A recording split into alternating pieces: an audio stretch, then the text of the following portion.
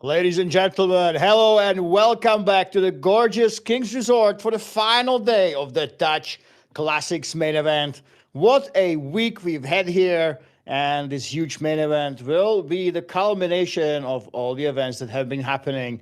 We had the High Roller, we had the Dreams Maker, but today it's time to fight for that 42,000 plus that free K package up top, and this is the featured table that will showcase some of the players from the 24 still remaining in the field. We have a couple chip leaders on the outer tables, but right here it's Florian Bock, who is the king of the hill, 4.7 million chips. MK right behind him from Slovakia, 4.4 mil, neck and neck.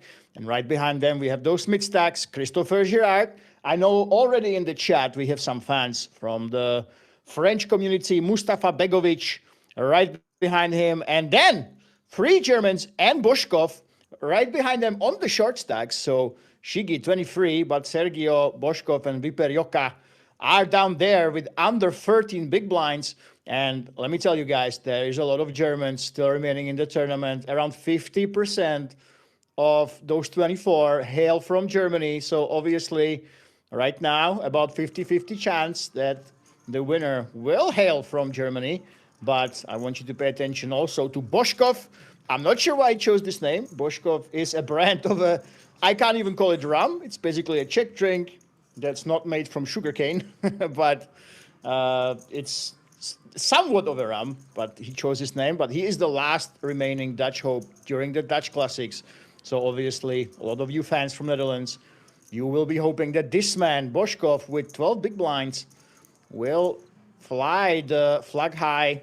I know that he's a very popular man on the circuit when it comes to the Dutch events, but all that thought, Mustafa Begovic, right here, open raising, with the big slick, hand number one of today.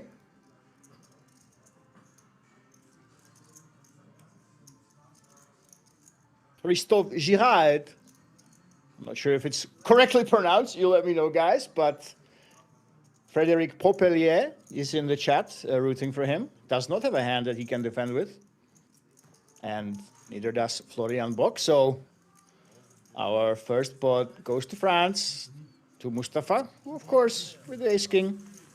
It's a really strong hand, but a big strength of the ace-king is that you take it down either before the flop or on the flop. It's not a monster against all the hands, but it's a monster when it comes to taking hands down, having those blockers, being able to flop top, always those two overcards, and he takes it down here. And nice little event, by the way, for King's Resort. We're really inching closer towards that massive King's Million European Poker Championship that you can see on the felt. That one will have a 5 million euro guaranteed. It's the biggest guarantee in history of poker when it comes to the 1K level. I believe that previous WPT Prime Championship, they had a $5 million guarantee, but with the exchange rate, this event, of course, will be bigger.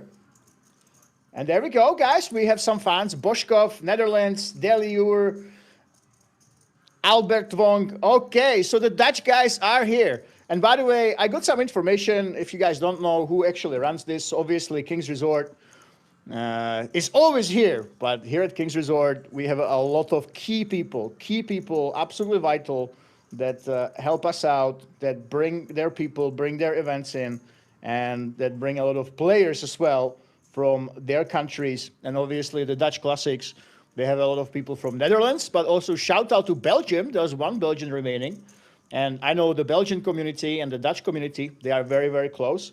And Ronald van der Linde from Poker Rice, who helps us organize these Dutch events, is telling me that despite the holidays, there's been more than 120 players coming from the Netherlands and Belgium here to King's Resort. So during the summer, you know, when you can be somewhere enjoying the sun and the sea, you come to King's Resort. So big shout out to Ronald, and big shout out to all of you guys that are from Netherlands and from Belgium. Over 120 of you have been here during the Dutch Classics, and that is a great, great number.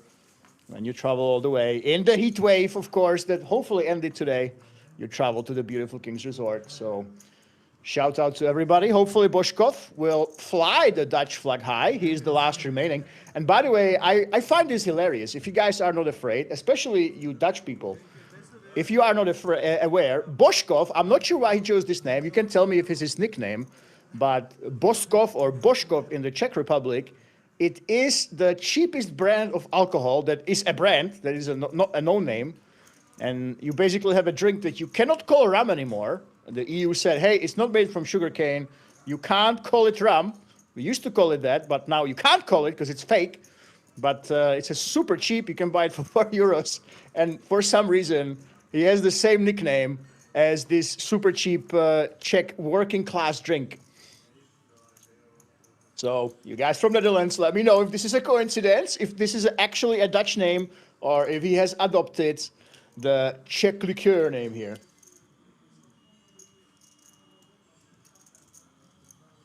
And here we go, Florian Bock, very experienced player. We will focus on him later. He's got a lot of chips. By the way, guys, let me know in the chat if all the sound is okay, if you can hear me properly. I want to make sure that you can hear all I am saying, of course. Obviously, you have the option to mute if you need a break from me. But it tends to happen.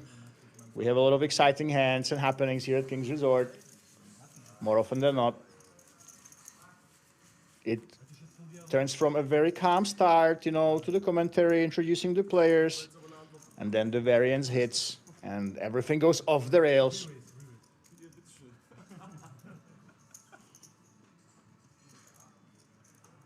So let me know if the sound is okay for everyone.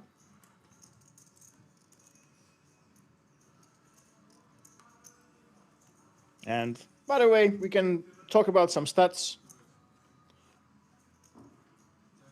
So 24 players were remaining. Exactly half of them were from Germany, 3 players from France. So we have 2 players right here, and we see 2/3 of the French players. And they have about 12%, 12.5% of chips in play. Italy, of course, we love the Italy. Italians are always popular here at King's Resort. We had the huge EPM recently when a lot of Italians came, but also 12.5%, also 3 players remaining. So if you are from Italy, you still have your hopes in the field. And of course, guys, it is the year of Romania. You can never ride the Romanians. So if we only have 1 player from Romania, I can't believe it. This is the least players we've had in a long, long time. 1 remaining player from Romania, if you can believe it.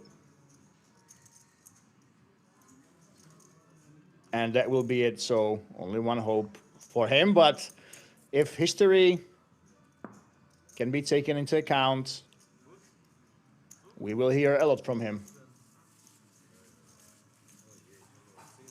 And Michal Sudo can see the payouts. So it's 42,000 euro up top. Of course, this doesn't seem that much, right? We played for a lot of money, 500,000 only a few weeks ago. But remember, guys, 250 euro a shorter festival. So 42,000, that is a massive payout for somebody who only invested 250. This is why we are streaming on a Monday. There's no issue with taking time off work when you're playing for the life-changing money. If you are a player that does not play on those massive festivals, you're one of those 120 who traveled from Belgium, from Netherlands. Of course, 42,000, that is a lot of money up top. And you get 3K for that big Kings Million. I know some people are complaining, oh, I have to wait so long. I win my 3,000 worth of free ticket, for 4 tickets actually. It's 4 tickets including the super main. I have to wait so long, but there's no long wait anymore. In September, one of the biggest events, biggest festivals in Europe's history will be coming to King's Resort, especially when it comes to that 1K buy-in level and below. So the top 10 players, and we will focus on that bubble, the ticket bubble as we like to call it. We'll focus on them. And take a look at this. Viper Yoka, the short stack, not only at this table. I believe he's a short stack of the entire tournament. Found the ducks on the cutoff. He decided that, hey, I don't need to block anything. I'm content with trying to take it down, trying to go for that flip. And suddenly one of the top 5 chip leaders, one of the top 2 here at this table, MK, from Slovakia. He might be tempted to try to get rid of one short stack. Of course, he's not incentivized to do so. If you have a huge stack, it's not terrible to have these shorties, then there's no bounty. But Sergio, I do think that he can definitely call this with the big blind ante. I think we will have that race. Time Bank is coming into the middle, though. Sergio FFM, of course. He's using that nickname. We do not know what his history is. We do have a spy here on the floor, by the way, Ronald. Oh my goodness, look at this. Viper Yoka actually takes it down for 5 bigs. I'm actually curious what the theory says here. You guys can tell me, but I can find out for you. So he was in the cutoff.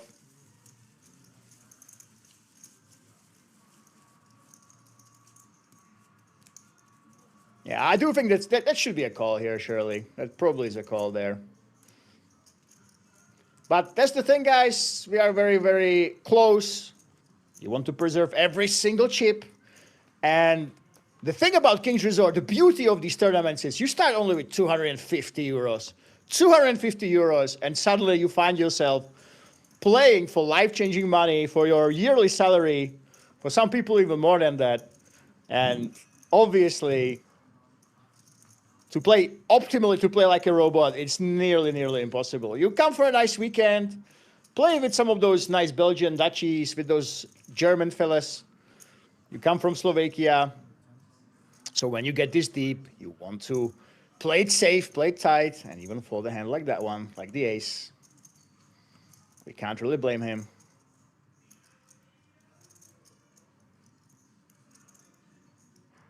And Florian, there we go. We have that raise.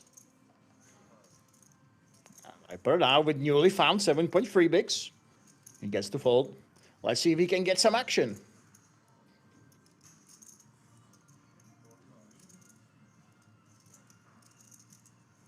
And by the way, huge kudos to everybody who's here with us. I know all of you are always excited for that final table, see that big money taken down, but I must say, especially the day threes or these early stages of the stream, they are my favorite. You still can find some deep poker, especially between the chip leaders. And now let's see what Boshkov wants to do. Obviously, he has the odds to defend.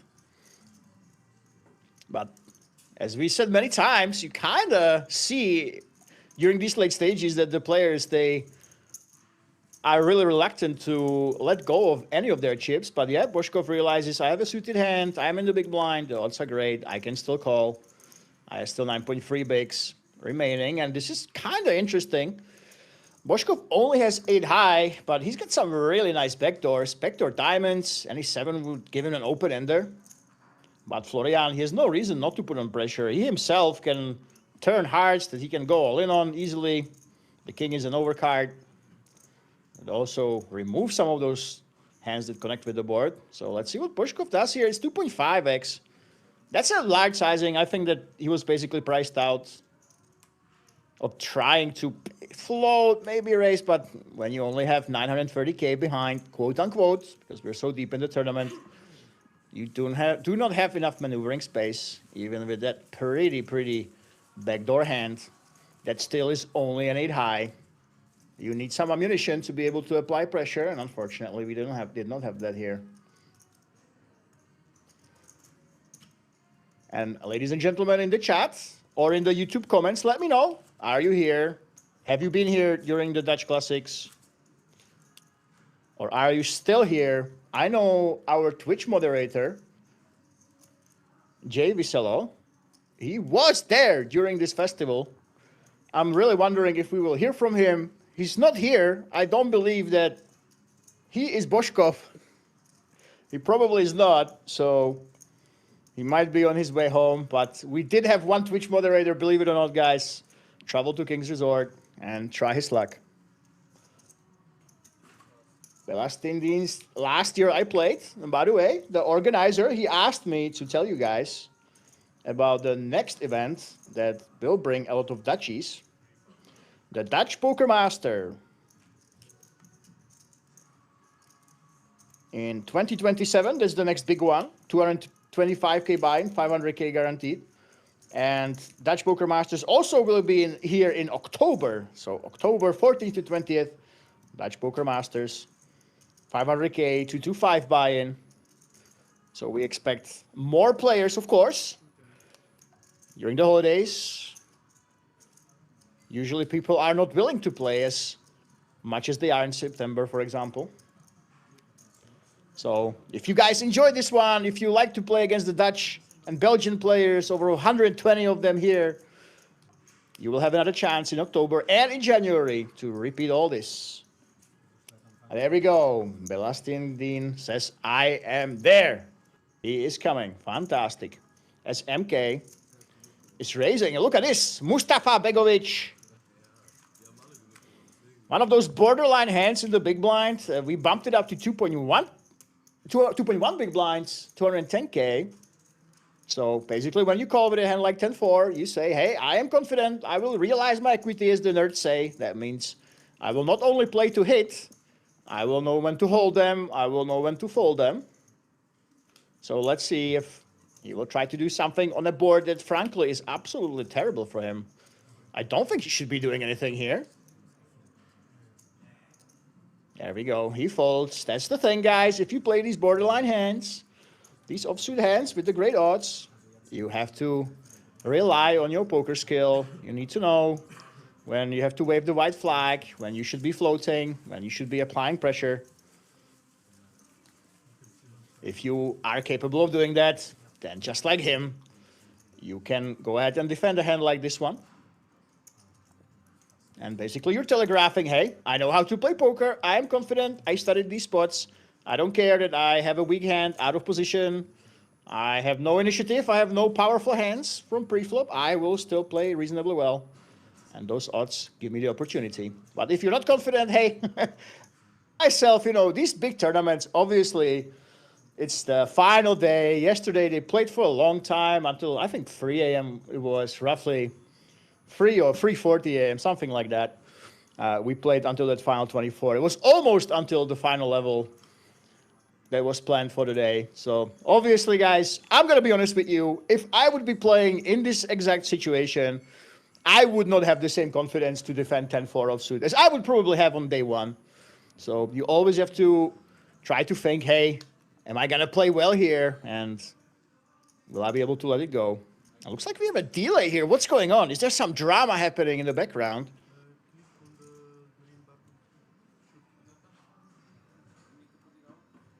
Let's listen in, guys. Something's happening. We're going to take a look at the chips now. So MK has the most chips, 50 bigs, 5 million plus. Florian Bock right behind him, 49 bigs, neck and neck. And now Viper Yoka still the short stack. Boshkov down to 9 big blinds. Boshkov needs the double up. I think that all of the Dutch guys are cheering for him. And Sergio, one of the many, many German players, still in the deck. And I'm really wondering what's happening. I don't think this is just a dealer change. Maybe someone noticed an imperfection on the card, you know. And obviously here at King's Resort, we take game integrity with the utmost importance. And here we go. There we resume. Belasting Dean says, I defended too much. Yeah, it happens. And by the way, that's the thing. You know, I played millions of hands of poker, but most of them were cash games online when you can take a break. And I think vast majority of players that are not professionals, not tournament live professionals, they underestimate how much fatigue, how much nervousness, and how far you are in the tournament, and the type of the tournament, how much it actually can affect you. You know, we see time and time again.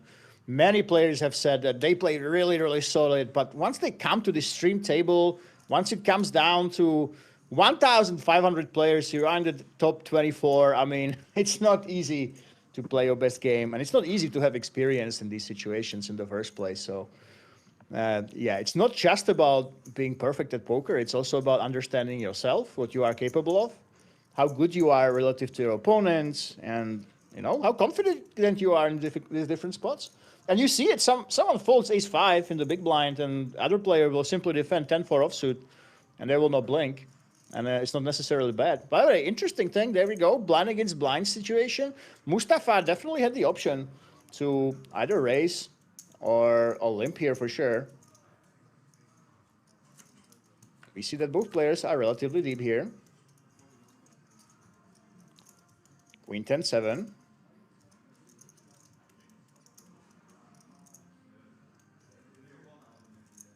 And Mustafa goes for that raise. Actually, with a hand like this one, you can go ahead and limp most of the time. But if you don't think that your opponent, for example, re-raises enough before the flop, you can definitely go for this one.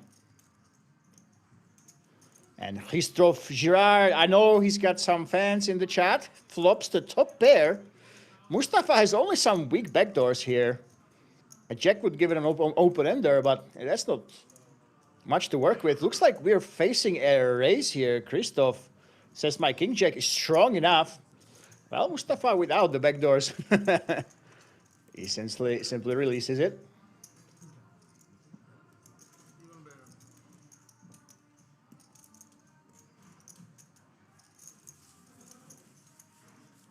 And the aggressive play before the flop with the queen 6 does get punished.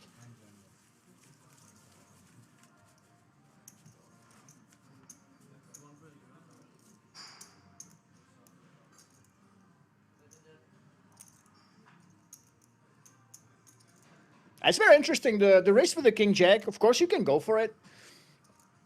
I think most of the time you simply want to call. You want your opponent to go ahead and bet the flop, see bet the turn, see what happens, you know, keep his weak hands in. But obviously king jack is close to the nuts, so I don't think it's a huge mistake or anything to raise. And nothing really changed. Still Florian and MK up top. Christoph right now is above Shiggy, 31 big blinds. Christoph for him, of course, this means that he can still threaten the big stacks. And then we still have Mustafa, 17 big blinds, now down to 14 as we are increasing the blinds. And still the story is about those short stacks. Can they double up? As we lost a player, by the way, if you take a look on your top right, you can see how many players are remaining. So 23 players after 1,515 entries. And if you are really curious, you can actually go to the King's Resort app and you will see who we lost if you have been to King's Resort at least once. And I can tell you that Cyril Hubli from Switzerland, I believe, is out in 24th. He takes 870 euro plus the 500 he already won. But hold that thought. Sergio, Queens, the ladies. Wow, he decides to be sneaky. Look at this. We have only 9.1 big blinds in the stack, but we go for that small race with the ladies. Are we playing with fire here? I think the big blind can come along and sometimes get decent odds to outflop you. Let's see what Florian does with his king 6. Of course, he's getting great odds. With odds alone, this should be a call. Question is, hey, if I hit, what am I going to do? Well, the answer, if he is that king, he's probably stacking off. The same with the 6. There's just not much behind. So let's see if Sergio's small raise will bite him in the ass, or if he will manage to double through Florian regardless. Or, which is very likely right now, he will simply c-bet and take it down. Or check and take it down later. Vast majority of the time, we see those jams with 9.1 big blinds, especially because the overcard can come so often. And you would also go all in with your weaker hands before the flop. You just see those all ins. So this is quite the unusual situation when you have only 845k into 680. And he goes all in.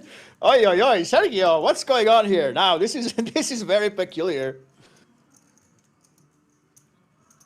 On the ace, I must say that this is a very unexpected play from someone who wouldn't go all in before the flop to actually go all in on the flop like this, when obviously any ace crushes you and stuff to get called by worse. So as The last thing Dean is saying, all the times I played on TV table, I played too aggressive. By the way, number one, congratulations, humble brag from the chat right here, from our YouTube chat. You were on the King's TV table, congrats. And second, I played too aggressive. Yeah, it's pretty common, guys. It's absolutely a normal occurrence. You know, you're very, very tired. Imagine that you play for a long, long time until over 3 a.m. on day 2. You played for ages on day 1, and they put you on the feature table at 2 p.m. You know, right after you wake up, you shake off that excitement of making the money. Obviously, we will see some exciting plays that the theory might not agree with. And we saw the queens mix it up over there with the min raise before the flop and all in on the flop. LMK with the big slick. Let's see if we will see some resistance from Mustafa. Ace-9 of diamonds, very, very interesting hand. Question is, how do you think MK is playing? Do you think he's been applying pressure? He does not think so. He says, not today with the ace-9 of diamonds. And good for him, because he was absolutely crushed. And Florian Bock, a very stylish man, if I might say. I myself have a ponytail. Let's see go. We have not seen too much from him. And by the way, Florian, if you pay attention to him, of course, he didn't get any hands so far. Florian Bock actually won over $400,000 in his life career.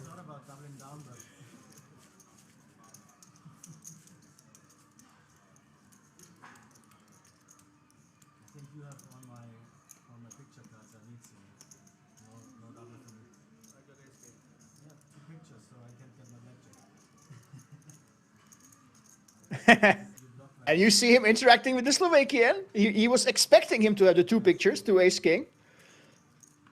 So Florian Bock already trying to get some information. Very interesting. And by the way, Florian, he's got a huge win. Huge win under his belt. La Notte del Yassi. We had La Notte del Yassi here in Rozvadov. It was €1 million guaranteed. Patrick Jarosz actually won that. But he won this in Tirana, actually. 2025, he won 280,000. No, he was third. He won 280,000 for a third place in La Notte del Yassi. So this man is no stranger to winning big. So Florian Bock right now, from all the players that have revealed their nicknames, is by far the most accomplished. Actually, in 2023, he was 6th during the Wolf Millionaire here in Rozvadov, so also experienced when it comes to the stream table. 36K he took for 6th place. And also already has some decent wins, like the Handemop Championship from Malta. So when it comes to somebody that is a serious, at least a serious recreational or a semi-pro, Florian Bock for sure is one of them. And he's the one to watch from Germany. The last thing Dean says, I've played a couple times against Florian.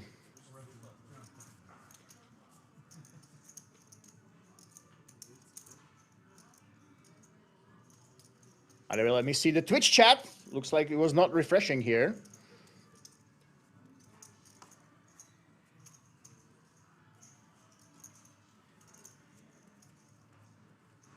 Okay, so now I am in the Twitch chat as well, guys. Let me know if you are here. Shout out to Jay Vicello. I know our amazing Twitch moderator. I know that he was planning to come here. So if you guys know him, if you have seen Jay Vicello ever moderate in the Twitch chat, know that he's been around for sure. He might be on his way home, but if he decides to join the chat, I can't wait to hear his impressions of this festival. As Boškov, look at this. Boškov, the last Dutch hope, is all in with the 5s. Now the question is, can he actually get called here, or will he take it down? Obviously with the 5s, taking it down with no contest. That's the dream scenario for you.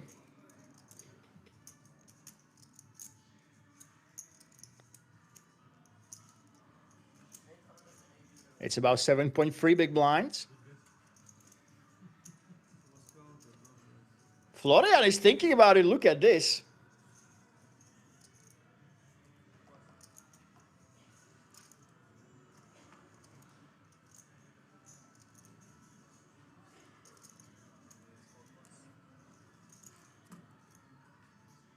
MK in the big blind. I think that this is bad news for Boshkov. He probably will be at risk because King Jack obviously should be well within the calling range, well within the hands that MK should be calling here.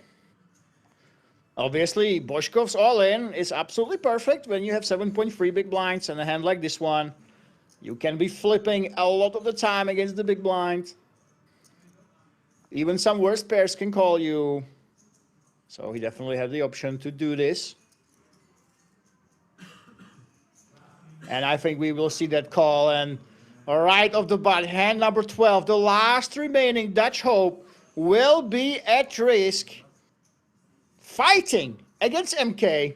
And of course, over 120 players came from the Netherlands and Belgium. We're hoping that the fives can survive. They need to dodge the king and the jack to keep flying that Penelix flag here. Good luck, Boshkov, says the chat.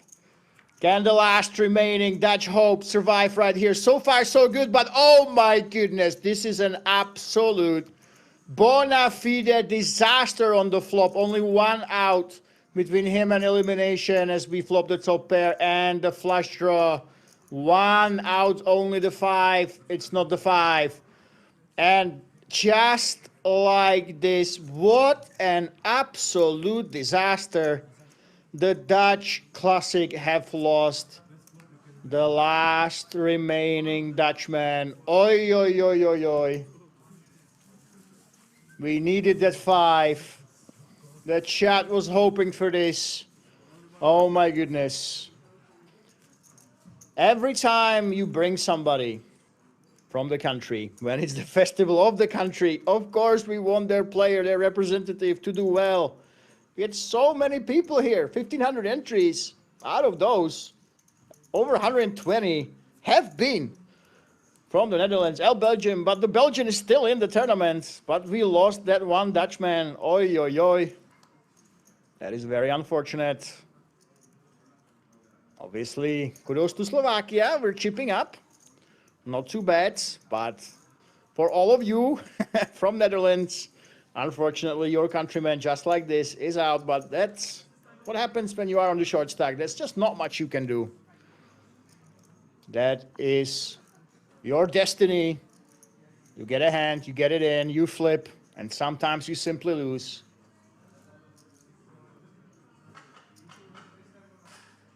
So belasting Dean. Maybe this is why you should have been here, you know? If you have been here, and you would definitely still be this deep. And look at this, Viper Yoka. Looks like we're actually thinking about it. Let me actually check the payouts, guys. We might be having a pay jump here. And no, we do not.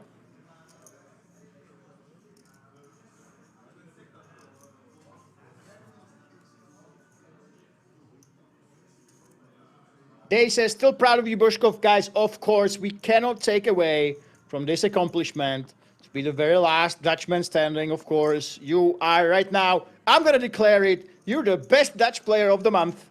Best Dutch player here at King's Resort, this week at least, you know, officially. And that's not a small accomplishment, of course. The Dutch poker community is very, very strong. And look at this, Viper. He might just have found the one hand that can fold against him. Yes, he does. He can't believe his eyes. Florian is just chuckling right next to him. He can't believe that the short stack takes it down twice. Well, first time he was up against the hand that was supposed to eliminate him, the ace-5. But this time around, he's doing pretty well for himself.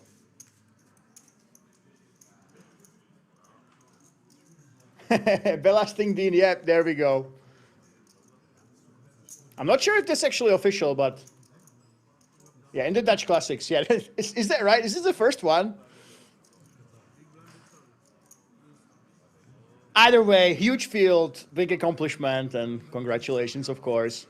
But hey, if you are from Netherlands, hopefully, guys, you will still keep watching. We will have a great stream. Remember, there's still one guy from Belgium. I know a lot of you have traveled here together. The guys from Belgium and Netherlands, they are very, very close-knit. And we will have a lot of entertainment ahead of us, of course.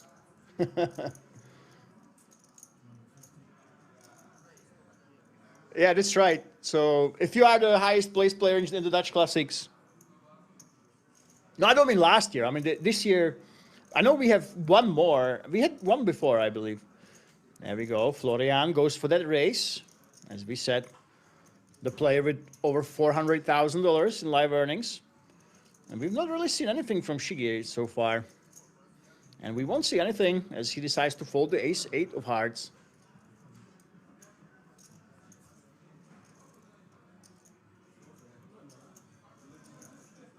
Sergio in the small blind. He should be letting it go. Well, Mustafa, I do believe he's shown us that he's willing to defend pretty light. Let's see if he wants to do it now. Nope, not with the queen deuce offsuit. And Florian remains one of those big stacks.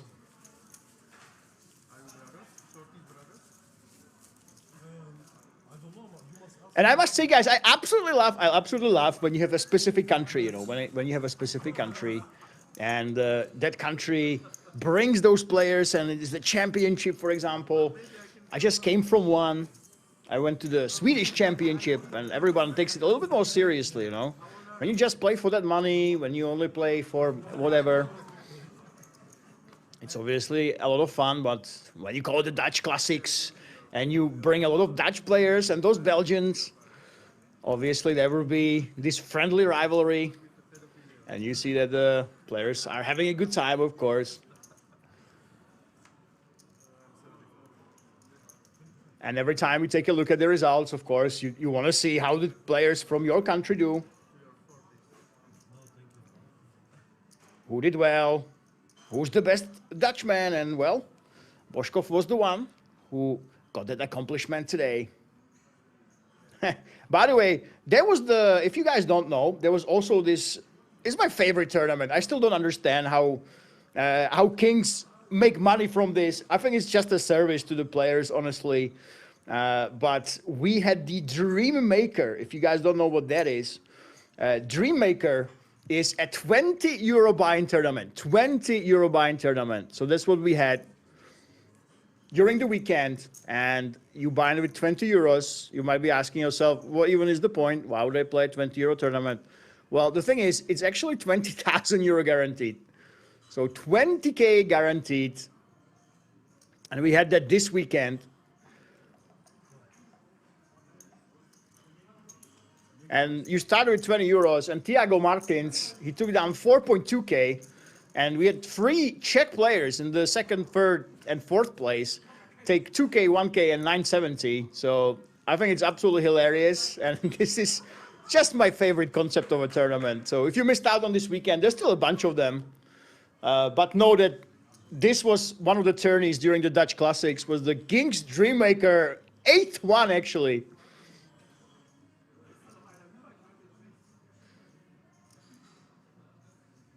By the way, yeah, so it was Thiago Martins who took that one down. And in that one, so the best Dreammaker Dutch player was Marco Simon, who was 8th, and he took down 283 euros from a 20 euro buy-in. That was the Dreammaker during the weekend, you know. So the best 20 euro buy-in player from the Netherlands is Marco Simon. Congratulations, sir. And hold that thought. We have MK betting here. Delay C betting with that second pair. There's a lot of draws on the board. I think that's why Christoph decides to call. And you can see that he has those jacks and those nines as outs. 2 of those jacks have been folded. But here we go. There's one of them. He does have a straight, but it's kind of a dummy straight. I think what will save him is MK. He does have that pair. I do think MK has an option to turn the hand into a bluff. Question is, does he want to tempt fate? I don't think so, but yep, there's the check down.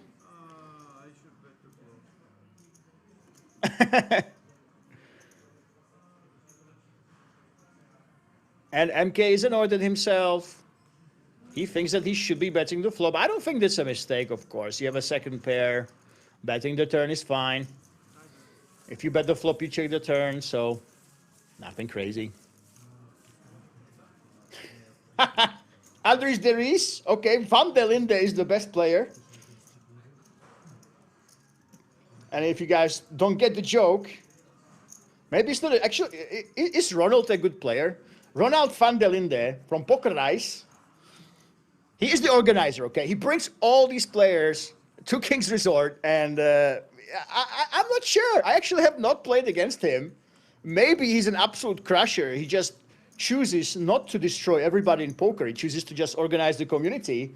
But the chat is saying that he is the best one in Netherlands. Well, you might be a little bit biased. Ah, Ronald is actually good. Okay, okay.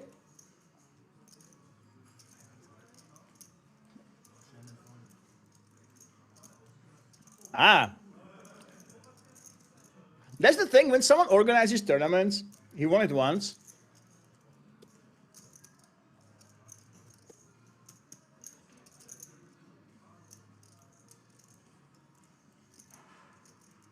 Actually, I never, you know what, guys? I talk with Ronald a lot. We had him on the stream as well. So I talk to him when it comes to organizing the tournaments. But yeah, you know what? He actually has a lot of cashes here in Rozvadov. A lot of cashes in Rozvadov if you take a look at his Hendon mob. And over 200K in earnings. So you know what, Ronald? You might just be the number one, you never know. But, okay, never mind. The chat is biased. What's going on here, guys? What's going on? As Christoph goes for the limp, actually, with the King 8.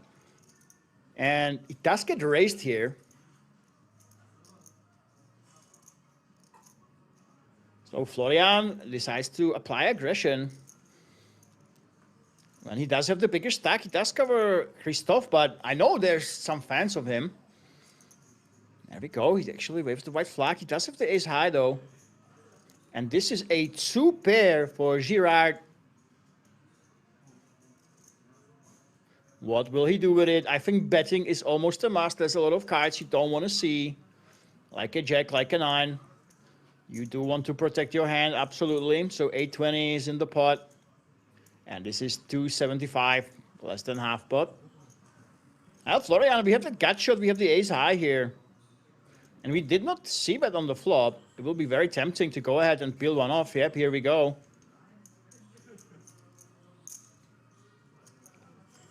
Well, let's see if one of those scare cards comes on the river. No, that's not one of them. And Christoph has a pretty straightforward value bet right now against the king.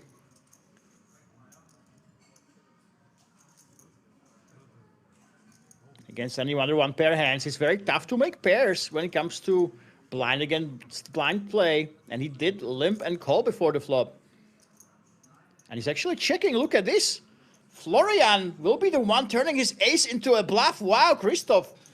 An unexpected trap is getting paid off right now. 700K. And the reason why I was surprised that we're checking is because when you check, you can't really raise it, right? You almost always calling here. It will be difficult to raise. You might be beat by quite a lot of hands. Well, let's see if he goes for it anyway. What was that plan? Nope, that's only that call. Yeah, that's the thing. You basically get paid similar from a king, but you do block it. So very, very nice check there. I would probably just bet myself on the river. But he checks and Florian falls for that trap. And he gets him a lot more value than I would have gotten. Very, very nice check there on the river. Maybe playing off of the very accomplished big stack and the biggest stack at the table, Florian Bock, who obviously plays a lot of poker. We know that he can be aggressive. He already did have that more than 270K score, 280K he won in 2025. So a player like this, it might pay off to trap from time to time. If you play against someone that you don't give too much credit to, you don't give credit for bluffing, you would simply go ahead and bet yourself. But yeah, very, very nice check. And we get that extra value from that ace high. Oh, Andres, I don't want to spoil it for the children, but actually, you know what? There's one reason why he can't join me in the booth. And I will not spoil it, actually. I will not spoil it for you, okay? I want to keep up the illusion. There we go. Sergio with the ace queen.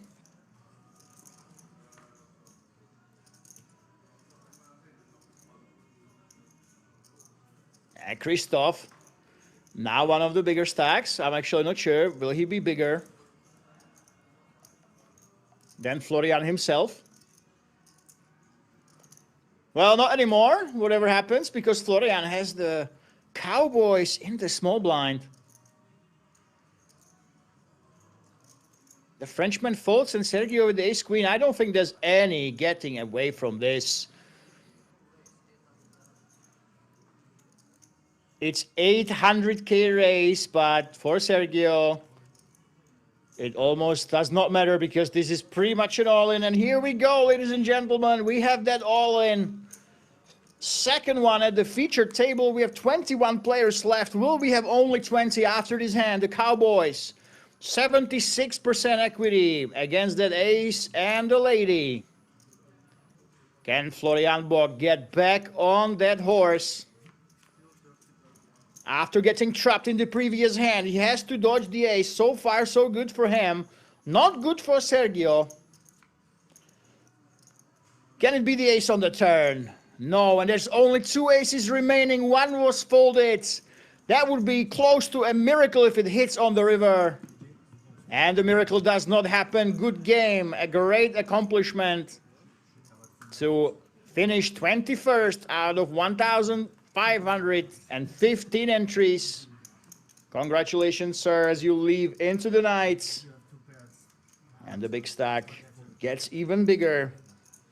So after all this time, from 250 euro buy-in, we are taking down 1,370 euros for Sergio, and everybody else will be very, very happy. This was a very significant pay jump relative to the buy-in at least. So now we had the 870 plus the 500. Now everybody in the top 20, they have 1,260 plus the 500. They were already paid after that day 2 in the bag. So nice 1,760 pocketed already right here from a 250 buy-in for everybody remaining in the field. That's not a bad payday already.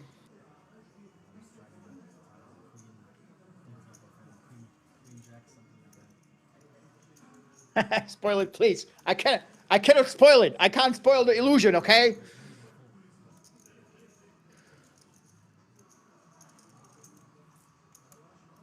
Let's just say sometimes the booth is in different places, all right? But I'm sure Ronald will join us during the next tournaments at some point again. It was a delight to have him talk about poker. He's a very sweet man. And of course, a sweet man maybe when he talks about poker, but he's a powerful and ruthless organizer that gets you all those hotels, gets you those spots at King's Resort, and brings all these players. Over 120 came from Belgium and the Netherlands.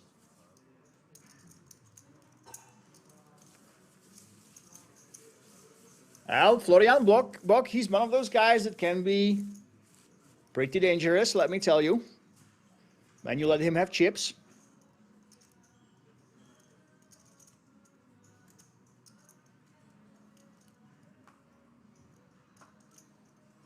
And now he has a good amount of them.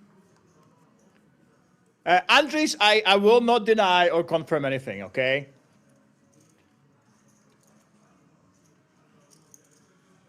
Mustafa Begovic, 12 bigs, there we go, it's going all in, ace-10 under the gun.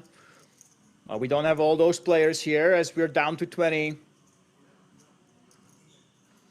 There's not under the gun, it's under the gun, but obviously ace-10, more than strong enough to go with it.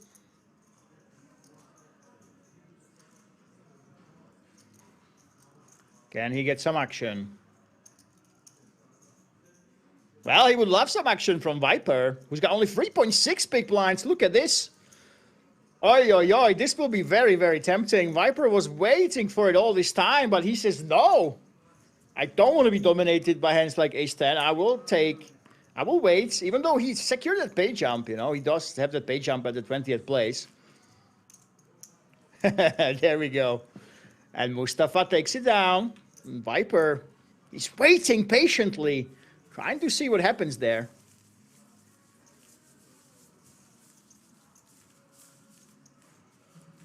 And actually made the fold. That is probably correct. Of course, it depends. It depends how many short stacks are in the tournament, where the payouts are. Often we want to ladder up, but actually, in theory, he should be folding that ace-4. I know that some players like to get a little bit adventurous. But with hands like those, with the ace-4, you kind of want to have the full equity yourself. You want to be going all in, not be calling it off, even though you're so short. And Christoph, Girard, there we go. Ace-queen, of course, a race.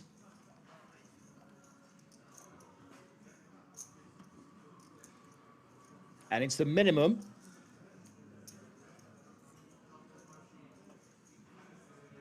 Shiggy on the button. Releases. Well, what about the big stack? I don't think in the small blind he should go ahead and try to fight against Christoph, but you never know. Ace-8, a reasonably strong hand. It only does not play really well out of position. That's why we're folding right here, but Mustafa Begovic. Wow, folds as well. Look at this. A lot of respect for Girard, for Christoph.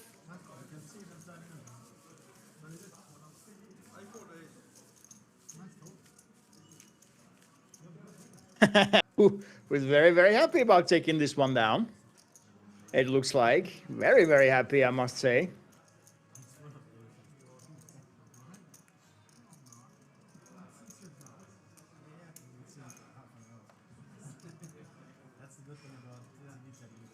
Of course, the offsuit ace, you definitely can and probably should defend in the big blinds. But that's the thing, when you raise ace-queen, if people fold hands like these, because they have such great odds, you don't really care that much, you know? It's not like a disaster that people fold. And look at this.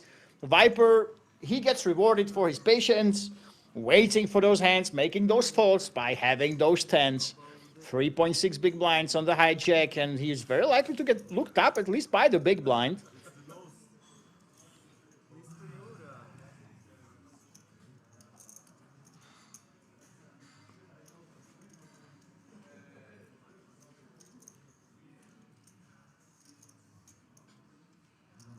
Mustafa does not think about it. Well, Christoph, you kind of are priced in to call here.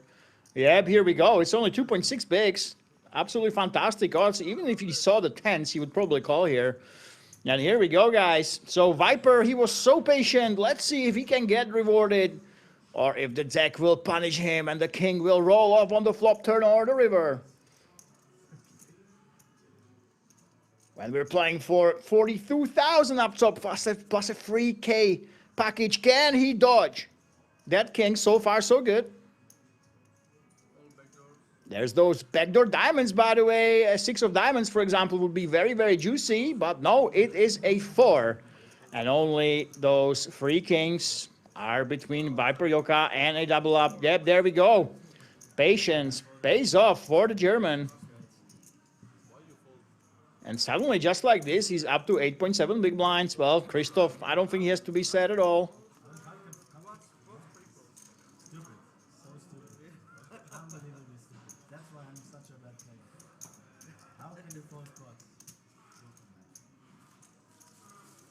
Florian was saying he had a quads, so he folded quads pre-flop, and he's calling himself a bad player.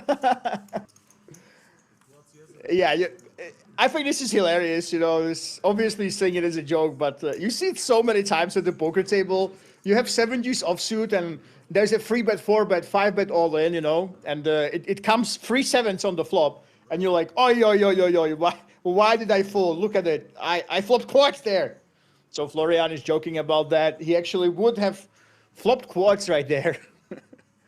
And he called himself a bad player for not feeling it in the future.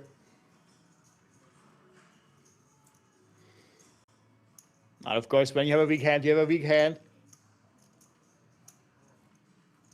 And he deprived us of seeing that quadzilla on that flop.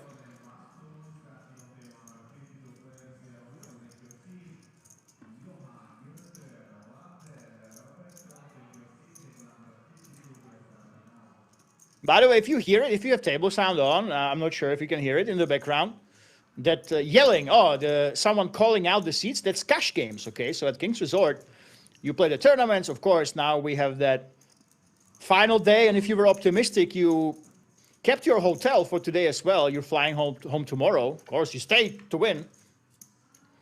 So if you want to open a game or you want to jump into one that's full, you go ahead, you put your name on the wait list.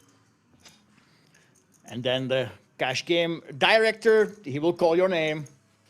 And you'll be called down like in Czech Republic's Got Talent. And you get to sit down in your cash game. So that's what the announcement was in the background as we have a check down pod. Look at this. Christoph Petz and Florian looks him up with the Queen High.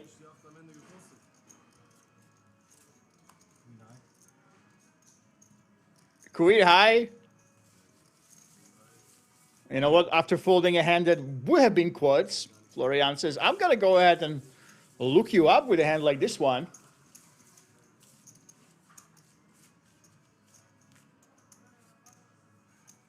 And we have ourselves a hero call. Well, a hero call in a tiny, tiny pot. Still, it's a Queen High call. And it's no good, he says. And look at this, guys. If you pay attention to the players that we have here, looks like we are six-handed right now. So we are on one of the shorter tables. We can expect a lot of action right now. There's more pressure on those short stacks as the blinds will be coming more frequently at this table than the others. Let's see what Shiki does with those hooks, with those pocket jacks. It is a mini race. Well, Mustafa, he does not like those offsuit aces. We know that already. And Christoph does not apply pressure with a free bet. He had the option to do it. Florian Bock. In the small blind, you can actually go ahead and call here if you so desire. As we see that those jacks, though, they completely dominate the jack nine. Yep, there is that call. And Viper Yoka, 6.7 bigs. He's kind of priced in to come along, but this could be extremely dangerous for the short stack. If he basically flops any sort of good draw, it will be super, super tough to get away. He's got only 680K, and there's 840K in the middle. That's less than pot size bet, ladies and gents. There is that flush draw. It's like I called it, but Florian, he has an open ender, and Shiki has the mid pair. Look at this Viper Yoka. Stop and go calls before the flop, hit something, bam, in the faces of his opponents. He is going to get called now. This is very exciting. Shiki, are you actually going to call here? You still have Florian behind you. You have second pair. You have a slam dunk call against Viper only. Florian was not behind you. It's an insta call. Now it's a little bit annoying with Florian right there. What if he has a draw and he decides to play aggressively? What the hell do I do here? But of course, Viper, I don't think he has too much incentive to go ahead and shove a queen. You know, if you do hit a queen, you basically have a lock on the board. Even on a scare cards, you would get it in. So you can simply go ahead and check it easily and hope that your opponent see that. So when Viper does decide to go all in himself, it looks more like a 10, a vulnerable one, or looks like a draw like this one. So Shiki has a snap call against only him. Wow, he actually lets it go. He's too afraid of this man, the big stack with all the chips, Florian, who makes that call, and actually he will get the great news for him. He's at 59%. This is an absolute dream scenario for you when you have Jack 9. And Viper Yoka, I like the play, of course. He made the Jacks fold. The best hand is out of the pot, but right now he's up against a naked draw who manages to have 59% equity. But Viper is very much live. The 6 does not help him, however. 25%, 9 outs on the river. Can he get there with that call and jam on the flop? Yes, he can. All you need is a 5 on the river when you are up against a draw, and those jacks folding saved his tournament life. And oi, oi, oi. Yep, you see it. Our man with the pocket jacks, with the worst hand in poker, it's very tough to play. Many people hate the jacks for a good reason. He's pointing at the big stack, Florian, and he's very much annoyed for folding this hand only because he had the big stack behind him. Wow, let me tell you guys, it's a very, very exciting pot. Very exciting situation. And MK, 46 bigs. Christopher right there with 42. Mustafa Begovic now. He is our short stack with 12 bigs. Still a lot of chips to put on some damage. But still we have these two Frenchmen competing with the three Germans. But suddenly the man from Slovakia, the only one remaining in the field, he's the one who's got 5.5 million chips. And just to remind you guys, we started the day with 50%. 12 players were from Germany. I know we are on the German border here in Rosvadov, but most of the time, you know, when the Romanians and the Italians come, they are the ones that dominate. But today, that's not meant to be. 50% of Germans and 3 of them, exactly as the distribution was at the start of the day, are at this table. So let's see if they can capitalize on the numerical advantage of the players here remaining still in the field. And we have 19 players left. Let's see who we actually lost.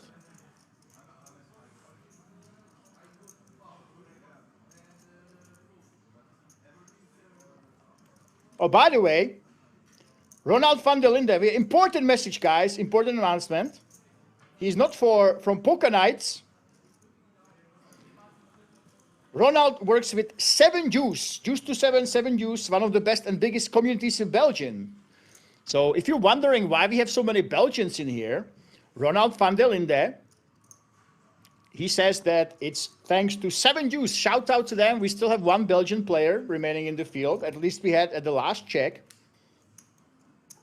So we have the Dutch Poker Classics, but of course a lot of Belgians have come over here, and it's thanks to 7 Juice.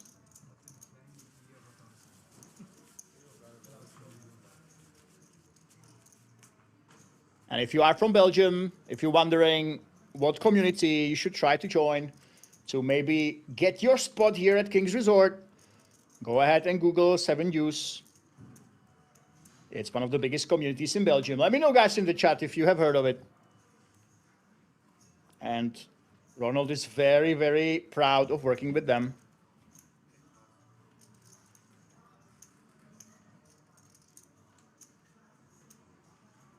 Christophe Girard.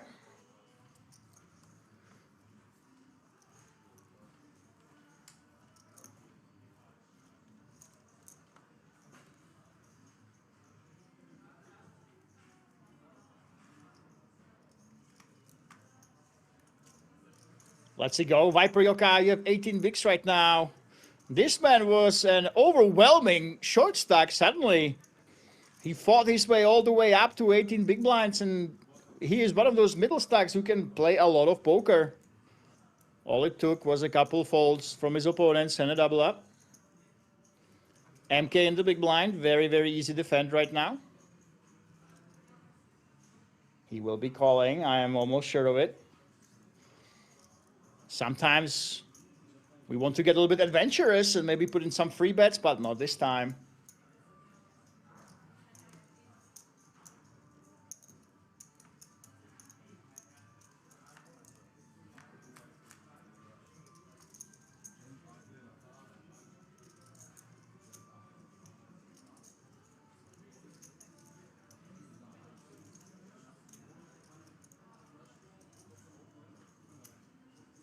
Well, Viper, oh my goodness. It's almost like a chip and a chair story. He was down to about 3 picks. Look at this.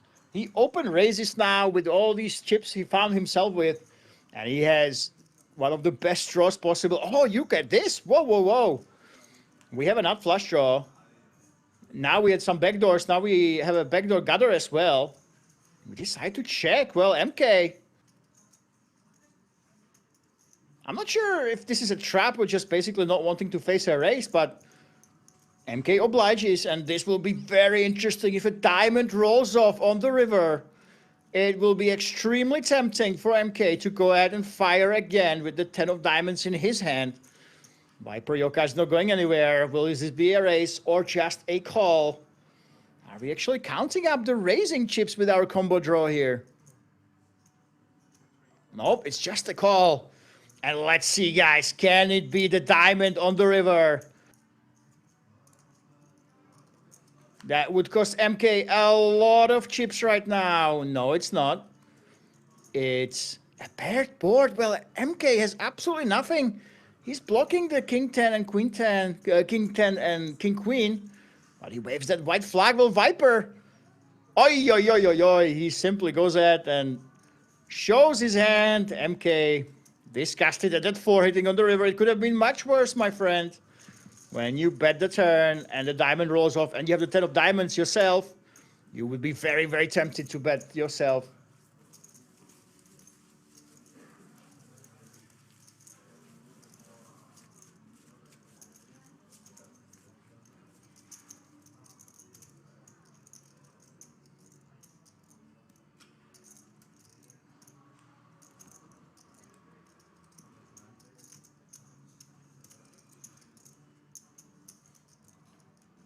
By the way, if we have Ronald in the chat, let us know, Ronald.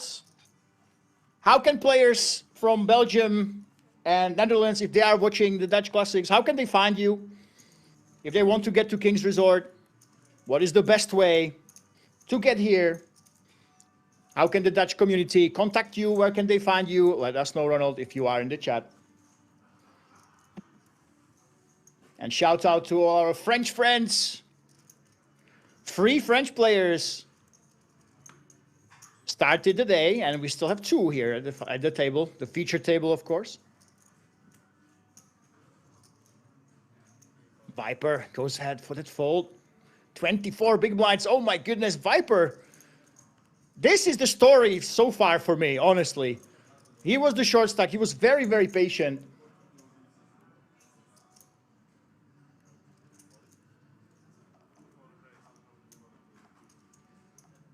And right now, system is saying that he made a mistake, but you know what? It's time not to be excited. He was basically out. He was folding some hands he could have gone with, but he basically, through his discipline, through his patience, he built his stack all the way to a very, very playable, middling sort of level. So Viper is the man to watch. And look at this, Mustafa Begovic, one of the 2 Frenchmen, goes for that all in with that ace and a queen. And Shiggy, what are you gonna do actually?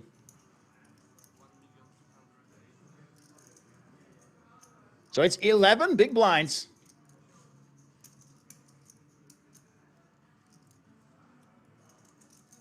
We're counting out.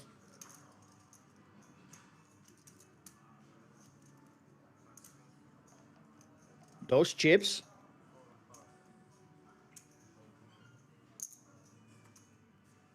There we go. Does not get adventurous, folding as he probably should. And Mustafa Begovic, he will be very happy about taking this one down. Of course, 14 big. Suddenly, you don't only have to raise or fold all in. You can actually go ahead and min raise. Still fold to some free bets. So just taking it down, not flipping, is very good news for him.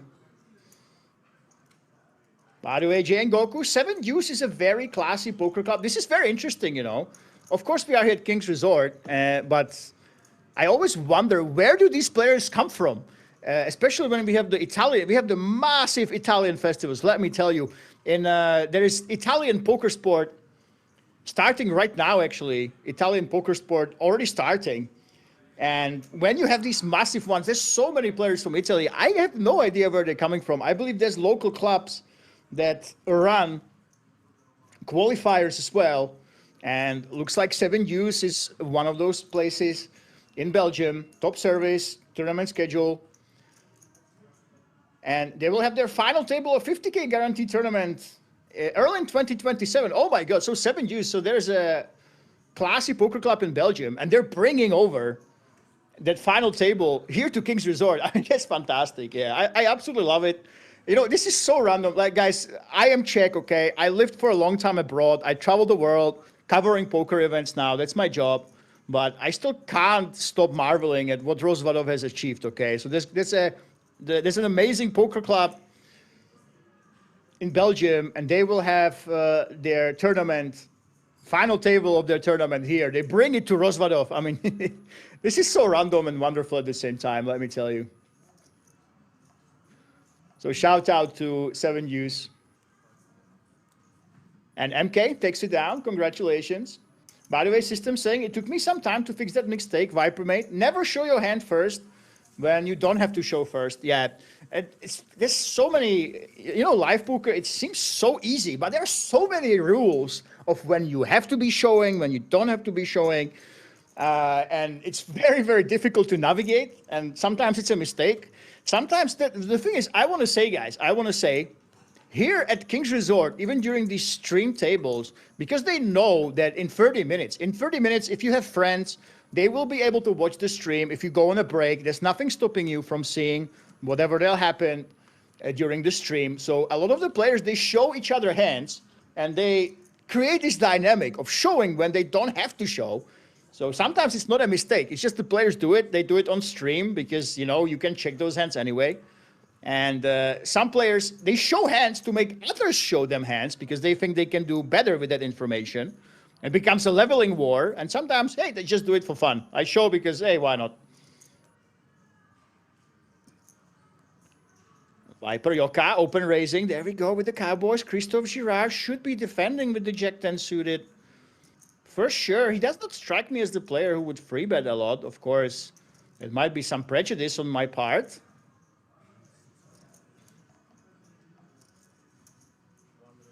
I say that, and there we go. Christophe proves me wrong absolutely immediately. He goes for that free bet. Of course, you have both options. You can free bet or call here, but he puts on that pressure on Viper Yoka.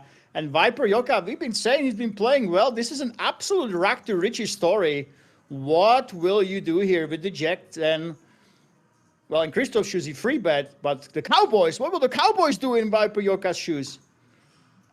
You simply go ahead and 4-bet, play for it all. The free bet is on the smaller side, out of position, of course. I love the play, I love the free bet, putting on the pressure on the one short stack who should really be married to his den quite a bit. And yep, looks like, is it just an all-in? Yeah, Viper Yoka says, hey, I was a short stack just a couple of minutes ago. I had 3 big blinds. I'm going to keep playing like I had only 3 big blinds. He just ends all possibilities of being outdrawn by the Jack 10 of hearts. 40% of a royal flush draw, of course, the Jack 10, so you never want to give it a chance. But he simply goes all in. And his incredible run continues. Hand after hand after hand after hand from 3 big blinds. What is it now? 28 bigs? Oh my goodness, Viper. He's stinging everybody, let me tell you. I told you that I would be out of the tournament by making some of those loose calls. I would lose my patience when I would be at those 3 bigs like he was, but this man clawing back right now by getting hands. But you know what? He runs really well, but he was very, very patient before.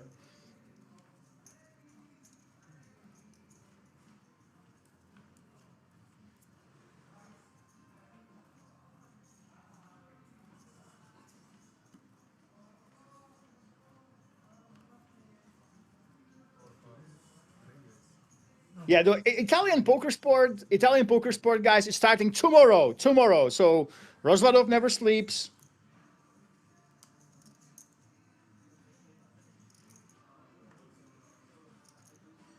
Today we have this one and a King's Big Monday, so you can come along at 6 p.m. You can play a €100 tournament with 10K guarantee. But tomorrow we are kicking things off at 3 p.m. with a satellite to IPS opener, and this IPS opener will begin at 6 p.m. And that's a huge festival, of course, one of the biggest that we have here at King's Resort. 1.5 million euro guaranteed. And I will be here in person for that one, for the big finale. 380 buy-in, 1.5 mil.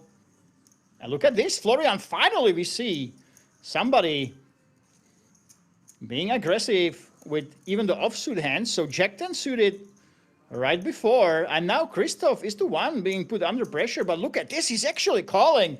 I love this. So the big stacks, they decided to go to war.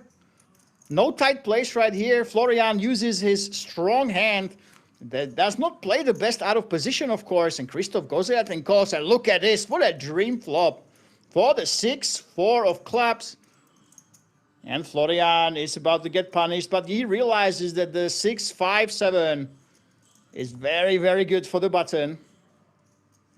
Well, Christoph, what do you want to do? The problem is you have a really strong hand, right? But you don't want those overcards rolling off.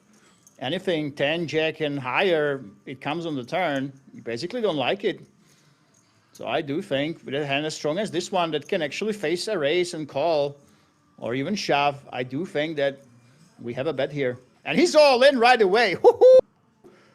Wow, wow, wow. Florian is putting up a little bit of an act here.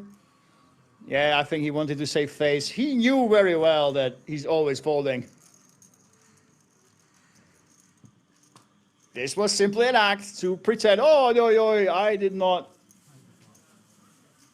want you to go all in. I folded something decent like ace-king. So it was pre-flop. Why you fucking three-bet me go? Yeah, I don't know. I'm not a professional player, so I'm doing as I can. You are enjoying it. Yeah, I'm having a great fun. That's principle. That's most important. Yeah, I know. That's what I think. But I probably don't play it correctly. Clap, clap, clap. Guys, I'm not sure if you heard this. I am not sure if you heard this, but now you heard it. This is an absolutely beautiful philosophy. And this is the philosophy you should approach live tournaments with. Unless you're one of the gang, you know, guys from Romania that share bankrolls, that live poker. They live here in Rozvadov. They play every tournament. If they sniff an overlay, they jump in. Vast majority of the time when you come to King's Resort, you're playing with a 250 to 500 euro buy-in.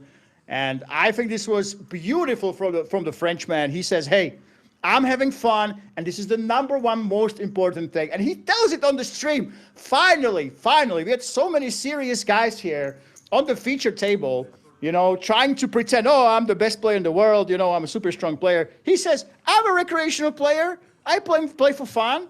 I don't know how to play correctly. I think having a good time is the most important thing.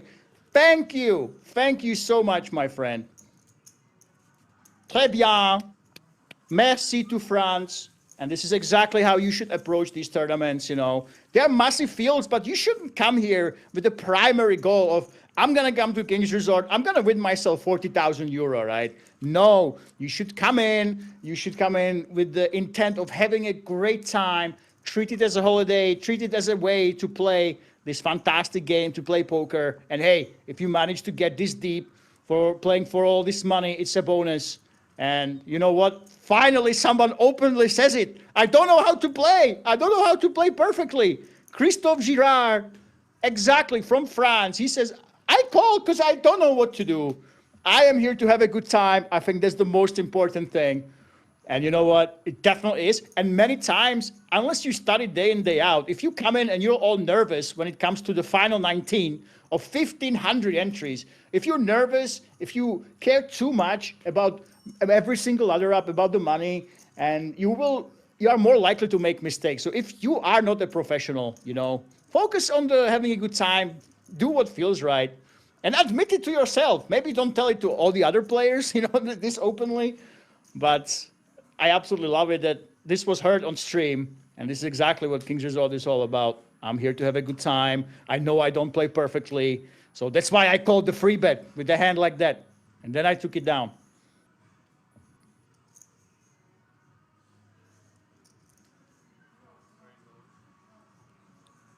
Shiki, there we go. There's that all in 13 big blinds.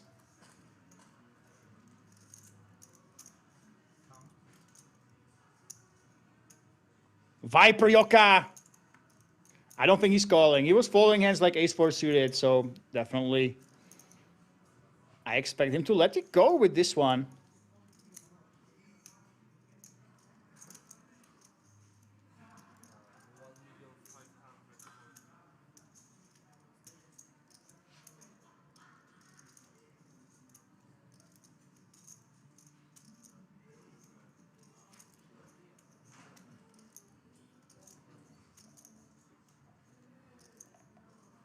I would be very surprised about Viper Yoka so far. He's been on the tighter side. That's what got him all the way to the position where he's dangerous with 27 big blinds, over 3 million.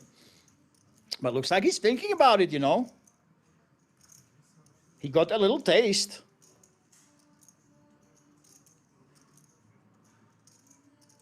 Of success right now. And this previously tight man, will he make that call? No, he will not. I'm going to say it. I'm going to say, guys, I would be shocked if he actually made it. It just doesn't seem like the player. Yeah, he has the ace. Obviously, Viper will be very, very happy about his fold.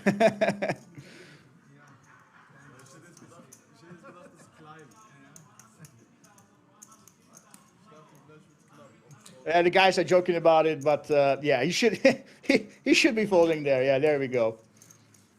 Yeah, honestly, guys, I would be super shocked. 150. Good news. 10 more.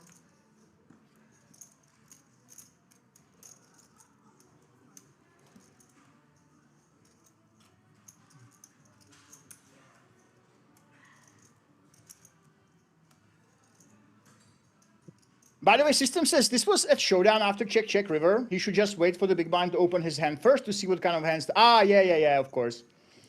Yeah. So you allow your opponent to muck. Yeah, absolutely, that's right.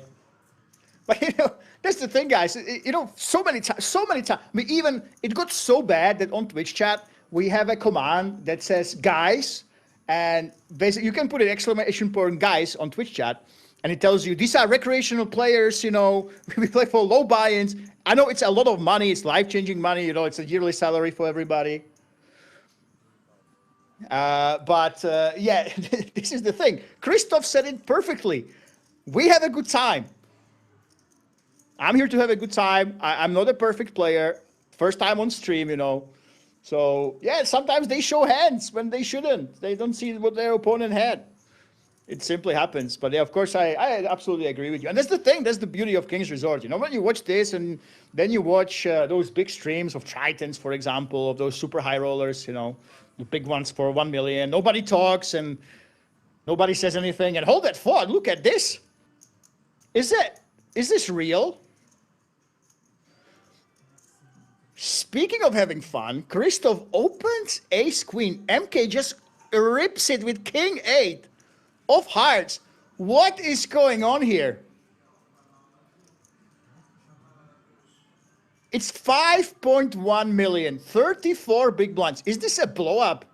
Did MK lose his mind against Christoph, who has exactly the hand? This is exactly the hand that you are in a tough spot with. I think ace-jack, you can just let it go. Ace-king, you probably can call here, but ace-queen of diamonds, what is going on? Oi, oi, oi. I have a big, big hand, yes. Oh, did really? That's what I thought, because I thought you were going to throw you the card. Yeah. Look at this. What a fool. It was a misclick. It was actually a misclick, guys. It could have been all over for MK. When you push on it, you almost fold your hand. No, you didn't say me. That's why you're pushing. That's why you asked over there. You realize it? I did, because you almost fold, but anyway, I'm not going to call. It can be also Hollywood, but yeah, I didn't notice it. I'm not going to call. I mean, you're second. They're laughing, but this is actually a huge drama. This could have completely changed the tournament, guys. Still play 20%. You even think with jacks. Whatever it was, I mean, whatever the hand, if you do it with 7-3, it's just fine. Yeah, everybody's having a good time, but this was a huge mistake. This was a massive mistake. This could have completely changed the course of the tournament. It was a huge mistake from me. Maybe queen. It was a huge mistake from me. It's a mistake, but it's worth it. Sometimes it happens. I can live with that. Wow. So do I. Oh my God. You don't see this? Are you actually? Guys, I wanted to say you don't see high stakes players make these mistakes. That's absolutely a lie. I have seen Barak Visbro, the #1 cash game player for a very long time, millions in cash games, okay? I've seen him not notice somebody was in the pot before. This happens all the time in big tournaments. I've seen it as EPT. EPT is coming to King's Casino. I've seen it in a high roller, 10K buy-in. I see players not see what the action was so many times, okay? So I see it so many times. This only happens at King's Resort. This is not the case. So, okay, so what happened? Let's see if there's some action here where Florian open raises and Mustafa has a spot. But no, guys, this was 100% a misclick. I listened to them talk, you know, after the hand. The king 8 of hearts, the Slovakian player, he did not notice Christoph. He did not notice him. He didn't know the Frenchman was still in the pot. So he did not realize that the big stack was still in there. He thought there was only short stacks remaining, and that's why he went all in with the king 8.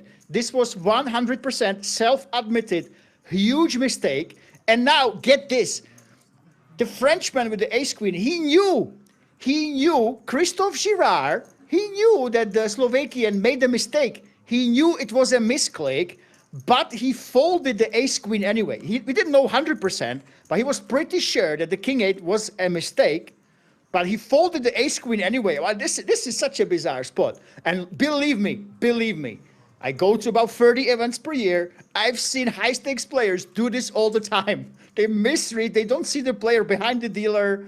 They zone out for a little bit and they misclick like this. So 100% a misclick, but very, very interesting. Christoph actually, I think he had a call there.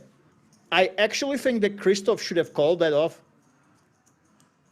Christoph told us, now they're waving a white flag. He's going to win this small pot.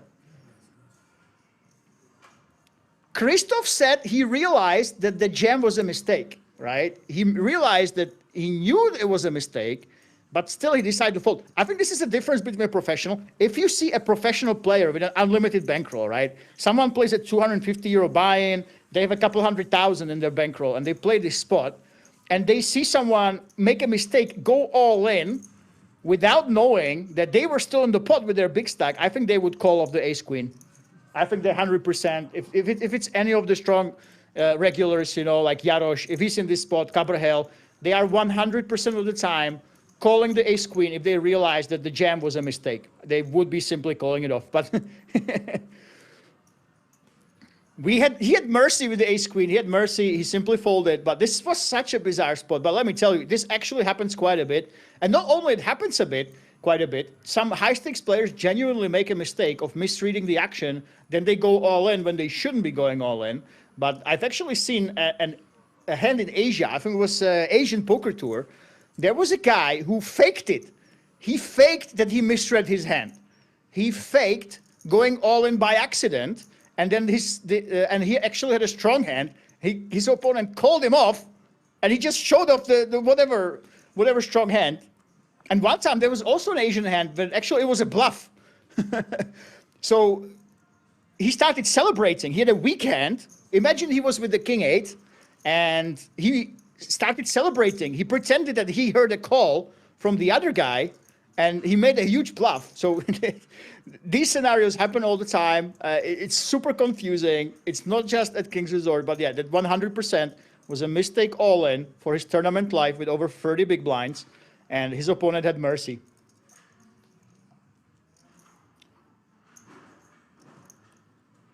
And by the way, we have Tolga, Tolonai, Karakaya. Hey guys, you have to tell us. You have to be more specific. Who are we rooting for here? Let us know.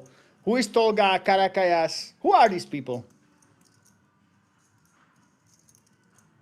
And Florian, look at this. He's all in with King 9, blind against blind. I think this will be a call. Florian block. He was once a big stack. Christoph, he took a lot of chips away from him. Now he has to call. But remember, guys, Christoph is self-confessed recreational player. We, of course, know that this is a slam dunk call. You can never be folding here. There we go. And Florian Bock, the man with over 400,000 in live earnings, he can be out of the tournament just like this. And the self-confessed amateur, Christoph, will be one of the chip leaders of the tournament unless that king can come or some straights hit.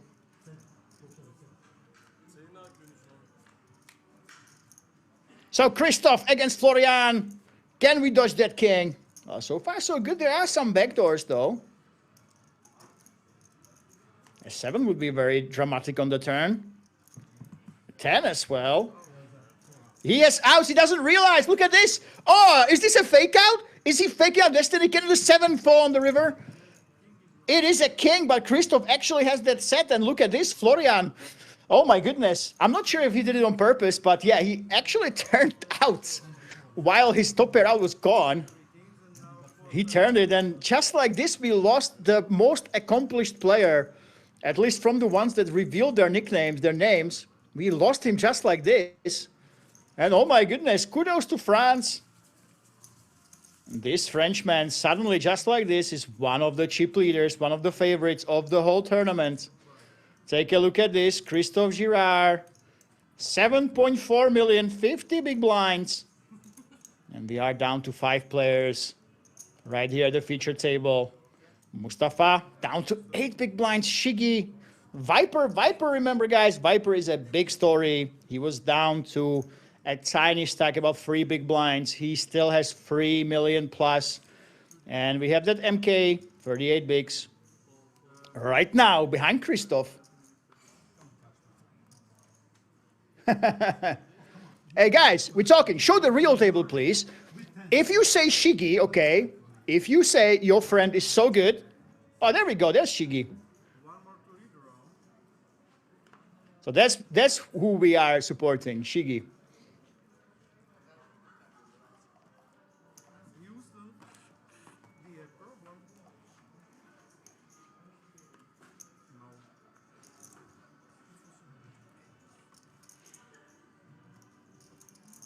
No. Lester, the commentator talks about the same situation. It's more than enough. Yes, well, it's, you know what?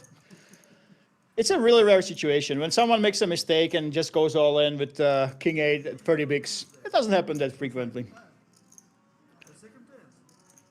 Maybe third. And Viper. He's up against Christoph. Christoph only limps here. Take a look at this. Viper, what are you going to do here with the tens? Of course, you have to raise. I'm really curious. Christoph, he's got so many chips. Obviously, in theory, you're not supposed to do this. Yep, Christoph. He cuts his losses. Simply lets it go.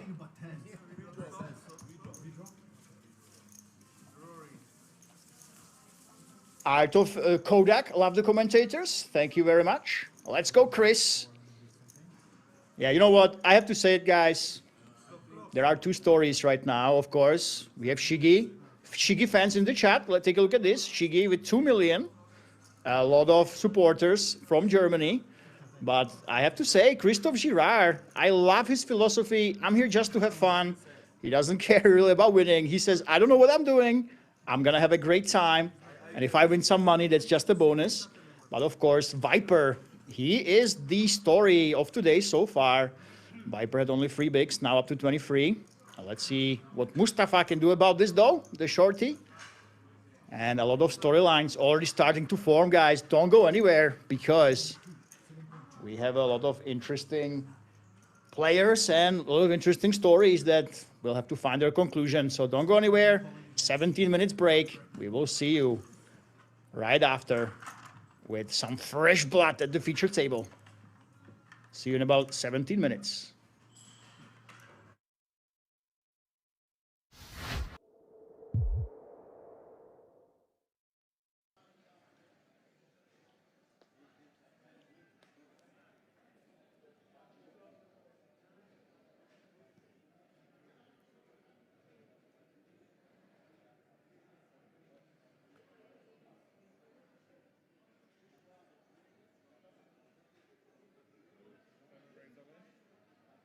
Szymanski going to shove his 9-3 suited. I actually prefer this than the 9-5 off.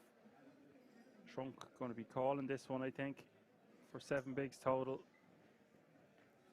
Does call. Here we go again. 60-40. Trunk could get back into this, would have 15 bigs. Szymanski's not going to be too butthurt if he loses this and still have 55 big blinds. He'd prefer to put the nail in the coffin right here, right now.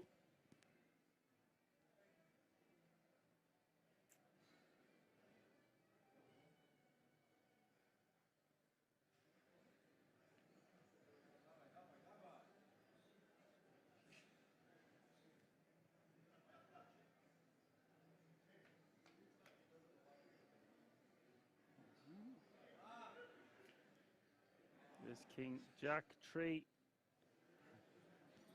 Amazing start for Trunk.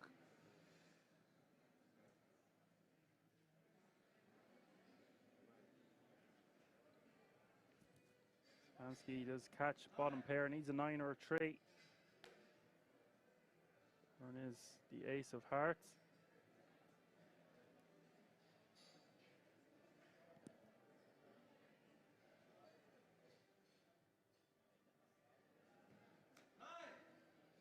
And the river, it is the 9. Someone in the background calling for a 9. Congratulations. Good play. Thank you. The 9 of spades rolling off. We have our champion, the Polish Predator. Władysław Szymanski. Taking it down, €105,000.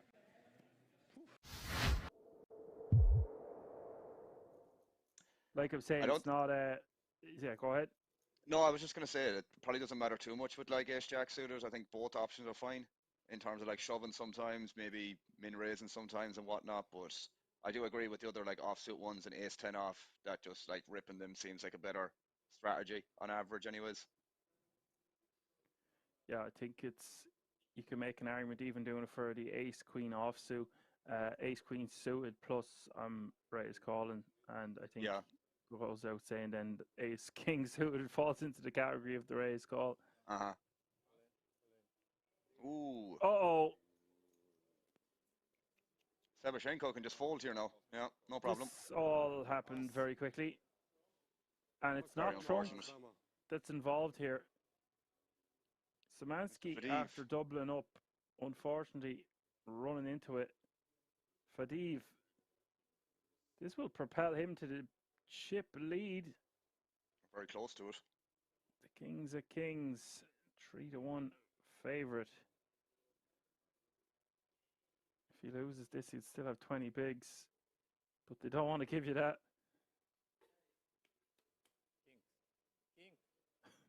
King. Oh my God! A queen 8. I don't believe it. Disgusting. That is sick. Jesus. Too many ladies on that felt today. Turn is the Jack of Hearts. King and a king only. Oh, it's a quad. Too many ladies on the felt today. You know, red or black, for example, and you know, if the dominating suit comes out, it's like added to a bill. So if like 2 hearts come out and you've red, you win that flop. 2 black hearts come out, you know, whoever wins, whoever has black wins that, man. And they do that, like that's just pure, like side bets or just prop bets on the side, man. Or what like flops that come out within, you know, different textures, 2-tone or not, you know.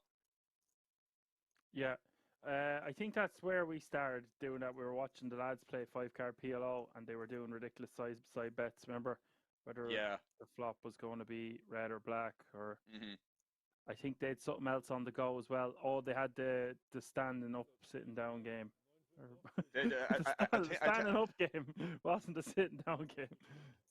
Yeah, they had go another ahead. one. No, they had another one as well for the button. I think a button kind of ante or something like that. That the button has to win as well. That and it accumulated to like 10 or 15 big blinds at one stage, I believe.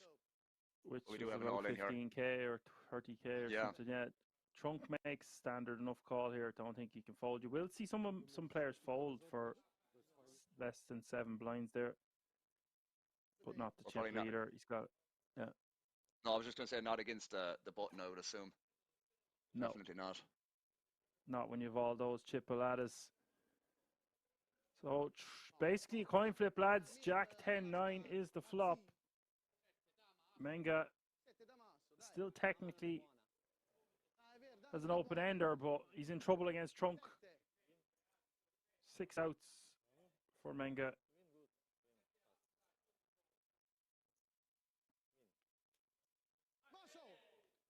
Oh. There you go.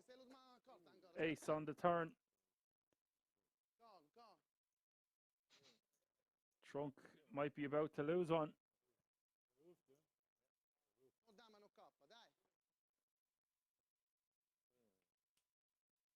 Oh. River is the queen. Oh.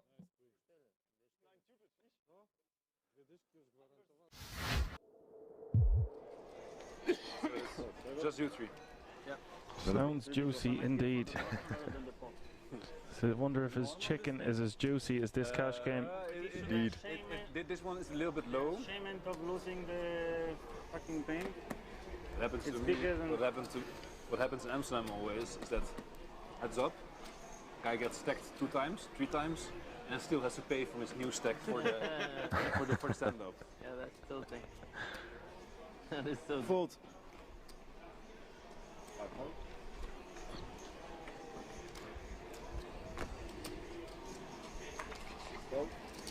Bunker.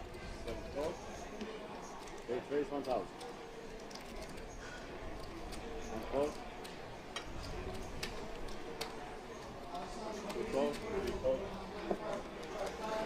Haven't seen much from Philip then, as of late. He's been relatively quiet from my perspective. He had a score there about 6 weeks ago, 279k, and he was very aggressive, put on a masterclass. I think he got second in the end. He's been quiet at this table. He hasn't had too many big hands. I don't know what you call a big hand at this one. Things haven't gone too well for him, but he hasn't lost any massive pots, I don't think. When he started to play 5 cards, He's just sort of maintained around that 20k zone. and then in the end, Hard to keep track of all the action. I don't remember seeing him re-enter. Maybe at the start. different than I thought in the beginning. I'm sure we'll find out on the screen. calling it a They completely show an different- it's a update, bit- the chip it's- counts. It's a bit True. of a reach, but You like this card? no, that's a completely different. See, that is a completely different game. Worst. It's the worst. Who likes to play that shit? I really. Because it's the worst, man. It really is the worst. So many people say that as well. So Yeah. it's So so it's not even fun for flips. it's just no for flips. It is fun. What do you mean? Yeah? Just because you're dead less often, so you can sweat to the river more often. If you keep it close, yeah. But it's just terrible. Oof. Yeah. Just another. Impossible to look at your cards. That's another one. That is just. It just plays terrible. I don't know why. It plays terrible. I guess because. The way you feel about this card, a lot of people feel about 5 cards wrong. Oh come on! I don't think so. You think? You think people call 5 cards a stupid game? Not anymore. You have it in when the I'm past. losing.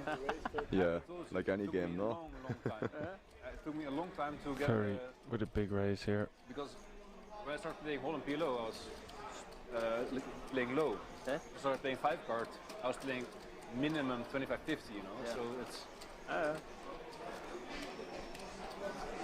I'm not gonna pay 1-2 just to get ahead. Try to know the game, you know. So.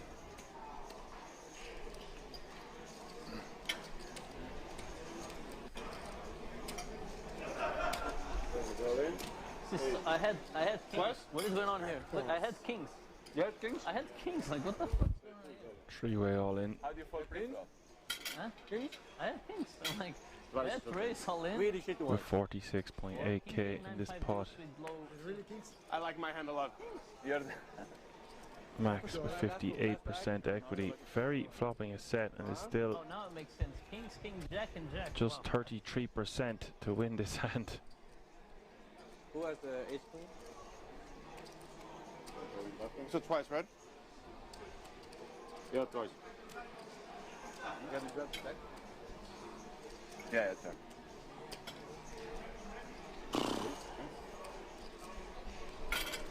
You really like. I really like my hand twice. Yeah. They're only burning one out, just 110.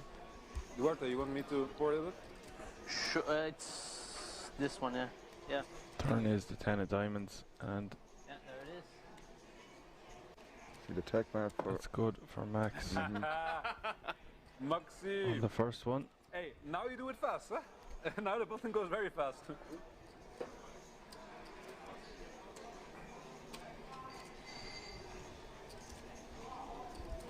There's the second run out. It's the 8 of spades. No, spade's not good. This you? 7. Yeah, that's me. 50-50 between Ferry and Max as we hit the river. River is the 9 of hearts. Max wins both of them. Wow. Oops. So I'm out.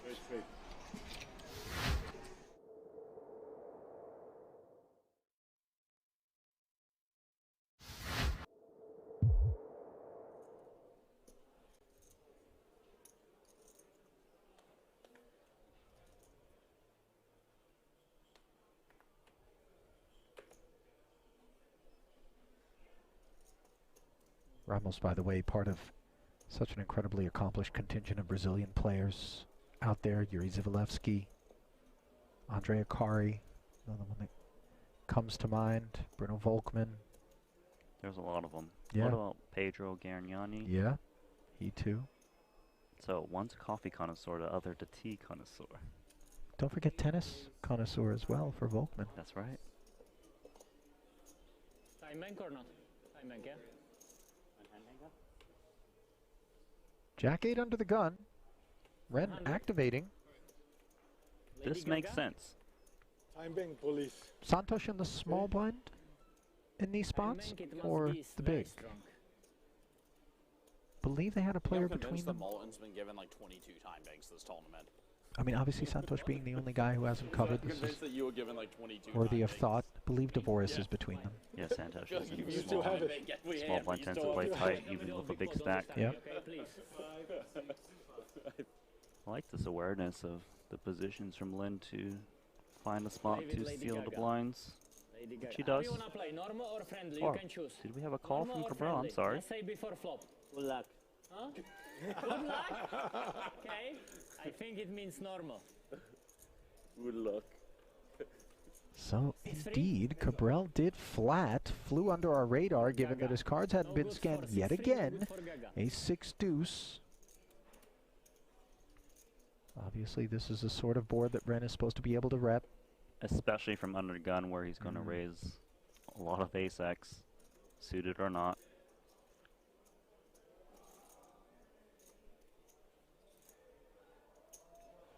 And this sprinkle here is designed to just kick out unpaired hands. Empty. What is this bet? You wanna bet? Bet like normal. What is this? 300. I don't understand. 300. Santosh, what is this bet? Can you help me?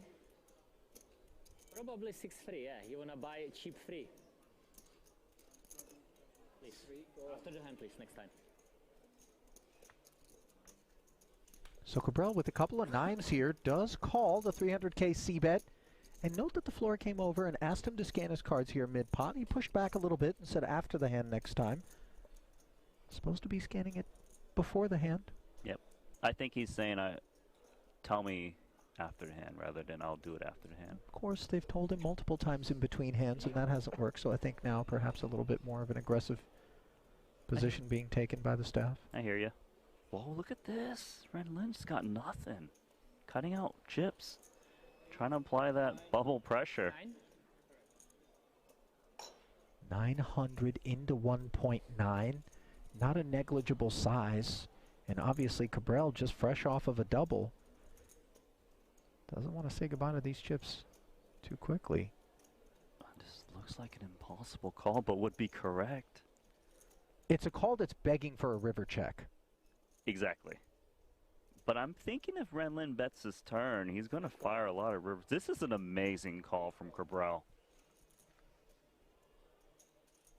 But one more street to be played. And that street places an overcard to the 9s on the river, not one that rates to be of concern for Cabral. I think the 10 doesn't change too much for Renlin. He thinks that once he got called, he is up against an ace, but he could ask for it all, and it'll be hard to call if you don't have a nice kicker to go along. He should believe that normally a hand like 9s and lower would be out on the turn, hence why he bet. And there is a jam from Ren. Max max pressure being applied. Stone money bubble, snap fold there from Martin. Think about all the spots in which he's taken time. In that one, he knew exactly what he was going to do. I thought it would be worth, given the opportunity that's presenting itself and the fact that he called flop and turn, maybe just looking up at Ren, engaging him in conversation as he tends to do, and trying to see if he could get any sort of tell. Suited connectors or small pair? Suited connectors. Why? Because you can play it multi-way and you have many more draws, and if you have a small pocket you probably need to fold. It depends. I have some favorite hands like 7, 8, 9, 10. I like to play those hands. Otherwise, small pocket pairs is not so bad. Depends also on the position you have on the table. Of course. You know, if you're a professional poker player, you must know that, no? Suited connectors or small pocket pair? Small pocket pair. I love suited connectors. Yes, suited connectors I every time would play. Same, depending on the stage of the tournament. Yeah, but your favorite, like? Suited connector. It's good to build big stacks. Ladies and gentlemen, welcome back to the final day of the Dutch Classics main event.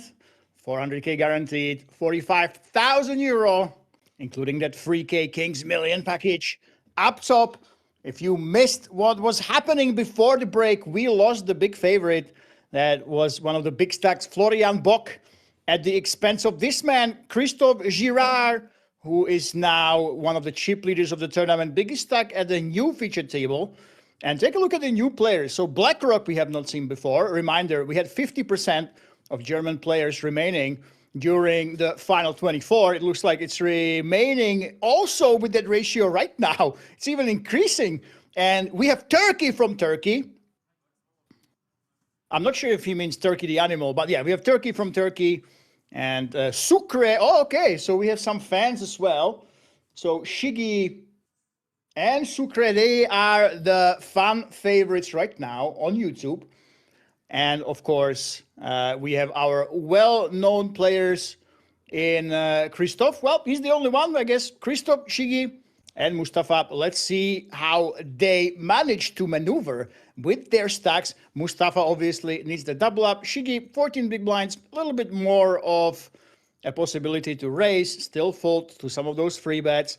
Same boat for the Sucre, and well, everybody else is that mid-stack. Turkey, Andreas, BlackRock, and Daniel C.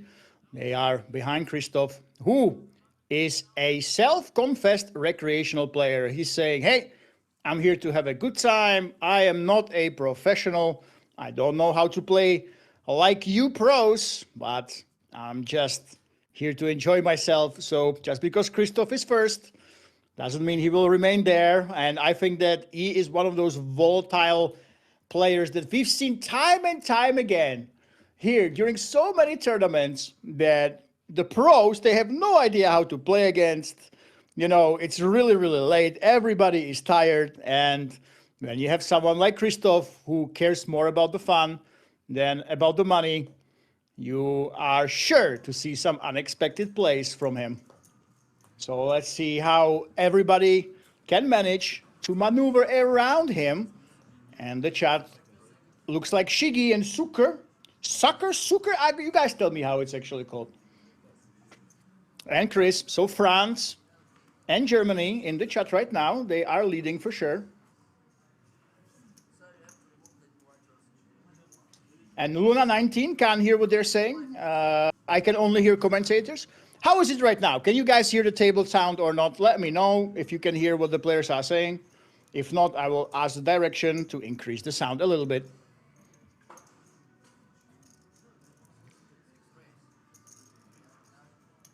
Not a single sound. Okay, let me know. That's very important. Thank you so much, Luna, for letting me know. So I will not be quiet. I will tell you what the players are saying, and I will let our direction know.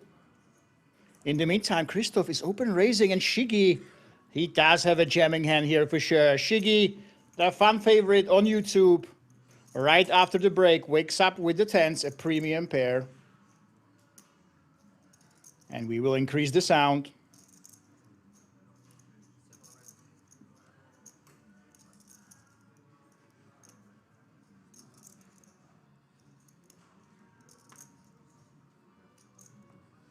Well, there's that all-in. And Christophe Girard, he does have a pretty easy fold here, but look at this. BlackRock wakes up in the small blind with those pocket nines. What will happen here? Obviously, Shiggy would love to see a call from those nines. On the cutoff, he can be jamming much weaker hands than the tens. Easily can go all in with eights or sevens.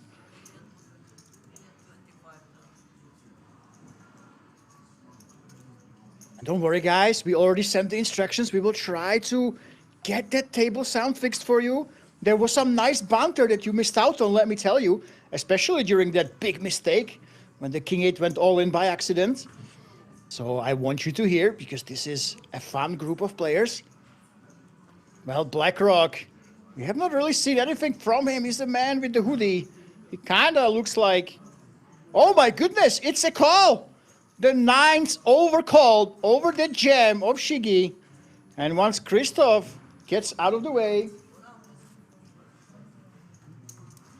we will have Shiggy, the fan favorite in the chat, in an absolutely dominating position against BlackRock. 77 to 23%.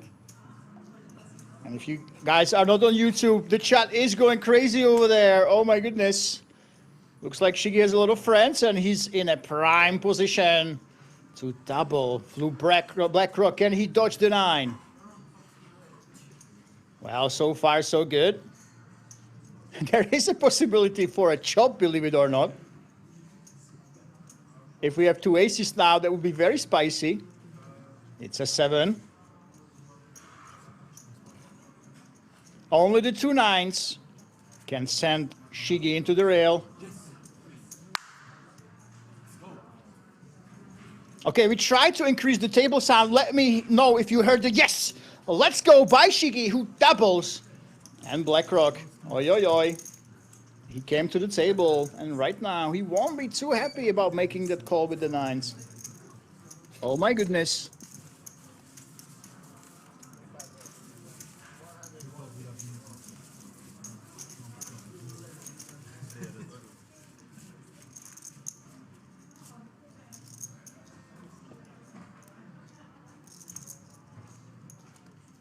Still no sound, the chat says.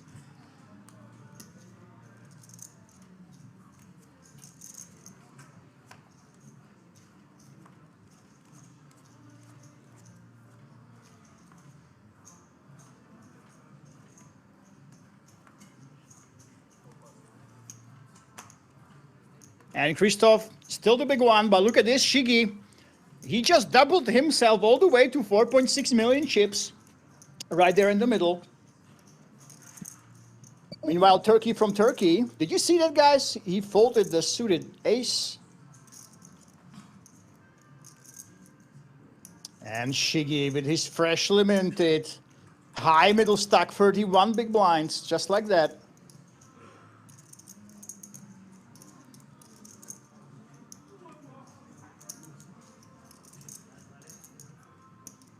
Sound is perfect. Okay, so we can hear the table now, yes? Frank on YouTube, let me know.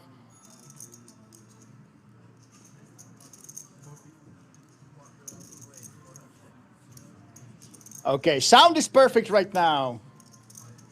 Luna TV, the mistake might be on your end. You have to turn it up a little bit. Obviously, we can't have the table sound on the same level as me. Or we would have to basically argue in real time, but actually with a 30-minute delay, that's when we hear the stream.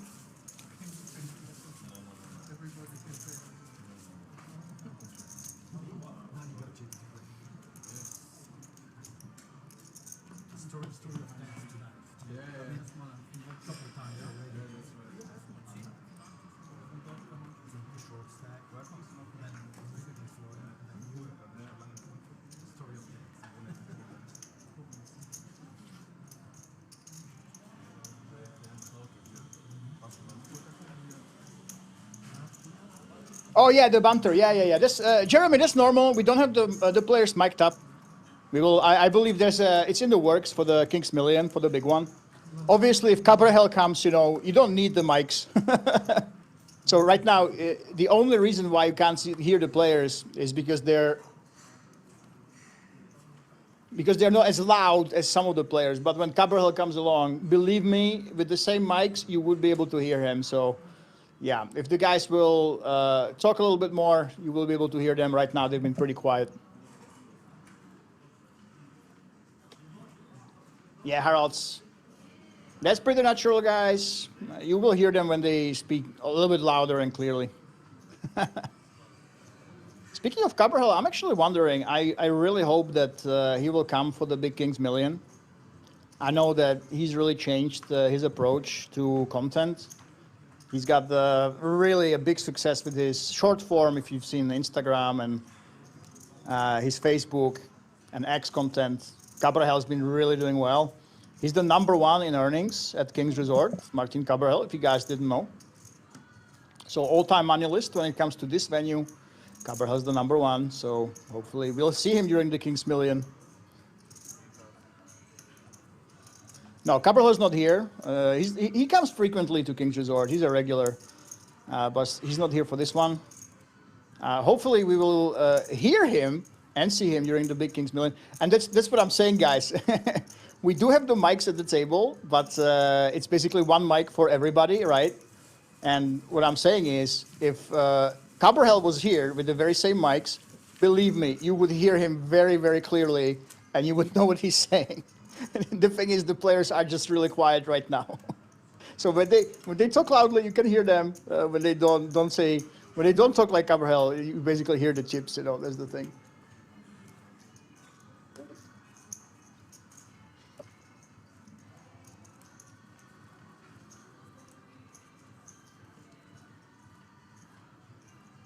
Harald's the Slayer. I think everybody, guys, I have to warn you. I absolutely have to warn you. When you wait for the hotels, so the Big Kings Million is coming, right? It's coming in September.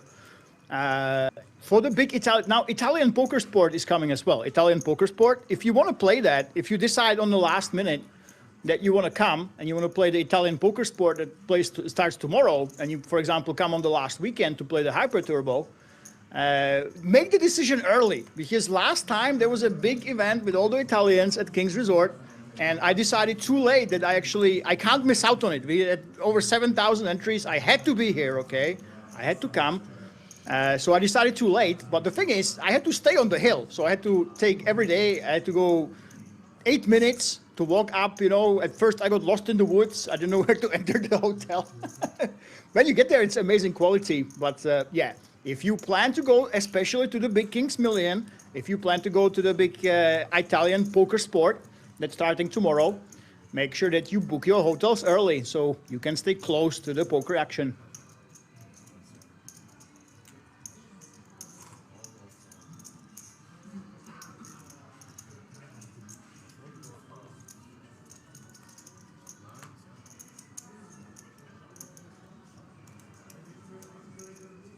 Yeah, if you guys don't know, so basically when you come to Kings Resort, the 5-star, you literally, this table is about 20 meters from your hotel room, okay? So 20 meters, you can get hotels. You go to the table, bam, you have the feature table. But there's also one called Olympia, and you have to go uphill. And it's basically at the edge of the woods. And, there's free shuttles, by the way. For free, you can take the shuttle there. But obviously, there's a lot of players using the shuttle, so I decided to walk. And yeah, you have to walk uphill 8 minutes if you don't take the free shuttle. And I actually got lost. I couldn't find my entrance inside. So I had to call the reception, please help me. How do I get to my hotel? And that's because I didn't sort the hotel situation early, you know.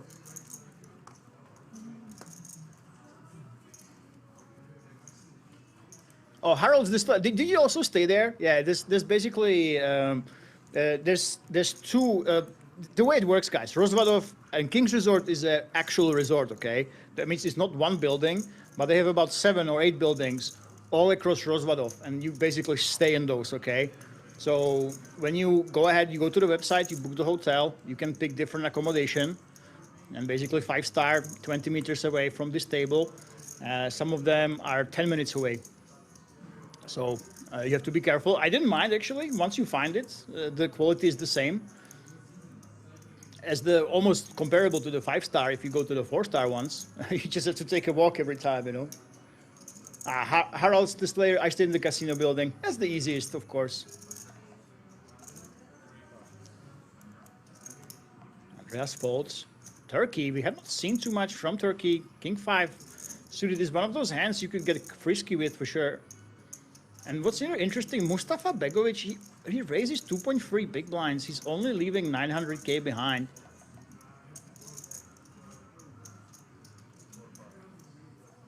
It's a very big question. Is there any fold equity? Is he actually folding against anybody? I don't think if the big blind goes all in against this ace-10, I don't think Mustafa would be folding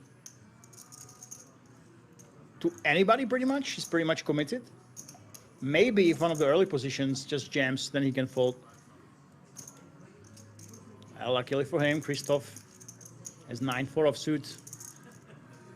And the self-confessed recreational player probably should not be playing a hand like this one. There we go, there's that fold.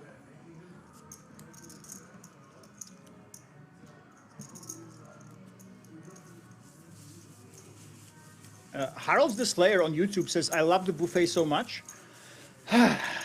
Yeah, so basically what happens, guys, at King's Resort, when you get the entry, you know, you pay 10 euros and you go to the buffet. Like every entry, you have 10 euros for the, you pay 10 euros for an unlimited buffet. And the thing is, they have like 7 different meals. You have free coffee, water, desserts. Oftentimes they have one or two things that they cook to order. Part of the buffet, and the big problem is if you don't have self-control like me, it's very tough to actually not gain weight while you are at King's Resort. I know it's incredible, you play for 12 hours per day. In my case, I commentate sometimes up to 16 hours per day, but yeah, the buffet is so cheap and so good that I really want to warn you, if you make your way to King's Resort and you are on a diet, you have to really control your willpower, really watch yourself, so you don't use that buffet a little bit too much, which always is an issue for me, let me tell you. And I know the most amazing, passionate staff over there, you know, they cook. You have breakfast menu, lunch, afternoon, evening, but if you are one of the guys looking after your nutrition, you have the healthy options, but you have to use them and avoid those delicious meats. And I very rarely manage that. Okay, Turkey on the cutoff. Look at this, ace-3. I don't think that's a mandatory raise. He goes for it anyway, though.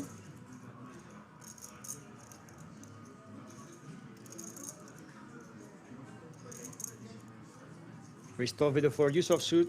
He should be simply releasing the hand. But Christoph did tell us, hey, I'm here to have a great time. I think that's the right approach when it comes to poker. And the fun favorite, Shiggy, who doubled and now is over 4 million deep, suddenly has 8 deuce offsuit. And I think after that smile, you will simply let it go. Yeah, I think this is simply for the cameras. This is just a show for the people at home. And he will be folding.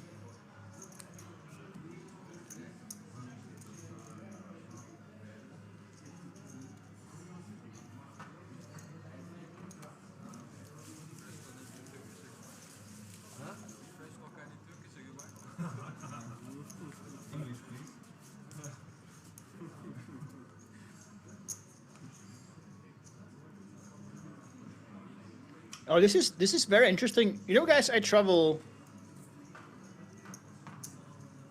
Luna 19. Yeah, I think the ace-3 basically when it comes to opening ace-3 on the cutoff, it's obviously a really good hand. It all depends on the stack sizes as well, but it's never a mistake to open it pretty much. And even if you think that your table is only slightly tighter, you can open up those the offsuit kings and offsuit aces. You can suddenly open a ton of them. So. Yeah, but a hand like this one, that's pretty much break even. Pretty much any information you get from your opponents, and if you don't think they're aggressive enough, if you don't think they will defend enough, a lot of hands that are very close, they become pure opens.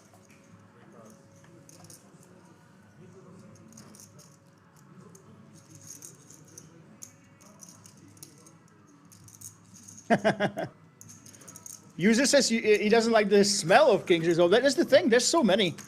There's different hotels. You have the 5-star, and then you have about 5 other buildings. I never stayed. I know. I kind of suspect there's a lot of Romanian players that have been staying here for a long time. You can actually get really cheap accommodation. I think you will pay like €10 per night per head if you get one of those rooms. I never stayed in those, I must say. But yeah, it goes all the way from a 5-star to 4 people shared accommodation. You have to take a little bit of a hike to play the poker, you know.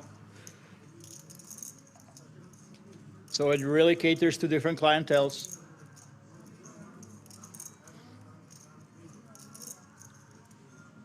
I do have to say, even though the 5-star is great, I kind of like the ones where they are in the middle of the nature. It's a big advantage of King's Resort for me.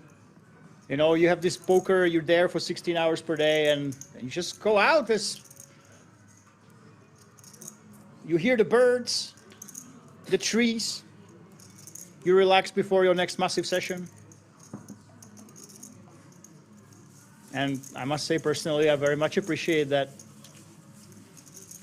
For me, poker is more an addiction than something I do on purpose. You know, it's basically my life. All I do is I travel from a poker event to poker event and then try to recover when I'm at home. So I actually prefer Rozvadov to Vegas. In Vegas, you play poker all day long, and then you go out. Everything's super fire, everything's super loud, and it's very difficult to switch off.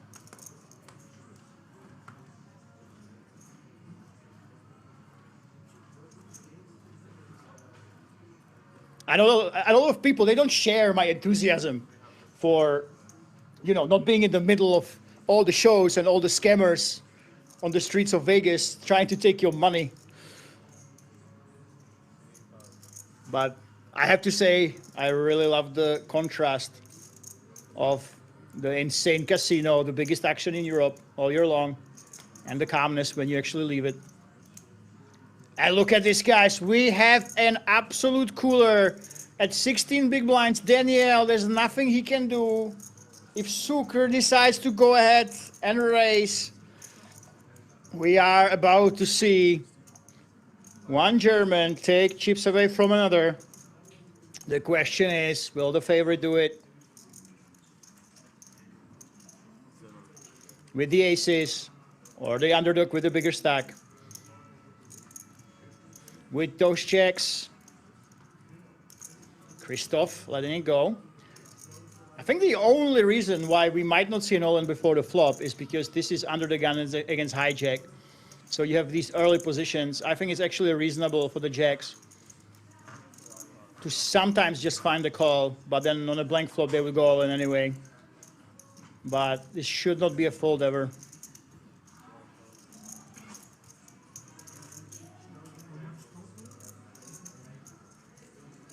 Yeah, we want to see how much we have behind.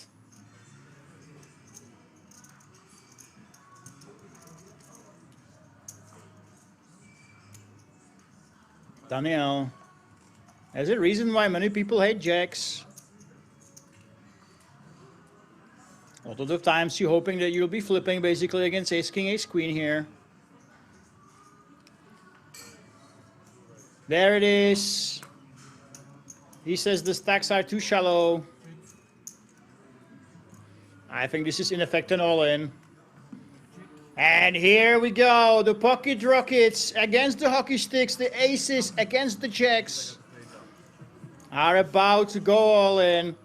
We are down to 15 players. Pay jump was mentioned.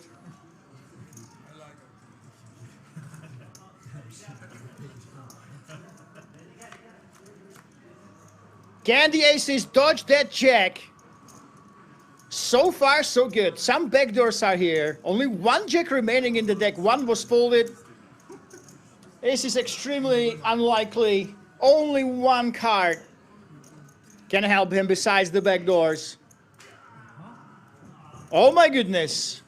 Suddenly, we have a huge drama on our hands, guys. 8 outs. King 8 or a jack on the river can hit. Oh! my God, no way! The aces are eliminated. That's how you win tournaments, says Chris, and just like this, the aces are out. Not like this. There was one out on the turn for you to lose. And with these backdoors, you are out of the tournament. He had everything going for him on the flop. What a dagger into the heart of the Pocket Rockets. Oh my goodness. I did not see this coming, guys, let me tell you. There was only one out and then the backdoors. 42,000 plus 3K worth of tickets up top. And you were just about to double up and you were just about to have 40 big blinds or something like that. Oh my goodness. That is absolutely brutal. That's poker.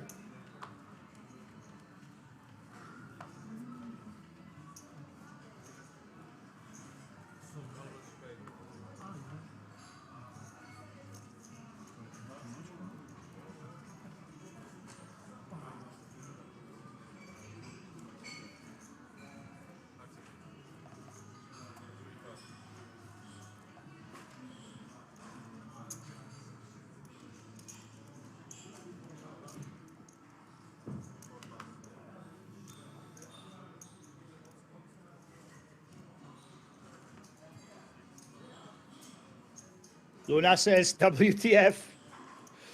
Brutal. Yes, it is. Yes, it is, guys.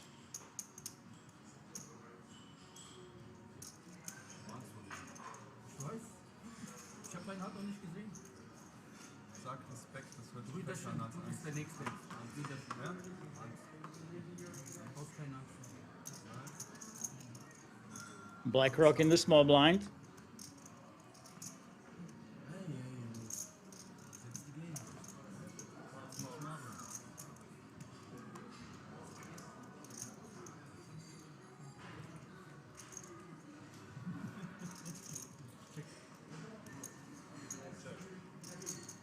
With the limp, with the king 10, you definitely had the option to actually raise. Daniel C also had the option to go ahead and try to punish that limp.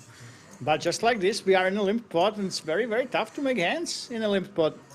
So BlackRock, I actually expect him to peel one off. Nope. Wow, look at this. King 10 high. I would argue that he should play a little bit more aggressively. He should be calling, but we are down to 13, guys. It might not look like it, but we're losing players left, right, and center.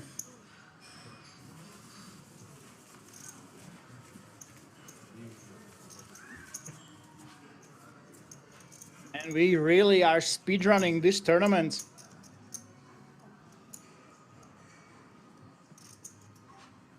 Already have lost so many players. You know what? Let's take a look and let's give our respects to all the fallen in this tournament, guys. So if you did not see this, oi, oi, oi. Oh my goodness. In 19th place, Charlene Muriel Kals from Belgium. So that was the last Belgian player remaining in the field. 19th place, 1,760 euro. Florian, we've seen. Oi, oi, oi. Shburotarul. Shburotarul is also out, the last Romanian player. This is the year of Romania. I think this will be the first time in ages when I'm commentating that we will have 0 Romanian players at the final table. Can you believe it, guys? The one Romanian that was in the final day, he's out of the tournament. Oi, oi, oi. This is almost shocking, I have to say. As Shigi raises with the ace-jack. And BlackRock does not have a call. In 16th place, we lost Tromba 2.0, 1760.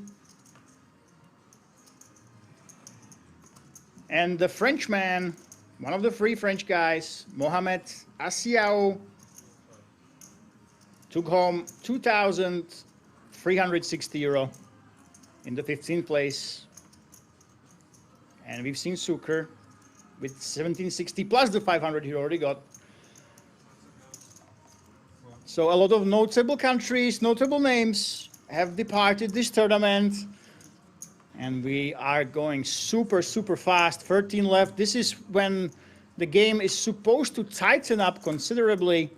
When you have 24 players and 13, it should make a big, big difference when it comes to ICM, how much the chips are worth. Now, especially these two stacks, Shigi and Andreas, both of them have 26 big blinds.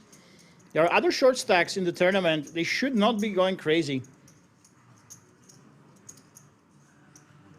Andreas has basically the perfect backdoor hand. He's got backdoor diamonds, any 10 gives him an open-ender. Against c-bets like this one, he can hit the jack or a 9. So if you are playing a cash game, you could argue for a check raise with a hand like this one, actually. But we are very, very deep in the tournament. The ICM pressure is very, very high on all these players. Everybody wants to make that final table. You don't want to lose chips on a bluff.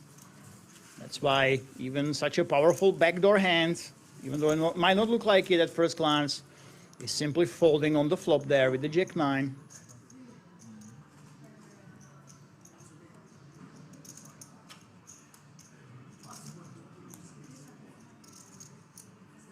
So 12th to 15th place, 2,260 each. And the next pay jump will be at the top 11. So right now, obviously, everybody wants to survive.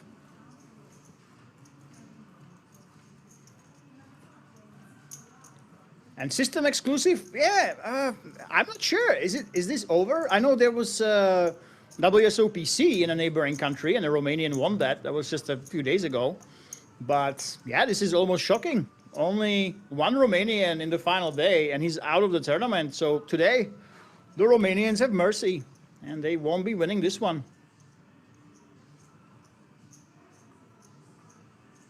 And you know what? The streak has to end someday, right? The year of Romania can't last for 50 years, right? At some point, the Romanians, they had to stop winning tournaments. Will this be the one that starts a streak where we won't see the guys from Romania in the top 9 and top 3 every single time? Christoph, open raising, Daniel on the button. This is a speculative hand. He does not want to speculate. I'm going to argue that you could sometimes put on pressure. Now is the big question. If you do have a big stack now, if you cover your opponents, you should be really the big bad bully right now. There we go. Well, Turkey, what do you want to do? Of course, when it comes to GPV, this is a slam dunk call in the big blind. The question is, does he want to risk his chips against one of the big stacks? He says, yes, I will go with the odds.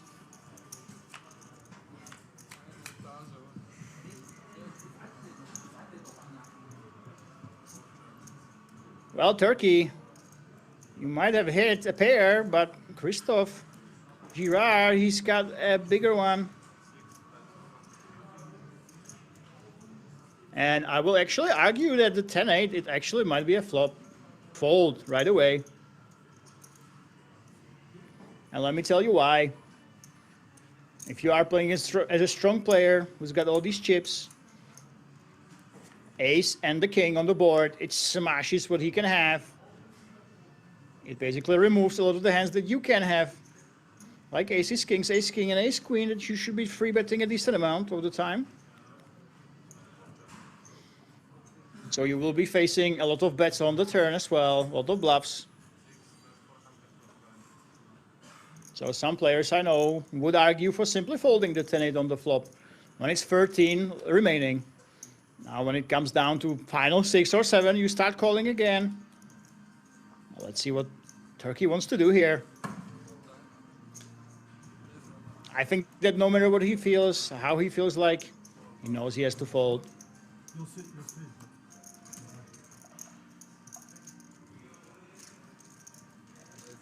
Okay, Christoph's telling him you're C. But by the way, guys, we were telling about the table sound, you know.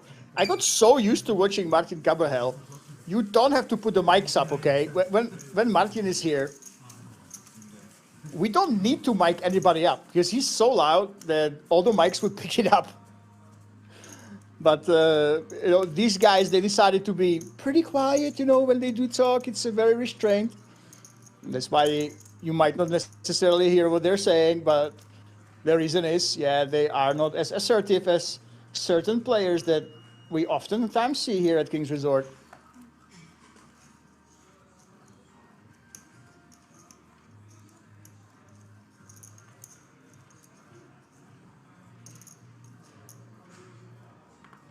That's what I'm saying, Tequila.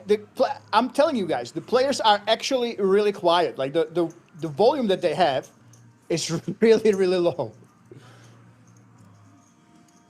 Trust me, I have it maxed out in my ears, and I can still hear them, you know. BlackRock with the snowman. Of course, that will be a raise.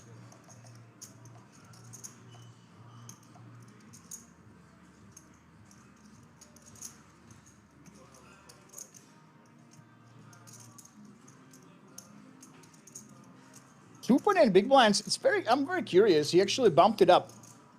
He bumped it up to 425K. I don't think it's necessary actually with all that ICM pressure.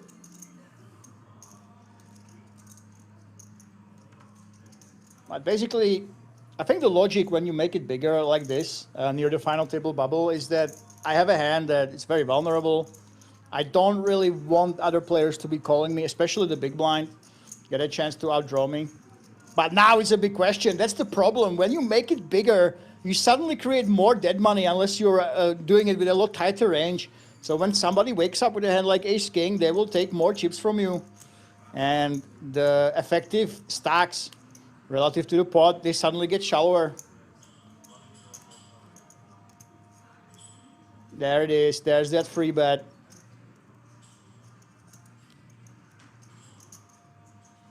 That's the problem of putting those extra 0.8 big blinds in there.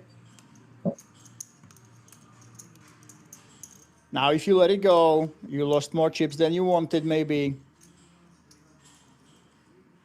And if you want to call here, it's 7.2. Look at this. Turkey, he realized that that's a pretty big raise. I'm going to raise to a larger side.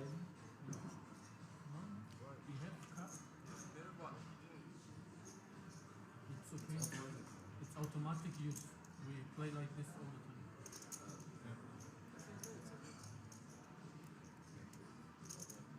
This is very interesting. So we're saying the time banks are automatic use. It's not allowed, I guess. He's a teacher. Yeah. No. Actually, I have to say I'm not sure. There is that fold. There we go. Yeah, so there's a lot of ICM pressure. I understand the fold.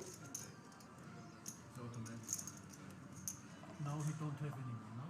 It's more easier when you put it a little bit in front. Oder was? So. Ja, ist schon richtig, aber auch schon. Yeah, I actually, guys, let me know in the chat. I was not aware of this rule. So basically the players, they are arguing if when you have a time bank, if it's automatic or not, right? I never thought about this. I always assumed if you want to use the time bank, that you have to make the intention clear, right? That you have to put the time banks in front of you. You always see the strong players put the time bank chips, put them in front of you.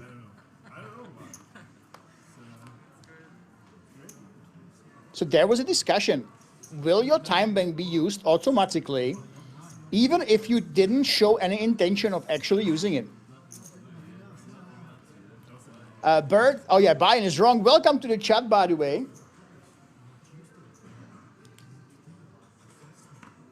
I always thought that the time bank is not automatic. You have to at least put it in front of you, show some intent of using the time banks, and to be safe, I always put it in front of me with a clear intent that I'm going to use them, you know. And every single time you see someone like Niklas Astet, you know, Lena, the best players in the world, when they are using their time banks, they always take all of them. They check them in front of them when they know they have a big spot. They fan them out. So there is no possible confusion when it comes to the dealer mucking their hand. But oh my goodness, Christoph wakes up with a big slick ace-king, suited ace-king of hearts. Many people say that's the most beautiful ace-king as well. Are we going to see a raise here before the flop? I think we are. Mustafa, he only has 5.5 bigs behind. We have only 2 French players remaining in the whole field. 13 players left. 2 of them are French, and we're about to see a race between 2 of them. Oh my goodness. That is unlucky for France.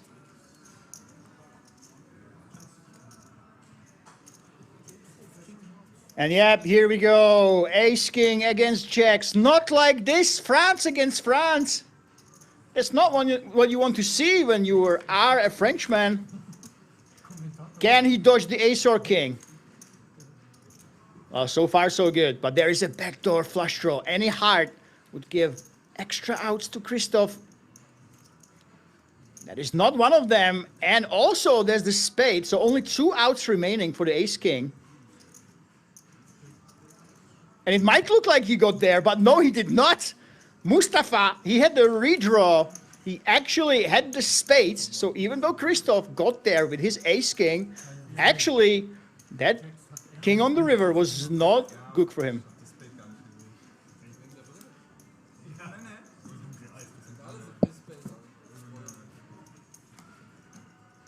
That is correct, ladies and gentlemen. Ace-king hit, but it was no good. And just like this, Christoph has quote-unquote only 5.8 million, but that's a lot of chips. 39 big blinds. Daniel C., one of the chip leaders. And we have a no clear short stack. BlackRock and Mustafa, 17 and 19 bigs right now after the double up. And they are right behind those mid stacks with 26 to 39 bigs. With Turkey, Shigi, and Andreas all on the mid stack. That has to be really, really careful. And we don't see the outer table. I'm really curious, and it really changes your strategy based on how many short stacks you can see on the outer table as well.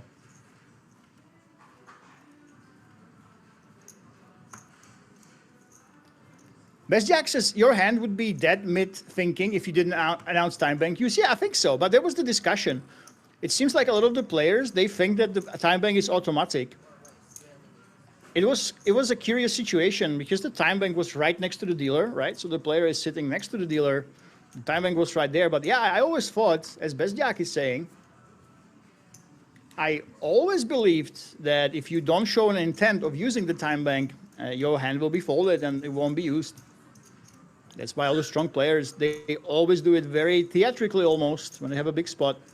They don't want to think about it. They put them aggressively in front of them. They fan them out so the dealer 100% knows how many time banks there are and that they are being used for sure. So thank you, Best Jack, for that. I'm pretty sure that was the rule. The floor had to remind them. And look at this BlackRock. We're getting a little bit out of line, let me tell you. There's one of the mid stacks, but there is no clear shorty here. I guess that's why these guys are getting the courage, and the big stacks, they have not really shown that they try to punish everybody. And by the way, if you want to see me, Instagram is your best way to reach me, guys. Lemon Poker 36 to be exact. During the Italian poker sports, I am coming a day early before the streams. We will have some day 2 action on my Instagram. And of course, the King's Million. You have to follow King's Resort, all the social media. If you want the out of stream action, as I'll be here for the second part for the most of it. And we'll be bringing you as much content as possible. It will not only be about the streams. When you join the big King's Million in September, even if you will be on the outer tables, you can get famous through that social media content that we will try to feed you. Obviously, it's very, very special, that big King's Million. We are only 3 places away from that package to it. So the top 10 players, if you guys don't know, win the payouts, we have it. The top 10 players, they get 3K worth of tickets. One of them is for the Super Main, the 5 million guaranteed you see on the felt. So the top 10 players, they will be here, and I am so excited. Let me tell you guys, the day one will be insane. The day one of the Super Main will be absolutely crazy, and this is why. All these guys that you see here, the top 10 from every single tournament that we had, besides a couple that didn't have this, all of these top 10, they will be coming for the day one of the Super Main event. I mean, I don't even know. Like, there's so much content to be had, so many heroes from all the streams. It's gonna be crazy. We will have to. You come here, you high five people nonstop, because the people that you've been seeing during the streams, all the top 10s you've been seeing during the streams, during a lot of the festivals, we had the chip leaders get these bonuses as well. They got the package or they got the extra ticket. All of them will come during that day one. So it's gonna be crazy. And speaking of crazy, look at this. We have the King 10 right now against the 6s, and the King 10 does have a decent backdoor, but Turkey, of course, right now is a super strong hand.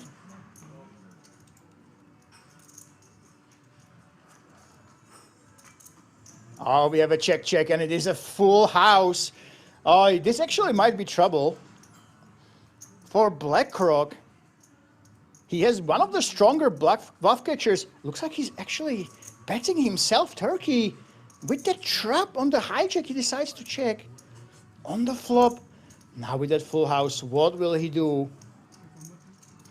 Now it's time to show some Hollywood. Now it's time to pretend, oh, I'm so weak. I have some 7s or 8s, basically. I have nothing here. There it is. No, Turkey! He actually decided to raise. Oi, oi, oi. I think when we're trapping, we should keep trapping. The great thing for him is King 10 is a great bluff catcher. King 10 is a fantastic bluff catcher against some crazy shenanigans. So on this juice, guys, I would not be shocked if we will see some insane hero call right now. I don't think once Turkey bets, and he should bet big here, I don't think that BlackRock has an easy fold. With the 10, you're blocking those trapping full houses that your opponent can have. With the king, you're blocking the ace-king that he can be trapping sometimes. Oh my goodness. So 800K, I think we'll see a call here. I genuinely think so. And I think that he would call a much bigger bet. There we go. There's the bluff catch. And I think Turkey lost himself a lot of value right now. I think you look like you have either something super strong or nothing. I would really love to see a huge bet. 800K is not nearly enough. Not nearly enough. It looks nice that he got paid off right now. But I genuinely think a hand like King 10, it is basically the perfect candidate to go ahead and hero call against a massive bet. The biggest factor, of course, right now is that we're under so much ICM pressure. There's 13 left. It's near the final table, the ticket bubble. Of course, that plays a big role for not wanting to make these big plays and not expecting people to bluff catch against you. But I would still love to see that bigger bet, and the King 10 would be in a world of pain, even against something like a 60, 70, 80%. It's basically one of those perfect bluff catchers that are not a strong hand, that you want to make the calls with and look like a hero and make it make sense at the same time.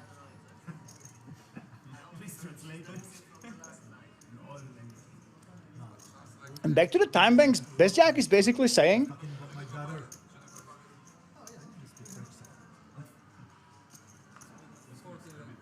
dealers are instructed not to bother you with time banks either until you make the decision. Okay, yeah, makes sense.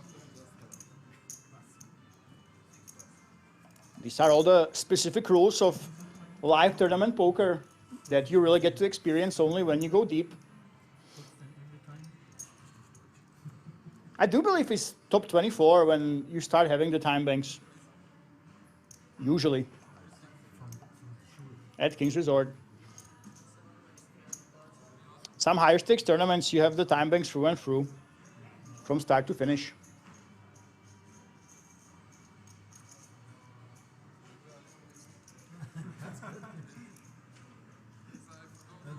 Those things are important. Yeah, because each time can go away.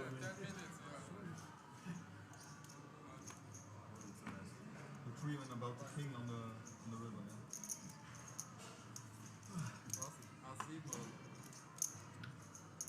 Well, Shigi, the fan favorite, open raising over here. Aras the Slayer. Actually, in the beginning, I thought, what is that commentary? Now I think that has been the best one in a long time I've listened. Thank you very much, Harald. If you want to listen to a great one here on Twitch, it's still there, but we had the massive tournament with over 7,000 entries, and I was talking for about 17 hours straight. I think in terms of numbers between Twitch and YouTube, we pretty much were on the level of the WSOP, so the World Series of Poker Europe, that the whole world listens into. So let me tell you, that was a mission and a half, and I got a lot of practice.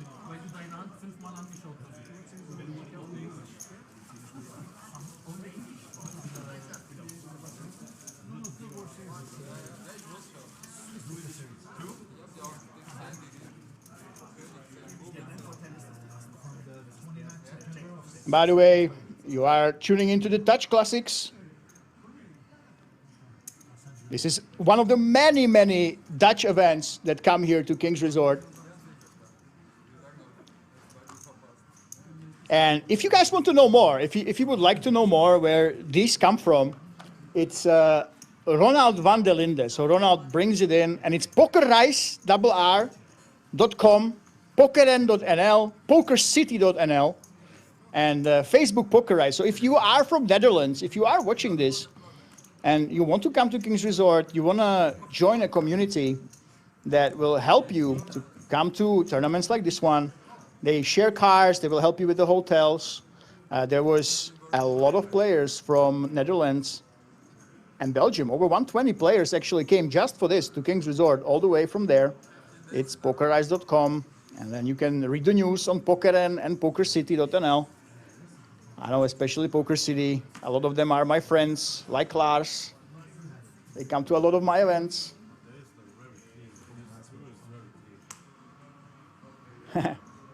Harald the Slayer says, I have worked in commentary too, like 12 hours a day. It's crazy. Well, of course, the thing is, guys, we didn't expect, we didn't expect so many players. It was absolutely crazy. 7,300 entries, 80-minute blinds. So if you, now the World Series of Poker main event, final table, it happened, right? Jumalon, the young kid, he took it down after an insane hero call by the Finnish player, by the way. But just to show you, our structure was, our final table, it took a lot longer than the World Series of Poker itself, with all the TV production over there, on ESPN. So it was absolutely crazy. So if you want to see some madness of one of the biggest tournaments of the year, anywhere in the world, the 80-minute blinds are absolutely insane. Some players played for 5 days, 80 minutes blinds from level 1, and the winner actually did this. The winner played 80-minute blinds for 5 days straight. You can see it on YouTube, and there's a VOD actually on Twitch as well, about 20 days ago. You can still watch that. So that was crazy. It was like 15, 16, 17 hours in one day, and that's obviously extreme. That only happens when you have a super rare event here at King's Resort. Next one, by the way, the Italian poker sport, I think the final days, they're not as long, but you can play 70-minute blinds on the days 1A and B. So if you come in early, you have the option to play 70-minute levels here at the Italian poker sport. It's starting tomorrow. So check that out if you like this. I never understood why people do like it, but look at this, BlackRock. Somehow he has only 3.8 big blinds, and he has the ladies. This is pretty much the dream scenario for you. When it comes down to this stack size, it's just about the level where the big blind can pretty much call anything against you, as long as they have a decent stack of their own.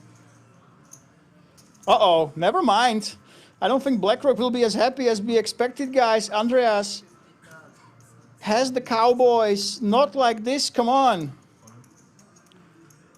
And the ladies are about to be in serious, serious trouble, as the Kings of Andreas will dominate them with 78% equity. Oh my goodness. The Italians say, Donna, Donna, lady, lady, we need a lady for BlackRock to stay alive, or we will get ever so much closer to that final table, to that final 10 with those extra 3K worth of tickets. Can the lady come on the flop? No, it is an ace, but the ace hits nobody. We are still waiting for those 2 outs. And look at this. Never easy. We have always drama. So now it's the queen and the jack on the river that can change what happens. And it is the queen.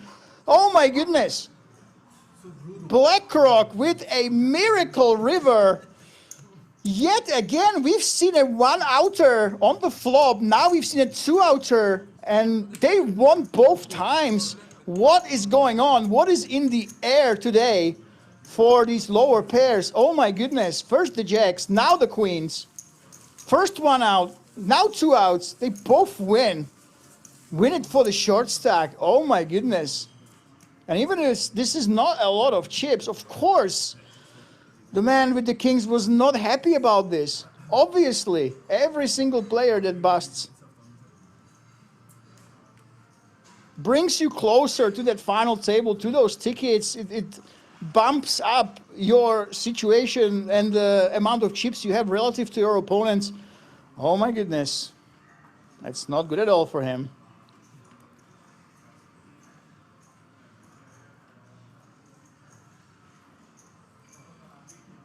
And in back-to-back big all-ins, we have this. It's crazy. It's not as crazy as before.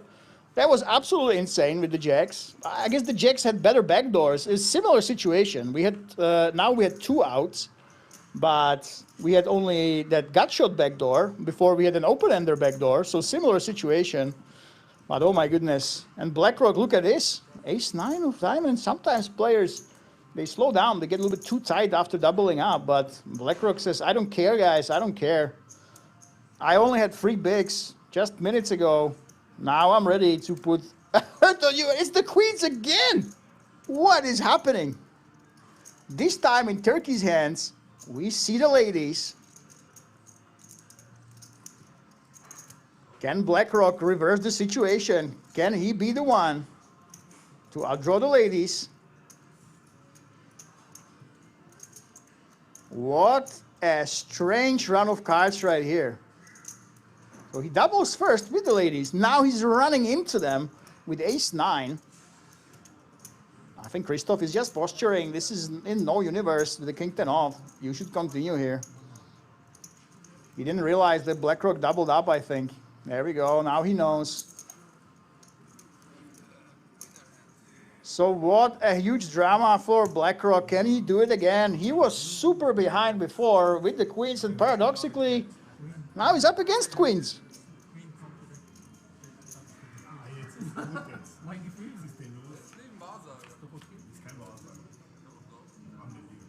It's a queen on the flop again, but it's a nut flush draw. Look at this.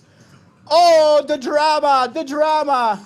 The queens hit the world. The ace is there now. It changes nothing. Can he actually hit the diamonds? Only 5 of them are remaining in the deck. Can he get there on the river? No, he can. So much insane drama for BlackRock, but after all this, he is actually eliminated in 13th place. Turkish ladies prevail, but oi, oi, oi, what back-to-back hands for this man. I don't think he can be too angry.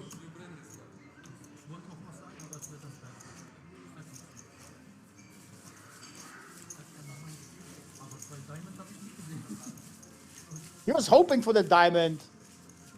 We knew that a lot of them were folded, so it's not as unlucky as he thinks, but oh my goodness.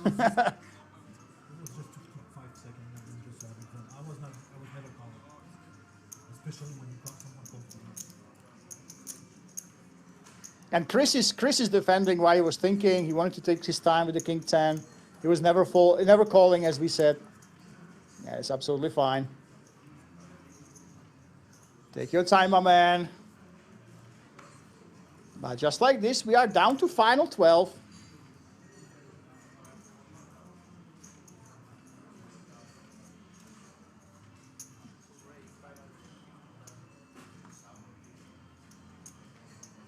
And BlackRock takes home 1,760 plus the 500.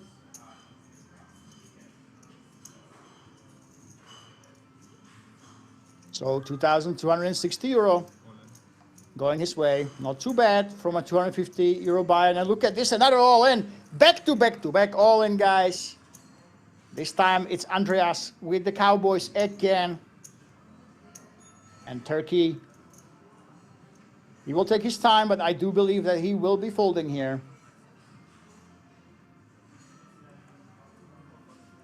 There we go. Christoph, 10 tray offsuits. That should depart at any moment. We know that Christoph likes to take his time. And actually Daniel should be folding too. This is 13 big blinds. The only thing, again, he opens to 2.8 big blinds. This is hurting you. When you open and raise bigger, it can actually hurt you right now. I'm not sure. You tell me, guys, in the chat. Is this a standard play? 2.8 big blinds. Am I missing something? I think when you have 13 players left, you have so much pressure on everybody, especially the mid stacks, that I don't think you have to make it bigger. Especially when you have a lot of chips. You already are putting a lot of pressure on everybody else when you min raise. So, in my eyes, it's probably not necessary to go 2.8x, but maybe I'm missing something. Maybe there's some theory that I'm missing out on. Let me know, guys. Does it actually make sense to go 2.8? As the mid stack, I kind of understand it. If you have a mid stack, you don't want to see the flop too often. You want to take it down more often. If you don't think people are free betting against you, you bump it up. But just don't see the need to do it as one of the big ones. As already everybody should really value every single chip a lot, especially if they are in the middle of the field, middle of the pocket. They cover those shorties, you know.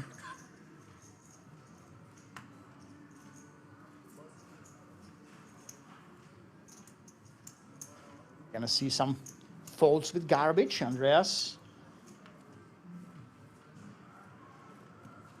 With the tongue out, we'll fold at any minute. We are at a big pay jump now, though. 11th gets 2.4K, so plus the 500, so we're looking at 2.9K actually. You can see some stalling now, especially from the shorter stacks. System exclusive, agrees with me, yeah. In theory, you should be min raising, especially at this stage of the tournament. It's already so much pressure on all your opponents that in theory they should be playing pretty tight. And we have King Jack suited, blind against blind. This is a really strong hand.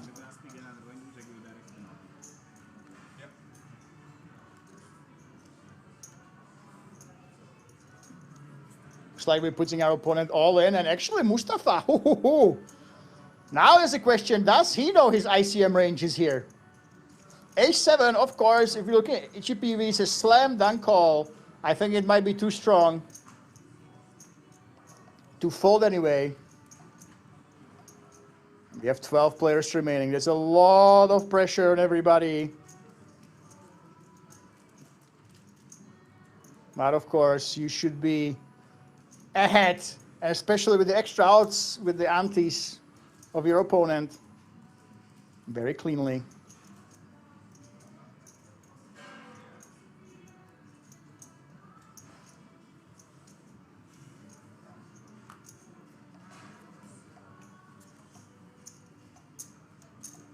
And there's actually the fold. Look at this.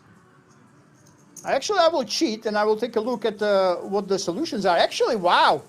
Wow. You are supposed to be folding this. I was not aware. Full disclosure, ladies and gentlemen, okay, I pulled up a similar situation and I cheated, but yeah, if you look at the computer, it actually tells you that you can consider folding. Actually, no, let me take a look at this. And of course, I looked at the wrong one. Never mind, guys, never mind. That's why you can't trust computers. I totally looked at the wrong one. Never mind, blind against blind. It is a call. Could make it a call. No.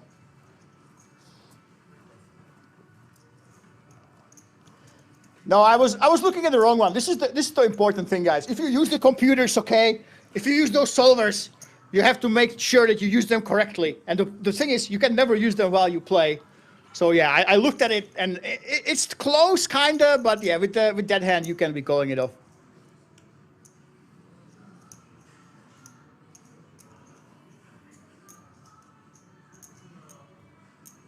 Yeah, you see, this is why I'm commentating. This is why I'm not in the top 12 of 1,500 entries, you know. Actually, it's true, guys. It's true. When I was now I basically travel the world. I cover all the poker events, right? I do commentary. I make videos. But when I was studying poker full time, when I was playing full time, and I had some of my peers. They're still the best players in the world right now. I wouldn't really do a lot of commentary. I would basically coach people once per month, just to have fun. You know, I would do a podcast once or twice per month with some big names, just to keep it more fun. But unless you're Nick Schulman, if you guys don't know who that is, who is actually a crasher, usually when you see someone who's a commentator, it's pretty rare that they would be also a high-stakes crasher and then one of the top players. And especially when it comes to these stages of the tournament, when it's top 12, top 13, to these blind against blind spots, ICM is super, super high when it comes to the pressure. It really depends on what the exact stacks are, and the ranges, they change so much from what you would be used to at the start of the tournament or from cash games, that many times it's very, very tough to know what exactly is supposed to be called, what's supposed to be a fold. And that's before you actually adjust to the players, because here at King's Resort, especially, most of the players, they are not professionals that play 24/7. They will make mistakes. They will deviate from what is supposed to be optimal, and you have to adjust your plays as well.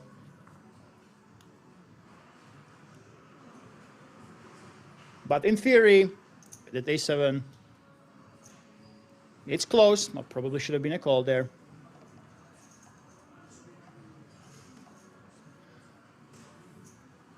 Mustafa lets it go, and another blind against blind spot. And Daniel, he is that big stack, and Andreas is the middle of the road one. That's why Daniel can easily enter the pot. I don't think Andreas should be applying too much pressure on the big one. There we go. There's the check.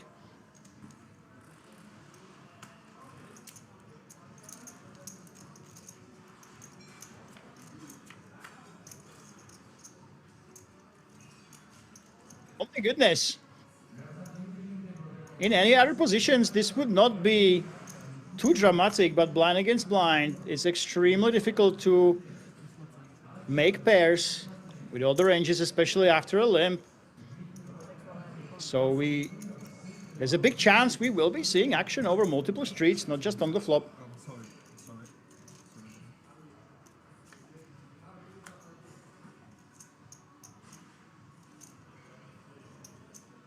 There we go. There's extra outs, actually. You're looking at the 5. Added right here. And the 4. Check, check, though. Ooh! This is spicy. So the jack tray gets outdrawn. Well, Andreas, now he has a pretty clean value bet. And for Daniel, you might make a case for a hero call right now, no matter what Andreas actually decides to bet here. The thing is, once he bets right now, if he would have clubs, for example, right, he should be betting on the turn a decent amount of the time. If he calls a club draw on the turn, on the flop, he should be betting it on the turn with a pretty high frequency.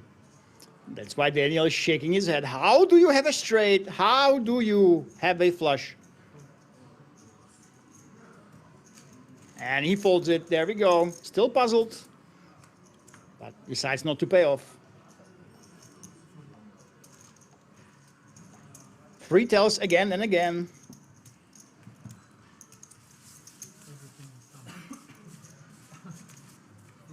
And let's see what the damage is. So, wow, after all this, look at this.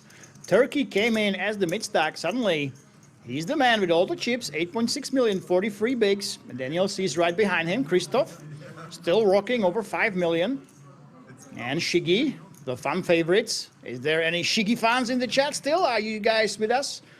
In the 4th place, and Mustafa Begovic with 10 big blinds. Still looking for the double up. So now we do have a clean short stack in Mustafa on the last dealer change.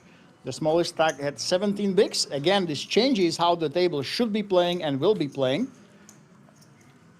When there is a clean player at risk with sub 12 bigs, all the mid stacks, they have to be very, very careful. And right now there is that big pay jump as well. 2,900 you will get.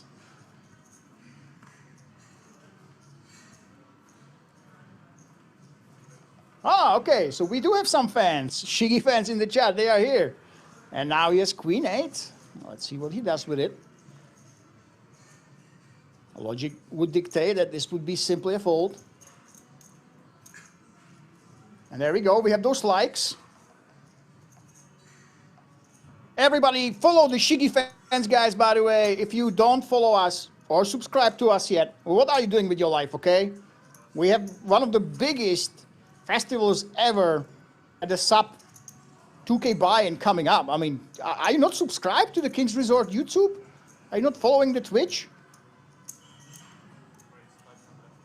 What is wrong with you? Come on, throw us some hearts, throw us some likes. Make sure you don't miss the action.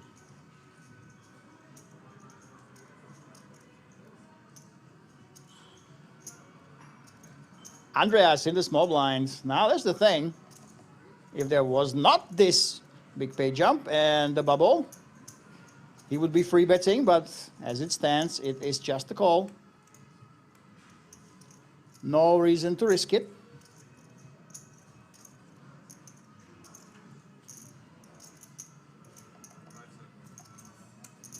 Oh, Daniel. He's the one who opened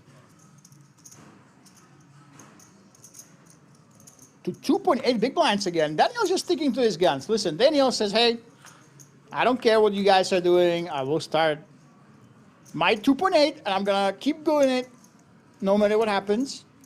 He did lose quite a lot of chips because of it before. It's vulnerable to free bets. Well, Andreas, he decided, I don't want to free bet. There's too much ICM pressure on me. I want that ladder up. I want that 3K worth of tickets for the Big Kings Million. I only gonna call the small blind. And now this actually plays in Daniel's favor.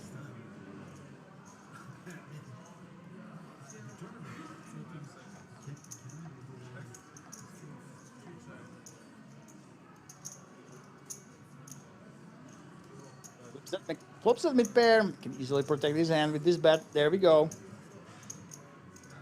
750 is the bet. Again, pretty large sizing, I must say. Daniel doesn't mess around. That's just his style. It got him here.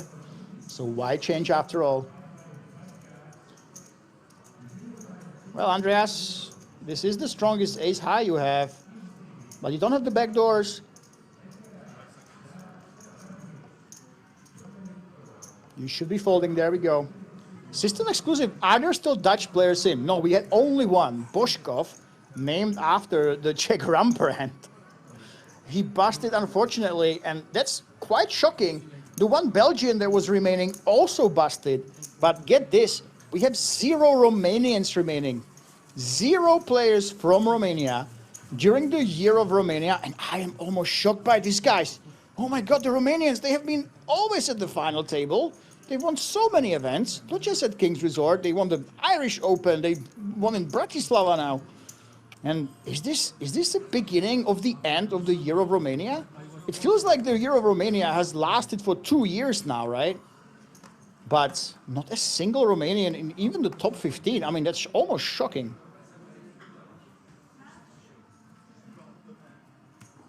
Jamer Martin, he's a friend of yours. Yeah, unfortunately, he busted just before the gates of that big final table.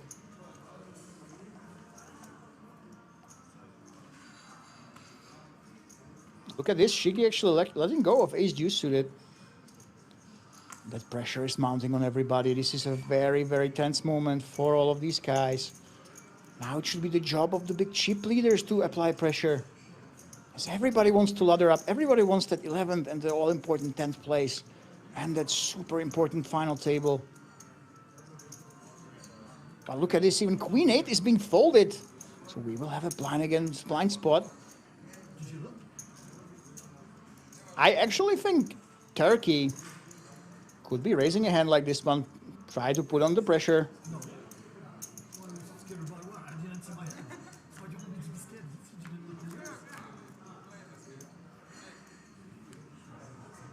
I think Turkey was saying he was scared of Christoph. So Turkey was saying, I was scared of you, that's why I'm just limping. And Christoph says, that's nice, but I didn't even check my hand. So Christoph didn't even look at what he had, and Turkey was already scared of him. That's pretty funny. Well, Turkey now, when you check the flop, you can easily do it with some of the weaker nines, and now on the turn, when you have a flush draw, you can easily bet.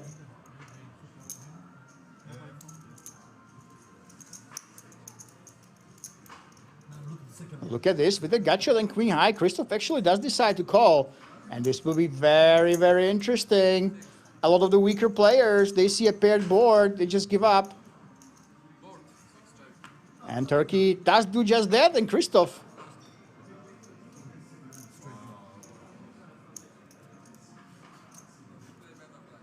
Yeah, I think so. So I'm keep going to play like that. Well, he was saying that he had a straight draw, but he had a gutter and some overs. I think it's a pretty good call actually on the turn, especially when you have some plans for the river. Good call, and well, the double paired board slows down the action, and he takes it down. And GJE says, sitting here in Annapolis, USA, petting my Chihuahua, enjoying some poker and great commentary. That is fantastic. The last tournament I actually commented on, we had a player who is from the US,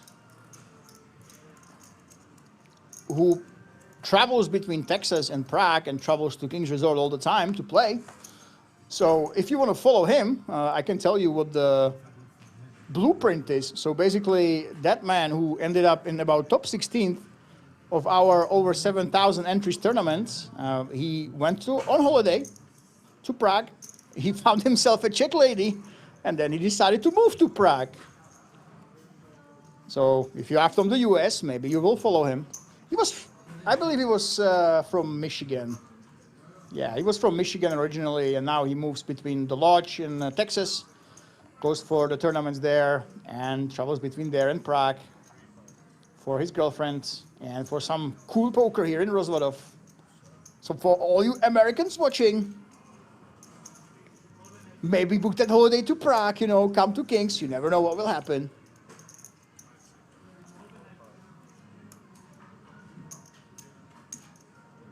Christoph in the small blind. I kind of expect him to let it go. I really like Daniel C with the fives, open raising in the hijack, of course, going with that min raise. He has the right to do this with a lot of weaker hands as well. Well, and this is the reason when you're on Shige's shoes, you have 22 bigs, but you just don't have a reason to tackle with the big stack.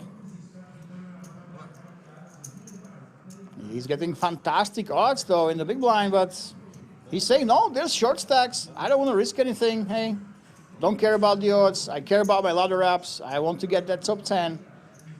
And by the way, top 11, there we go. So 11 players remaining. The man we lost was Riccardo Usai from Italy.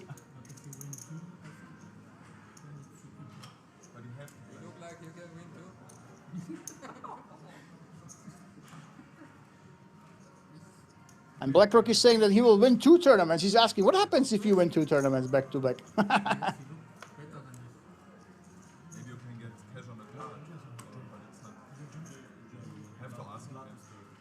Actually, I'm not sure. It happened, you know what? Last time I was commenting, they're asking about the free K packages, right? So what happens if you get 2 of them? What if you get free 2 of those different packages? I'm actually not sure. And you know what? It's funny, because during our last tournament that I was commenting on, the one with over 7K entries, the chip leaders on the day 1, A and B, so they got the free K as well, right? They got the package as well. So top 5, they got the free K package, and the same player who was a chip leader on one of those rounds, he won the whole tournament. So he got 2 free K packages for the Big Kings Million. I'm actually not sure what happens. I take it maybe it's double the bullets, right? Because usually you have unlimited entry. So you get 2 bullets, and if you cash, you get it on your card. But don't take my word for it, guys. I have no idea. I know the first one you have to use, right? Because it's not transferable. You can't exchange it. But if you win 2, as happened before, one guy won the 2 times free K package in the same tournament, believe it or not. I'm actually not 100% what happens. You just get the re-entry. Okay, you get a re-entry, and if you make day 2, what happens then? I'm not sure. Yeah. So that was insane. That was insane.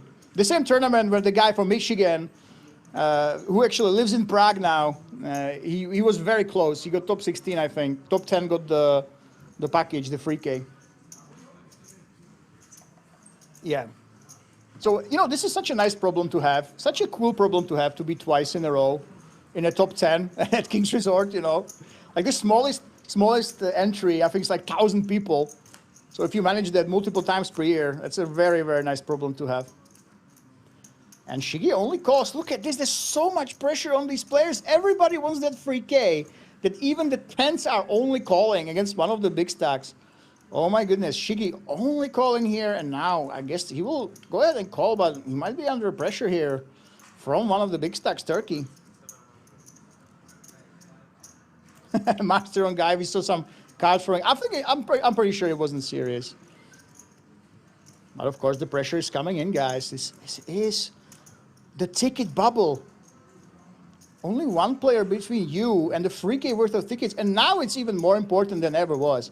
In these small events, to get that extra free K, obviously it's a big deal. And it's in September. So it's a month from now. A month from now, you will be using those tickets, If you won a tournament in March and you had to wait till September, it would take a long time.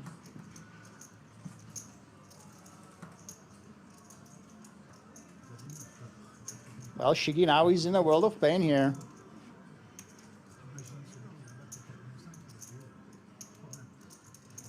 There we go. He took his time.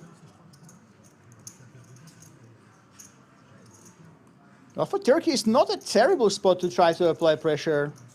For Shigi, if he loses 4 big blinds, even a small bet here, it puts so much pressure on you. But Turkey decides to wave the white flag. And will this happen? Will Shigi really not get punished for only calling the 10s? For trying to squeeze into the top 10 without too much risk? Is he gonna actually not pay for that? Looks like, yeah. You might even try to block bet against the 7x. Or some weaker pairs.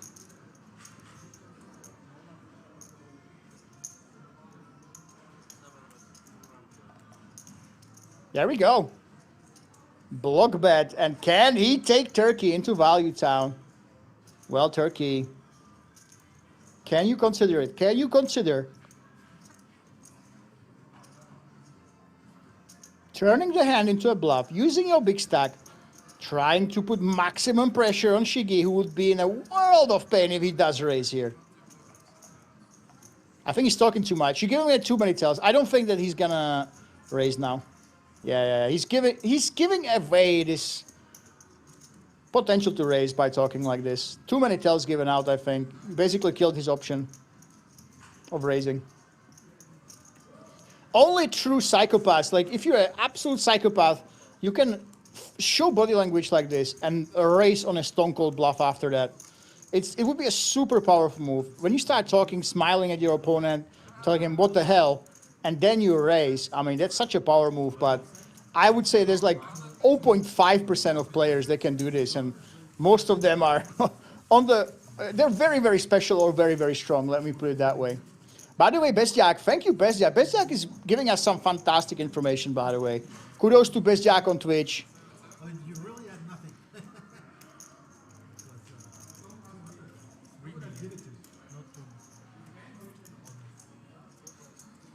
If you have 2 packages, you have to keep them until the festival, and then you can turn the unused tickets into tournament credits.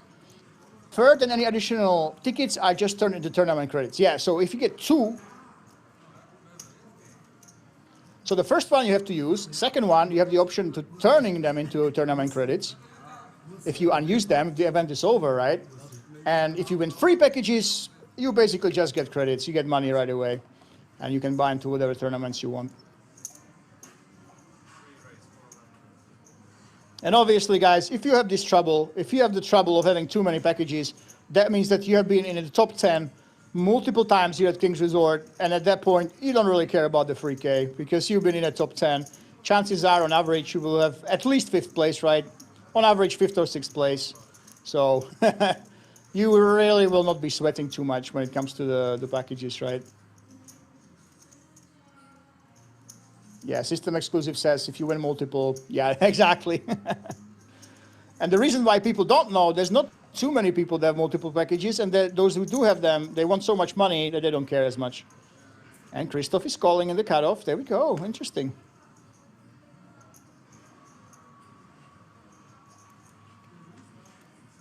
Exactly. Yeah, that's the phrase I was looking for, system exclusive. First world problems. Oh, I was in top 10 of too many 1 to 7,000 field tournaments. What am I going to do with my free packages? Oi, oi, oi, oi, oi. You know, those are the problems you really want to have, let me tell you. Daniel C. folding. Well, Christoph, we know Christoph, you know, he told us straight up. If you guys see something, you go consult a solver and you say, why doesn't Christoph play like a solver, like a machine? Let me tell you, Christoph Girard told us, I am here to have a good time. That's my goal. The money comes second. I am not a professional. I will be making mistakes. This is what he told the players and told everybody on the stream. So Christoph goes with the A7 and he gets lucky this time, and Andreas absolutely crushed. You see the 17% equity, it might confuse you. How come he has 17% when he has only 2 outs? Well, any heart gives him a backdoor heart draw, any king, any 10, a gutter. So there's a lot of turn cards that he can turn equity on. And Christoph says raise. I will not allow you to try to get those backdoors. Your 17% is no good here.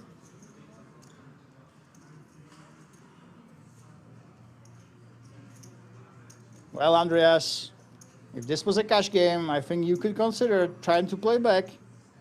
But when we are down to 11, you still have 14 big blinds. It's more than enough to try to squeeze into that top 10 and that final table. I don't think you should try to go crazy here. And the raise is not small either. 1.7 million, 8.5 big blinds. I do believe that this is Hollywood from Andreas. This would be a blow-up, actually. I'm going to call it. If Andreas sees something that isn't really there, if he really thinks Christoph, who has been pretty straightforward, he even limped before the flop before.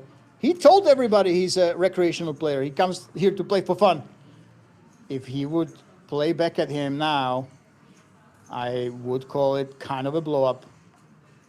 Let's see if Andreas can actually figure it out here.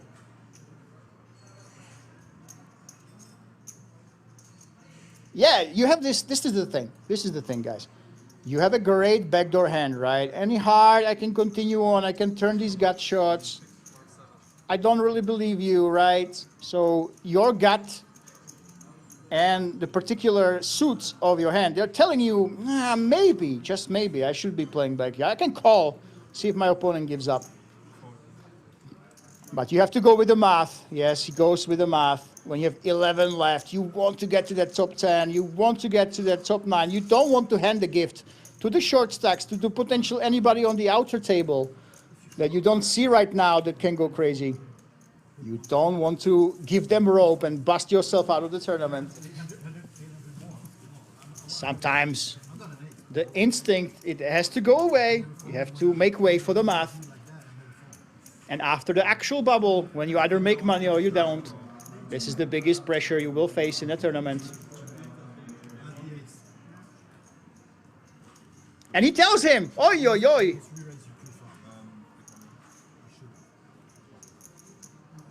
No, you shouldn't. You're the strong. He has no idea what his opponent had. He told him he had the ace, so he gives up the information. Of course, he's here to play for fun, guys. Remember, Chris is here to have a good time. But he tells his opponent, you made the right choice. I wanted to re-raise you before the flop.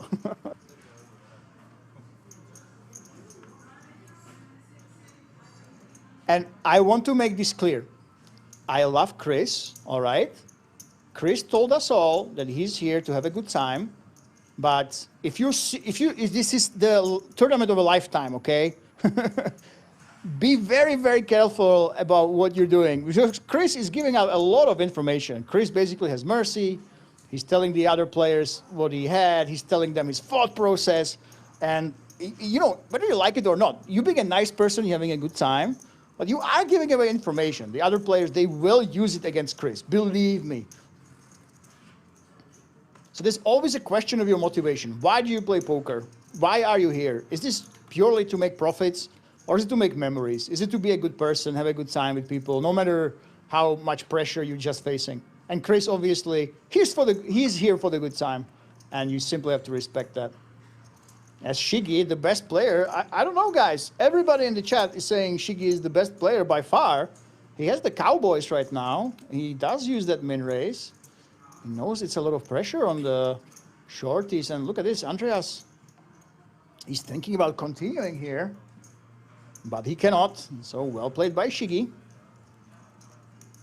Shiggy was pretty low at one point. Now he's rocking 33 big blinds.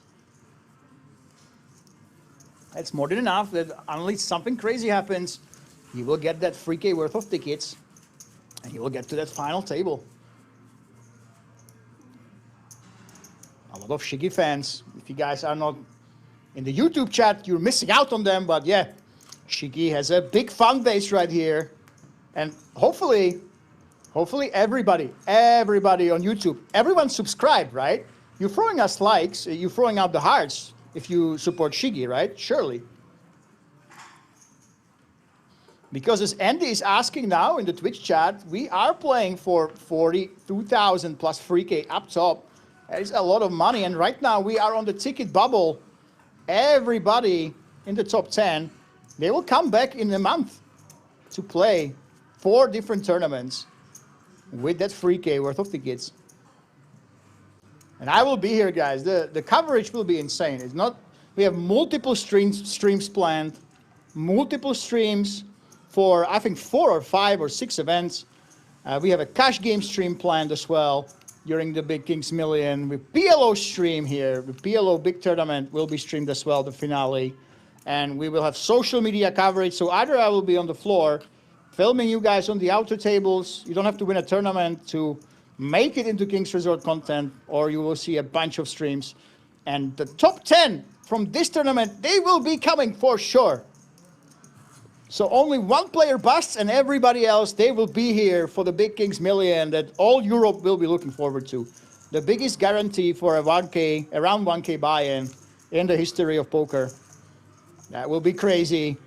That's why everybody's so tight right now. Usually they get the tightest at top 10, but now you can see that everyone's folding. Everybody is waiting for someone to make a mistake.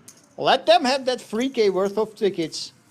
And obviously, we have a small buy-in, only 250 euro, 400K guaranteed is relatively small for Kings, so it's a much bigger deal than when we had 7,000 entries a couple of weeks back.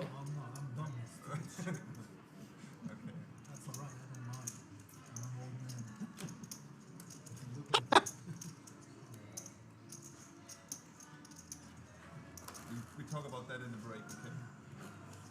I played bad because I should let you come. Now, honestly, guys, I am becoming suspicious of Chris. I am extremely suspicious of Christopher now, okay? I think he's overplaying his hand. I think that this man is playing a bit of an act. That's why I thought about it. This is starting to get a little bit suspicious. Listen, Christopher, Chris comes over here. He says, "Oh, I came here just to have fun, la la la." But I think this is a little bit too much. Why is he's saying, "Oh, I'm just an old man. I'm a weak player. I'm very stupid." I'm beginning to suspect that he might actually be trying to look dumb, but secretly he's a crusher. You never know, guys. We've seen it so many times. There's so many wolves in sheep's clothing in poker, let me tell you. We've seen some really sweet, nice old men destroy the young guys with relentless overbet bluffs with some insane blocker plays. We've seen this before. They take their time, they play with this tight image, and then they pull the most insane plays. Very much self-aware. Christoph. I don't know, Christoph. Are you playing with us? Are you a genius and a poker pro in disguise? Let me know, guys. What do you think? Do you think he's just being very open? I'm just an amateur. I have no idea what I'm doing. You know, I'm pretty stupid when it comes to poker. That's what he was telling everybody all night long. Or is he secretly actually a good player? Well, Daniel C, look at this. This is what you actually want to see. Daniel C, at first glance, it might look like, what is he doing there with King 7 offsuit? But this is exactly what he should be doing. King 7 off on the cutoff, putting pressure on the smaller stacks. And he can absolutely get away with it. Andreas only called before the flop. Now he has only 9.1 bigs remaining.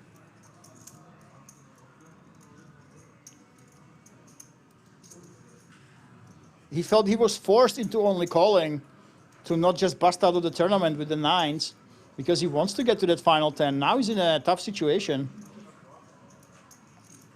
And honestly, with Andreas, I think that he kind of has to fold. He's got Christoph behind him. The queen is very reasonable to be hitting the big blinds range. You can be calling every single suited queen here with these odds. Daniel can easily have a queen as well. So if Andreas goes ahead and jams it in, I think this is what he's thinking about, all in or fold. It will be because of a live read. No, he can't do it. He was very suspicious of Daniel, but it's just a situation when you are this near those big pay jumps, you literally are one place away from coming back with 3K worth of tickets to the King's Million. You have to play tight, and he got punished. And Daniel, this is exactly what you want to see. And we don't see this, just not nearly enough. Not nearly enough when you play at King's Resort. You don't see it at this stage of the tournament. Daniel is straight up supposed to be the super villain, okay? He's supposed to be the Joker. He's supposed to be the, I don't know who's the villain in Odyssey, the Hydra. No, that's it, Hercules. Never mind. You guys will tell me. The Cyclops, he's supposed to be the evil Cyclops, you know? He's supposed to be bullying everybody, pushing them around, and I love to see it. The King 7 off, open, then c-bet into 2 people like he doesn't care. That's exactly what you need to do, and you saw that his opponent had 9s, and he felt like there's nothing he can do about it. And let's see if Daniel continues putting on the pressure, or if he wants to slow it down after taking a pot. Ah, Daniel, come on, come on. I was singing you praises. We were just saying you're supposed to be the villain, the big bad bully. And you fold the hijack with ace 5 off. Come on, my friend. I don't think Andreas would automatically jam here either. Well, Andreas, ace 3 suited. Wow, look at this. This is how tight people are. This is what I'm saying.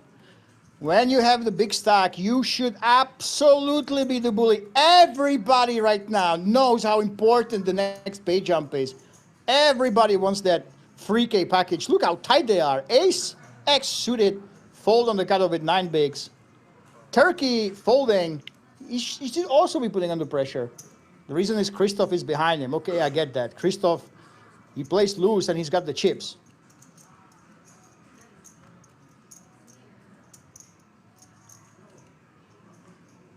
I would love to see some more aggression, more pressure being put on. Well, now it doesn't really matter. Both of these players, they have 31 bigs. They don't really have too much incentive to go to war. And let's see what the fan favorite Shiggy does. Now, oh my goodness. So Twitch and YouTube chat, everybody seems to be cheering for Shiggy. What's going on? How popular is this man? Both of the chats are yelling Shiggy right now. But there we go, Shiggy. with that bet. I don't think that Christoph will continue though. Gira should be letting it go now. He does like to call sometimes with the back doors.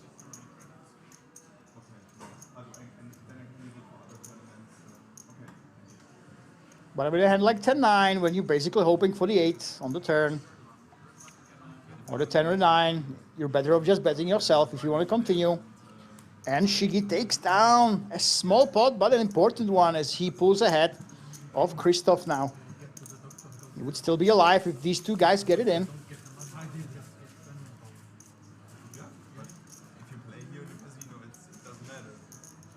And Shigi, just like this, seconding chips at this feature table. Daniel C, of course, still the big stack. I want to see more aggression from Daniel. Mustafa, well, Mustafa 7 bigs. I know he was slamming the cards before. He knows where he is at. He's hoping that he gets it. Maybe a little bit of frustration might be seeping in. And right next to him is Andreas. So Andreas and Mustafa, these two players are the reason why everybody else will be super tight. And especially the 7 big blind stack. He's the reason why you see even hands like Ace-X suited being folded on the cutoff. Everybody's waiting for him. It's his move to make. And Andreas, I believe that if there was not a shorter stack than him, he would have jammed in the last hand. But now we will see a fold from him. Now this is just posturing, hoping that maybe someone on the outer table will bust. He will get me to that top 10. There we go, Turkey. He can afford to go ahead and raise.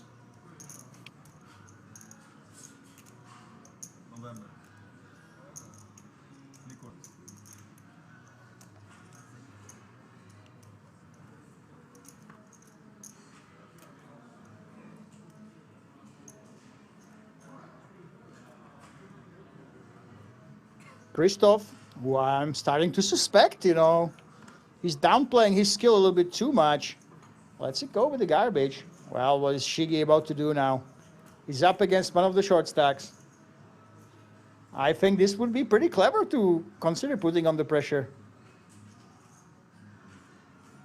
There we go, Shigi. Jams it, maximum pressure on Mustafa. Well, Mustafa, you are the short stack, but other players are short as well. There we go, disgusted fold. Oi, oi, oi. He's frustrated, but we all know now. We can see the cards. We know that he should be frustrated at Shigi, who used the situation, who realizes that Mustafa is trying. He's trying to squeeze into that 3K worth of tickets. I mean, come on. Only thing you have to do, you have to survive one place, and you're guaranteed to be playing for 5 million euro, okay? The Superman ticket is there, and you have 3 more tickets for 3 other side events. I think 2 of them at least will be streamed as well. And the thing is, guys, I can tell you now, I think this is not a spoiler anymore. It's out there. When you make it to the Big Kings Million, of course you're playing for the money. We will have multiple streams lined up. We will have action from the outer tables, from the actual floor as well. But there will be new trophies, brand new trophies. And I think that's a big, big deal. So I know that the winner will get a big crown. So the winner is getting a big King's crown. That will be something like the Stanley Cup. So basically, when you win it once, the next year, the next winner will get it. I'm trying to find out. Hopefully, there will be a replica. You know, if I win the big crown, hopefully I will get a replica, like a smaller one that I can keep at home. But yeah, you will get it for a year, and for a year you will be the European champion. You will be the king of Europe if you win the super main event. And then on the side events, I'm actually not sure, it's 7 or something like that. The big side events, you get a scepter. You get a King's Scepter trophy. So all of that is at stake right now. Only thing you have to do is survive one place, and you're guaranteed to be playing for the King's Crown and for the Scepter trophies in just a month.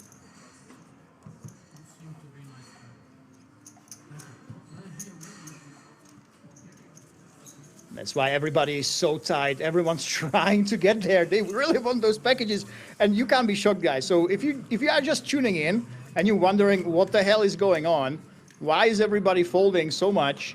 That's the reason. They want those tickets. NL 69. Well, the last Dutch player remaining that was in the pool, Boškov, which translated, I'm not sure why he chose that name. In Czech, it means a very cheap brand of rum. Unfortunately, he busted at the start of the day. So no, the last Dutch player remaining is out, sadly. Shout out to Boškov being the #1 Dutch player. He made it to top 22, I believe. And the last Belgian player also unfortunately departed some time ago. Oh, Christoph, are you actually thinking about it? Okay, now let's see Shigi. Shigi has over 7 million. Suddenly he has a decent amount of ammunition. Will he decide to be the aggressive one? I believe we see the players, nobody wants to be the big bad bully, okay? We see them sometimes go ahead and open wider, and then they quickly give up. Okay, Mustafa. You can tell he's very frustrated. He does not want to get it in with a hand like this one. There's that fold. He really, we know what Mustafa's goal is.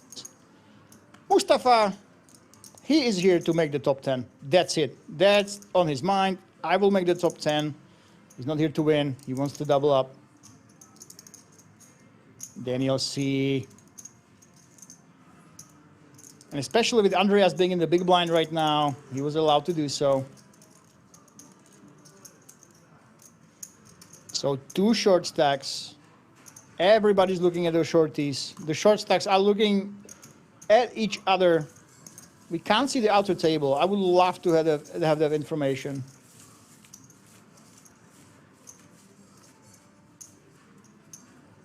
But obviously, the more short stacks they are, the bigger the pressure on everybody else is. The other short stacks and the middling stacks as well. How many up top? It's 42,000 plus the free K. Okay, 42,000 up top. But now what we're playing for, more importantly. So they already have 2.9K guaranteed, right, everybody? But now we're playing for the free K package. So the first player that busts, he will miss out on the top 10. And the top 10, they get free K worth of tickets for the Kings Million, 4 separate tickets. So 42K up top, but the top 10, they will get that ticket. This is why everybody's so tight. We've been at it at top 11 for quite a while. And you can see Mustafa, oh my God, he is so frustrated. He can't believe it. He's sighing. He's just like, oh my God, let me get there, somebody, please. And now he has a hand. Oi, oi, oi. Mustafa is just praying, hoping that he can get into the top 10. And the 6s are a super strong hand on the cutoff, obviously, but we know he does not want to go over it. Look at this. He just hates it. He's looking for any reason he can find to just let it go. He only calls. Wow. Oi, oi, oi. Andreas. Oh, the other short stack wakes up with queens. What is going on here? Oh, this is sick. So Andreas, the other shorty, so obviously Mustafa and Andreas, they've been looking over each other's shoulder. And Andreas will now jam the queens, and Shigi, I think he will call, right? Oh my God! Turkey with the Cowboys! What is going on here? What is this hand? This is absolutely incredible. We've been waiting for about an hour for the ticket bubble to be here and to burst. And just like this, in one hand, both of the short stacks, they are in the pot. But Mustafa, 2.5 big blinds, suddenly he will thank his lucky stars he didn't shove. He will have the option to fold here as Turkey wakes up with the Cowboys against the ladies.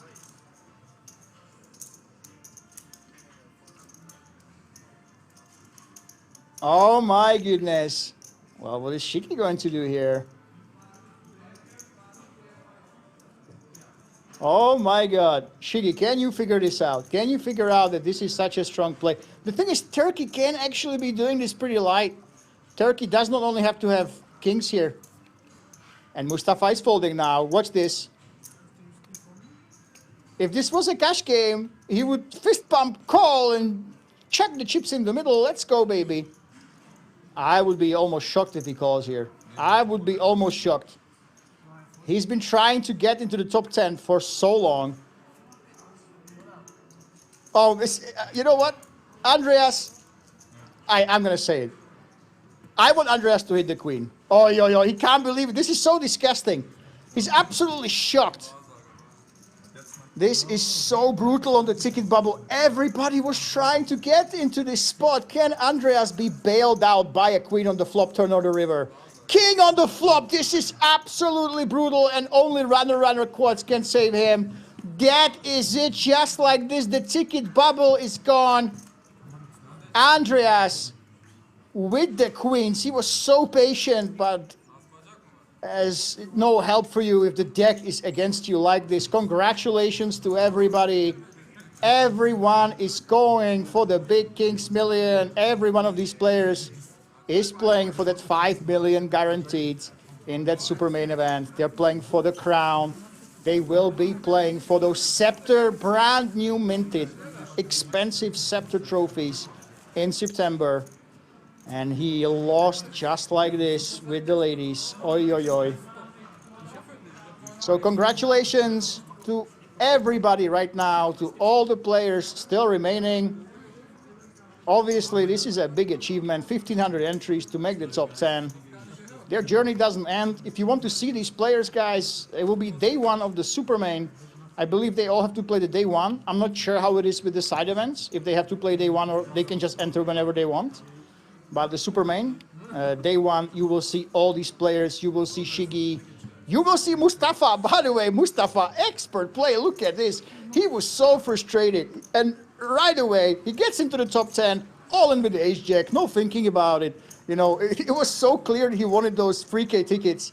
That now, once he got there, he was so happy.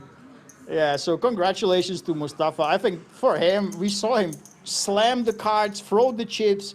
He was so frustrated. He wanted to get so many hands in, but he was folding over and over. But now he got exactly what he wanted.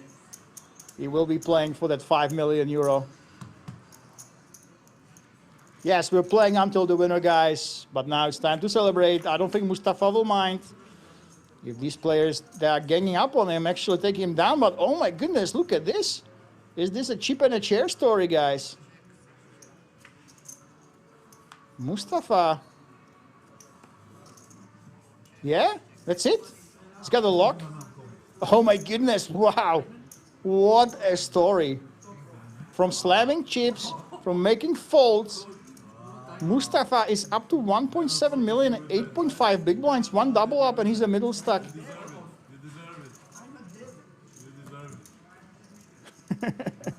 You deserve it, they're saying. Well, I guess, yeah. Wow, what a story, what a story. I love to see the emotion. Obviously, Mustafa, he doesn't care now. It was pretty obvious. You saw it. He folded sixes when 2.5 bigs was behind. It was very, very clear that he's here for the tickets. But now he got them, and everything else is a bonus. And just like this, he can actually make a dent.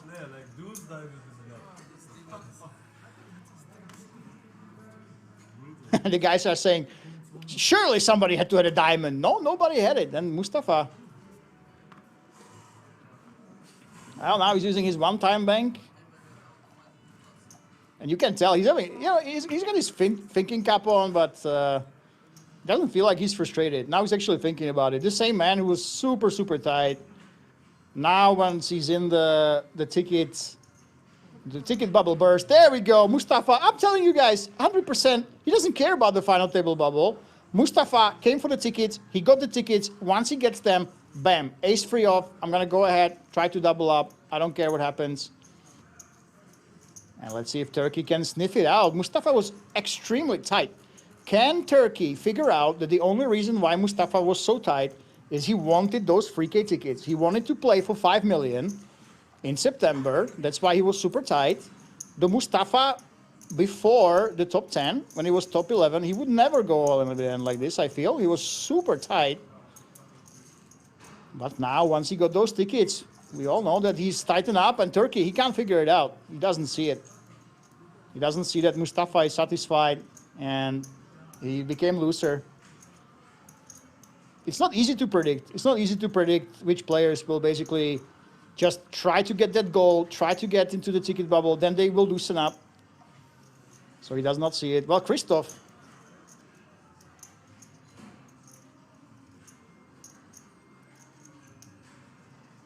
Yeah, Mustafa folded, guys. He folded with the sixes. This is very important. He had only 2.5 big blinds. He folded. He really wanted to get those tickets. But once he got them, now he's looser. The people aren't realizing it. I think it's very, very tough to realize. You really have to watch their body language. But I think if they did watch Mustafa, they would realize that he really seemed relieved once he made the tickets. Ah, Shigi. Oh, my goodness, Shigi. Can you figure it out? This should be a call. This should be a call. The chat is saying that Shigi is a super strong player. Will he realize that the extremely tight Mustafa was only tight because he wanted those tickets? Doesn't feel it. Oh, wow, he folds fours in the big blind. Jeez. And Mustafa showing. Oh, yo.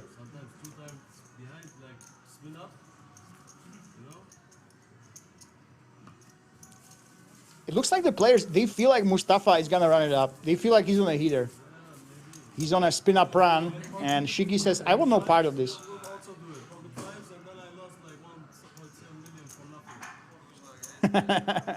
Shigi's saying that he did it with pocket fives. He called, and he lost for nothing.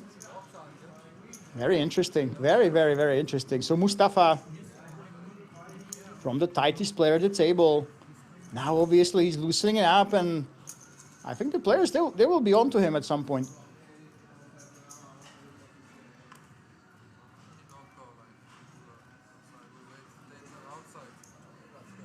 Jordy Kennis, Nits. Yeah, Jordy Kennis, if you are just joining us, if you're wondering why the fours folded, first of all, he was saying that he wasn't feeling it. But second of all, Mustafa was extremely tight. He was extremely tight. He was folding so many good hands, right? He even, he raised the fours. Oh, so was it sixes? Yeah, sixes he raised, he open folded, he showed everybody what he had. So he was super tight at top 11, but now I don't think they realized that he just wanted those tickets. Mustafa wanted those 3K. Once he got them, he actually started loosening up again. So in a bubble situation like this one, you can't really blame them. They don't see through him.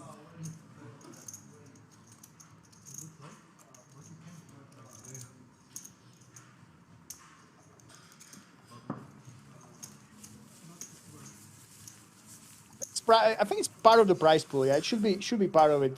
AK Crazy King.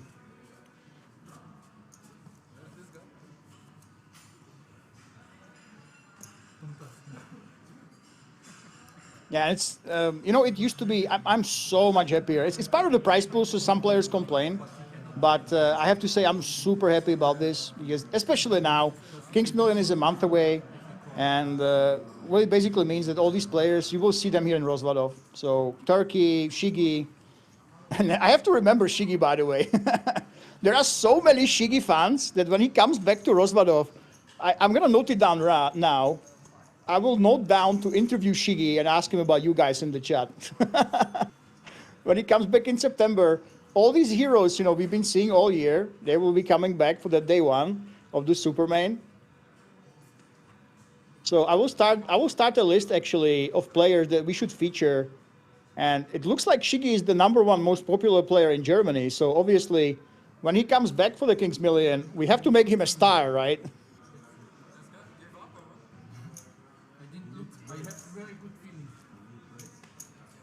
But I need to know his name. I don't know his nickname, so we need to know who Shigi actually is, you know.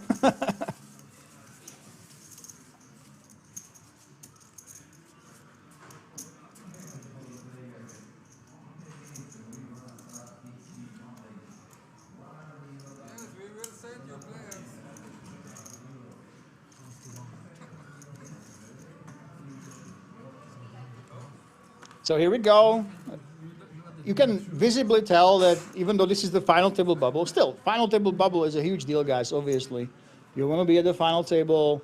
You want to get that pay jump as well.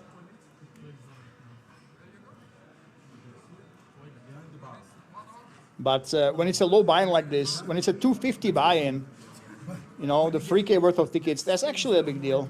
When we had the 7,000 people playing and we had 20K, you get to the final table, you know, it wasn't really that big a deal, but now obviously, so everyone's really, really happy they got there.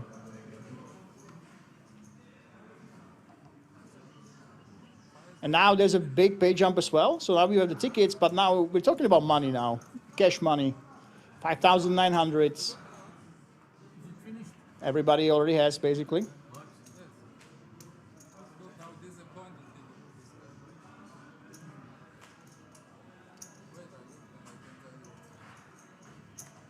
Nine gets over 3.7K if you get there for 9th place. Well, Daniel, see, he has been really putting up pressure. Oh, he folds 7-6.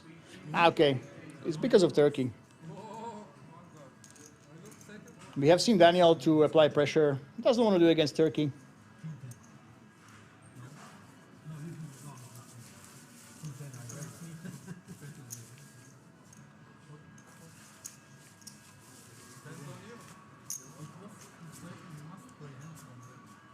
And we really have to figure out how to do it because so many heroes from the streams, they will be coming back in September on the same day. So I have no idea how we will catch them all.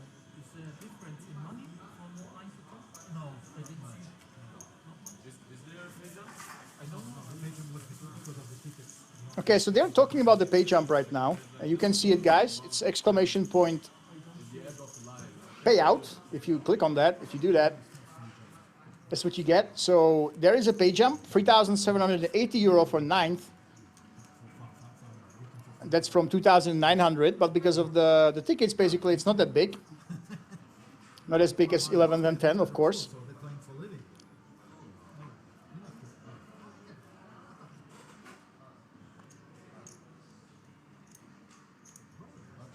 Cheeky with the queen tray.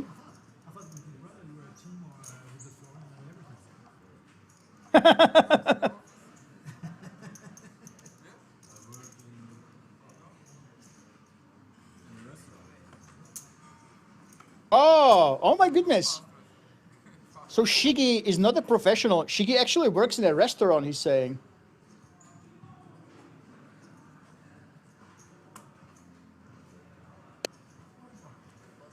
And yet Chad is telling us he's the best player in Europe. That's pretty cool. So the best player in Europe, according to the chat, is actually working in a restaurant. That's really cool, impressive. And Turkey. Look at this, Mustafa, he's basically committing himself. He's trying to see if he can get this pay jump. The pay jump, of course, is smaller. That ticket bubble, that was way more important than, paradoxically now, the final table bubble. Well, Christoph, what do you want to do?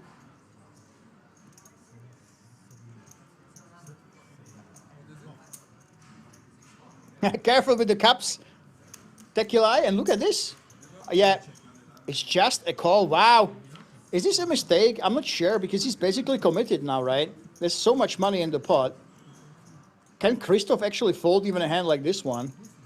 There's 1 million left, 1.7 in the middle. I think Christoph might be actually price 10 to call. Yeah, here we go. Yeah.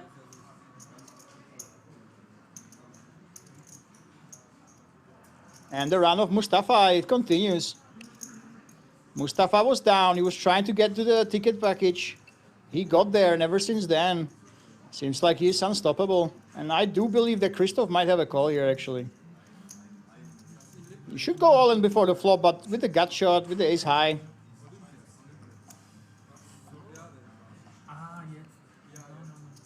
I do think he's priced in to call. Not against this hand, of course, as we see, but...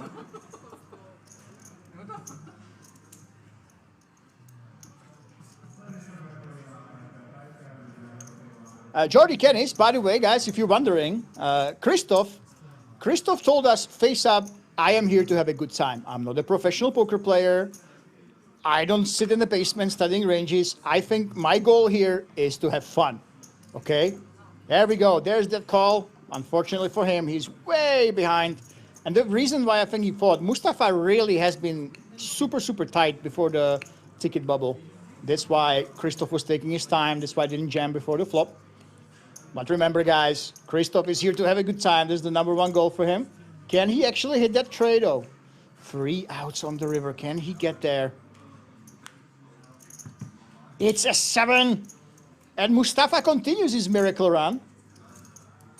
He was down to 2.5 big blinds. Now he's up to 15. Just like this, a middling stack and a great position to make that final table.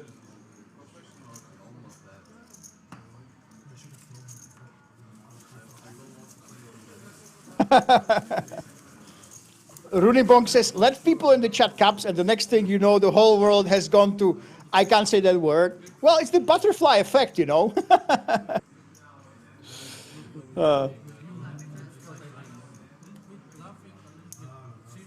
Now be nice to our moderators, okay? By the way, speaking of moderators, I know Jay Vicello. He's very, very popular, and he has been here at King's Resort during this time. He might be on his way home. Hopefully, when we come to the finale, hopefully he will join us in the chat. But I know he has been there in person.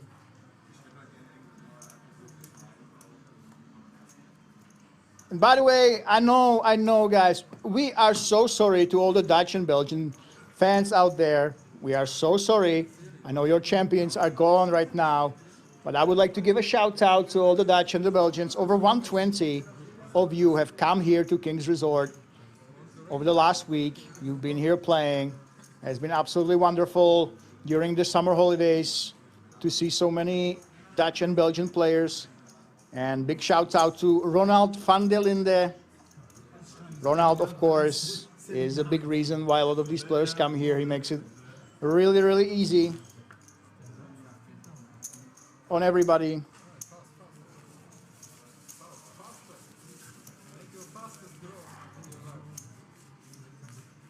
If you enjoyed this one, there will be right before the Big Kings Million, right after it actually, in October, we'll be having the next Dutch Poker Masters. So that's 14th to 20th of October.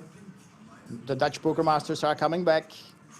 And then they're coming back in January. That one in January. 225 buy-in. What the hell? €225 buy-in, 500K guaranteed. So if you enjoy this event, there's 2 more already in the books, already coming up.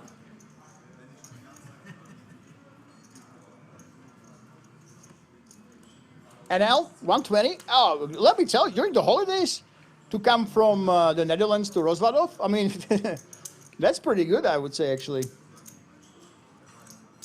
This is not the biggest event of the year. I'm telling you, in January, we have a smaller buy-in and a bigger prize pool, right? So if you pick one, a lot of players will go for that one. So that we have over 120 over the summer holidays when people are going to the sea, etc. That's pretty good, actually. And I'm talking only through him, okay? Those other players, they came through Ronald's means. There probably were others that also arrived, not through his channel. So I'm talking how many players Ronald just brought himself. Those are 120 plus. And he works with the 7 Juice. There's a 7 Juice club in Belgium, a big community that brought a lot of players. So purely through them, we had over 120 coming to this one.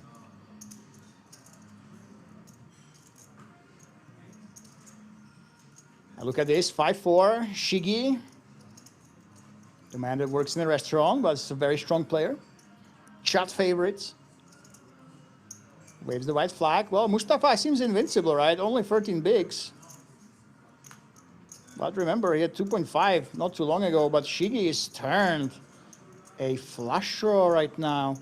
Now this becomes really, really complex. If I bet right now, you can expect those ace highs to call you. Those weak pairs, you just check the flop to call you as well. Do you really bet the turn and the river? That's why Shigi, he decided that no, I'm just gonna check here. I'm very curious what he'll do against the bet.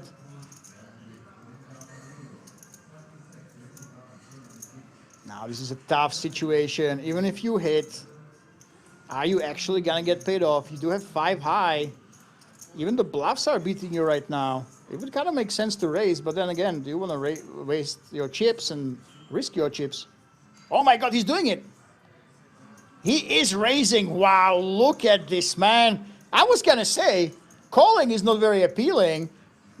You should be basically betting unless you go for that check raise. Very, very nice Shigi. He doesn't care that Mustafa has the momentum. There we go. Nice little pickoff. A lot of players would not find this one. It's not just about the check raise now. You have to really think about what you will do on the river. If you will find the bluff there as well. Maybe Shigi did have a plan on blanks. But a very, very small pot. But a very significant one indeed. Especially since it throws Mustafa back to 12 bigs.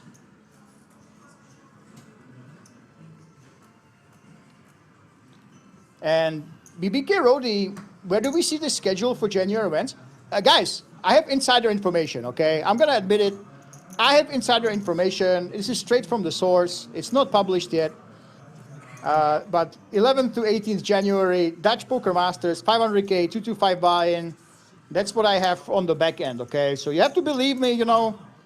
I do have my sources at King's Resort. My source is Ronald van der Linde, by the way. You can ask him yourself. I'm going to reveal my source. I'm not going to be mysterious. But yeah, it's not out yet. But Ronald is telling me that it's all but confirmed that in January 11th to 18th, 225 euro buy-in, tiny buy-in, but a $500,000 guarantee. That's pretty ambitious, let me tell you. Pretty ambitious project. Let's see if we will finalize, but yeah, that's the information I have right now. Does Shigi have any socials? Hey, Tequila, let us know. I know we have some Shigi fans. The people are asking about Shigi socials now after he pulled that check raise. That was a really nice play. Really nice play with the check raise. I was wondering where he was going with it.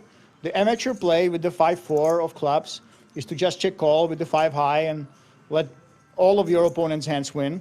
I was almost worried that Shigi would go for it, but that was a very nice clutch check raise there by Shigi.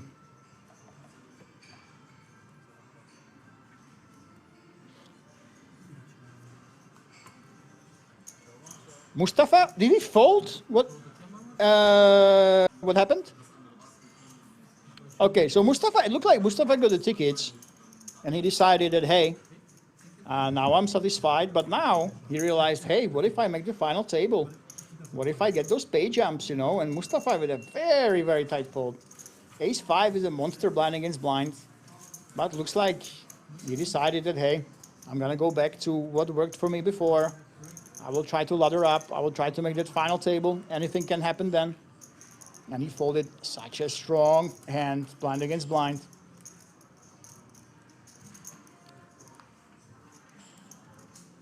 I like to follow non-pro pokerers. Yeah, of course.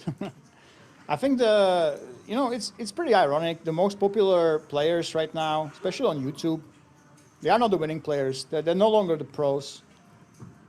You know, when I grew up, I've been playing poker since 2009, seriously. And when I was playing poker, you know, even, let's say 5 years ago, the big heroes, they were the big poker players, the Phil Ivies, you know, the Daniel Negreanus, the Phil Hellmuths. Then it came the online generation, the Tom Dwans, Patrick Antonius. These guys that came in, they started crushing. Lex Veldhuis, they were the most popular players.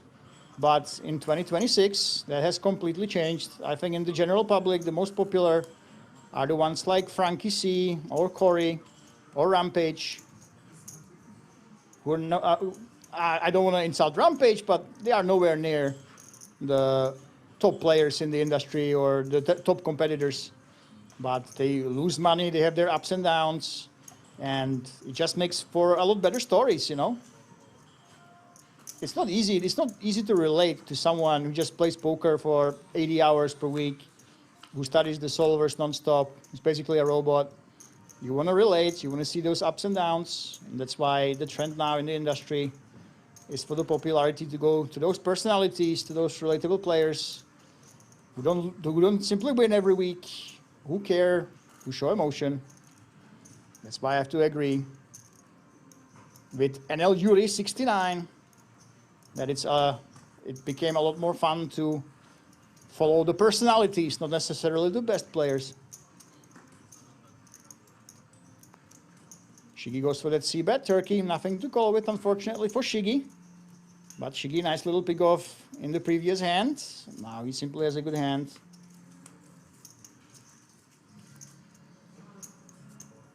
I think he's giving away a lot of tells. You know, once you start laughing, once you start moving your head like this, it's very, very difficult to start bluffing or floating lights. Some players do it.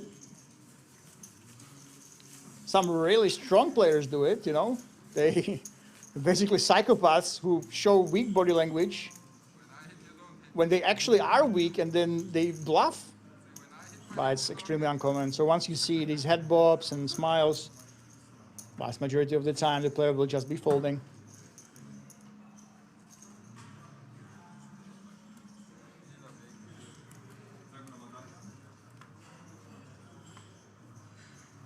Yuri says, with sports, I do like more the story behind the team than the best teams. It depends. I mean, in football, it's easy to focus on the big names. Usually, the media is really good at making the stories. Like you follow Messi, Ronaldo, and Haaland, you know, of course. But even then, like one of my favorite YouTubers is a lady who follows some random football clubs in the UK. And she would follow someone in the 5th league and see how absolutely passionate the fans are.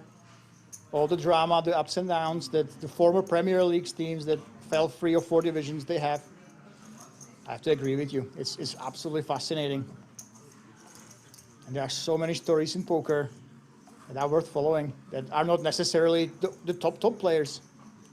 And I think the Kings, this is the number one. Oh, honestly, this is the number one venue in the world if you are into that.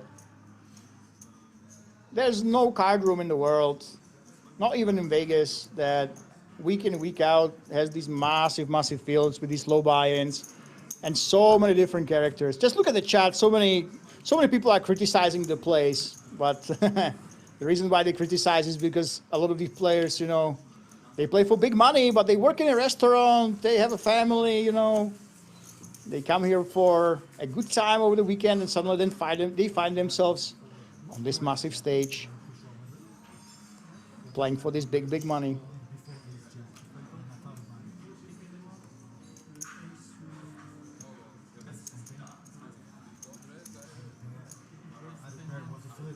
I think it's more of a rule than an exception that we have these stories here. Even at King's Resort, it's true that more often than not, the pro players, they tend to make it, you know, the final 2, 3, usually 1 or 2 at least are the pro players here, but just purely by the statistics, you have guys that don't just play for 50 hours per week, that make it into the final table, final 5, and win about half the time, let's say. And I'm all for it. I think there's a lot of saturation when it comes to the high rollers. They are being run in Cyprus, all over the US, you know, you have the big Tritons. So it came to it's almost bizarre. It came to a situation where if you want to watch people play for millions, it happens like every week. Every other week you can see people playing for millions up top, you know. But to have a high quality content with actual real people that still play for good money, it's actually paradoxically more rare than watching somebody with a 100K buy in cash game, you know. It's really strange how the poker content has developed. And Christoph.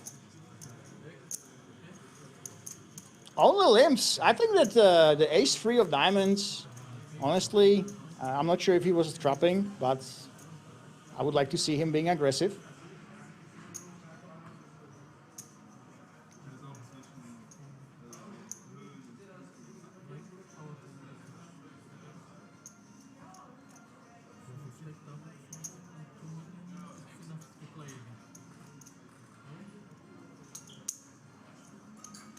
Well, he decides to be aggressive post-flop, actually. She has nothing. He would have to pure float here.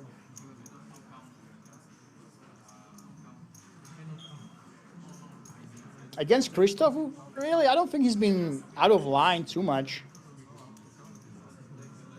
I would think that he would fold and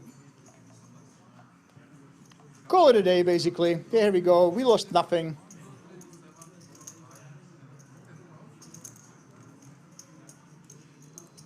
That's what I would expect, and that's what we got.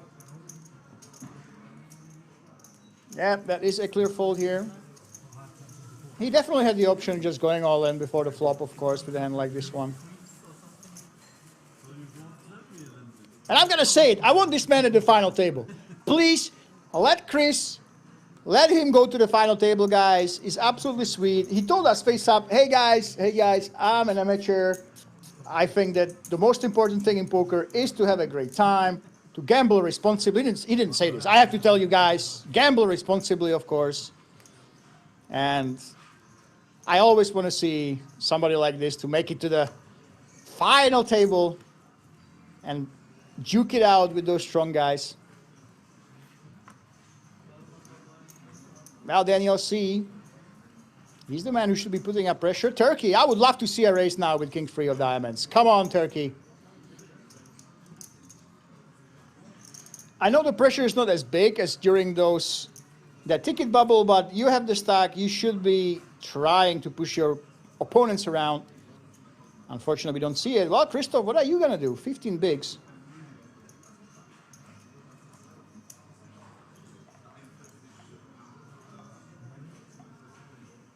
Now he goes all in. This is very interesting. So when he had a similar ace, blind against blind, he simply limped. It makes me think that maybe he was actually limp shoving against a small race. Very, very interesting. And he just goes all in. It's 15 big blinds. And there we go. He takes it down. So back-to-back hands for Christoph. Nice little pickups. Just inching him ever so closer to that final table.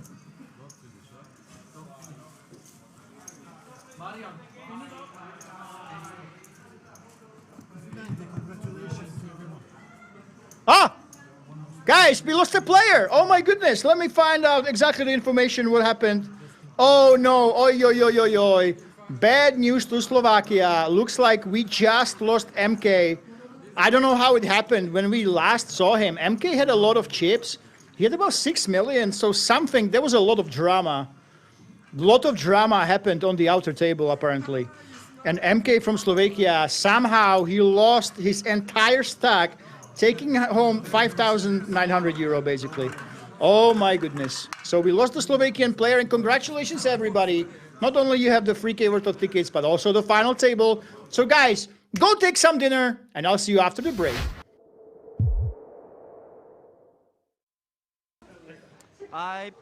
No, actually, I play a very massive pot against Omar, the chip leader. So that hand was like he opened every hand. So and I 3-bet, he called, flop king, 3 deuce. 2 o'clock he checked. I bet half of my stack. He called, turn a deuce. He checked. I bet almost all in, and he called with a blank. He had king deuce, full house. Yeah, I have aces. Yeah. So I got 3 chips left, and then wait for the last hand, and then just all in and bust.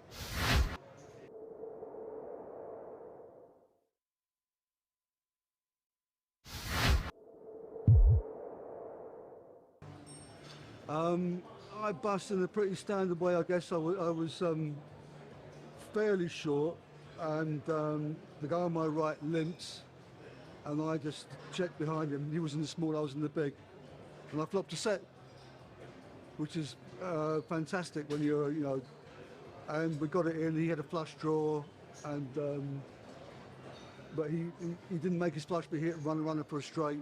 But it was like I was winning to the last card, so I was in there with a chance. Sweat, man. Always a sweat. 10 of diamonds hits the river. Kim going runner to eliminate Boatman in 5th place, and he looks disgusted. It's been a pleasure.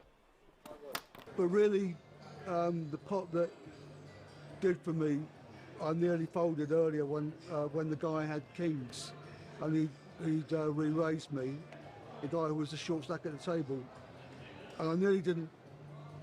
It was so short, I thought he could be doing it with a lot of hands, and it was a shot to knock him out. And so I just, on the chip stacks, I decided, although I was probably behind, as it happened, in that hand, I flopped a pair. I wasn't in bad shape. So it was those two hands, really.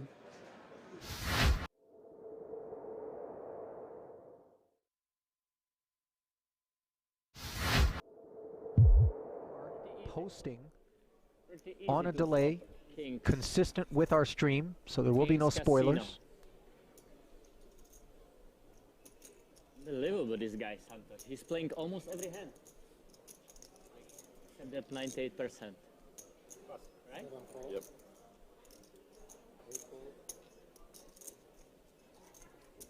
Orpan, can you tell me how many white chips you have? I can't see that. Orpan, can you tell me how many white chips you have? I'll count it for you. 1, 2, 3, 4, 5, 6, 7. Thank you.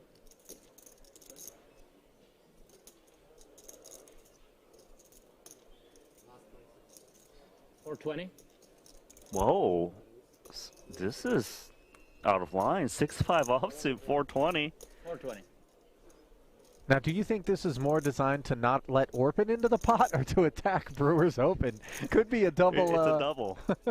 Upside for him. Sizing, by the way, isn't going to clear a good chunk of what Brewers opening with. Yeah, and Brewers got a reasonable hand.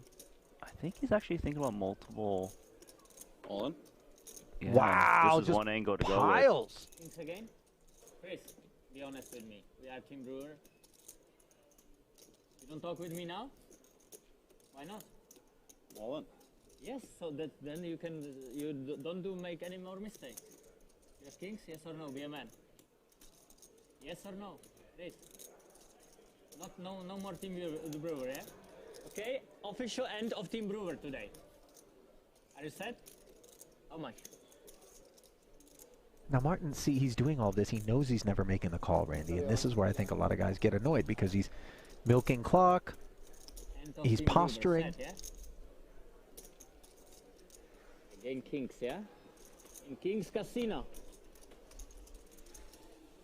Hold. Show? No show. You had kings? Just be honest. Kings Casino. You had kings?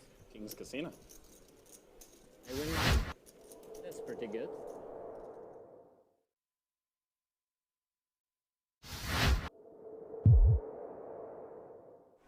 We have to throw chips in the middle. She knows. She knows what she's up against. But what I always say about these heads-up battles, one double up and it changes things drastically. Suddenly you're looking at 8 million playing around 10-ish. So he's 14, so we'll be getting close to even chips. This is the thing, Dan. A lot can change at that point. 300. 7 doesn't change much. Bird says that it's that she should be calling with the 8s. It did seem like she folded very quickly. Yeah, didn't give it much deliberation. I agree, Bird. You know, there's a couple of things that she could have stopped and thought about there. You know, as I said, Omar is going to be leading that turn there pretty aggressively, especially with hands like that where it's a mandatory bet, given he unblocks hearts as well. So would have liked to see her think about it a little bit longer, yeah. And look at this, they both flop flushes. Wow. And heads up, Dan, I think this is a pretty unique situation here, so we'll see how this is panned out.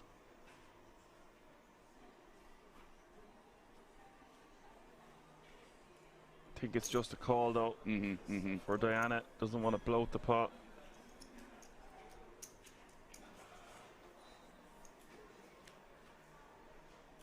Turn is the 10 of hearts. There's one thing I will say about this, Dan, that, you know, Omar is going to be more than aggressive with, like, you know, just a naked queen of clubs here, even the naked 10 of clubs, I would think, because 10x wouldn't have that much showdown value here. So if he has the ace of clubs, it's going to be very, very similar. He's going to find the bet line in these kind of monotone textures as well. So I would not be surprised if Diana ends up calling this down, but he's really putting the foot to the pedal here with the queen 8 of clubs. I was about to say he's betting 1 million. I would like to see him bet around 1 million. He's gone for that exact amount. It really does set up a nice river jam. It's quite polar indeed, mate, and that's why I'm thinking if he has the queen of clubs or the ace of clubs here, he's going to pick the exact same size. And so again, Omar just can't do any wrong here, man. He's just targeting that range. Of course, it's very unlucky for Diana to pick up a flush as well, or to have a flush heads up, especially when you have 3 clubs in your hand already. It's going to be very unlikely that he has any of them. But yeah, it's going to be a tough spot on the river here for Diana.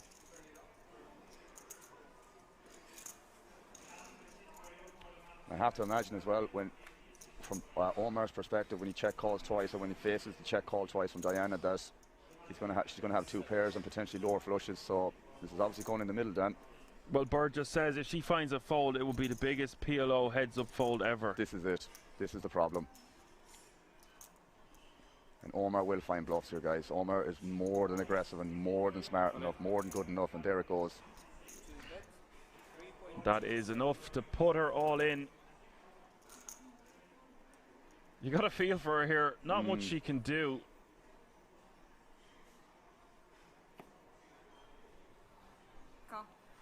Wow, she that's does it, guys. call it off, and that it. is it. Omar Cummino, he has just defeated this entire table. Is now the World Series of Poker Europe PLO €550 buy-in champion. This was fast.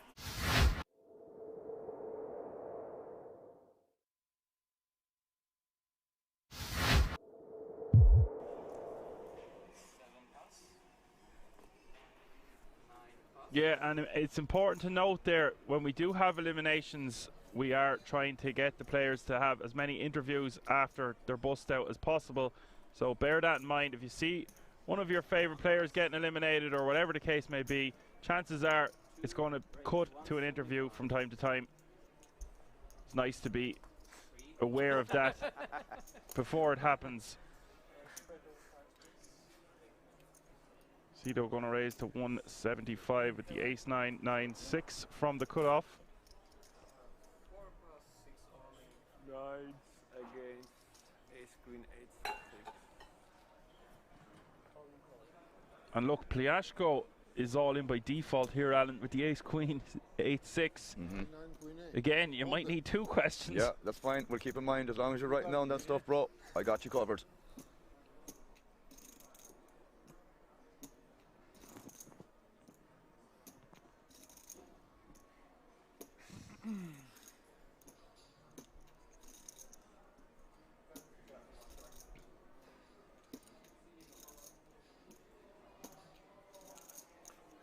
And this one is 50-50 as well, as we see the flop of Jack 10-3. Pliashko, the favourite to remain in this tournament, as we see the turn. Of course, wow, nice. Whoa. It's for you, round flush, bro. You just made the round flush. Not something we see every day. The royal flush. Indeed. Sit back down, Pliashko. He's probably raging that he only has 200k there after getting such a massive hand. Indeed. But better than being knocked out. Oh.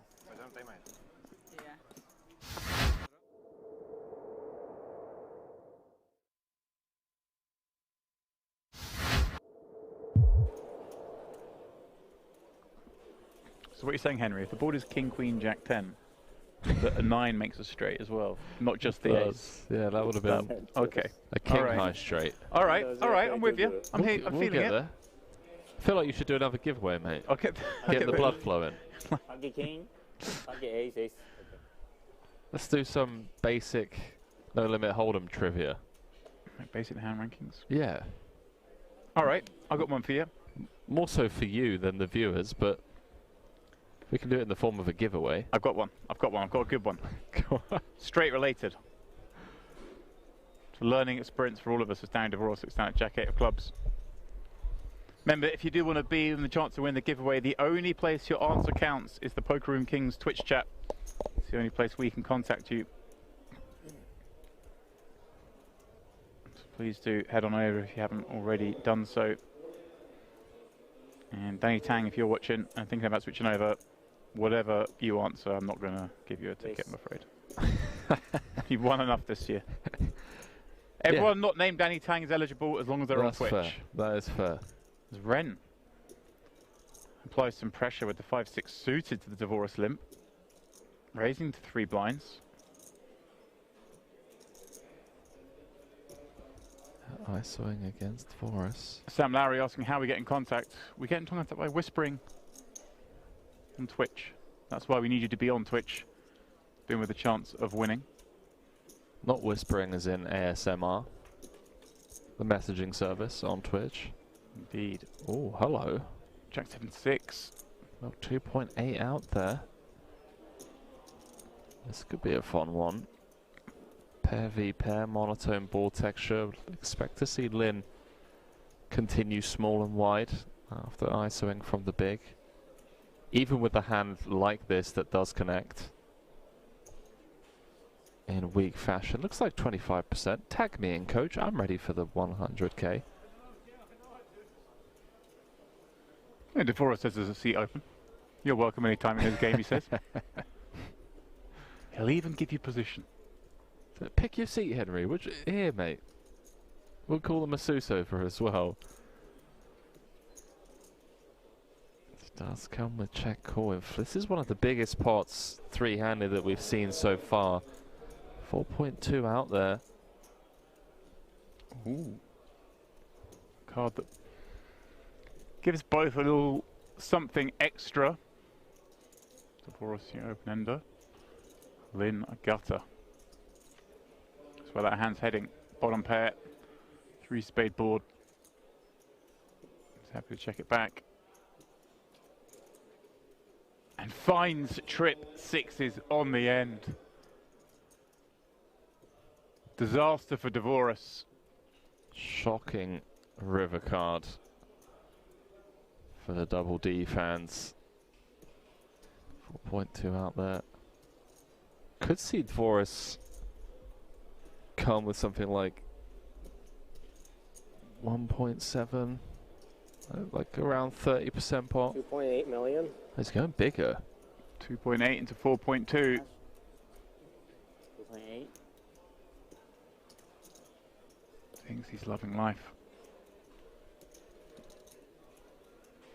Actual fact, disaster is waiting him. Very hard though for Henry, surely against that size for Lin to try and get more. You think that he does a raise with trips? That's what I'm asking you. Oh, I mean, I feel like the way the hand's played out, if he's got a flush, he's got a flush, so be it. We've got a very disguised hand.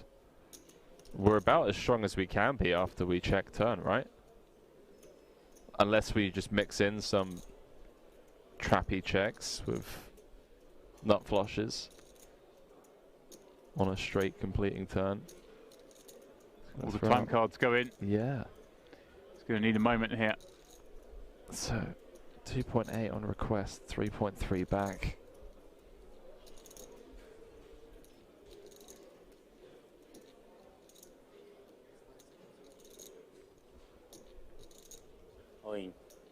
He does go for it. And that's a dagger to DeForest. Yeah, the immediate discomfort. You can just see how pained and perplexing this spot is for Dan. It just doesn't make sense. Like, it's continued 25% on the flop. DeForest call, turn goes check, check. DeForest then bets 2.8 into 4.2, 2/3 pot. To then get jammed on a board pairing Sad times. non-spade river. Sad times for DeForest indeed. Facing a spot for his tournament life. But even if he folds here, he's so short now, Henry. Doesn't enjoy it. He knows most of the time he's not good, but he still has to call some of the time. There are some bluffs. You suggesting there aren't a lot of strong hands that make sense here. Checking back that turn. Really confusing DeForest. Is he more expecting to see strong hands in the form of turn checks than he is rivered sixes? Would that be fair to say? As in having nut flushes or nothing? Yeah. Yeah, I mean, if Lin ever felt like he bets turn and river, DeForest isn't going to fold a pair. But the way to get it done would be to jam all in on the river with like a king of spades, ace of spades. But they also have ace high has showdown. Pretty gangster to expect Forrest to bet half of his stack and then fold with just a lone spade blocker.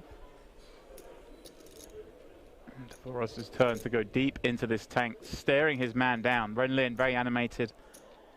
Unusual circumstances, but game face on in this pot, not breaking that stay into the middle of the board.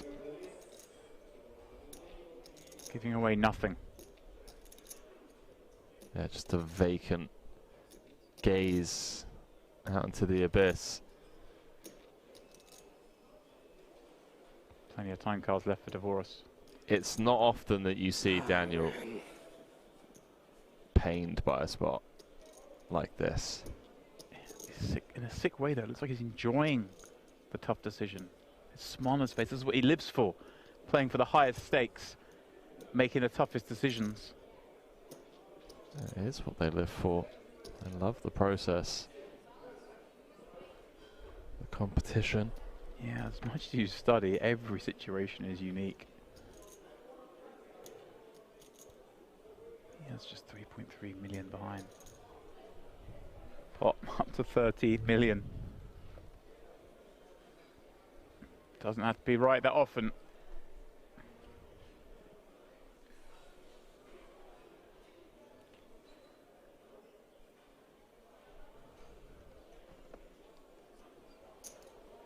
He makes the call. Oh, he's looked him up. Nice hand. Wow, nice hand. Henry, he makes the call. Daniel Dvorak, the 25k GG Millions Live bracelet winner just a few days ago. Going to finish third here in the 50k Diamond High Roller. Good for another 266,000 euros he can throw on the pile when he gets home. 7.5, right? Just going to get confirmation, but Lynn does have him covered. 2.05, right? Couldn't get away from it, James. Yeah, he covers me.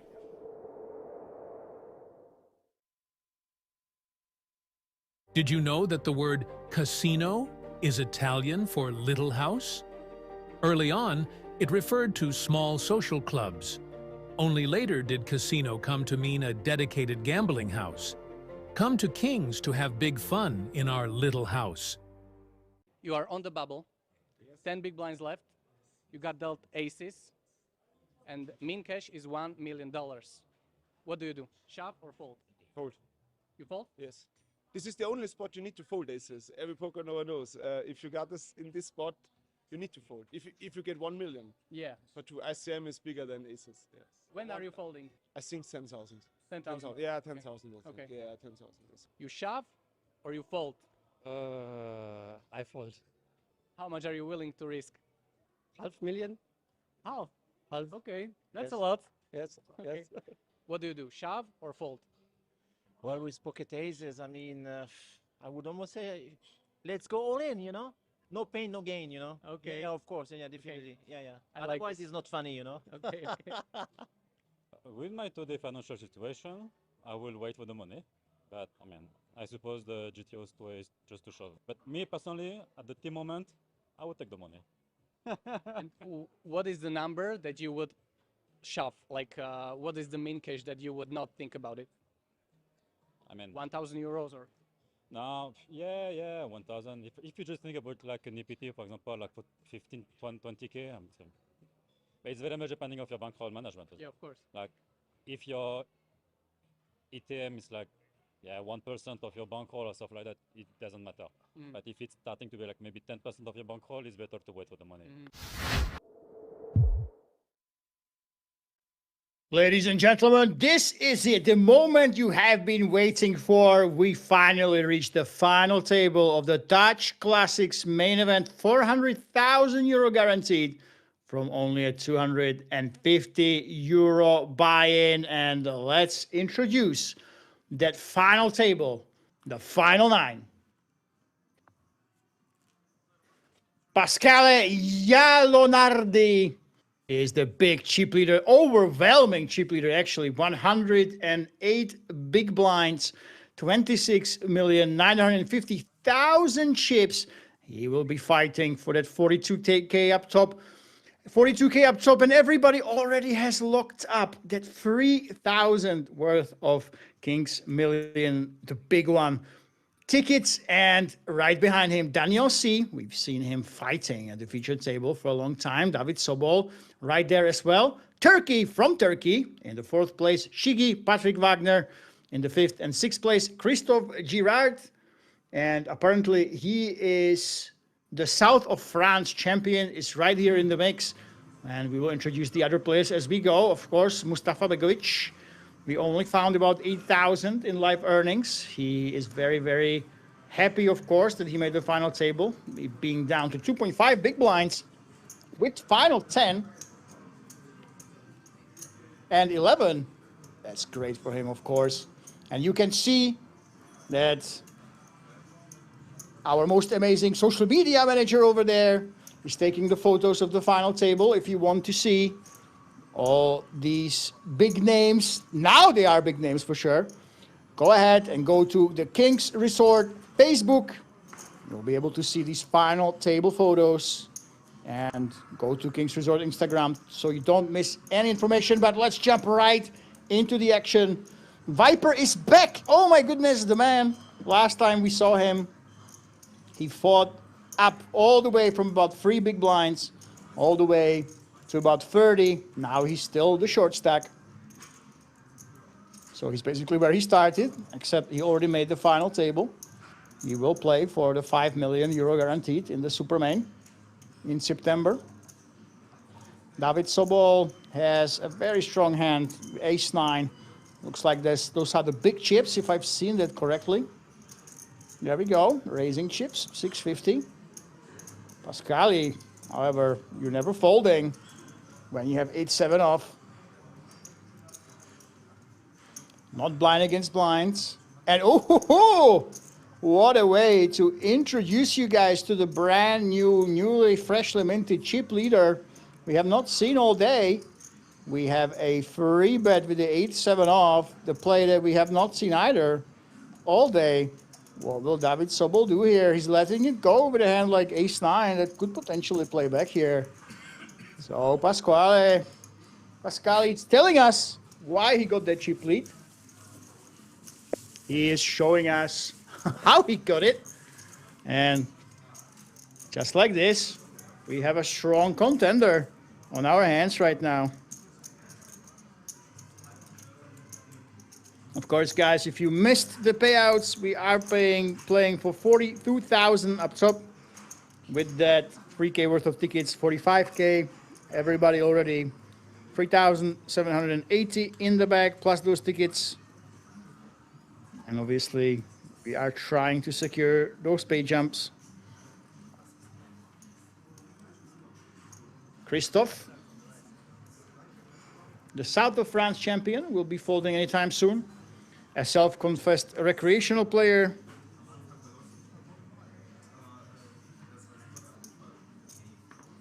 Who came here to have a good time. That is a worthy goal, he says. I have to agree with him. And Daniel C., who was the big stack. At our feature table is the massive stack no more. We have that big Italian chip leader. Oh my goodness, look at this. Daniel C. decides to mix it up. We have not seen this one yet. And just as I say that he mixed it up, just the graphic was wrong. It's actually a raise, and he mixes it up the other way. So he doesn't limp, he doesn't min raise. He goes for 2.6 big blinds. He used to raise to 2.8. So he continues his strategy of bumping it up, trying to throw his opponents off a little bit. Pasquale, well, what do you want to do? And welcome, Re-Race Chili Dog. Fantastic to have you here. Fantastic to have Bird in as well. I think our favorite, Jay Vicello. He might be on his way home. He has been at Kings Resort all week. At least he was supposed to, he told us.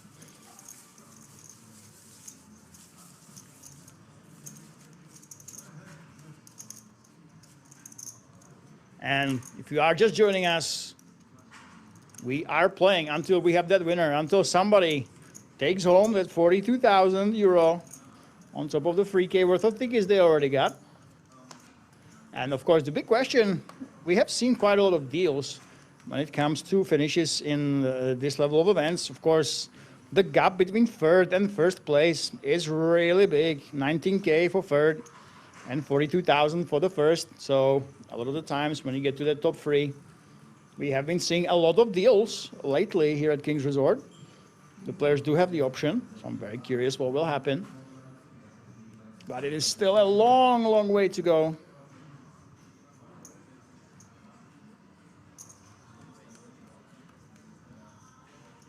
Still have a decent average, and Daniel continues with his big race strategy.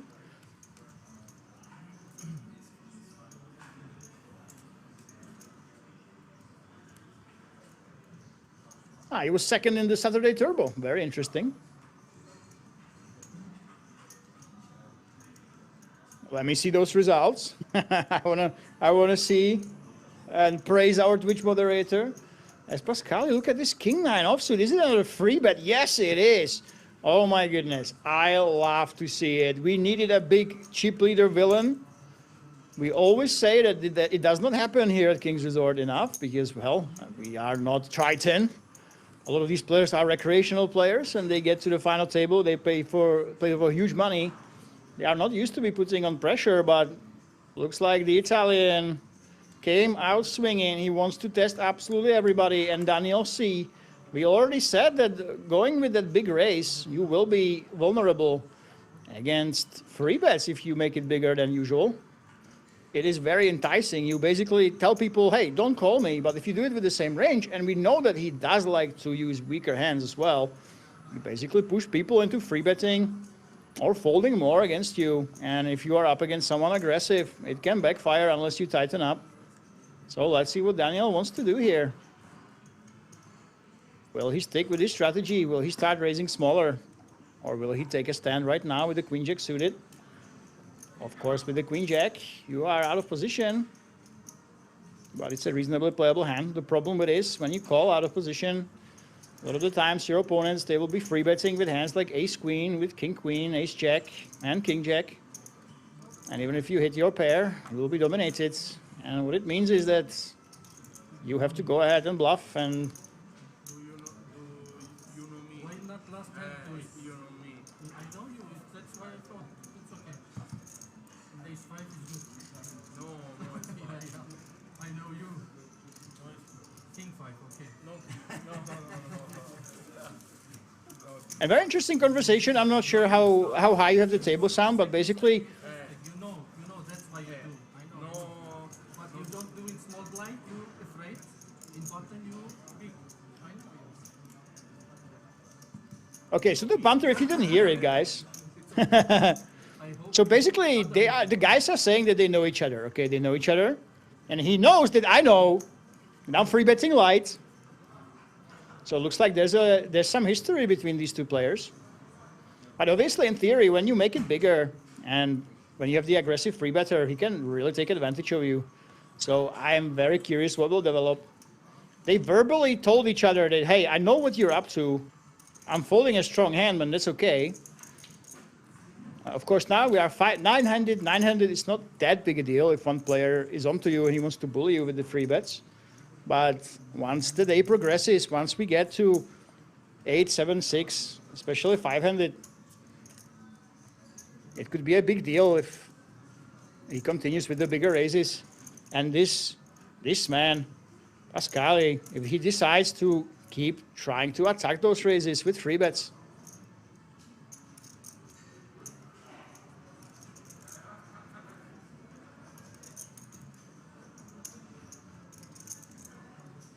perfect. Oh, congratulations. So, massive congratulations during the turbo. Jay Vicello, Johan Vicello, he was second, but he actually made a deal. So pretty much, he's got 200 euro less than the winner. So I would call him a tie winner. He tied for the win, I would say. Looks like the third place at almost nothing. So he was pretty much tied with the chip leader on chips, only a couple hundred euro less. So wow, congratulations. You know, guys, it only shows. Thank you, Re-Race Chili Dog, for sending this to me on Twitter. Oh, sorry, not on Twitter, on Instagram.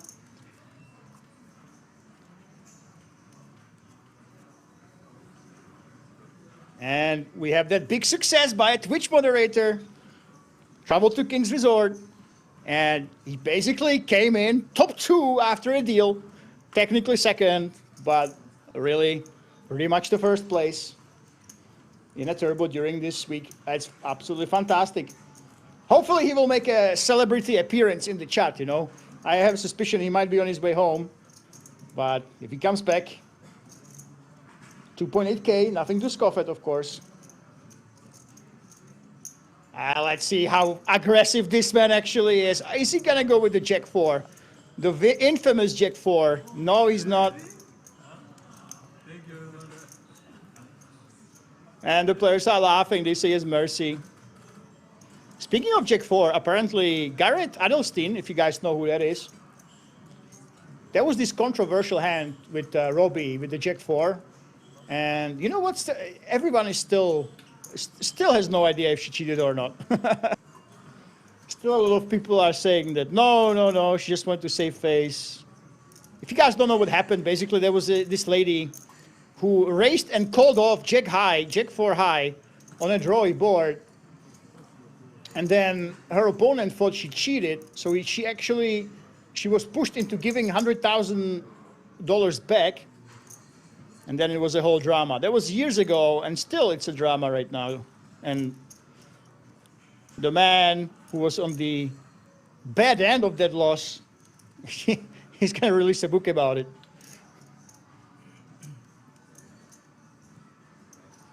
Well, Shiggy, what are you going to do in the big blind? After calling with your garbage. He did have a backdoor straight draw, and 4 and an 8. They would give him an open ender, but he decided not to go for it.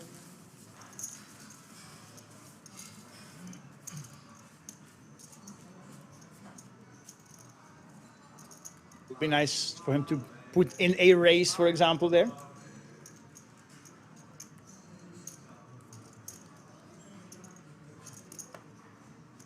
And looks like that turbo was one tournament where 3 Dutch players made a deal.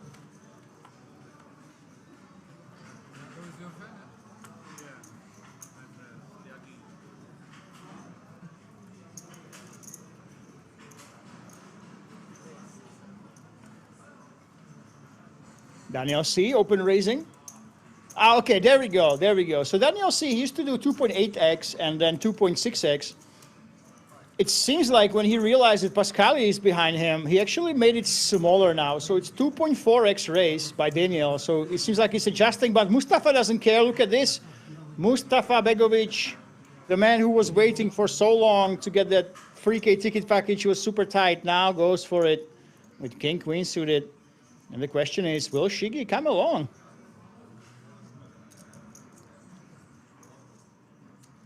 No, he will not. Well, Daniel, I think you might be priced in now. How much is it exactly? 1.7 million. You still have 10 behind. I do believe you kind of have to call. Here we go. And Mustafa, the patient man, can he complete his chip and a chair story? Down to 2.5 big blinds. He was up to about 20. Now he's again down to 6.9.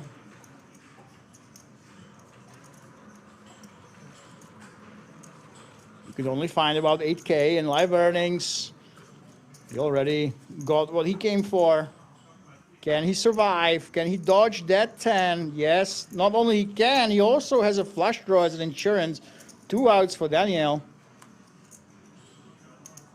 Ace on the turn. Now it's only the queen. 1 out, 2 were folded. Queen of spades on the river. Can it fall here? No, it cannot. And Mustafa, the master of the short stack, the patient man, doubles through the NLC.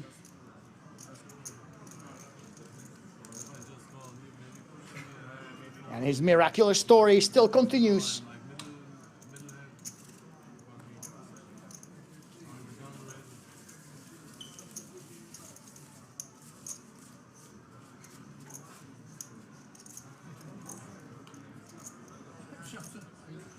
And looks like, based on my research, Pasquale Yalanandi, he only has about 18,900 in live earnings. But one thing I want you to pay attention to, we had the GCOOP, German Clubs Championship of Poker, and in that one he came 6th for 14,500. So he only has 3 recorded cashes, but 2 of those came since June here at King's Resort. The Festival Series main event, 73rd, 1.1K, and then he had that big final table appearance. So second final table in less than a month here at King's Resort. That one was streamed as well, by the way. The German Clubs Championship of Poker. So can he improve on that 6th place? And those are only 3 cashes, by the way.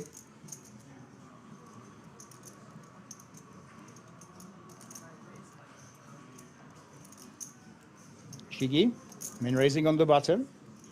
Well, Turkey, what are you gonna do?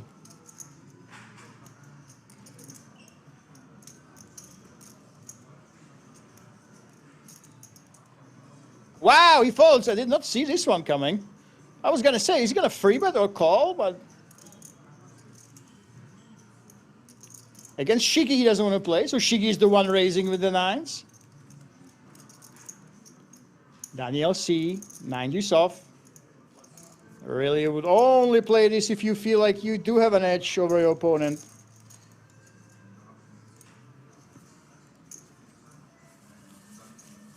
And the same for David Sobol. We don't really see any big results.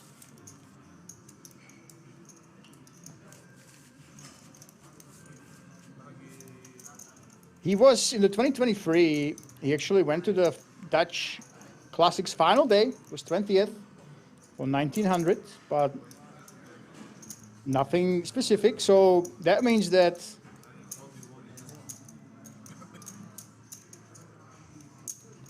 Christophe Girard, actually, who kept saying that he's just an old man who doesn't know how to play. He is the most experienced player right here.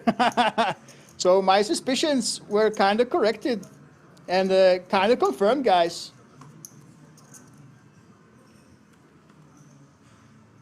Danny EC'd up. I actually have no idea. I have no idea. I have no idea how the Slovakian player lost all his chips.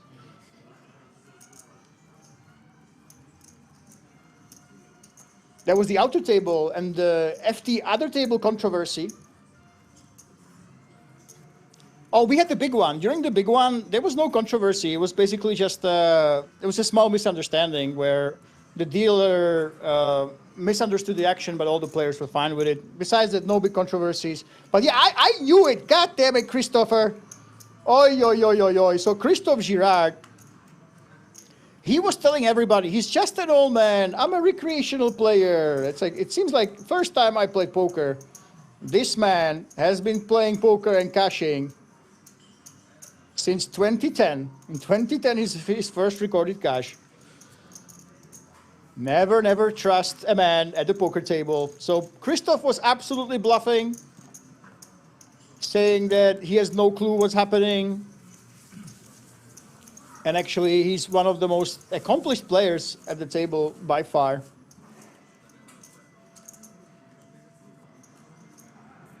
So Christopher Girard. A lot of scores ever since in 2011. 2011 was his biggest score, believe it or not. 28,000 in 2011. So an absolute veteran of the game. That's the last time I trust anyone at the poker table.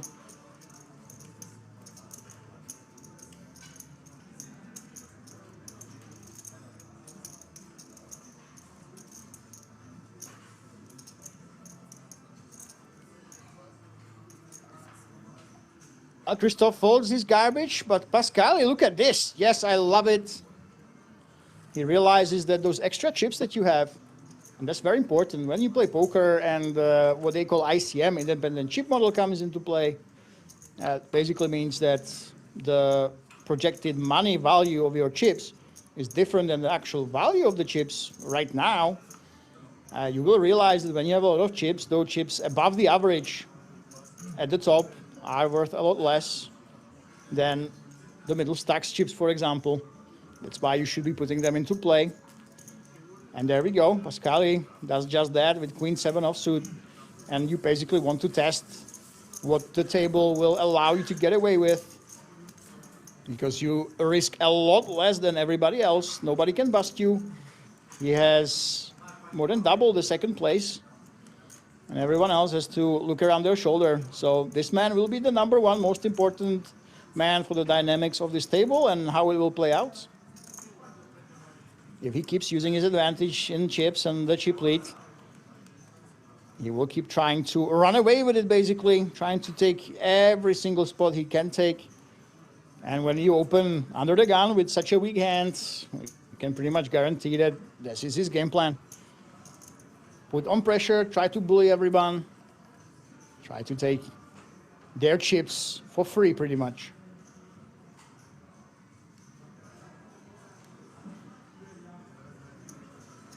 Shigi, the man who works in a restaurant, but the chat tells us he's a very strong player, has the big slick now in a suited variety. And look at this, wow, very unorthodox limp with ace-king. You don't see this very often. Well, Daniel C now, he will definitely be raising, and I think Shigi, he probably was trapping right here. 6 big blinds, wow, oh my goodness. That is basically a disrespect raise. He's saying, Shigi, I think you're a weak player. I think you only limp when you have a weaker hands. I think that you would raise your stronger hands, so 6 bigs. This is how you punish a fish, as they would say, but Shigi, he is out of line here. He decided to go ahead and trap with the ace-king. Let's see if the plan was to limp and re-raise all along, or if he will just play passively right now.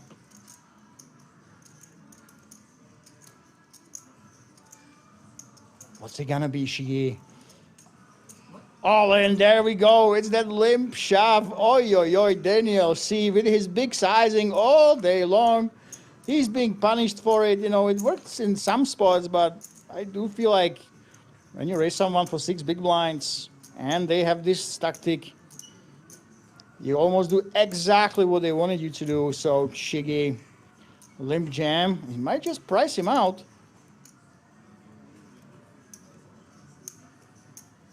But you never know. What was the plan, Daniel C? I don't think he expected this.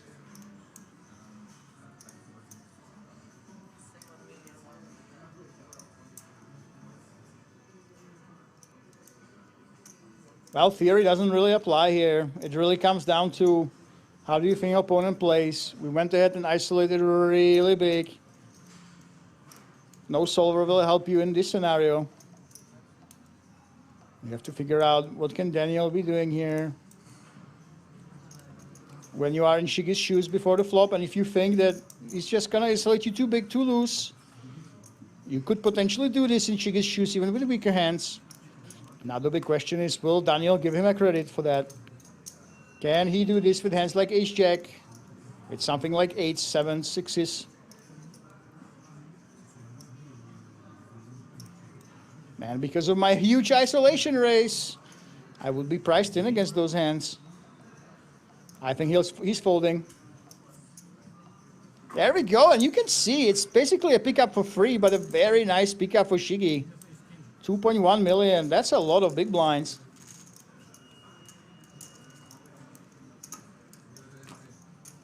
Just because of that limp and that big attempted isolation raise. Very nice pickup, and I'm wondering, was that plan all along? Because of those big sizings that he's been seeing. And by the way, welcome to the final table if you are just joining us. Many short stacks we heard, yeah, that's absolutely correct. As Scooby-Doo says, payouts, we are playing for 42,000 up top. Everybody already has 3K worth of tickets. So all of these players, guys, if you want to meet them, you want to shake their hand, you want to see how they play, come to King's Resort in September. They will play 4 different events. The day 1 of the Super Main, I think, is the most important. We will try to catch as many winners as we can. But that is very, very close. So if you guys want to be with these people, that's your chance.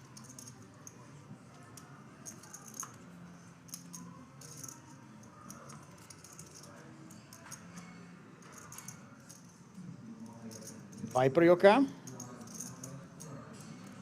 6.2 bigs. But this man knows what to do with a short stack. He's been on a short stack for a long, long time.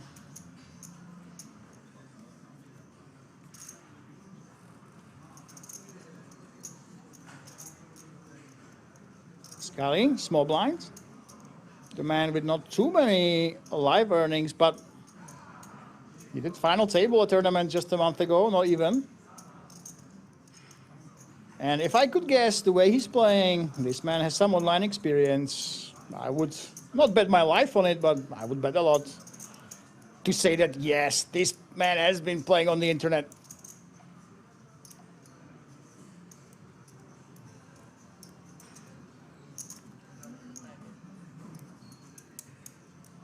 And he continues his bullying streak.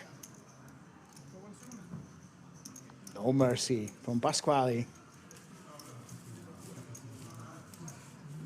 Here we go. So he's a massive chip leader. Now he increased his chip lead to 40% of chips at the table. Again, guys, this does not mean that he will win, but he has to put them to use. But he's got so much more, over 3 times the second place Shiggy, who fought his way. Look at this, second place Shiggy. 37 big blinds, over 9 million. The fan favorite from both chats. Are there any still fans of Shiggy? I don't know. Have we lost you guys? Have you gone to sleep? Is it after 7? You had to leave? But he is second right now. On the other end, Viper, but I would never write him off. I would not write off Mustafa either. These guys have been on the short stack for a long, long time. All these guys have 14 to 19, and then we have those middling guys, led by Shiggy, as we said, but David Sobol, Turkey, Daniel C, right behind them. So there's a lot to play for. And Patrick Wagner, he's actually one of the more experienced players still remaining in the field. 144K in live earnings.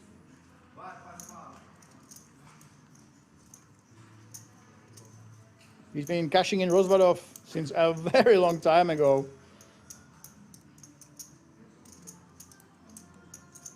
Patrick Wagner's first cash on Hand 'em Up is from 2013, here from Rozvadov during the GCOP. But look at this, Daniel and Viper both have the same hand, King Jack. Oi, oi, oi, Viper folds though. He does have the offsuit variety.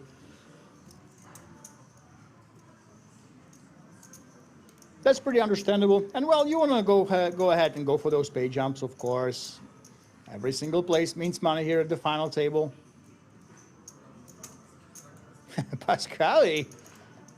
I mean, I told you guys that he should be applying pressure, but this would be a little bit too loose, I would say. There we go, he lets it go. And Christoph, it's a very easy defend here.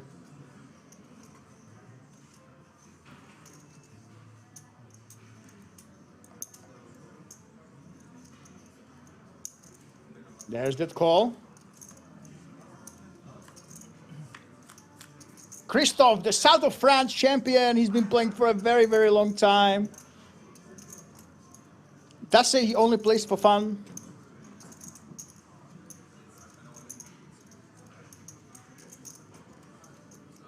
And he's way ahead of Daniel C.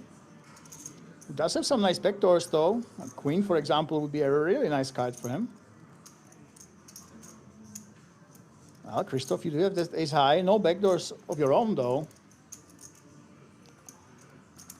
Are you going to go ahead and call here? No, there is a fold. Waves the white flag. And Daniel C.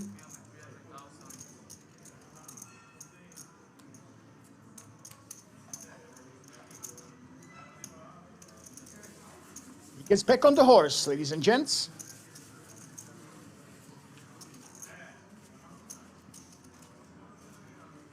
And if you missed this week, there were so many great results, as we said already. One of our Twitch moderators made a deal in the top 3. Jay Vicello, congratulations. Second place in the turbo. The high roller was won by Mr. 7 Juice. So we have a club 7 Deuce in Belgium, and the Belgian Mr. 7 Deuce, he actually made it. Apparently the 7 Deuce community, a lot of them do come over to Kings Resort. There's a 50K final going to be played next year. I think someone asked me if I want to comment on that. Yeah, absolutely, if I'm present and ready.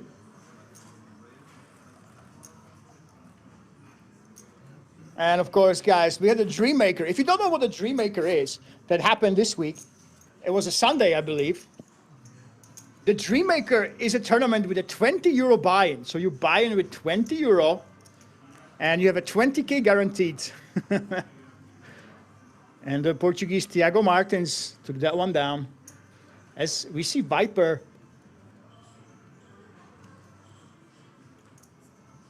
jamming it in. Yep, every Sunday is the Dream Maker. We had to take a break during the big tournament with over 7K entries, of course. But more or less every single Sunday, you have it. I think it's not the free K, isn't it just the super main ticket? I'm pretty sure it's you win and you get the super main ticket, 150. It should be that one, Rear Chili Dog. Confirm if I'm wrong or not, but I played the Dream Maker, you know, in the very first one. I couldn't miss out on that one. We had 700 and, I don't know, 35 entries, I believe. And I made the money.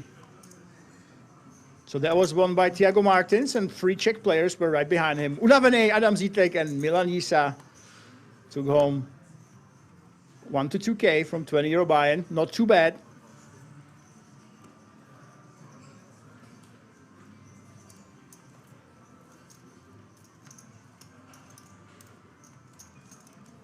Viper, are you going to jam now? Nope, because he used to play tight.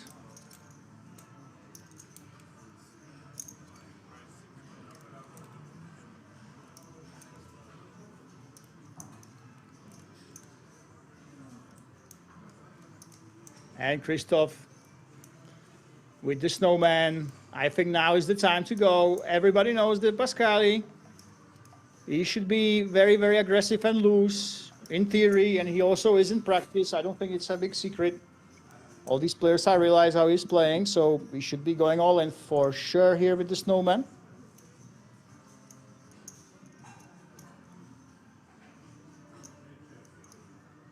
Let's see if Christoph can figure it out.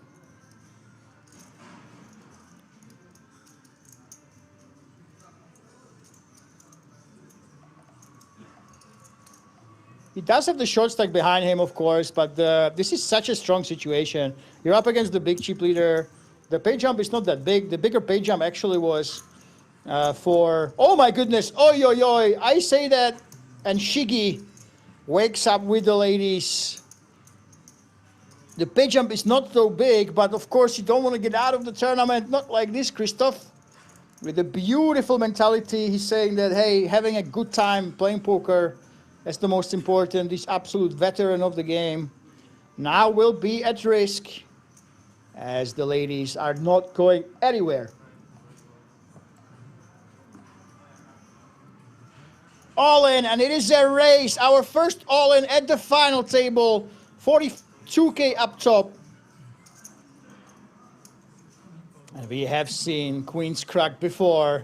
Can it happen again? It was with a safe flop and backdoors on the turn and then hit on the river. Will history repeat itself, or will the eights be defeated? Can we hit the snowman? It's a queen, look at this. And this is all but over. We do have those backdoor spades though. We need an 8 or a spade on the turn. This is a tray, and Shiggy eliminates the veteran of the game. The man who came here to have a good time, Christoph.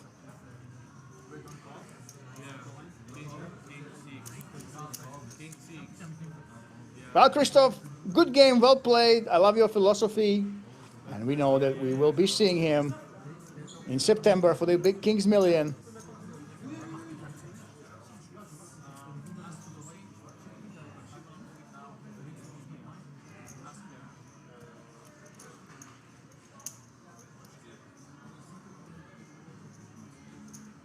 Now he's figuring it out. We'll move a little bit and continue, but good game. A great performance for the Frenchman, who against all odds actually wasn't the last Frenchman standing.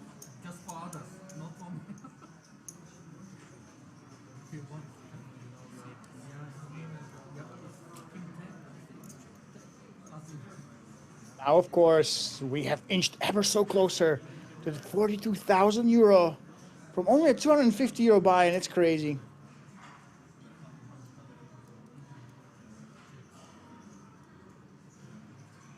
And I'm really, really curious. Vana's a WSOP gentleman from AliExpress in seat 4. I have to check him out. But take a look at this, guys. 100 big blinds, 100 big blinds for Pasquale. 29 million, still 40% in play. And on the other end, Viper and Patrick Wagner, 8 and 11 big blinds. Mustafa with 12. These are the free short stacks. So they really have to look at each other, see what happens there. The payouts are 3,780 plus the 4 times Kings Million European Poker Championship tickets. I spoke to the CEO of Kings Resort, guys, personally. I was wondering, hey, do we get some trophies? What happens if I win one of them? And for the bigger side events, you actually get a beautiful King's Scepter. And for the super main event, there's going to be a big-ass crown that will work as the Stanley Cup. So you'll have it for a year, and then the next winner will claim it. I'm hoping there will also be a replica, a smaller one you can keep at home, even after that year passes. But this will be a proper Kings Championship, let me tell you, proper Kings Million. And the trophies will be there to prove that you really are the champ, you really are the king. Not just for the main, but for the bigger side events as well. We will call them the Scepter events, I'm pretty sure. And all of these players, they will compete for the crown and for the Scepters too, as they have won super main and free side event tickets. Shigi calls, look at this. Up to Pasquale, he goes ahead, and now this time actually has a legit hand. The chip leader wakes up with ace deuce, and you can see that he covers the clubs of Shigi.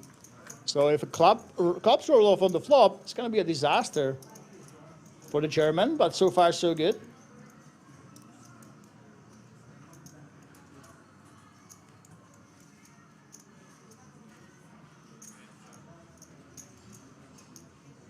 She's in a really tough spot. Once you call like this, you basically just represent 8s or 6s when you go ahead and bluff, and when you call, it's not really a great situation. So Shigi should be folding anytime, and yes, he does fold. Wona Bezhofi, I see what you mean. Jungleman from AliExpress, seat 4. Well, no, I know Jungleman. I met him multiple times. We actually worked together on a small event, and I know Jungleman's manager. She's the most amazing person, really, really sweet. And you know, if you would call everybody a Jungleman from AliExpress, you would call 90% of anybody who ever dresses in an extroverted fashion a Jungleman from AliExpress. Because Jungle, he has so many personas. There's so many personalities, you know, that he takes to the poker table. He really likes his act.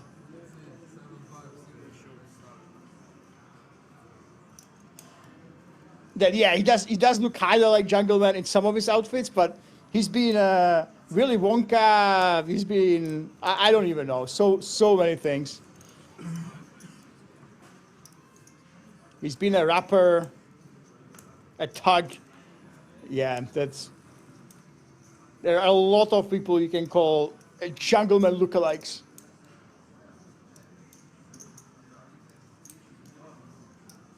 Turkey in the small blind, 22 bigs.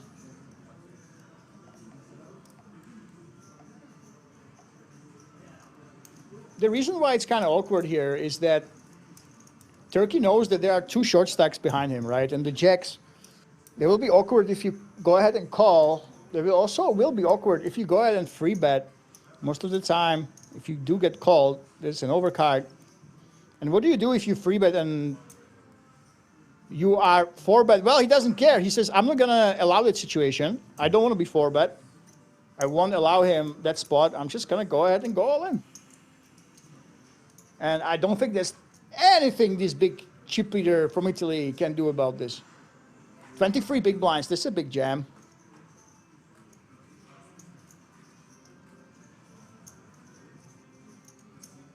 I do think he has to fold. Yes, you can splash a lot of chips. It's true that you're a big chip leader, but most of the time you want to be using them in an aggressive fashion. You want to put your opponents under pressure.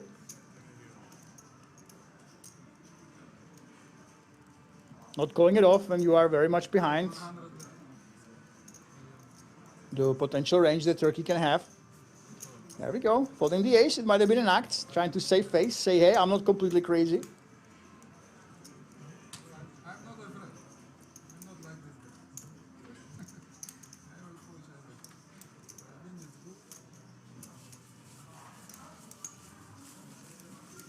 Clever man does not discuss what he has with the chip leader.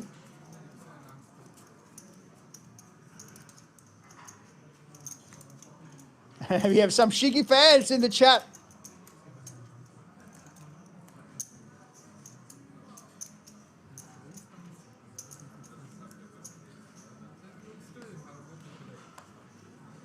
Let me tell you, like, Jungleman is very, very peculiar. It's funny. I've seen him play 200 euro buy-in events, but at the same time, he would be on his phone app, and he would be playing for tens and hundreds of thousands of dollars on an app, some strange PLO, you know. It's absolutely crazy. And yeah, Jungleman is one of a kind. He's definitely one of a kind. It takes a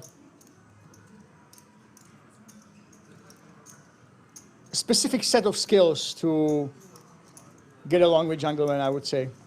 But he's got a lot of great people around him just helping him be able to focus on poker. And look at this Mustafa with those aces, and he pulls that trappy small free bet. Can Pascali actually jump on this? Oh my goodness, some players don't like to do this. They don't go with a half stack because actually it shows strength. But we don't know what the chip leader will. Viper is folding. Pascali, well, I think this is a lot closer spot than what we've seen before. Yeah, here we go. Mustafa got exactly what he wanted. Oh my goodness, that half stack, it did not scare Pascali off, but the big chip leader, he might lose a few chips, which will open this table up quite a bit. If he wins this one, it will become a one-horse race until the heads up. Oh my goodness, she's 16% only. Can the Kings get some hope on the flop? Yes, they can. Look at this. It is that gut shot, and we have still those runners. Potential. Can he get that 10? Not on the turn. Only the 10 and 10 only. Can knock out Mustafa on the river. Can he get there? No, it's a 6 of diamonds, and the emotional Mustafa with only 8K around in live earnings doubles with his pocket rockets, and the chip leader finally. We found a crack in his armor. He is not invincible. And he still has a lot of chips. He's still a massive chip leader, but this was very, very important. We don't have a short stack anymore. Only one remaining, or two. Mustafa suddenly joins those middling stacks cohort. But especially when it comes to momentum, the big chip leader has lost some of it, even though he still, of course, is the big favorite to win this tournament.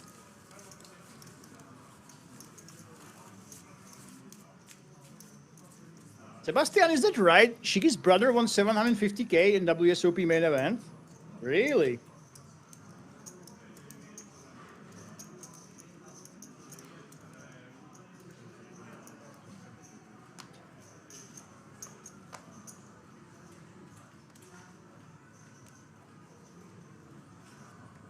I gotta check. It'll be very easy to find out, you know, who he actually is.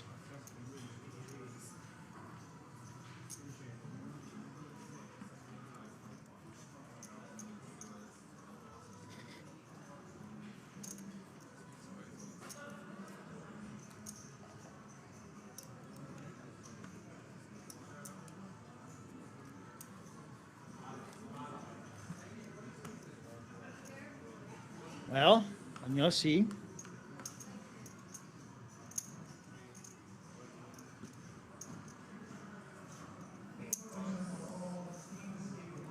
And Viper, okay, there we go. He's all in. Mustafa, of course. He has no other choice but to call this. We will have a race right now.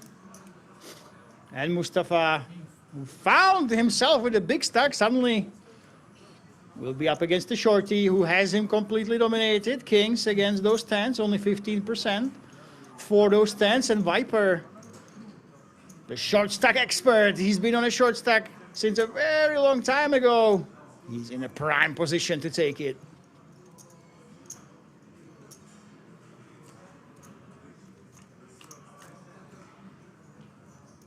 Can he dodge that 10? Yes, he can. The big pairs have lost a couple times today. Right now, the Kings are holding. Remember, guys, it always was a runner or the river. Can the history repeat itself? Can the tens hit the river to eliminate Viper? Not this time. And the short stack suddenly has 13 big blinds. A lot of ammunition.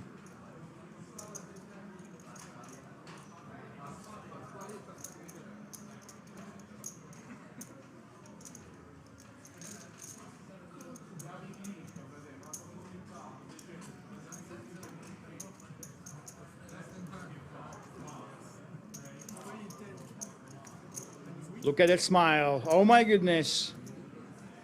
When you take it down like this, of course, it feels great. Nobody wants to be the big short stack.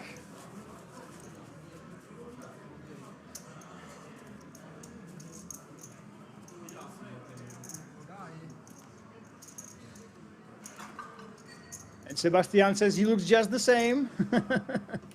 Oh, he bubbled the FT. Oh my goodness.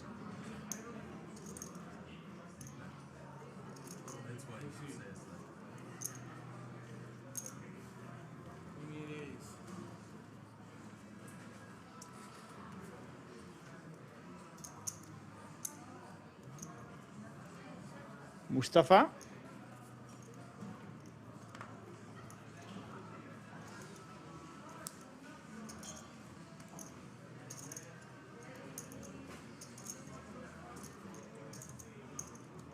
Let's go, Turkey Daniel C over here.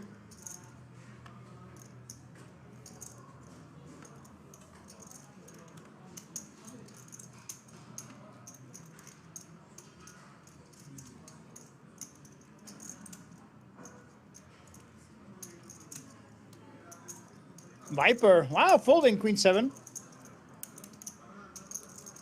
Which will ask Pasquale to claw back a little bit.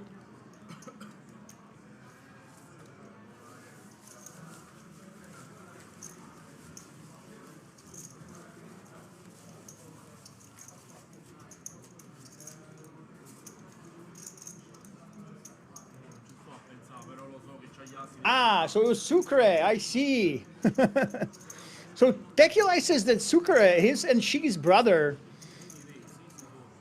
was 11th in the WSOP main event a few weeks ago. That's crazy.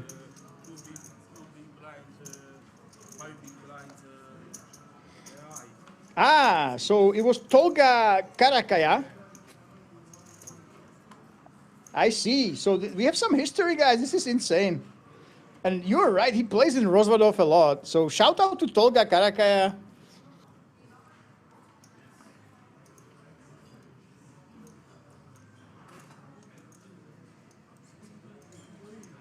AKA Sucre, is that him? Oh my goodness. So we have some royalty in the tournament. We had no idea. That's what happens when you use nicknames. And why would you use a goddamn nickname, you know? Why would you come to King's Resort and use the nickname? When you were goddamn bubbled, when you bubbled in the main event like this. Come on. Why do you do this to us? Then we can't tell.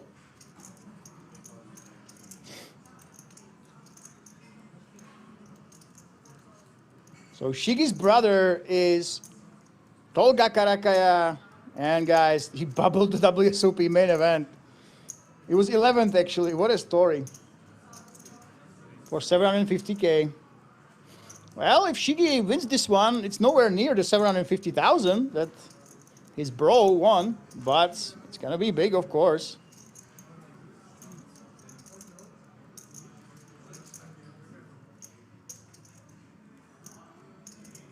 There we go, Pascali, up to no good. Up to no good at all. Resumed right where he ended. 8-7 offsuit. Free bet in the small blind. Let's see what Shigi actually does here.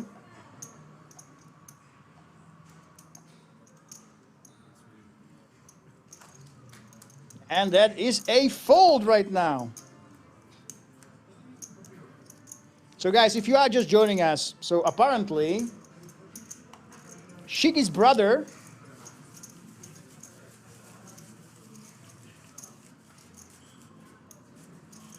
was 11th in the World Series of Poker main event for 750,000. And it was hilarious that on the 27th May, he was actually 17th in the Stoss main event. And in May, he also cashed in the No Limit Hold'em FPF main event. Then in 11th of May, he cashed in the DPT main event in Rozvadov. So he basically cashed in so many main events, 1, 2, 3 main events in a row. And he goes to Vegas and he becomes 11 in the World Series of Poker main event for 750,000. And his brother, Shigi, right now is at the final table in top 8 here during our little tournament over here with only 1,500 runners, quote unquote. That's an absolutely incredible story.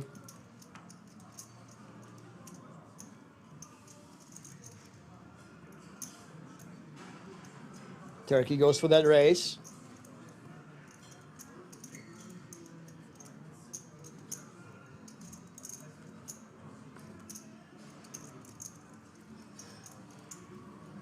I can't blame him, by the way. You can't blame Shigi for folding the 9s. Really, it's still, he has so many chips. Pascal, he has so many chips that, well, the other players, they can basically ignore him. You don't want to go ahead and give his chips to the chip leader.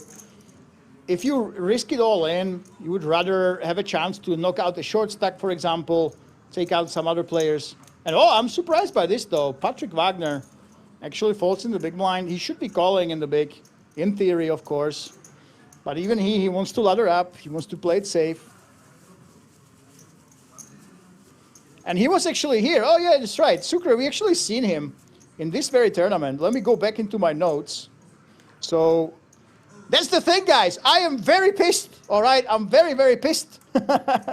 Why would you use a nickname if you literally came 11th in the World Series of Poker main event? The whole poker world knows you, okay? The entire freaking poker world knows who you are.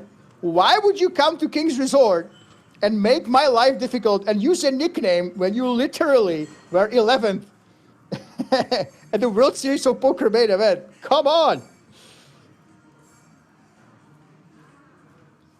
That's crazy, crazy, crazy. Yeah, that's right. Sucre was started the day in the 11th position. But yeah, come on, guys, come on. Am I in the wrong here? Why would you win so much money? You win, you know what, everybody, sometimes in Germany we say, oh, maybe you don't want to pay taxes. You don't want your wife to know that you are playing poker in Rozvadov.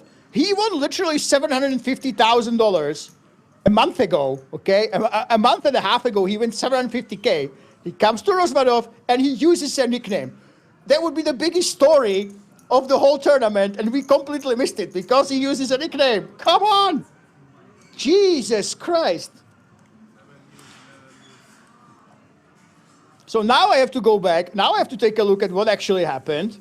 This is so unfair, guys, so unfair. You know, we have a nice little 250 euro tournament. We have a guy who won 750K, go super deep, but we don't know it because he was in 14th place. So in 14th place in this very tournament is the very same guy who was 11th in the World Series of Poker main event, okay? So Sucre, we saw, who busted with aces. I think I have the highlight hand, actually. At least I have that. At least you were here. Aces against jacks, so he got busted with aces against jacks. That's why he was so happy. He didn't even care, he was busted. No wonder. When you win 750,000, and your aces get cracked by jacks with a runner, he didn't react at all. He was just smiling and walked away.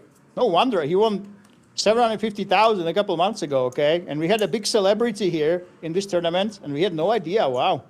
That's almost shocking. Ich bin Wiesel. I understand.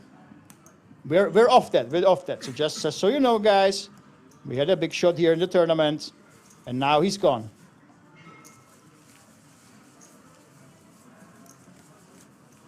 Ich bin Wiesel in Twitch is absolutely correct. It's over. Just remember, if you win this tournament, you beat a player who was top 11 in the main event at the World Series. And let's take a look at the chip count. So, the big chip leader, Pascali, 95 bigs, 28 million. He lost a little bit. It was up to 100, but still, obviously, absolute powerhouse, 38% of chips in play. He will keep applying that pressure. Patrick Wagner, right there at the bottom with Viper Yoka. And both of them are the short stacks with 9 and 13 bigs. And then we have those mid stacks, Mustafa, Daniel, Turkey, and David. And Shigi, he's the only one who can pretty much try to challenge the chip leader in that second place right now. Viper with the Jack 5, what do you want to do?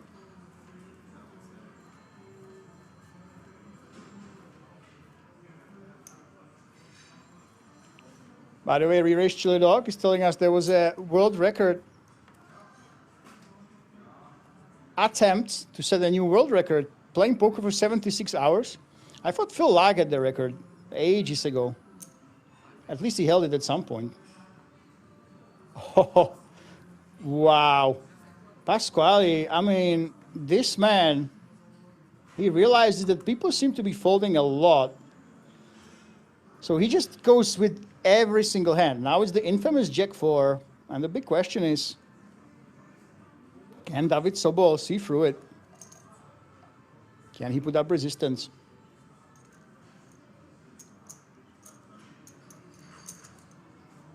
I think at this point, it's pretty obvious he's getting out of line. I don't know if the players know. Looks like David is ready to play back, though. It's just a call, though. This can be potentially dangerous. And you allow Pascali, and I know some of the guys, they were joking that Pascali likes to do this only in position. He doesn't do it out of position. And look at this, he outflops the ace-queen. And Zoacalo in the chat says, I enjoy watching this Italian play style. Yeah, he is styling on his opponents. That's what you do when you're the chip leader and the other players, they don't seem to be ready to fight back against you. And it's 6.3 big blinds, 1.9 mil. That's a relatively big bet in position. David Sobol. Can you do something about this? Well, there's nothing he can do. He had only Jack 4 before the flop, but now, even though you think he's wide, if you do think he's out of line, maybe you can just ship it in before the flop. Wow, it's an all-in. What is going on here? Oh, my goodness. This is shocking. So he called before the flop to go ahead and put in the jam on the flop, and suddenly he's putting the big chip leader under pressure, who only has Jack 4. That's the thing. This is so problematic. You are free betting hands like Jack 4 offsuit because you don't give credit to your opponents of being able to play back against you. You expect to bully them. This is just not a play with ace high you expect.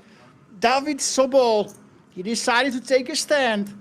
Well, the ace and queen, it blocks aces and queens. It's less likely that your opponent has that queen jack or ace jack, but still, this is such a ballsy play, especially with the ICM in play. There's multiple short stacks right there. I think he covers 2 or 3 players. He still goes for it against the chip leader.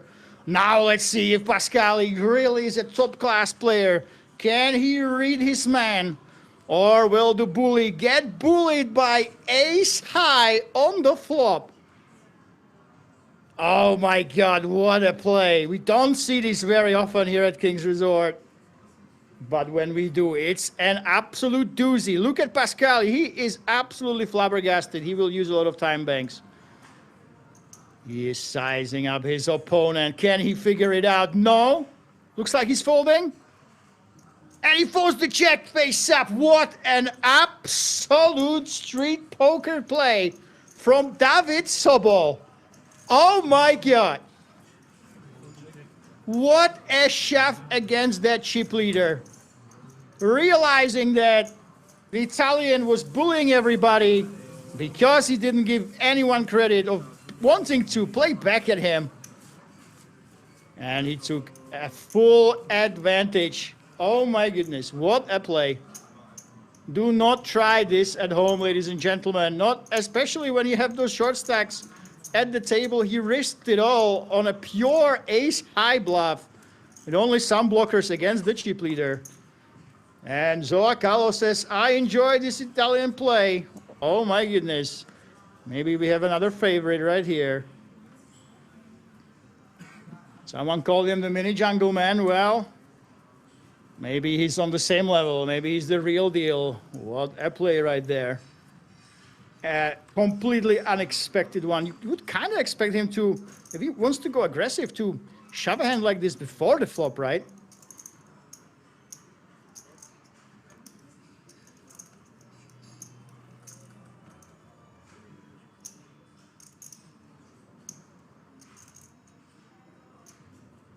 What a play.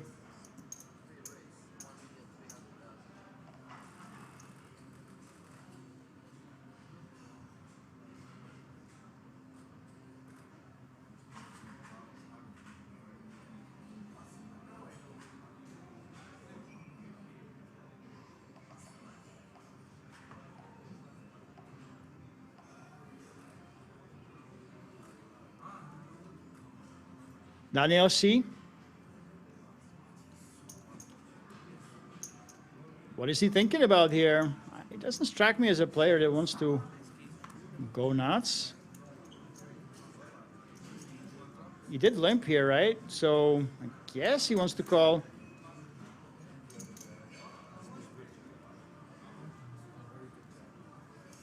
I kind of expect him to let it go. There we go. He's out of here.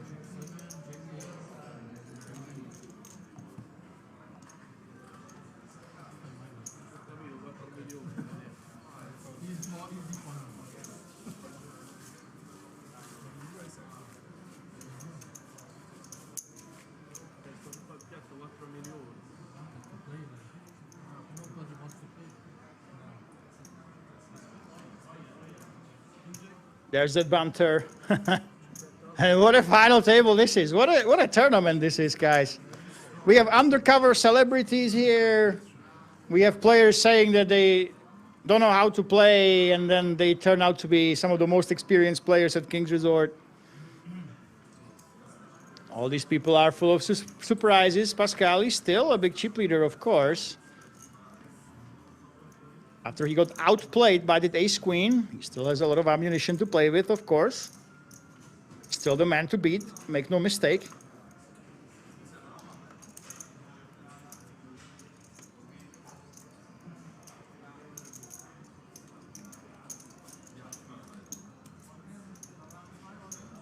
The big question is, will we see the other players be aggressive against him?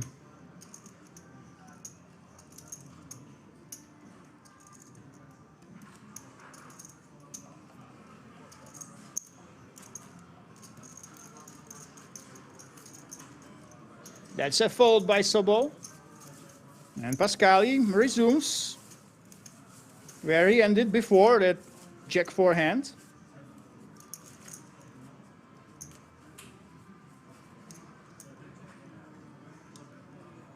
We have some trash talking in the chat. Apparently, Hugo Poet is being jealous. He can't imagine a brother cheering for him in such a spot. Yeah, of course. Calm down with the spam, guys. Calm down with the caps. That's the advantage of you guys on YouTube. We don't have these amazing moderators there. We leave it up to the bot.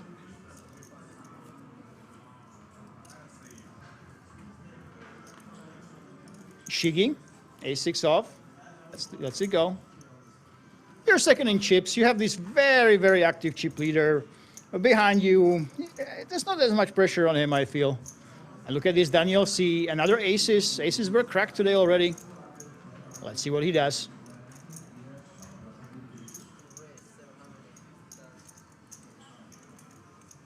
$2.5x. Daniel C. with his raise sizes. He always mixes it up. We've seen him go all the way from 2.8x multiple times to 2.4x as well. I think Viper Yoka, I don't see him going all in here. He might be posturing.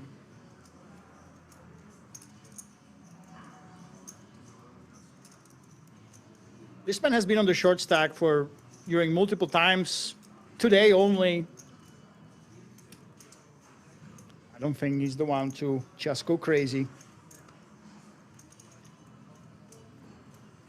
There is that fold, as expected.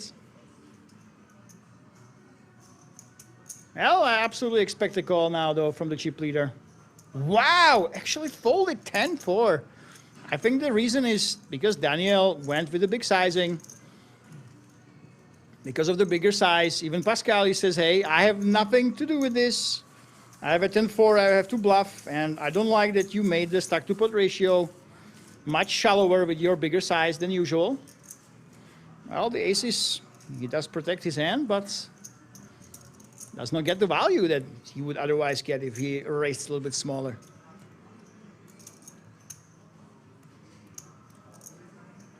But Daniel is sticking to his guns with the bigger raise sizes. If it got him here, why change it after all?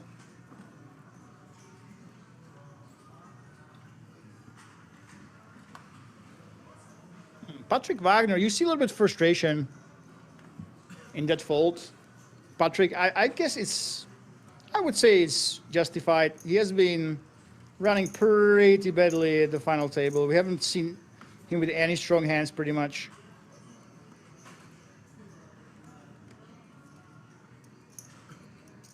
So Patrick with a lot of cashes here in Rozvadov cleared away. And now it's on Viper. Tens, this is a very strong hand. 14 big blinds. He can easily go all in, or he can simply min raise. Or go 2.5x. It's very tough to make a mistake here. He pumps it up a little bit. Well, David Sobol, what are you going to do? David, of course, the big hero, the one man who decided that he will take a stand against the overwhelming chip leader. He decides that it's time to call, even against 2.5x on the button. And we are heading to the flop as Mustafa has to let this one go. So let's see what Viper can do with his tens and what David Sobol intends to do with his king queen. Well, well, Viper, I'm not sure if he intended this, but he has a top set. And David Sobol has 2 overs and a backdoor. Look at this, though. Viper decides to slow play his top set right now. I have to say, I like this play. When you have those 2 tens in your hand, it's a lot less likely that your opponent has a top pair you can get value out of over free streets. And David Sobol with the backdoor, any check would give him an open ender and the king-queen overs. Can definitely go for it. Now, Viper, I would love to see just a flat call. Smooth call here. Continue that trap against the aggressive player. Of course, he has not seen that showdown just yet. He doesn't know that David Sobol pulled that insane all-in with the ace high. If he knew that that was a bluff, for sure he would be just calling here.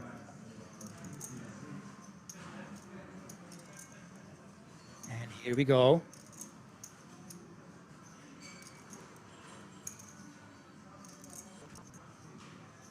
That is a raise, and I would say distinctly that this is a mistake. You're only leaving 3.7 big blinds behind. And of course, we know that's David Sobol. We've seen him be aggressive. But with a top set, you just have such a lock on the board. You have not much behind. You want your opponent to go ahead and turn that jack and try to bluff you. So I would love to see that flat call. Well, He's got the chips though. He doesn't show, so there's that needle. And we have Sucre in the chat. I'm sorry for using a nickname. I heard you were upset about it. Hey, listen, I was so upset that Ich bin Wiesel in a Twitch chat, he told me that I was talking about it for 20 minutes, okay?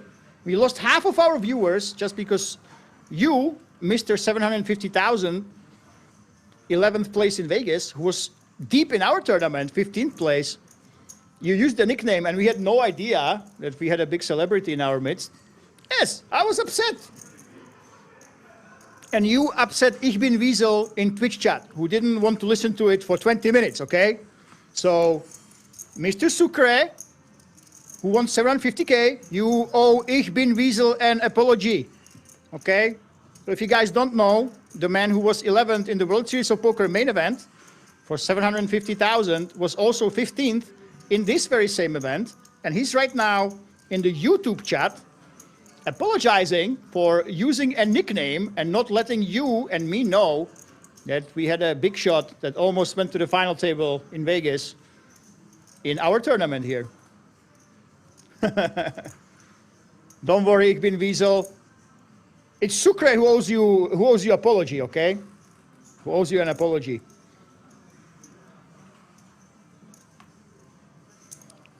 Mr. Tolga Kalakaya. Here we go, David Sobol, open raising. And everybody folds to David. And I must say, David, he's a dangerous man. You really want to be careful. But the thing is, he doesn't look crazy. Of course, he looks crazy as in his clothes and his tattoos and his haircut. They do kind of resemble Jungle Man, so he could look crazy based on how he looks like, but his frequencies, he's been straightforward all night long. He hasn't shown too much craziness. I haven't seen too many crazy plays, but that one time when he picked a bluff with just those blockers, he made the big chip leader fold that top pair. He scooped a big pot, and you really, really want to be careful when you have a player like this at the table. Someone who has very reasonable frequencies, who seems to play just like any other strong regular, but who's capable of massive plays when it counts, when you least expect it. Viper will be folding here in a minute. There he is, David Sobol. In fact, he completely fooled Pascali. Pascali was so fooled by him that he folded the top pair face up. He showed him the jack like it's a good play. Just couldn't see it coming. Patrick Wagner. Hold that thought. Patrick is all in the small blind.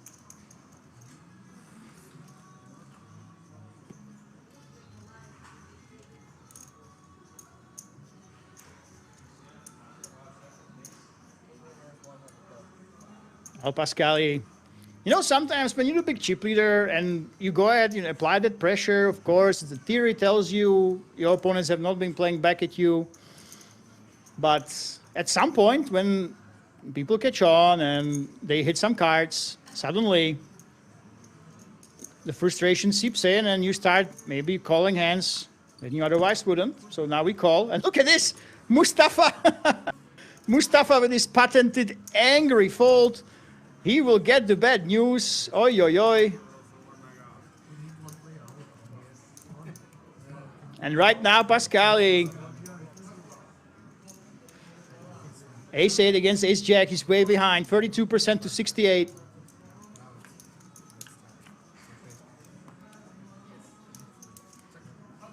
It's an 8 on the flop. Oi, oi, oi. Look at this. The chip leader seems to be recovering just nicely, but uh-oh, the 9 is a drama card. 8 outs all of a sudden for Patrick Wagner. Can he get there on the river? That is a blank, no good, and Patrick Wagner is eliminated. Good game, well played.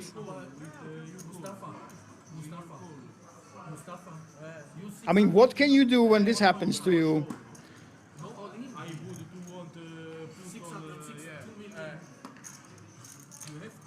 Patrick takes 7,450, including that package. plus the 500 he already got.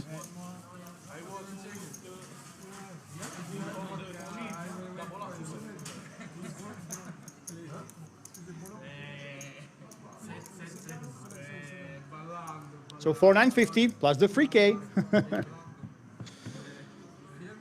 Ich bin Wiesel. He doesn't know, by the way. Oh yeah. Oh, you mean with the sevens? Yes, yes, yes. He's absolutely dying. Yeah, but the thing is, you have to realize the Frenchman. He only has, I think, about 8K in live earnings. So this is a very, very important situation for him. You know, he was down to 2.5 big blinds with 11 left. So every single hand matters. We can't really blame him for being tight like this. But he would have lost after all, you know. The 8 rolled off.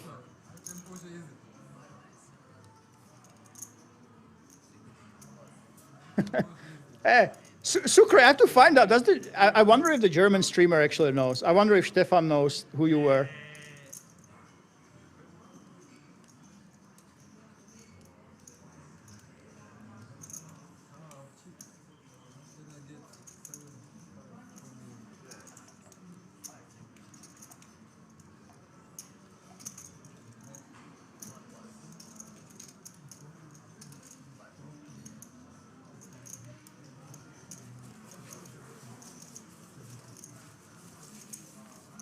And Pascali takes it down again. Well, that's the thing. If you are a chip leader, it's most important. The most important thing is that you don't lose your cool. You keep applying aggression, of course. As we said, you know, when you account for the chips, the extra chips above the average, they are worth less and less in actual projected money. So you should be putting them to use. The most important thing is to do it in a reasonably controlled fashion. You don't want to tilt yourself by being too aggro. But right now he's doing very well.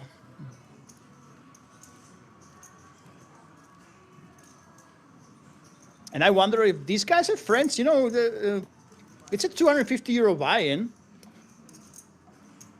But when you are this deep, you should be having some friends that are watching the stream. And during the break, they tell him what David Sobol did. That jam was an absolutely massive play.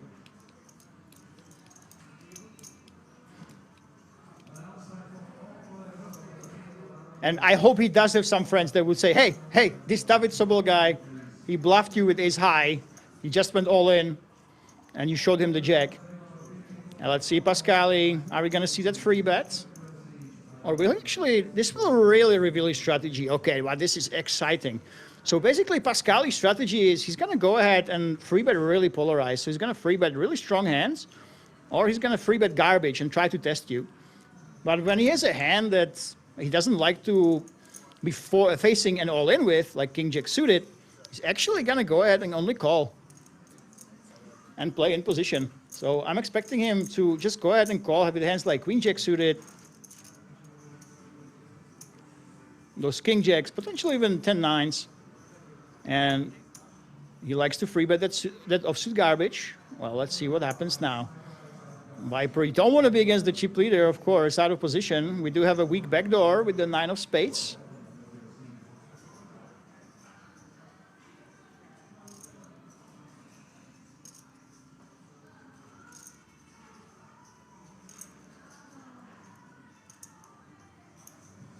Oh, Pascali.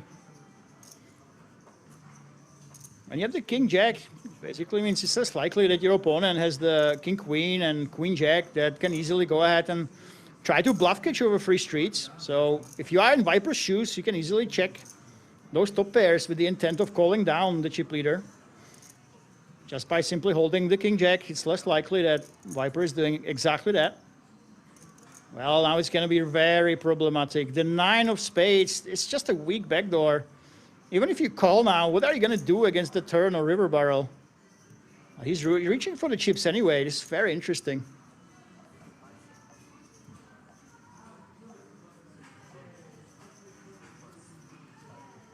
Nope, that's that fold. You know that you are ahead, but you know that on the street you can call. But what are you going to do if Pascali goes ahead and bets the turn? You have to simply fold. So you basically will be making the right decision now, but the wrong decision in the long run.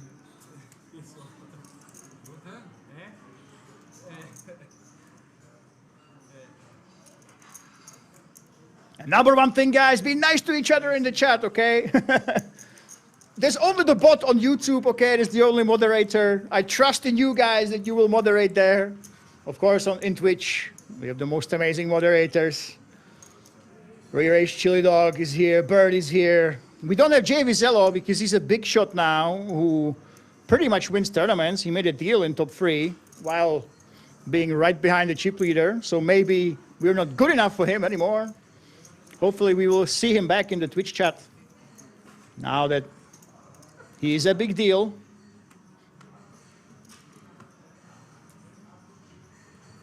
But yeah, we have these most amazing moderators only on Twitch. So I'm counting on you guys to be nice to each other on YouTube. And Daniel C, what are you going to do here in the small blind? Will it just be a flat?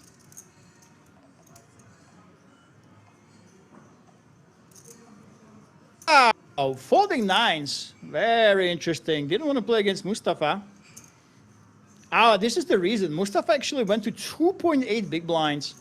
I guess he didn't want to go all in. And calling really is not an option anymore. We have seen this quite a bit today, this large sizing. And same for Viper. He decided that it's not worth it. And Mustafa is a second player who is employing the larger than usual sizings. Well, this time it worked out for him. As I said before, the drawback is if you do this with the same hands all the time, you open yourself up to free bets. Aggressive free bets can really punish you. You basically create dead money. But if the players behind you, they're not willing to do that. They will simply fold more. There's nothing wrong with the bigger sizing, actually. But today we've seen time and time again, both of the guys that do employ the bigger sizings, the other players, they have not shied away from actually free betting.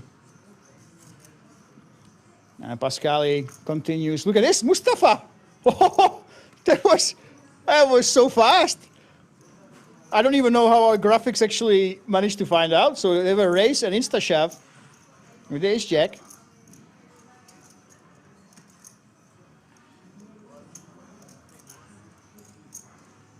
Oh my goodness. And I do think Pascal, here's a fold, it's just an offsuit ace. There's not much he can do.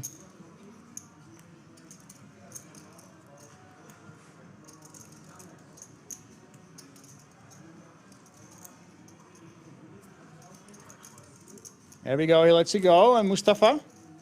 I love this guy, you know what? This is what you're missing in a lot of streams. This emotion, and Mustafa, he's got his heart on his sleeve, you know. He was slamming cards when he was running badly. Now he's chewing his hoodie, that rope that comes from his hoodie. And of course, this is the biggest stage he's ever been on. We only found about 8K in live earnings on Hand on Mob. So you can't blame him, and that's the beauty of poker. You want to see that bead of sweat running off of players' tempos. You want to see that emotion. And for Mustafa, and even in these small pots, even when he has to fold, he's shown us plenty of just that.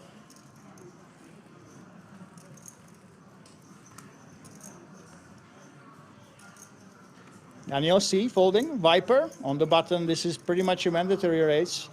You have 16 bigs. The issue is the players behind him.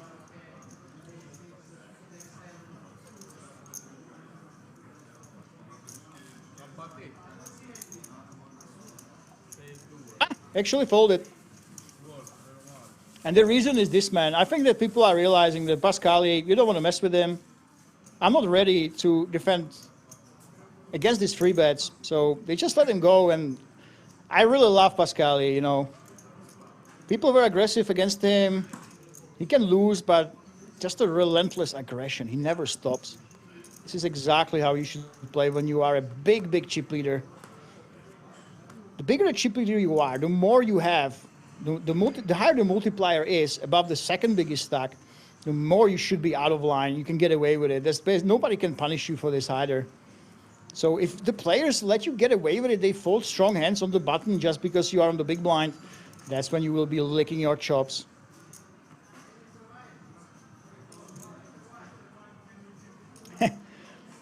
Tequila, yeah, you see that even the Nightbot is, when the Nightbot goes ahead and censors you, you know, you might be spamming too much. Viper Yoka, there we go. Ace check suited. That's a must race, of course. Well, David Sobol. David Sobol, he plays very controlled. David Sobol is what you call a tag.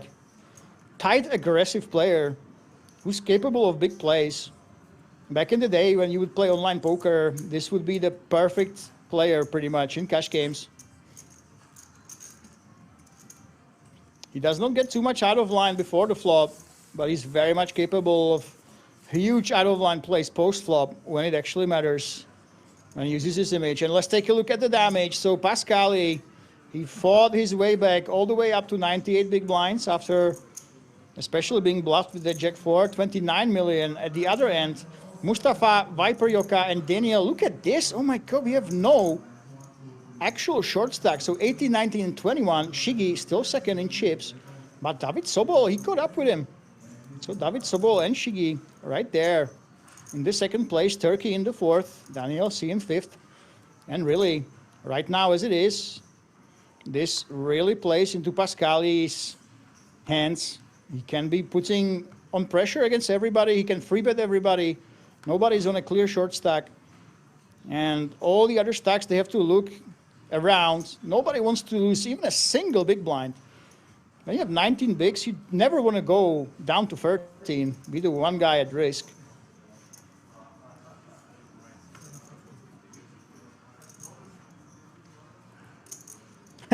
Sucker, I'll see if we can make it happen. I will spoil it for the children, I guess. I am remote today. Vast majority of the time, I am at King's Resort. But I have to talk to the production if it's possible. We've never done before, by the way. We've never done this, that we will have two commentators in two different sites.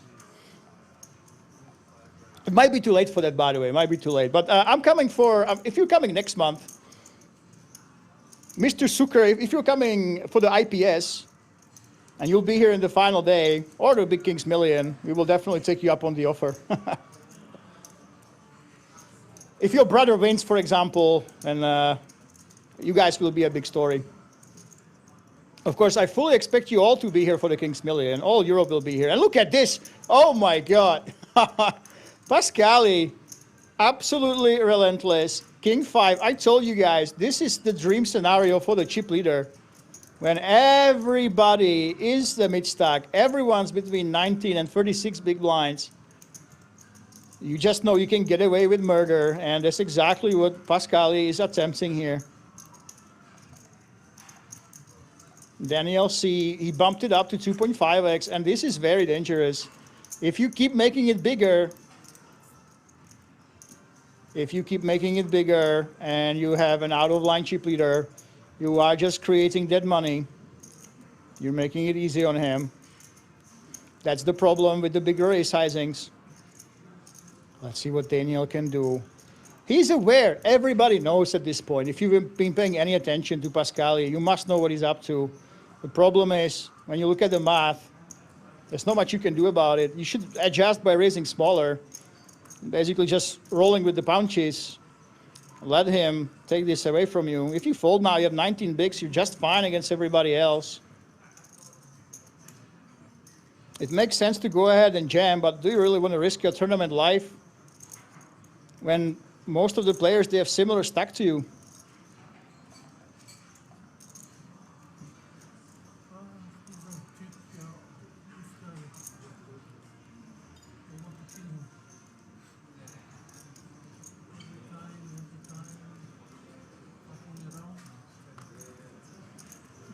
Saying it all the time, you do this all the time. He's voicing the frustration. After you start talking, I don't think he can do much though. After you start talking, he pretty much gave away his hand. You cannot call. Right now, Daniel gave away too many reads. Yeah, there you go. You gave it way too much to call out of position now.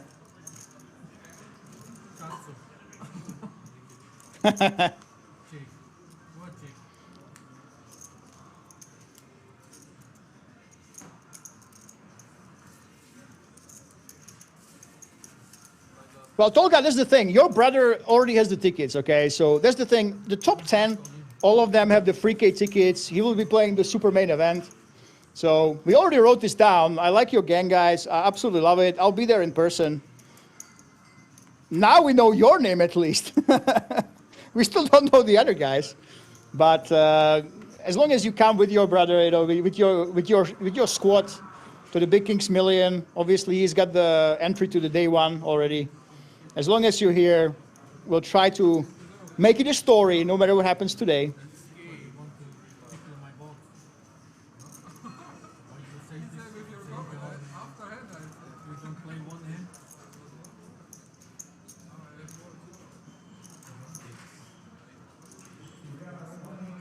And you know what? Usually you don't talk about it, but looks like the table is actually discussing Pascali. They are really all talking about, you know, being tight and not playing single hand and him pushing them around. I must say it's been such a long time. It's been such a long time since we had such a dominant chip leader putting on so much pressure. Elephant, we have the same commentator as back in EPM 3 million 3 weeks ago.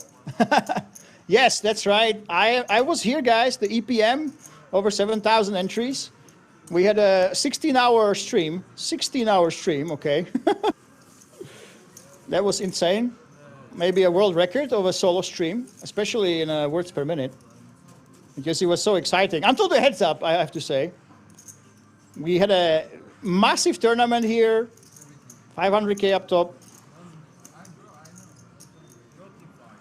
And not today, but I will be there for IPS, Italian Poker Sport. I'm coming back to Rozvadov for days 2, 3, and the final day.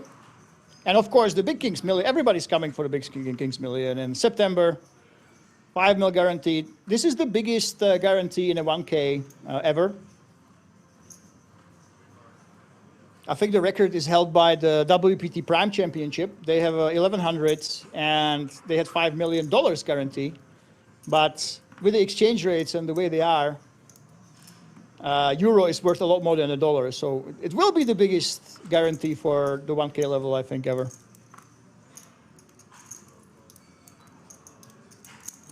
Elephant had 6 bullets in the main.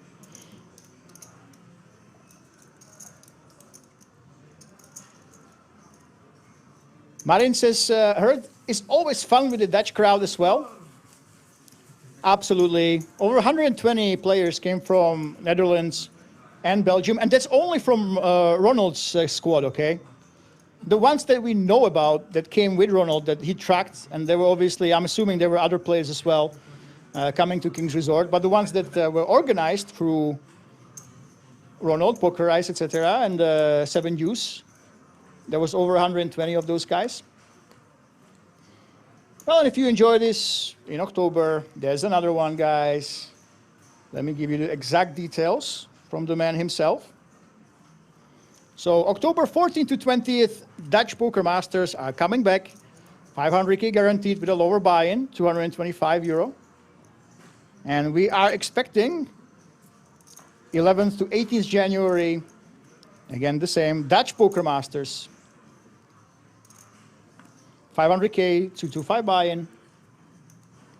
And it's true, the Dutch players are really nice, they're very, very friendly. They like the party and dinners, I have to say.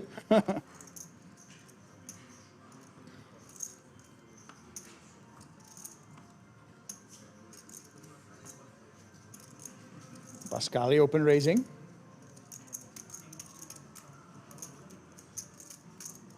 Elephant, I'm Dutch, but I didn't go to this event, wanted to play the EPM. Well, that's the thing, guys. The EPM, the one with over 7K entries, is the second biggest event of the year, right? And King's Million, that will be the biggest, of course. So it's understandable. That was a miracle and a half, of course.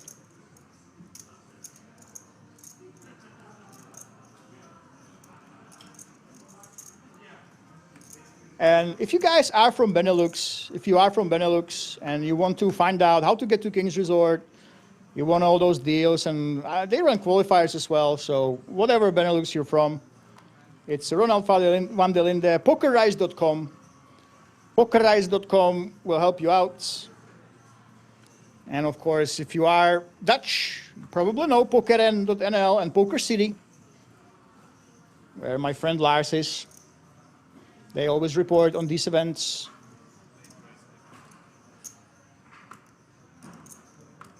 And of course, King's Resort, number one is the Italian community. Of course, our CEO, half Italian, a lot of Italian staff. But the Dutch, they bring the second most events here. And look at this, Daniel C. All in with the sixes on the button. And Shiggy, what is he gonna do? It's 11 big blinds. This might just be right where you can fold this, actually.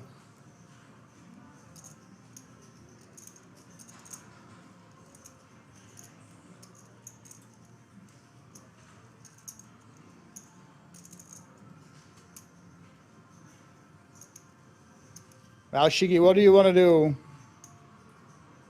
The brother of the man himself, who was 11th in the WSOP main event, who came 15th in this very event.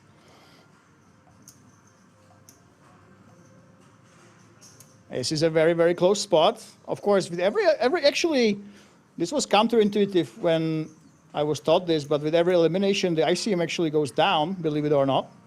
So the strongest ICM is on the final table bubble, right after the real bubble, where it's between nothing and something.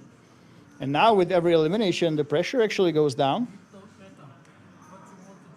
But did it go low enough for us to be able to call a hand like this one? We see that actually he's the favorite. I suspect that the 6 was folded. So you see the 53% for the ace-8.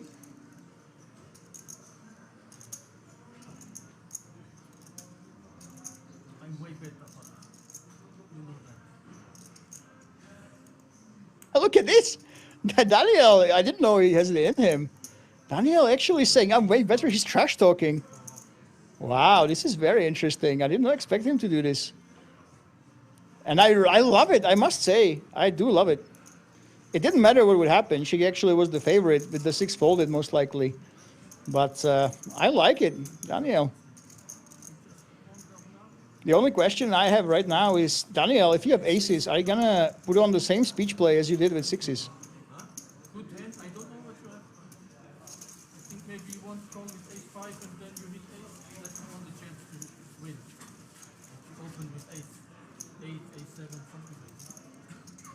Okay. I do believe it's a correct fold, though, there. Marin Luik says he couldn't get free from work this classic. There are a lot of tournaments, I know.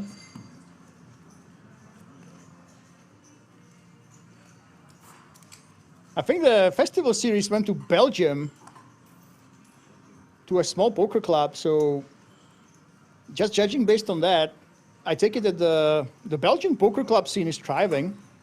You don't really read too much about it, but just like in Italy, this is what the rumors are. This is why we have so many Italian players.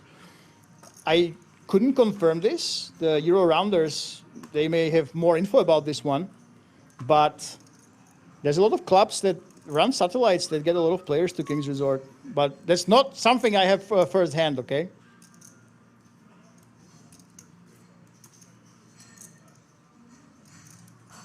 Elephant commentator, are you still in Rosvadov? No, I actually left. The thing is, my schedule is extremely busy. That's why you have the amazing Christine here. And we will have APK, the WSOP Big Shot, coming for the King's Million to join me. I am in Rosvadov, but I travel the world. I think I have about 30 events during the year. I go to multiple national championships that are actually closed. So I went to my second now, and it's only for Swedish players. So I was in the Swedish championship. I was at the Norwegian and multiple other events across Europe. But when I'm here, when I can go to King's Resort, I always do.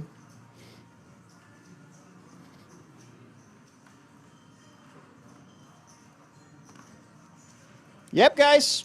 This might be sad, but poker is my full-time job. That's correct. I pretty much do nothing but poker content and then recover from making poker content.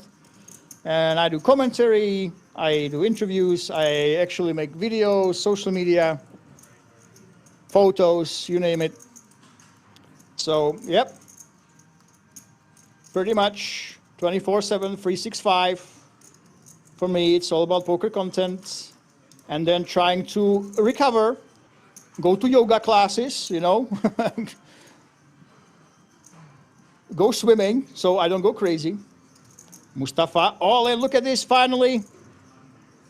12 big blinds and against Pascali. That's obviously the right play.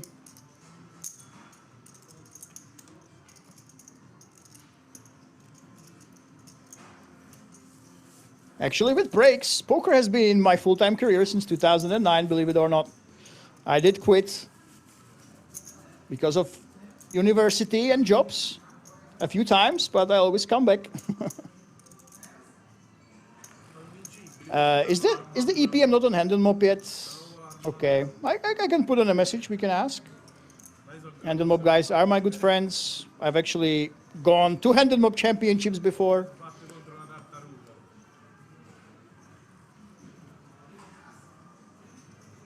Let me know which ones those are, Elephant. It does take a while.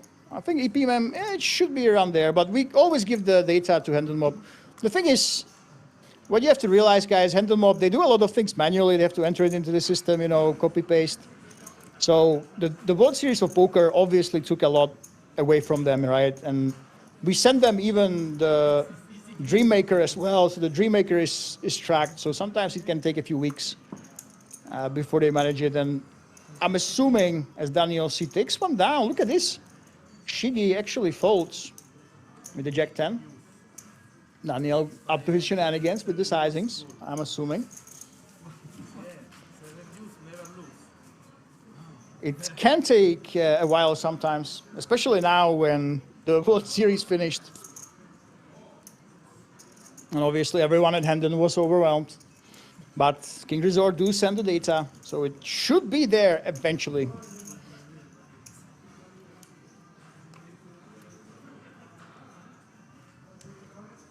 You know, there used to be a time, especially when I used to grind online cash games, where I would say, oh, you know, what do you do for a living? Oh, you know.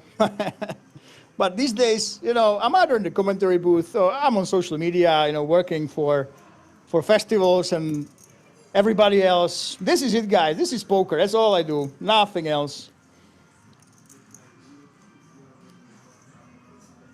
David Sobol, open raising, of course. This is a dangerous, dangerous man. Tight, aggressive. And look at this. What's going on? What is with this epidemic? Did I miss something? Am I missing something, guys? I have no idea what's going on, but the trend of raising big is spreading like wildfire today. What is going on? I cannot say I understand it very much, but David Sobol open raising big again. Like 2 other players have been doing in the past.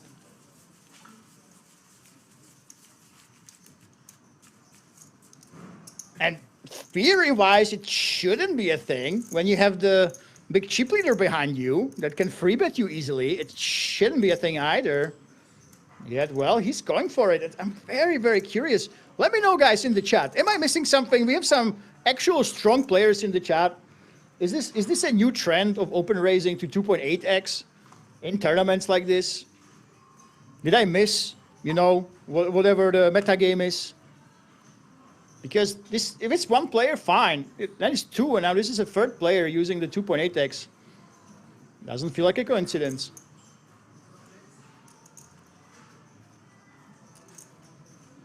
So let me know, chat pros, I need your help. Do you approve the large sizings?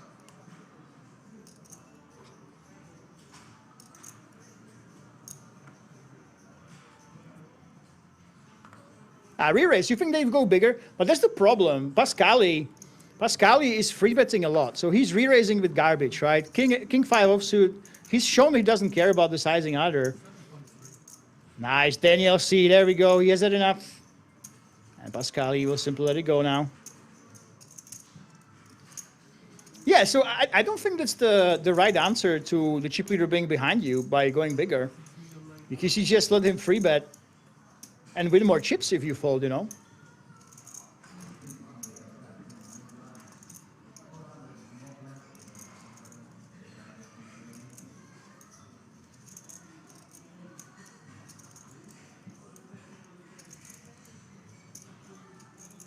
How many celebrities do we have in the chat, by the way?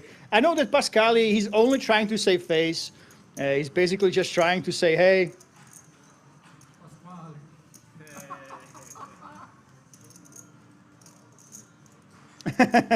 He doesn't want to make it too obvious that he had absolutely nothing.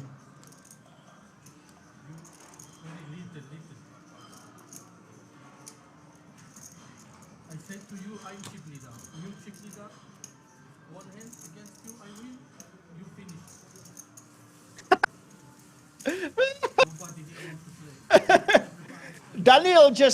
Daniel just looked at Pascali. He looked into Pascali's face, and he said, "You know, you do this because you're a chip leader. One hand, I double through you, and you're finished. You're finished." Wow. So we have some serious trash talk right now at the table. Well, these players know each other. They said, hey, I played with you before. But that is some serious needling.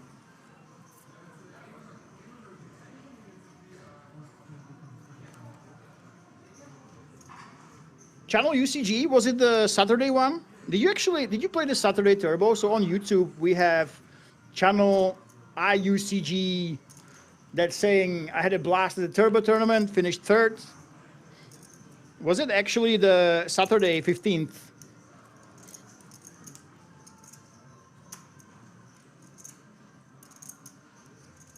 Total in Poker, this is a very good point actually. Total in Poker in Twitch chat says people have to think different, so it's not targeting, not easy to ABC Poker. This is actually the philosophy of Phil Ivey, right? So right now, Phil Ivey is more or less retired. He's pretty much a celebrity, but what Phil Ivey said, when the solvers first started to come out, the players pretty much started playing robotically, right? So they started studying, and the way Phil Ivey actually counteracted that is he would do things that usually other players wouldn't expect. So he started using big sizes. He would use leads, for example, that he knew that the nerds, they never studied, and they don't have those solvers for those. They didn't spend hundreds of hours of doing it. So Total in Poker, this actually makes sense. If you think that your opponents are very, very good against the quote-unquote optimal sizing, yeah, mixing it up actually does make sense. Especially if you think that they're better than you in the standard quote-unquote play. We have seen multiple players. It was actually Stefan back in the day when the high stakes was, I think, a few years ago. He came up to high stakes and he started with limping under the gun, small free bets, large free bets, all sorts of bizarre plays, big raise sizes. It wasn't optimal, but it's basically just designed to throw the opponents off.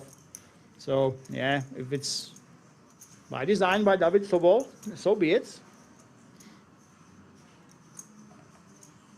And now he's defending. Look at this. So Pascali, it's basically raising, and now the metagame of the table is changing. It's spreading like wildfire. I told you guys, when everybody's raising bigger, suddenly everyone starts copying, and Pascali now flops the absolute world here on the flop. Where else he would flop it? Not sure why he would flop it on the flop. Where else? That could happen, but there we go. He goes for that c-bet, but when everybody starts raising bigger, even though it might not be optimal, people just start saying, hey, I guess that's what we do now. It most of the time happens in heads-up matches. Once somebody starts checking back on the flop, the other guy does the same, and you have this weird meta game where you don't play optimal poker, you just play your street heads-up poker. But looks like the bigger sizings, they have spread across the table right now.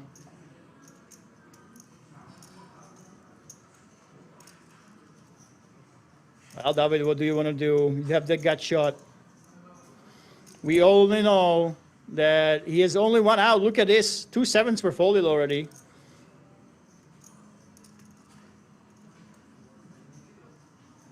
Oh my God, he's reaching for the chips. I think that's going to be a race. I don't really want to go ahead and call this. Now it's a fold. He realized that, hey, my hand is not strong enough. Oh my goodness, by the way, massive congratulations, huge congratulations. In the YouTube chat, we have channel IUCG, and by the way, Tattoo Boy, aka Tattoo Boy from the Netherlands, he made a deal. So it was a freeway deal. Four-way deal. 4 players made a deal. 4-way deal with our Twitch moderator, Johan Wieselo, and Tattoo Boy in the same tournament on Saturday. He got his first live cash. Congratulations. First live cash, already a 4-way deal. 1,800 euro. Well, it's not a massive amount of money, of course, but this is a memory you will never forget. That's right. Our Twitch mod was second then. What a tournament. What was this? So top 4 with top 3 being from the Netherlands. One of you guys, you got your first ever live cash. Second guy in the deal was Johan, who is our Twitch moderator. What a tournament that was, let me tell you. What a story.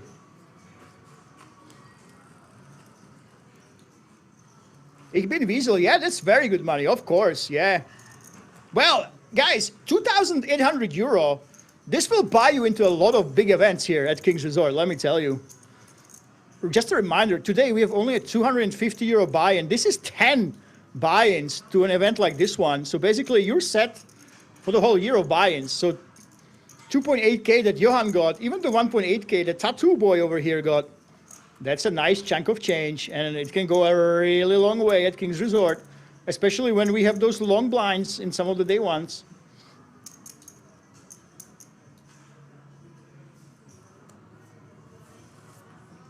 So Akawa, at this ratio, this table can last 6 more hours. The big question, okay, so the question of how long will the table last is this man in the middle.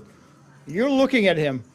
Every time you have a table like this, of course, the blinds are relatively fast today, but it will go super fast if this man gets all of the chips. He keeps getting the chips. He keeps busting players. It will go super, super quickly. Then he might go into top 3. He might make a deal anyway. You might ask for a little bit extra because there's a huge difference between third and first. It's a lot of money for a small buy-in, but that basically is how this table will go. If the chip leader will lose a lot of chips, it will go a lot longer than if he keeps smashing everybody. Look at this Daniel. He has no time for min raises or his 2.5x raises, 23 bigs. He just rips it in. I have to say, it does kind of look like a pocket pair. It looks like an ace-5 or something like 7s that you say, hey, I don't want you guys to call. I can't see anybody doing this with aces, kings, or queens, or jacks plus. So paradoxically, because he used the big sizing, I would actually discount some of the super strong hands from what he can have here. Maybe that's what David is thinking about here. Yeah, but it's just too big.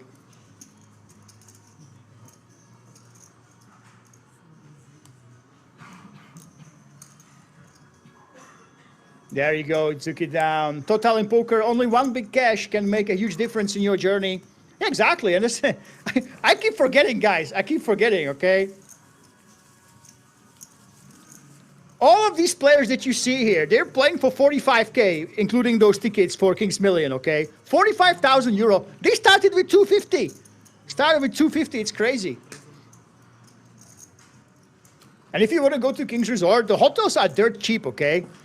If you stay in the 5-star, yeah, in the peak time, maybe 200 euro. Off peak, it's like 100.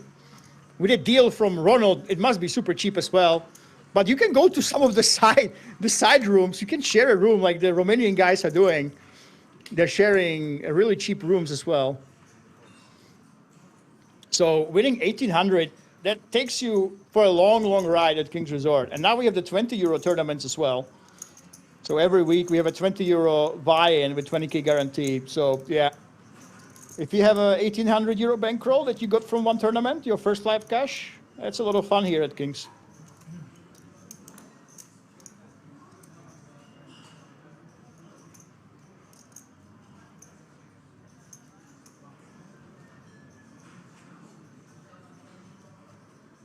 And it's easy to forget. It's very, very easy because you watch these streams, you watch these final tables, you see that people are playing for 40K plus.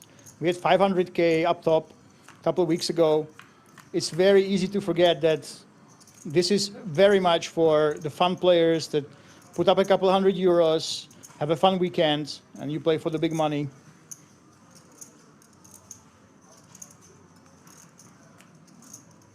And Pascali, there we go. He hits a pair, but it's no good. He still has the gut shot, though. 8 outs, as you can see, against Shiggy. Well, Shiggy does have him pretty much crushed right now with 78%.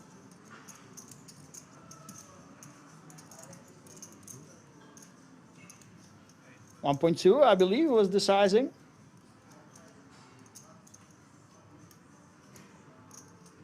As we could hear from the mics. Well, Pascali, you kind of have a hand that you want to peel for one street here.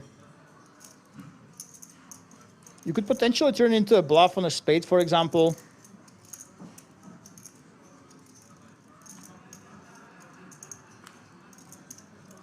Not on this board, though. I expect Shiggy to go ahead and bet here. Well, Pascali does have a bluff catcher. Now the big question is, Shiggy, are you going to go big? Are you going to say, hey, I either have the nuts or nothing? Or will you go on the smaller side?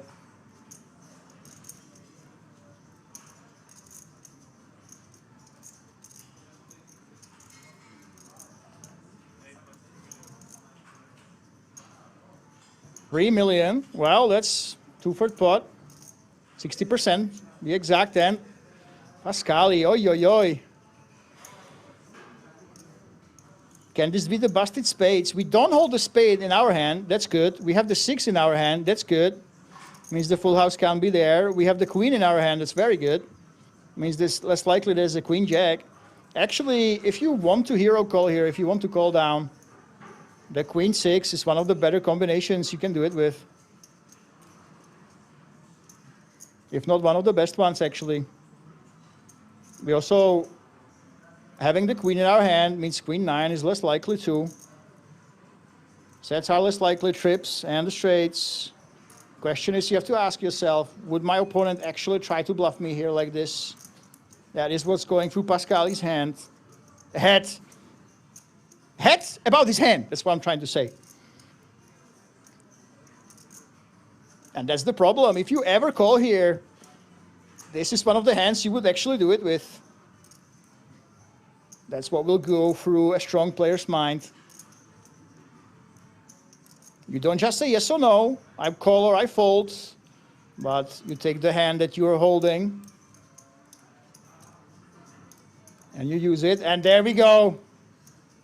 He finally decided with such a tempting hand to call that he does not think Shiggy will be bluffing here enough. And Shiggy gets only quote-unquote 2.4 million. He's up to 27 bigs. Well, Pascali. A little crack in his armor, but that was a very nice fold, I must say. Definitely a hero call he could have made. He's still 42%. Nothing has changed. He has 79 bigs. Shiggy is now second. And him, Daniel, and David, all these players, 23 to 27. And then we have those short stacks, Turkey, Mustafa, and Viper. They are trying to double up, trying to catch on, trying to catch up to those middling stacks. While Pascali, he will continue doing what he's doing. Try to bully everybody. Try to use those extra chips to his advantage.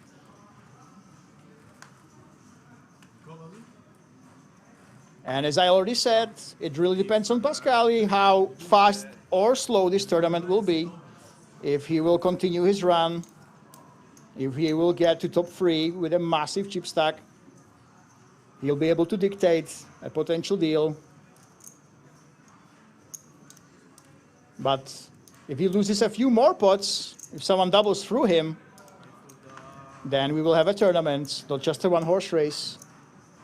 And we are finishing today, absolutely. We will finish today. Don't worry, the blinds are pretty fast. You will not see a 16-hour stream like we had a couple of weeks ago.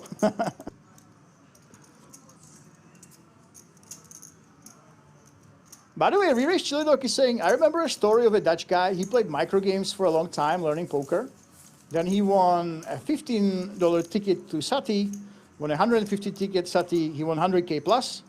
Then he made his dream come true and played the WSOP in Amsterdam, and he became second for 125,000. Yeah, I just love these stories. But I think the most inspirational story for me is one of Blaž Zerjav. Blaž Zerjav, you can Google him, guys.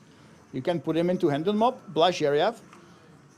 He was here at the Slovenian Poker Tour at King's Resort, and he had a $2,000 bankroll, $2,000 bankroll.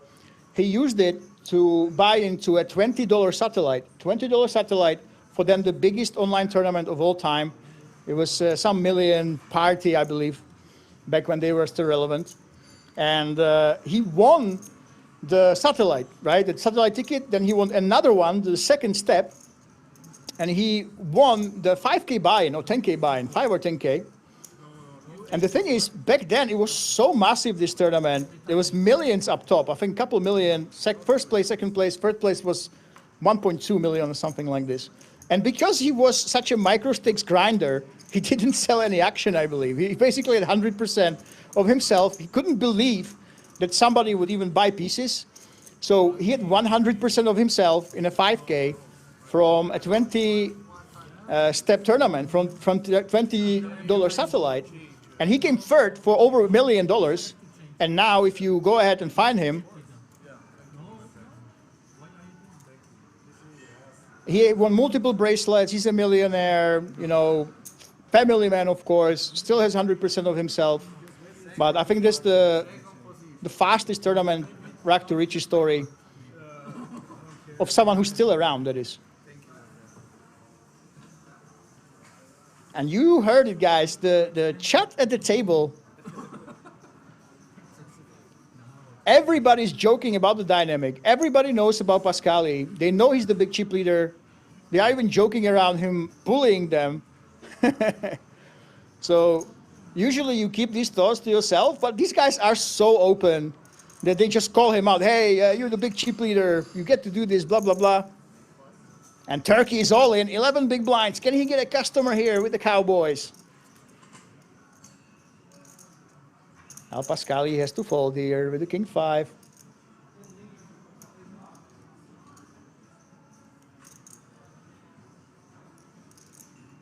What are you going to do, Pascali? He's just posturing. I think this is pretty important, you know, when you play against players like this and you are the big chip leader, you've been super, super loose. When people put up aggression, you don't want to just instantly fold. Don't let them know that you are weak. Just try to Hollywood a little bit, just like he's doing. He's basically pretending that, oh, I have a decent hand and I have to fold it here. Even though we all know that he had absolutely garbage. That was 100% of the time a fold. When you play live poker, some acting skills are definitely something that you want to teach yourself. Acting and timing skills, I have to say. When you play online poker, timing is basically the only thing you can give away. Try to manipulate the opponents. In the live poker, it's both. And look at this, Turkey, Queen 9. Folding it, Turkey is very, very straightforward right now. Even with Pascali already folded and away from the hand, he still lets go of a super strong hand on the cutoff. Daniel does not have a hand he can let go of, though. Oh my goodness, Daniel! Do you have places to be? Did Daniel book a flight for 11 p.m.? Because this is the second time that he started, hey, I'm just gonna go all in a fold here. He started the day raising to 2.8x, and now he says, hey, I have a hand I like, I'm just gonna push it all in, go big or go home. And now it's a pattern. Second time he's done this in a row pretty much.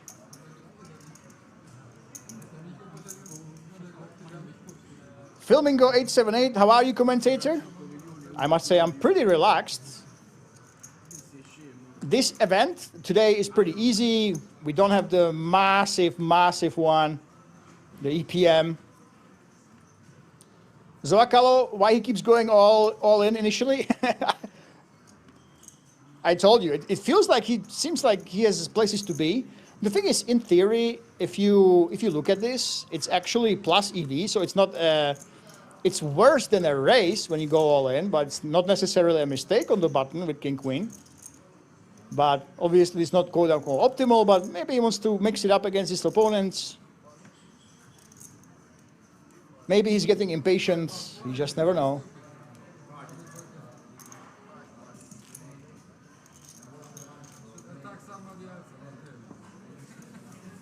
Yeah, so Flamingo, I'm really good. I'm glad that we won't have the 16-hour stream today. It's close to impossible. Even if we go really late, we might go until 3 a.m. But it won't be until 5 or 5:30 or 6. I'm not sure when we finished. 5:30 maybe. We finished in the big one.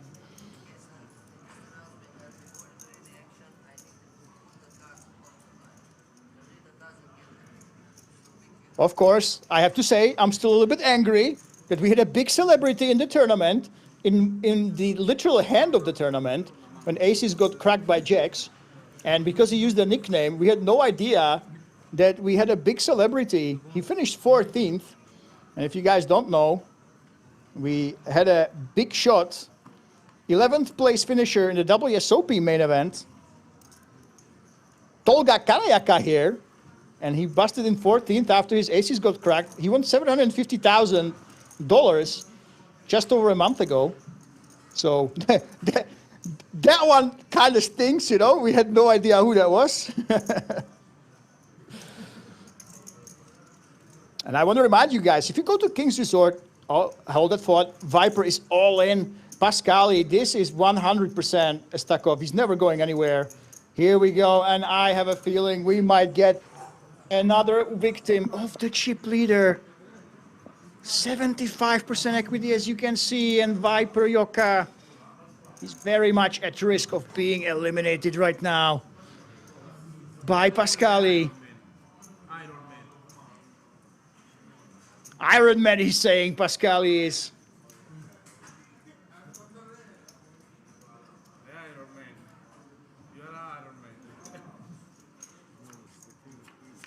Can we hit that juice for Viper? Can he survive yet another all-in?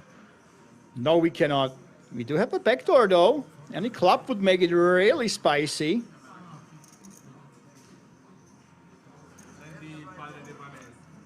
Let's see if something like a three of clubs can turn. No. And we have some split outs, so a 6 would actually chop this for both players. Ooh, it's a juice on the river. Viper Yoka saved by the river. Oh my goodness, it's that juice.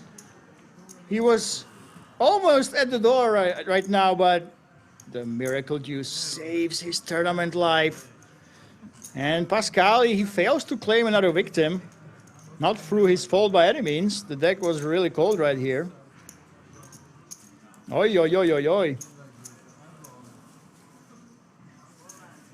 Well, 6 would have been hilarious. Kamal 075 in Twitch chat says. That would be the funnier card, but of course, the juice, that is much better for the short stack.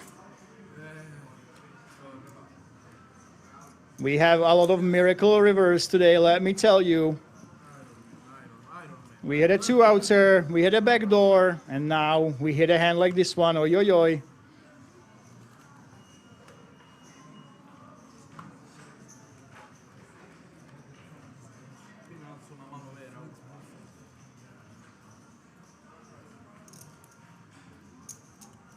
And look at this, another premium pair. Daniel C with the Cowboys right now, open raising to 3 big blinds, why not? So Daniel, he's had enough of going all in. This time it's 3 bigs. Well, that's the thing. He does it pretty often. He's mixing up the sizes so much.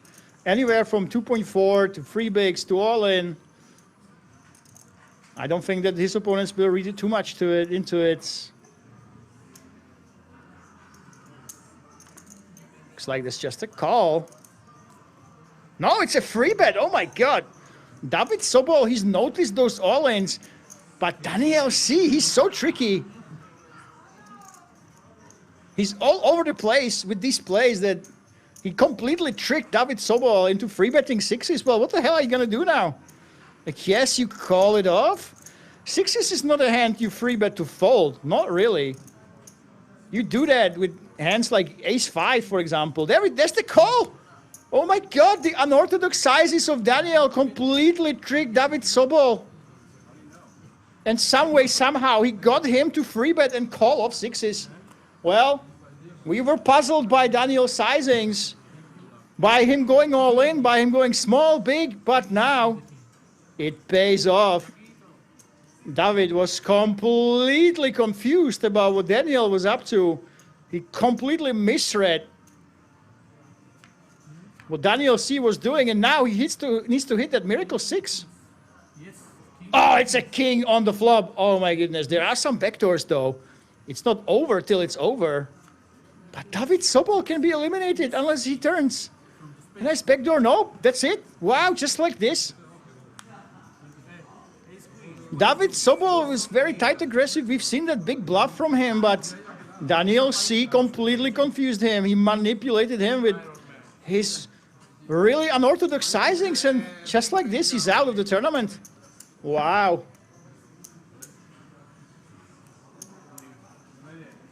Oh my goodness. Well, you know what? We were questioning Daniel's sizes. You guys were asking, I was asking, is this a thing? Why are we doing this? Why does he go all in multiple times? Then he goes smaller, bigger, free, 2 point. Well, I guess the goal is, as one of you correctly said, Total in Poker said, hey, it's maybe to confuse our opponents, to not allow them to play ABC, and, well, that's exactly what happened. It worked like a charm. Mixing up those sizes completely tricked his opponent. Wow. I have no idea what the method is there. Why we go 3x with the kings, and then we go smaller with other hands. Then we go all in with the good hand, all in with the king-queen. Maybe he was just randomizing, but his opponent read too much into it, just like I am probably. And it totally paid off. Well, I am a little bit shocked here by that, by what just transpired, let me tell you guys. But of course, the bluff of the tournament comes to the man eliminated. So, big kudos to David Sobol from Germany. He does get a nice chunk of change for his trouble, by the way. 6,450 plus the free K ticket package. Ich bin Wiesel. He's using GTO Wizard from Wish, but it's working, okay? It's actually working. It's just teleported him into one of the big stacks. So I'm not sure what his secret is, if it's dice, if it's a GTO Wizard from Wish or something else, but well, it's worked out for him so far.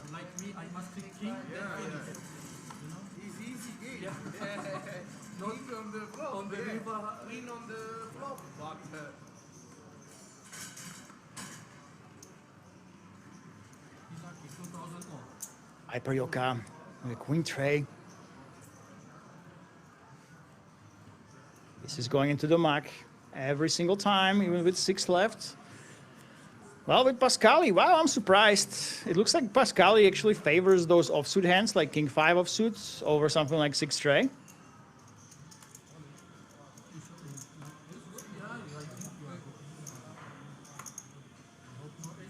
And now we see the payouts. So 8,500 plus that free K package already looked up, and Turkey is all in with 9-8.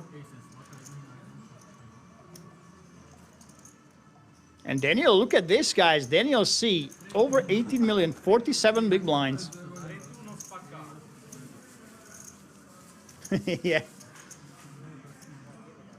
If he did this before, if he was raising small, big, and then all in before the final table as well, you know, not on the feature table, yeah, maybe the players read into it a little bit too much. That's why he got paid, but I can guarantee you, if he didn't use those strange sizings, those 6s, there would not be a free bet and a stack off there in that situation. They would probably just call. But because he's been mixing it up, he's been pretty loose with large sizings, and he's been even all in. That's why the 6s did that. So everyone's dizzy right now, not knowing what the hell to do with this player.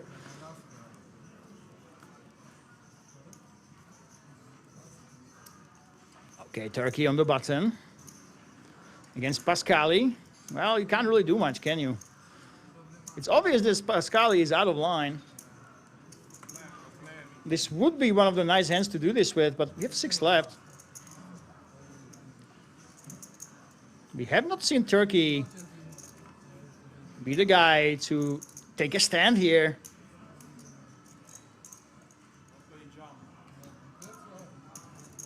Hey, of course there's a pay jump. Every hand is a pay jump. This is the final table.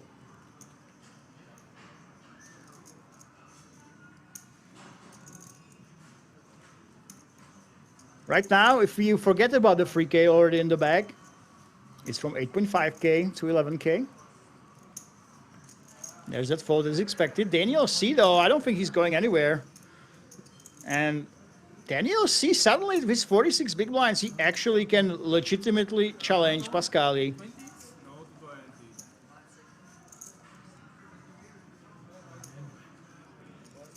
What?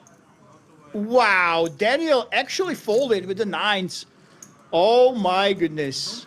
He just does not want to mess with Pascali right after doubling up. Almost. Pascali says double aces. Well, he's not wrong. The 4 kind of looks like an ace.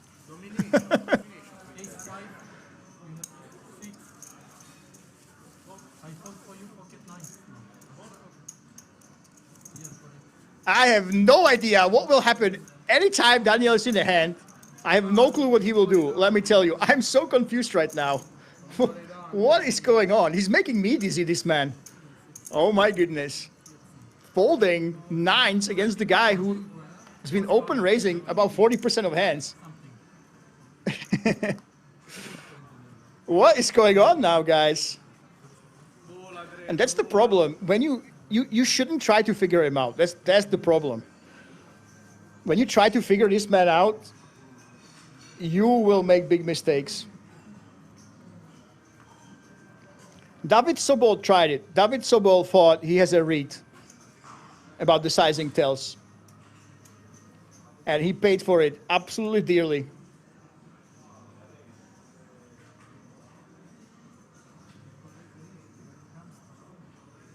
Yeah, this guy, you said it. You said it. This guy's fun.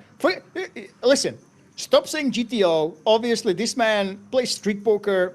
He plays to confuse everybody.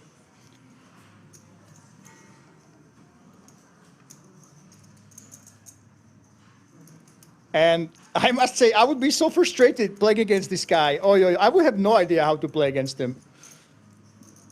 It's exactly what Total in Poker said. Total in Poker said, you know, he's just doing it to try to throw his opponents off, and it's working. Even when he does crazy stuff like folding the 9s. Daniel C. I must say, Daniel is absolutely the wild card right now. He could bust. He could be the second one to bust in 3 hands. And he can absolutely roll over everybody and win this. As Pascali takes another one.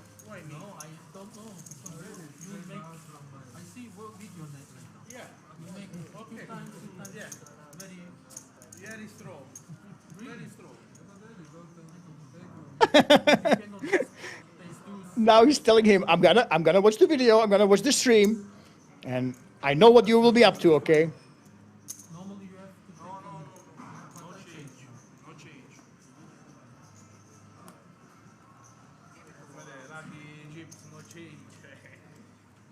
Totalin says, if we had a heads up between a GTO player and an exploitative player, the exploitative player will win.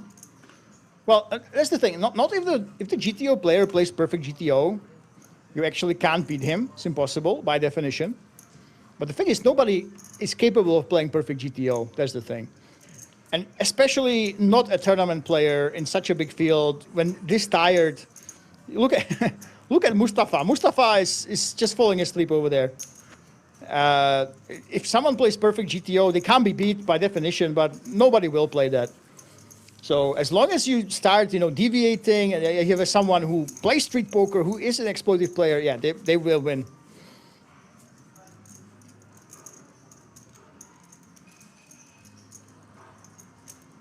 It doesn't matter how good the player is, you know, by a game theory optimal, it's just a strategy that can't be beat. It just can't. Doesn't matter what you do, you will at best break even against it. But that's the strategy. But GTO player, it doesn't exist. There's no such thing as GTO player, not in a 1,500 people or entry tournament, not when it's getting to 9:30, okay? Not when you're a multi-table tournament player. It just doesn't exist, okay? So someone who tries to emulate that computer strategy, if they play against someone who adjusts, a lot of the times the guy that is good at adjusting will have the advantage, because the guy who tries to play like a robot is not a robot. And he starts making mistakes. Look at this, Mustafa all in. 8 big blinds, 3.2 million.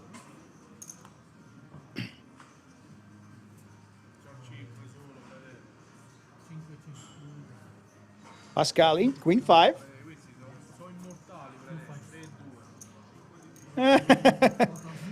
Pascali switching to Italian, makes the call. He thinks he has the pot odds, it looks like.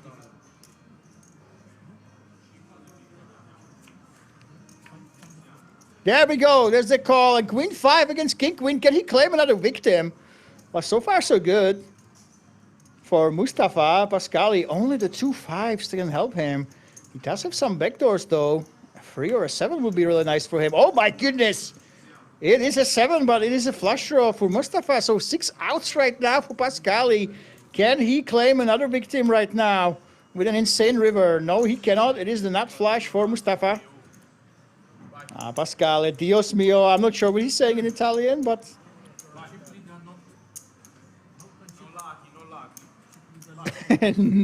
No lucky, he says.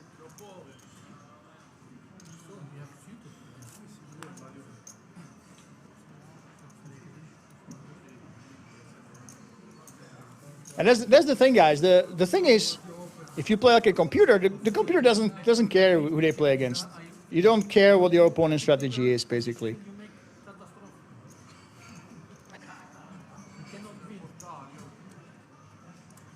Oh, he's telling him he cannot win. Pascali is being told he cannot win as a chip leader.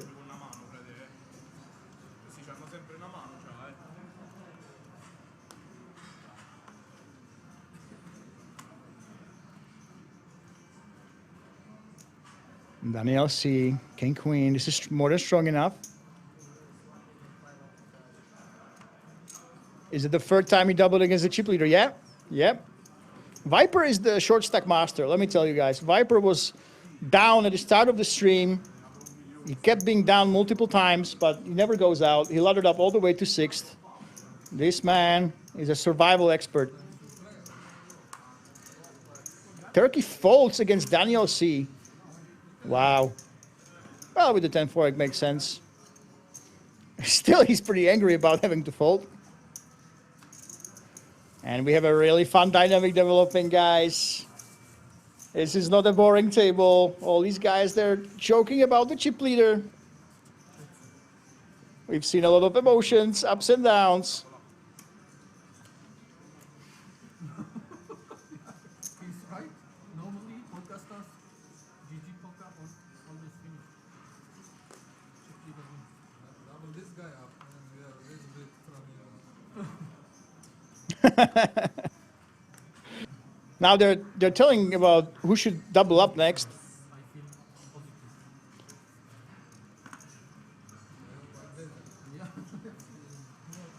Turkey. Now I think I'm very good. I didn't. This is not better than Maka. All in. Well, Daniel, check 4. I know one person that might be calling this, but that's not Daniel.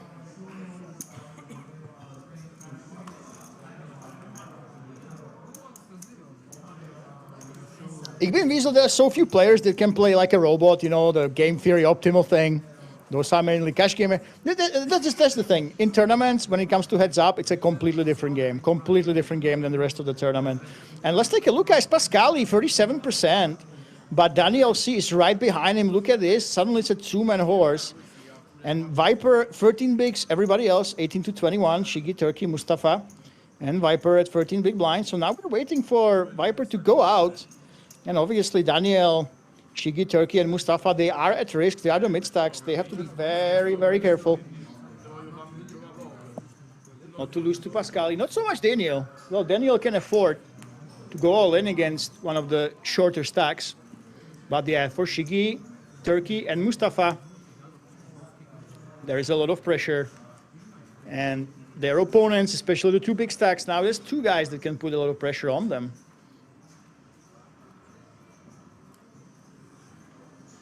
Yeah, but you've seen it time and time again. There's a lot of tournament experts when it comes to a long heads up that you don't really play that frequently on lines. A lot of the times when the tournament goes fast at Kings, we get to heads up and we are 40 big blinds deep, for example, 35 big blinds deep. Suddenly the skill level, it drops drastically. And the reason is it's a completely different game. Playing a ring game and playing mano a mano when there's never ICM, just basically play to win. It's so different. And look at this, Viper is all in. Pascali actually does call it off again. And you know what, Viper, I would say that he's in danger, but Viper is a survivalist. He never lost. Of course, he never lost when he was at risk. But I've seen him go all in like this for 6 or 7 times already today. Can he dodge the jack or an 8? Yes, he can, and it's an ace. Ooh, oh my God, look at this. This is absolutely the most spicy board that could have come. 9 outs, 38%. We have that flush draw, and we also have the jack and 8 potential. Oh my God. There's so many outs, too many outs. There is such a thing as too many outs, though. Can Pascali hit one of the 12 potential outs on the river to bust Viper? Wow, no, he cannot. Too many outs, my friend. Too many outs, never win. Such is the tradition in poker. And Viper can dodge bullets better than Neo in Matrix.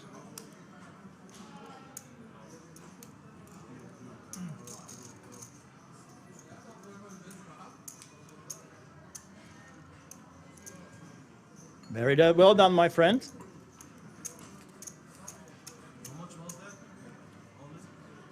And I told you guys, this man is like Neo. He is a survivalist. Was it the same guy, 4-time double through the chip leader?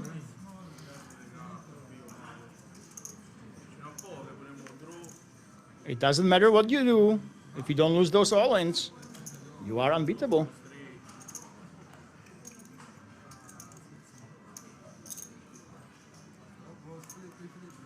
Ik bin Weasel. You have to stream for the next 12 working days. Ik bin Weasel. Calm down, everybody, okay? During the big EPM, we've done a 13-hour stream, and then we done a 16-hour stream back-to-back. So, today's easy. Oh, Pascali. Oh, I see. I see, we raised Chili Dog. Shigi, 21 bigs. What will be the sizing?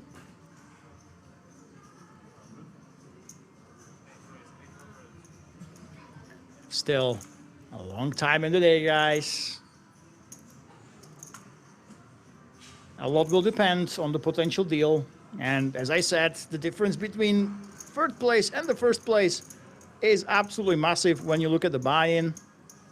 19,100 for third, 42K up top. This structure is very much one that invites a deal between the players. Shigi raising, Daniel C. Does he want to play here? Nope. I was going to be shocked almost. El Pascali definitely a defense, and let's see if he can crack the 10s with his 5s and get back on the horse. Pascali, he was for a long time around 100 bigs, and look at this, he actually does flop that middle set. On a drawy board, he can have so many potential gut shots and backdoor draws on this board when Shigi bets. It will be almost impossible to get away from this hand if Pascali raises. It might not look like it, but this is an extremely, extremely drawy board. for the big blind. Oh my goodness, I fear for Shiggy. There we go, there's that bet. He only left 15 bigs behind though. Because he bet so big, Pascali only goes for that call. Shiggy correctly realized that there's so many potential draws that he wants to go big. Ace on the turn. Well, this might actually save him.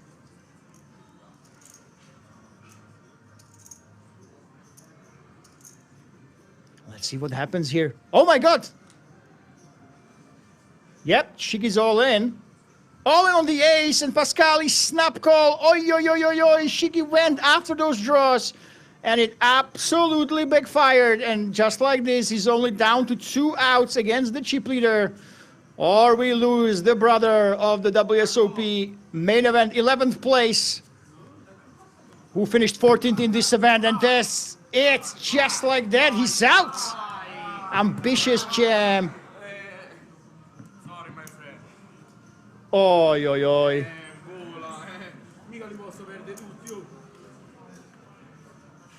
Well, kudos to all the gang around Shiggy. You guys have been absolutely fantastic. It was a pleasure having these celebrities here in our midst. Hopefully, we will see you at the Big Kings Million. Shiggy already got himself the free key package. He also got himself 8,500 euro. Up top as well, but he's eliminated by Pascali. So shout out to him. Shout out to Sucre. These 3 pros in the chat. And we'll see you after the break for the conclusion, maybe, of the Dutch Classics.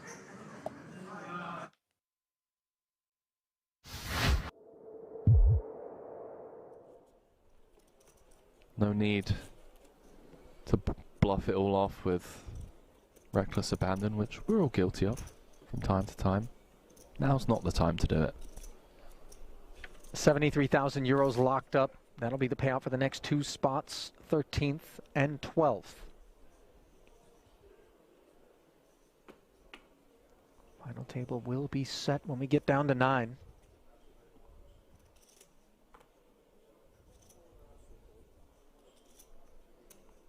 Kings now for Sai. What's going on? They've all had some Haribo fizzy colas on break or something. I mean, rocket fuel.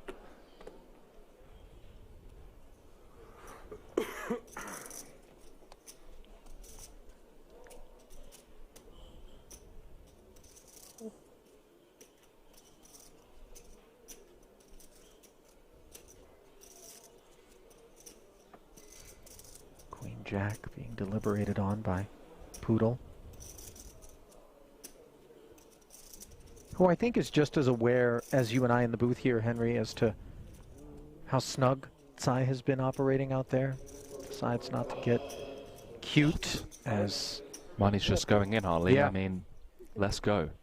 Back-to-back hands, the wheels have come off. Ladders round every corner.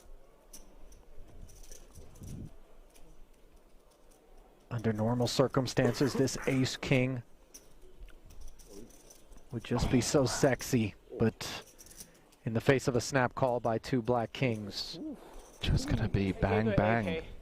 Yeah. Sayonara, Italy. Sai, the Italian assassin, if he can just hold here. I believe Arrivederci Italy would have been more apropos, but I know. Yeah. You know, I'm trying, okay? It's been a long month, Ali. That it has. And it's also been a long day out here for Vito Vella. One that he hopes can continue, but an ace for the time being. That which would be required. 4-set continuation unavailable on the Queen 5-3 board. Wow, something going on the outer table. We'll have to jump into the action over there after this. Sure sounds that way. Hello. Wheel gutty now as we add deuces to the mix. 7 outs one time. Can Vella find extended play here in the main? He can't.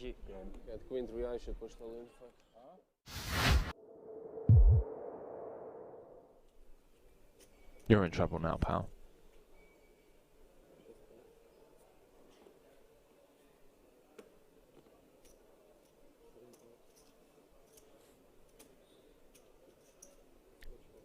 The Ukrainian bulldog.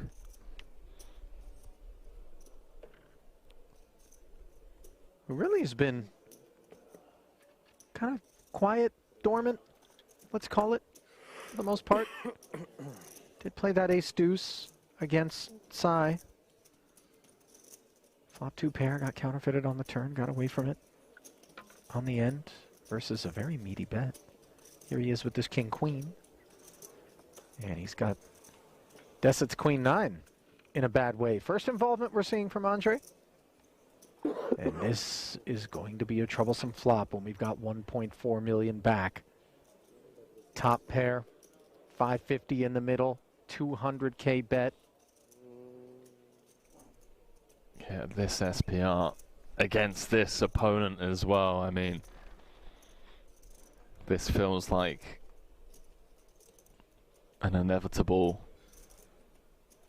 end of the road, perhaps, for Andrzej, unless he can find a safe turn or... No, he's check raising. Come on, man. Check raised for a third of his stack. Queen 7-3, 2 spades, only 1-9 left in the deck. Volkov would hate to lose a customer here if he were to put the rest on request now. I think the flat here and allow Deset maybe to put the rest in there would be a safer path to ensuring that you're going to get the spin for all of it. I like where your head's at. In theory, that makes a lot of sense. I think if we're a bit deeper, with Deset putting in 500 of his 1.4, I wouldn't fault Volkov for thinking, okay, let's just run it. This guy is never folding. Queen 9 may actually still hit the muck here if he goes all in, but he's going to side with you, Ali, and just give Deset as much rope as possible, perhaps with like a 6-4 or 5-4 type holding. I think Volkov has already decided that he's ready to play for the rest, regardless of how the board develops. So the flat here isn't really of any consequence in terms of, you know, texture changing in some way undesirably for the king-queen. Let's have a look. 1.6 outlet. Everything all right? On a 10K ladder. Yeah, it's like a hiccup mid-sentence. You might be experiencing indigestion of the type that Deset soon rates to be experiencing himself if those two little words cross his lips. I think given that we're on a 10K ladder, he's going to leave a chip behind. If he does, kind of go for all of it. Wow.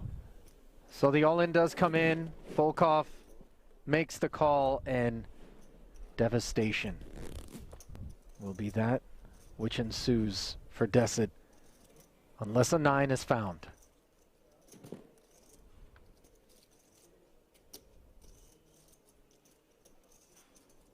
Case 9 needed.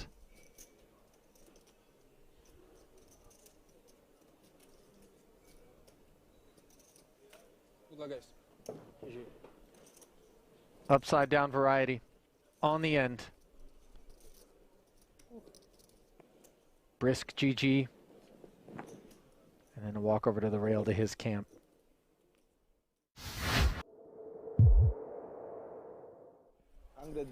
Daniel Dvoris comes to mind as someone that's just always involved in dogfights. Even for the smaller pots, you know, the single raise pots, button v big blind. Let's see someone really earn this 1.5 million. I've been bouncing in and out.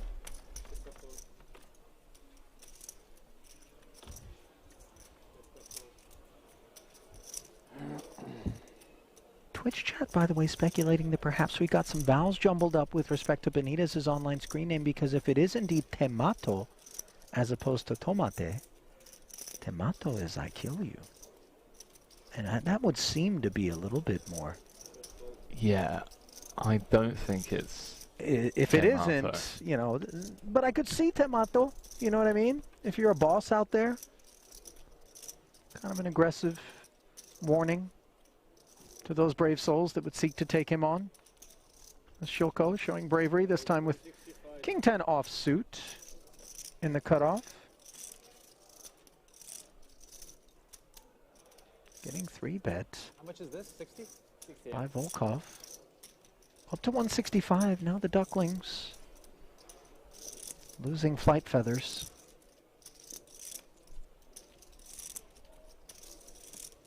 Surely Keating isn't considering. We're at that stage of the tournament, my friend, where you really earn your money. I think we can expect to see a bit of a dogfight. We've got the right lineup for it. Deep stacks, a lot of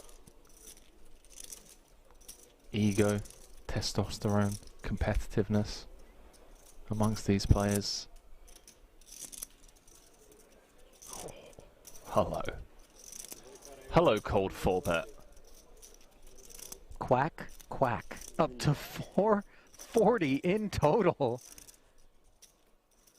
Ladies and gentlemen, we give you Alex Keating.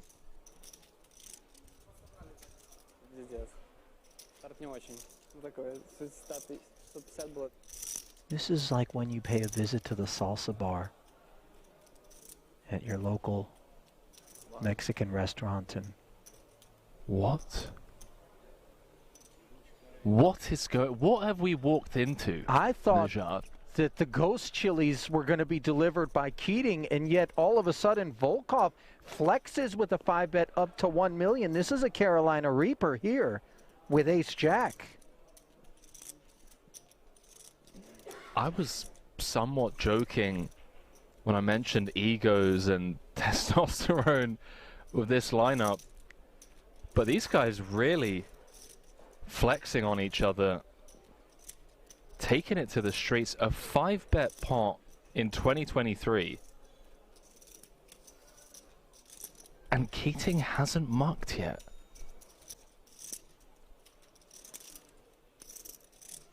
This has nothing to do with the deuces at this point and everything to do with whether or not Volkov's out of line.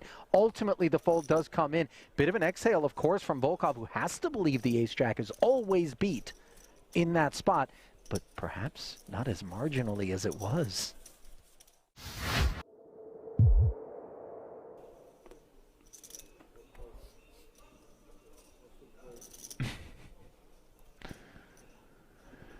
Ooh. Here we go. Blind on blind against the action man. Got what, 13, 14 blinds and a monster. This is a monster off of this stack of 13 blinds. I guess we could raise it up. I like a raise, but not all in, you know, say make it like 3 blinds or so. You want to charge the big blind to see free flops. He's actually pretty unlucky from Tochi's point of view that no one's open before him, because this would be a lovely spot to get a jam in. Over and open, but as it is, he plays the hand he's dealt.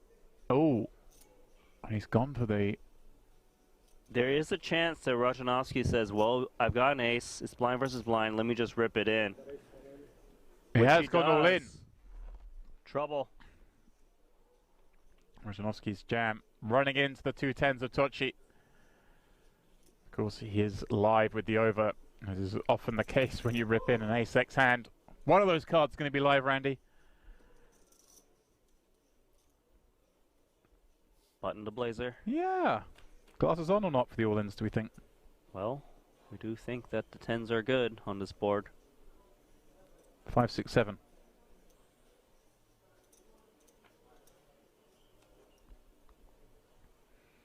A heart, a very bad card from to see, reducing his outs to just the black aces. Tochi with a chance to get up to 1.4 million. That's what he's going to do. Very improbable from the 350k we saw him have a very short while ago. Now has quadruple that amount. Did you know that 98% of people on Earth don't know what the word flop means? If you do, you're officially in the top 2%. Come catch some flops at King's Resort, where real poker stories begin. Ladies and gentlemen, welcome back to King's Resort for the final table of the Dutch Classics main event. If you left us, well, before the break, well, you missed out on a lot of all-ins. We lost a bunch of players. Let's see what the actual damage is. So right before the break, we saw that set that cracked the tens. And just like this, we are down to the final 5. Pascale, still the big chip leader, 64 big blinds. Daniel, right up there with him, 37 bigs, 1 double up, and he's the chip leader. And then we have these 3 guys, Viper, Turkey, and Mustafa with 14, 16, and 19 bigs behind those big 2 players. But at this point, really, it might just be anyone's game. All will depend on if Pascale, if he can actually continue his incredible run. He's been bullying players. He's eliminated 2 of them. And he's been free betting like a maniac, putting pressure on everybody. But of course, with every bust out, that ICM pressure actually goes down, believe it or not, but that's what the nerds say. So we will see. Can especially Daniel C try to put on pressure on the Italian chip leader with his extremely unorthodox and unpredictable plays that basically they have everybody confused. Daniel C has been open raising to different sizes almost every single hand. He's been even going all in at 20 bigs. He's been making some tight folds, some loose plays. So he is definitely the wild card. And I have no idea how a heads up would end up between him and Pascale, especially if he continues with those really big sizings. We might be up for a treat without limping if that happens. But there is still a very, very long way to go, as we have to get rid of 3 players, and you never know what will happen. If you are just joining us, we are playing for 42,000 up top. All the top players, they already have that 3K Kings Million European Poker Championship 4 times ticket package in the bag. If you enjoyed these players, come join us in September, as they will play 4 separate tournaments. We will have the biggest guarantee in a 1K-ish in history. 5 million is beating the $5 million that was achieved in Vegas, or guaranteed in Vegas last year at the World Poker Tour Prime Championship. And the bigger side events will be the Scepter events. So where in the big one, you can win the big King's Crown. We will actually have scepters as trophies for those bigger side events that these guys have the tickets for. And let's get going. Top 5. Most of the time when we get to top 3, that's when we start talking a deal, especially with these big pay jumps. And as Pascale, he continues where he ended, being loose, being confident, trying to put on pressure on his opponents. And this time, though, the board does not cooperate with the chip leader, as Ace-King has a 2 pair and absolutely crushes the 9-7 offsuit.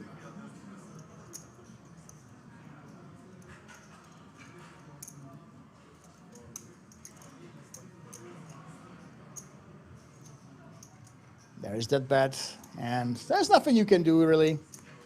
Pascale, we couldn't really find any big scores when it comes to live poker. I kind of suspected he either plays in the Italian untracked clubs or that he's been playing online poker. Either way, he's very much capable of pre-flop, especially aggression. He's a no stranger to free bet. And attacking his opponents when he smells weakness. He must have gotten this experience somewhere. It's not very easy to come to the final table out of the blue and already be a crusher. Even though he does have a decent score here at Kings already. A recent one, to be exact. Turkey folding Queen 10 suited. Look at this. A lot of respect for the chip leader still behind him. Queen 10 suited is such a strong hand. Folding it even when you're first in, you're basically saying, hey, I have a lot of respect for my opponents. I like this man, Pascale.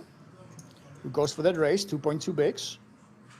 Slightly smaller than the solvers would make it, which allows Mustafa to come along with that queen 8. A reasonably strong hand for blind against blind. And let's see if the chip leader can continue his run. Another 2-pair flopped against him. This time he has the initiative, so he will go ahead and put on that c-bet. 1 million, 2 bigs. Mustafa is not going anywhere. He has no reason to raise here. I see that, and he's all in.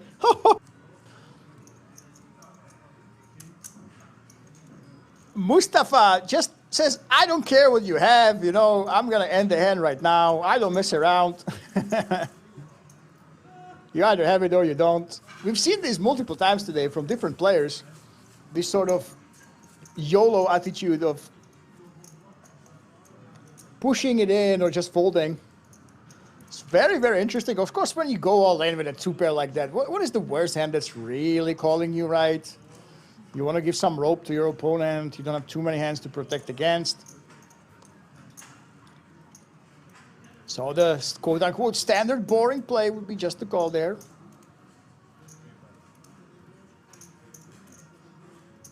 Viper on the cutoff.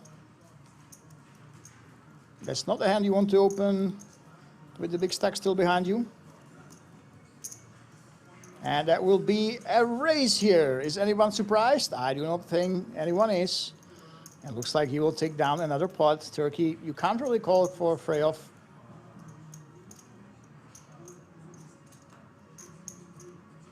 And there still should be pressure on you. And I say that, and I am wrong. Just a reminder. With every bust out, actually the ICM pressure gets lower and lower. And Turkey has the confidence of playing against the chip leader. Can Pascali lose 3 hands in a row, or will he take this one down? Now he's obviously a big favorite. Checking his pair of jacks that he shares with Turkey. Now he has the backdoor flush draw. Turkey with the gut shot.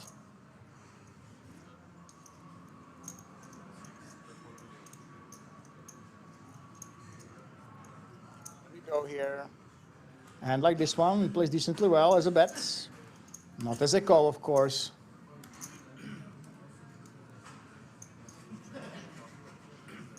By the way, the next event that I'll be at and that you can play starts tomorrow is the Italian poker sport. Tomorrow is the opener. And then the big one, 1.5 mil guaranteed. That will be another huge one. I believe the day 1 and B, you can play 70-minute levels. If you so desire. And I was shocked, actually. Maybe you guys can tell me in the chat. What is the optimal length of levels that you actually prefer? You know, until the big EPM, I had no idea how much people value those long levels. It feels like if you have a bigger buy-in, like a 500 euro at Kings, people expect the levels to be longer as well. So you get more bang for your buck. And I always assume that, you know, when you play for fun, you don't really care how long the levels are. But the insane popularity of those 80-minute levels, it really opened my mind, opened my eyes to understanding that, hey, long levels and having that space to play a lot of poker is actually really valuable.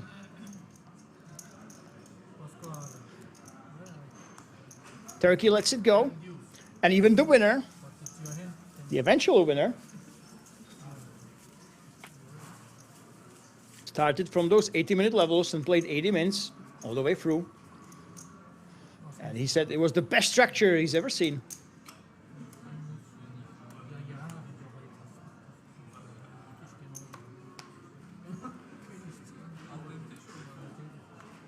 Daniel, I can't get a read on this man.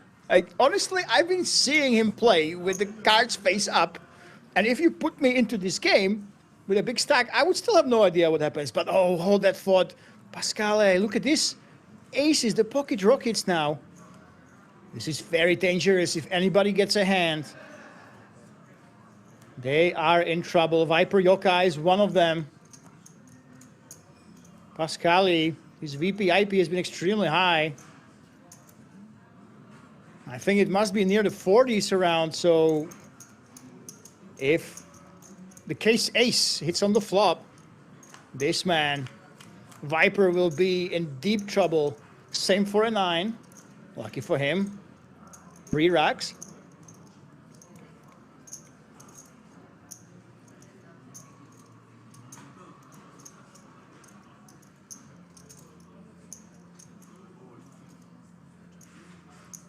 There we go. He's checking. Will we see some tricky check back? No. Pascali goes for that c-bet. Well, Viper Yuka, we are 5-handed now. You do have the option to actually peel. This is one of the better aces that you have here. Problem is, of course, that you can't really stand any barrels. That's why we're simply folding against the chip leader who has been aggressive. And we are playing until somebody takes down that extra 42K on top of the 3K everybody already locked up in the form of the Kings Million European Poker Championship packages. There we go. Pascali still 62. Big blinds, 41% of chips in play. Daniel C, 25%.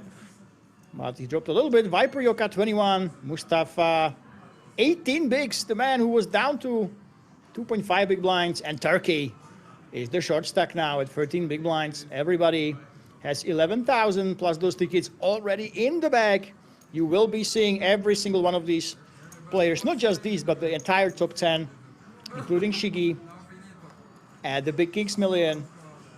They have the super main event tickets plus 3 more.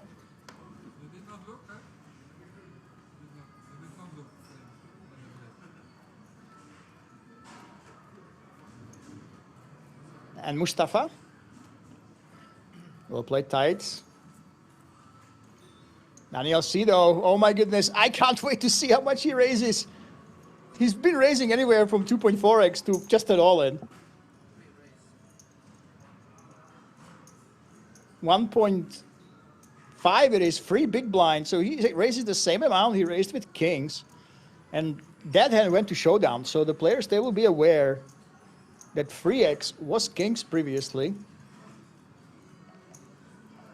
That's the thing, you can't really read too much into this.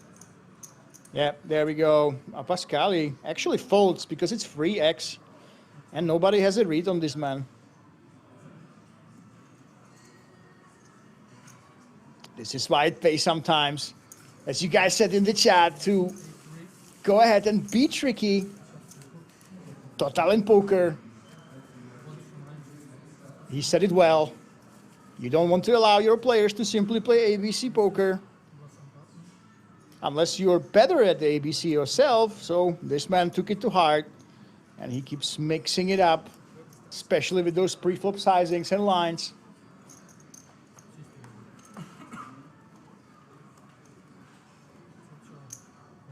And that will be the big story of the remainder of the tournament. Can somebody figure him out? As Turkey. This man is pretty straightforward, all in with the queens. Well, Daniel C. I have no idea what he will do. We've seen him fold 9s in the small blind to a single raise. This time he has ace jack.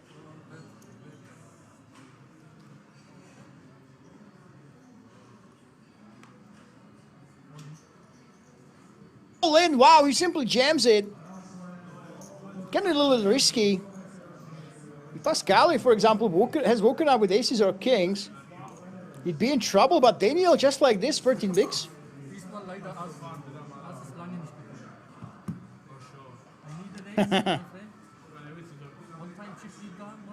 And he needs the ace to get rid of Turkey and bring us into the top 4. Can the tricky Daniel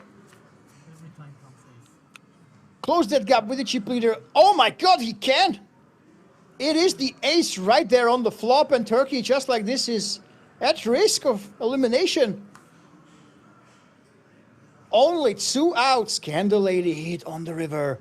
Can he catch up to Daniel? No, he cannot. Oh my goodness, right after the break, Daniel C., the unpredictable man, keeps zigging and zagging, and this time the victim is Turkey, who leaves with the ladies and gets cracked by ace-jack offsuit. Wow.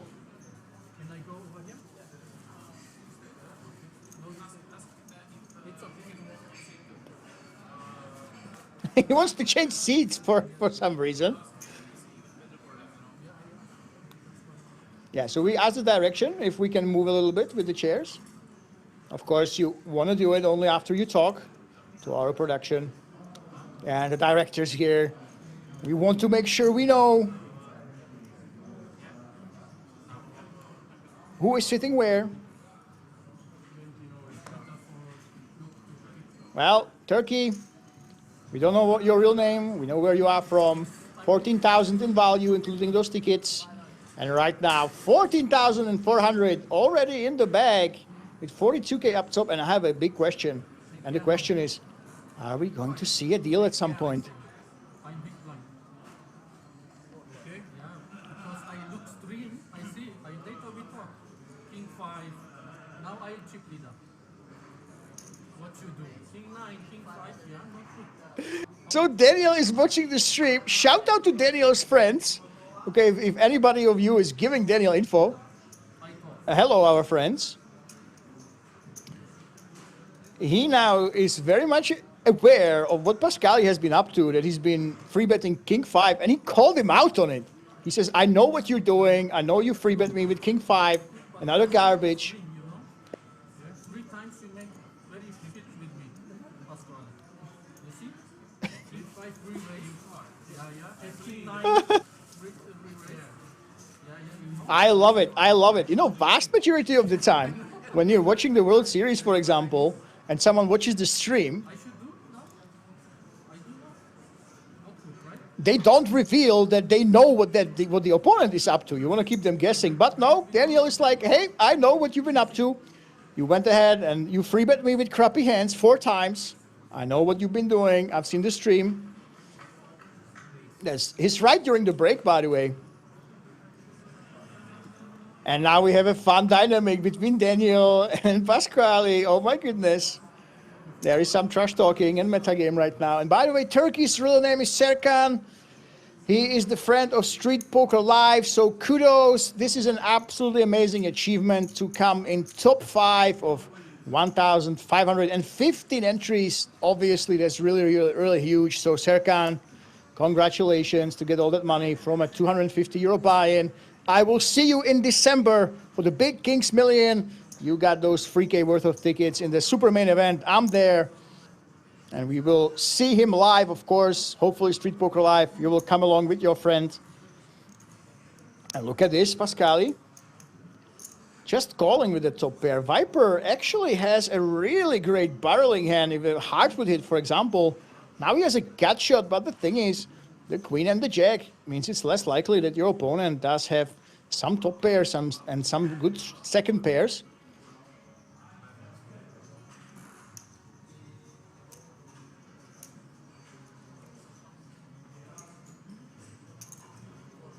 There we go. He continues the aggression, though. And this will be very, very tempting. 10 big blinds remaining. He only has the gut shot. As you can see, it's only 3 outs for Viper Yoka. Is his plan to actually jam the river as well? He misses. Will he go for it? Oh my God. This is a decent combination to go for. You don't have the spades, actually. I think we should be going all in if we put some chips in the middle. It's not a terrible play by any means. Oh, he gave up. He really wanted to go for it. Viper Yoka, would it work? I'm not sure. You did have a decent combination to choose from, but...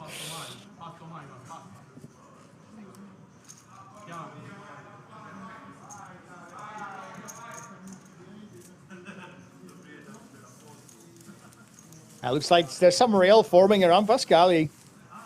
Obviously, we have a lot of Italians always coming to King's Resort. Not September, December, end of September. Did I say December? Of course, guys. End of September, start of October. That's when the big King's Million is.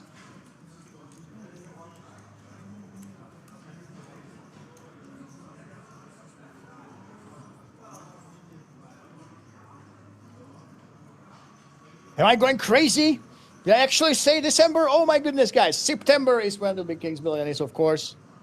When we will see Serkan, a.k.a. Turkey, who unfortunately busted. Fortunately for him, he can play for that 5 million euro in the super main event. And he's got tickets to multiple Scepter events. That will happen during the Big Kings Million.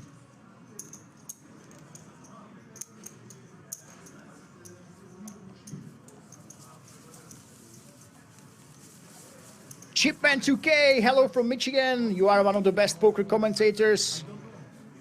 That really means a lot to me. Of course, there are a lot of powerhouses in the US. Like the yellow at 36. How much? 36. 28. I wouldn't kill him. So we very much appreciate that you enjoy us European accent commentators right here that we like to employ at Kings Resort. We have the fantastic Christine, of course, also commenting, and or Aaron Paul Kramer will be joining us in September and the start of October. As Viper is all in, this man has been invincible so far. Many times he's been at risk. Every single time he survives. When he's ahead, when he's behind, it doesn't really matter.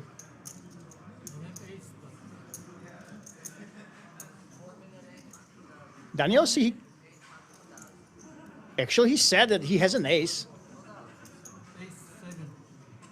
You look, Pascal, how you do? 7. You do with the 7.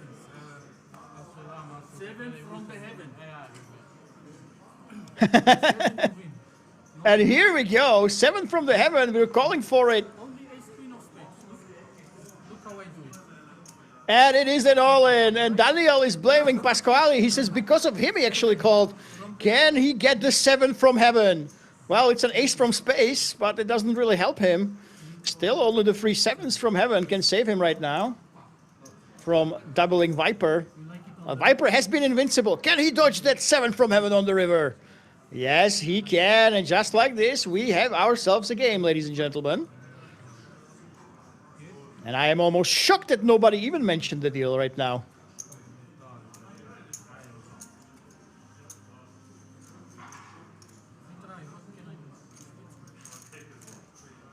Daniel, he wants to be like Pasquale, but he doesn't have the chops to win these all-ins, it seems. Iron Man he wants to be. Marcel Matthias, you're a great dude. Thank you so much. Out. One step out. But King's Casino?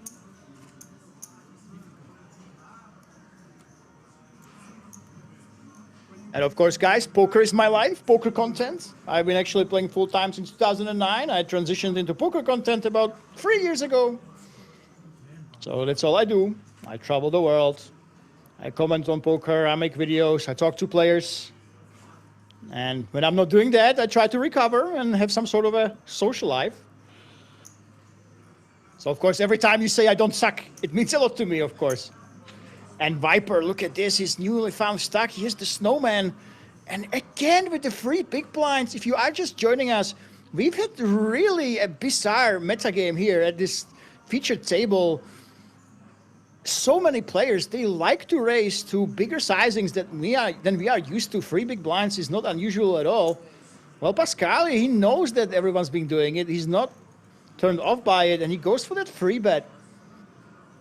That's the problem. When you go ahead and open raise bigger, you create more dead money, and then you cannot be too tight if you keep doing this. And I'm very curious, Viper, can you actually go for it and jam over that ace-jack offsuit? I'm gonna say that he probably should.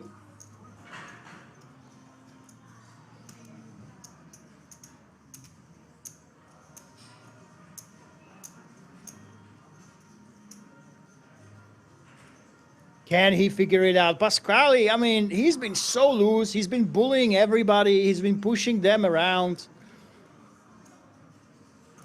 And there we go. I love it. I absolutely love it. When you do open to 3x, you have to make a stand. You have to be ready to take those flips. And this is exactly what's happened right now. And guys, this is an absolutely vital flip. This is pretty deep. It's 22 big blinds. This might just decide how long this tournament will take and who will take it down.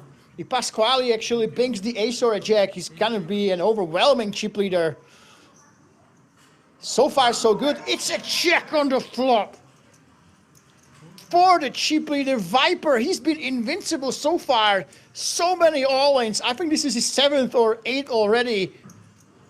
Never write him off. There's only 1-8 remaining though. Only 1-8. One was folded. Can he get the snowman on the river for a nice set of them? No, he cannot. And oh my goodness. I am kind of worried, guys. This tournament might be over rather soon. Pascali, he's suddenly running away with it. 95 big blinds at top 3. But huge kudos to this man. He was a short stack since the start of the day, I feel, Viper. Oh my goodness. One of the shortest stacks at the start of the day. He kept hanging on, winning those clutch all-ins when he was at risk. So many times he's been at risk over and over and over again. He just wouldn't quit. And he lathered up all the way to this situation, all the way to 4th place. So massive kudos to him. He'll be very, very happy. That's the thing. If you are in a tournament and at one point you have a massive stack, you have those 50, 60, 70 bigs, and you end up in 4th place, you might be a little bit unhappy, right? But when you have been the short stack for almost the entire featured and final table, well then obviously you'll be very, very happy. So kudos to him. We will see that recap momentarily, but let's see what happens here.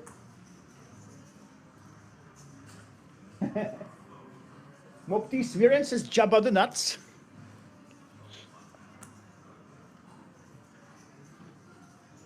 Irasti says this table. Oh my god, look at this. This is actually, this could be a setup potentially. Raise 2 million. Daniel C, you never know what he does.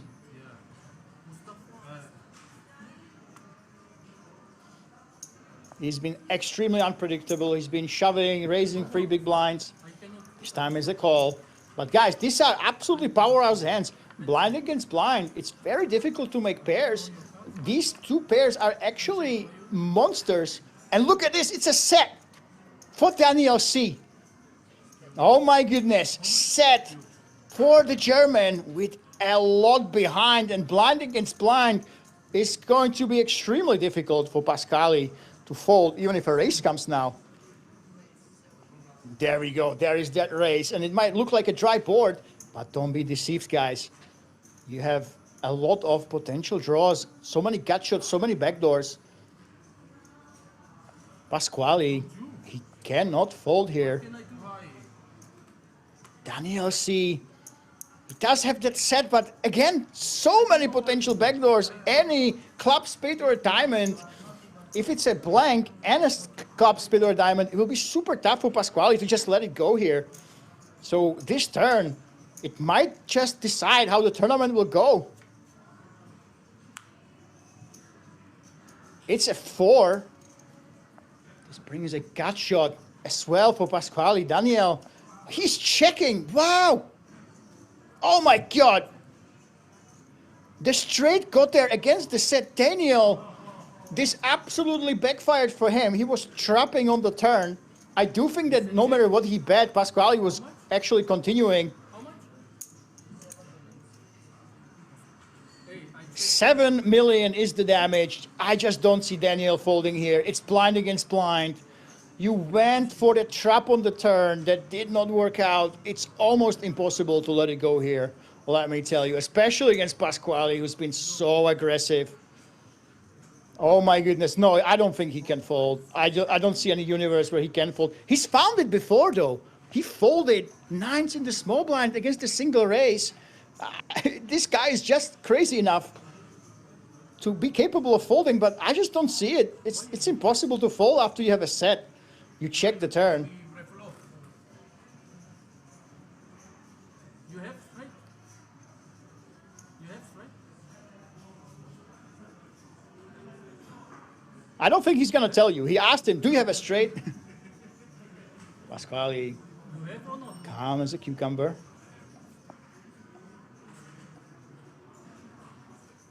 Daniel's trying to get at least something. He needs the reason to fold, but not like this, guys.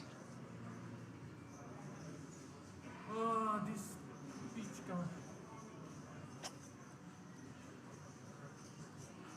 He said a very bad word in Czech. I cannot translate it, but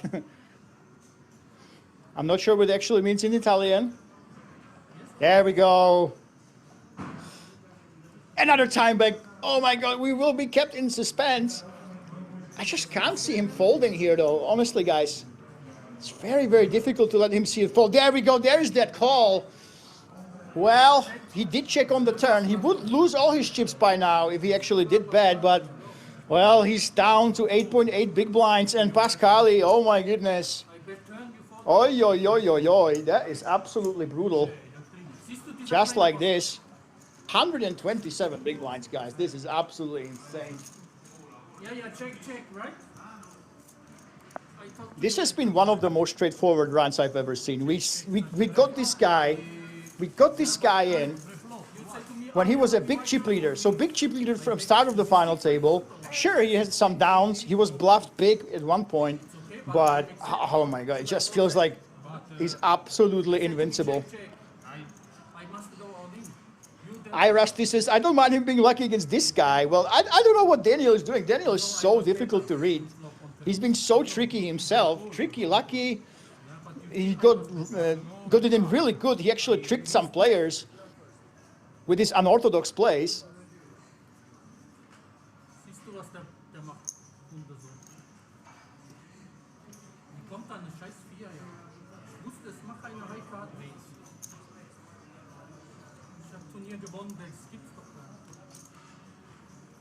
Pascali goes ahead and raises. How much you play? Well, now it seems absolutely clear who's the big favorite, guys. I don't know what the players have to do. I don't even think that a deal will be made right now. Pascali, he can just run them over. Vast majority of the time, pretty much every single tournament that had this structure where the first place is more than double the third place, there was deal discussion, but we have such a dominating performance at this final table. He's been playing super aggressively. He's been getting lucky as well. I just don't see him even contemplating a deal against these two players. Yeah, I mean, it's crazy. From start to finish, he's been playing so many hands, and they know it. And look at this. Oh my God, he's got the queens right away. What is going on? He's been aggressive. He's won so many hands outside of showdown, and now he's actually hitting the hands as well. This is almost unfair, guys. He's pretty much been playing a luck style, loose aggressive. Okay, nobody got a hand. I'm almost shocked. But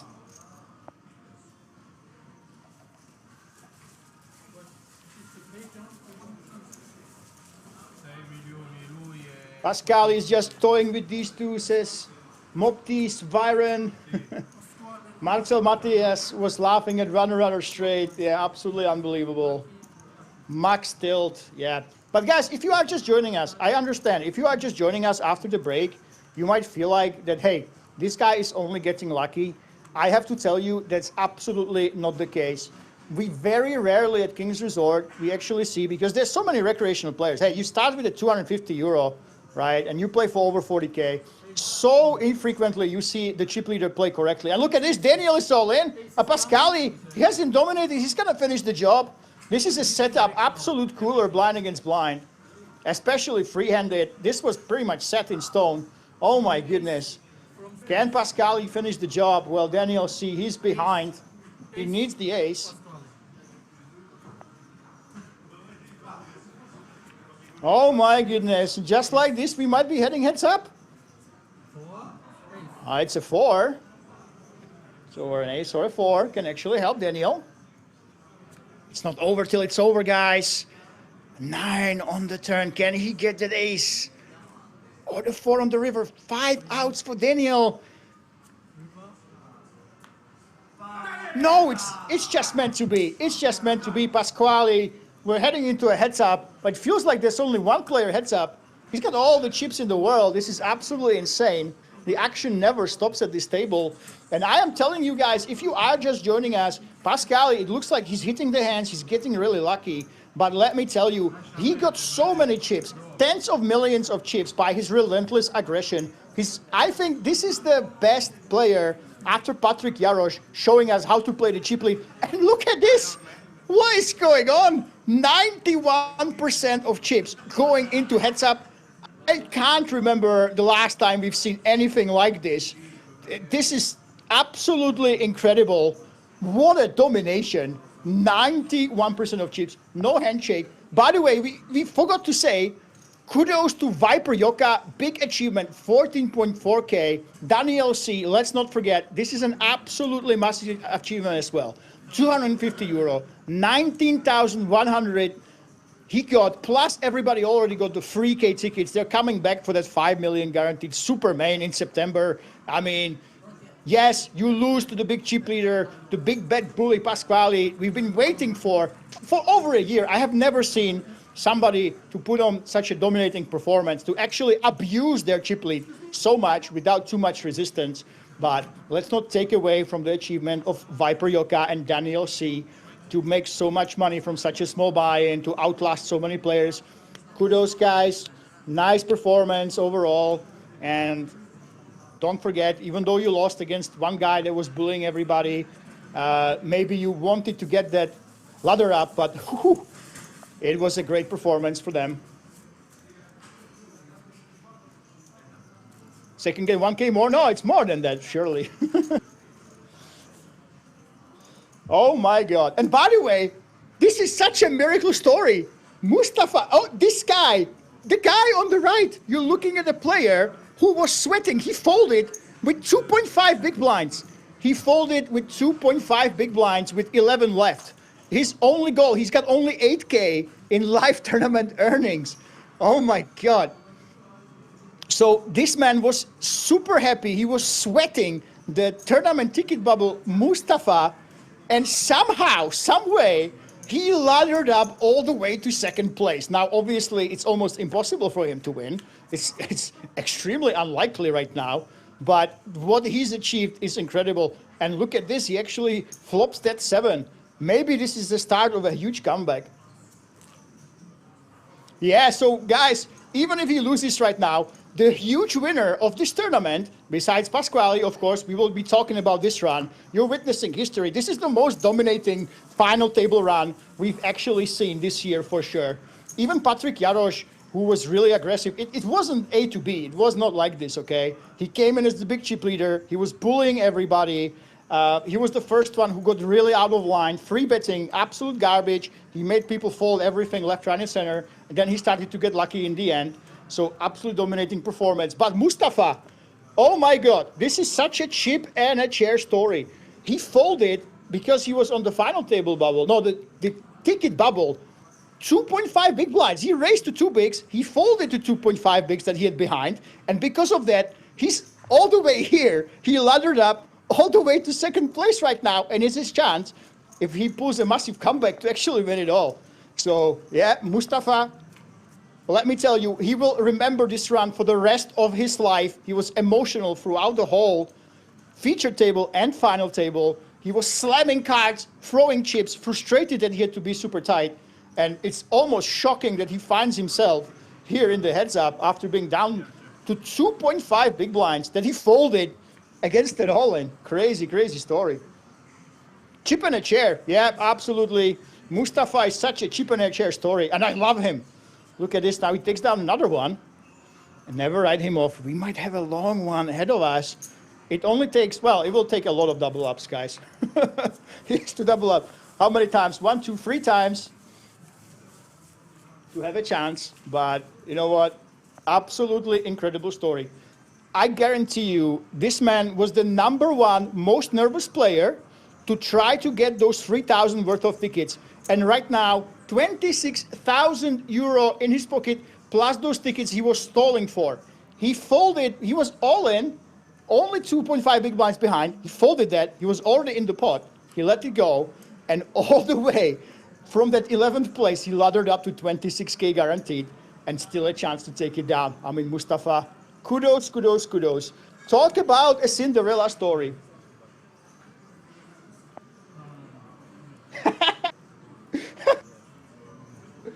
What? Marcel Matias says a 50-50 deal is coming. I'm not sure what to tell. I'm not sure what to tell you, Marcel. I have my doubts. I think Pasquale might might object to a 50-50 right now. Just something, you know what? I'm not great at math, but something tells me that he might object to a 50-50 at this point in time, at least.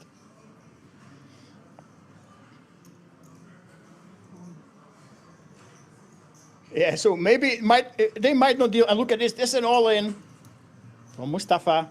Pascali folds, and Mustafa, look at this, 20 bigs. It's a long way to go, of course. No deals were made, so we have the standard blinds. We might be here for a long time still.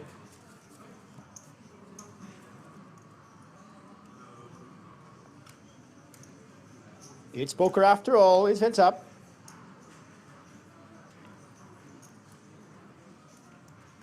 But let's see what happens. And we had some huge stories, massive stories, guys, by the way, during this tournament. Of course, Mustafa, he's a big story, cheap in a chair, 2.5 bigs, that he could have easily gone all in with, all the way right here to second place. Pasquale, I mean, such a dominating performance. He came to the feature table for the first time at the final table. He ran it all the way. And look at this, it's an all-in.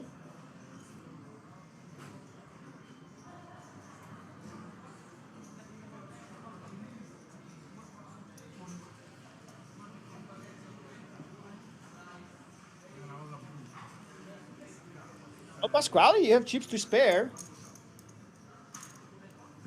I don't think you should be going all in. Space is Fake is asking, when is there a PLO bomb pot? Actually, you missed out. There's the festival series, okay? So it was in June. In June, there was the festival series, and I kid you not, they have a bomb pot tournament. So here at King's Resort, we legit had a bomb pot tournament, and they run it on all the stops. So I know you're making a joke. Where is there a PLO bomb pot? But the festival, they will come back to King's Resort next June. The entire tournament is PLO bomb pots. Sometimes it's a feature, but they also sometimes run it that you have half PLO, half hold'em, but every hand is a bomb pot.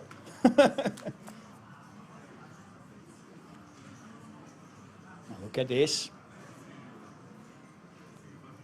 Mustafa against Pasquale. Of course, Pasquale, the big bad bully. Let's see what he does here. And we did see limps. I was saying that if Daniel gets to heads up, we will not see any limping. Looks like right now we are seeing some of it.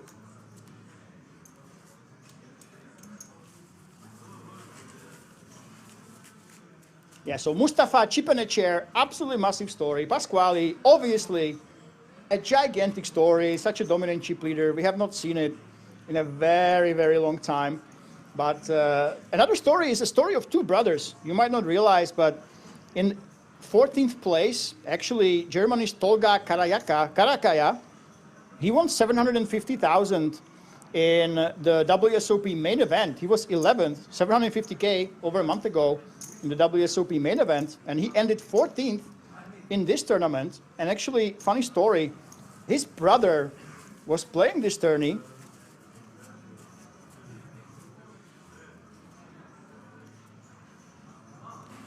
And he ended up in 6th place.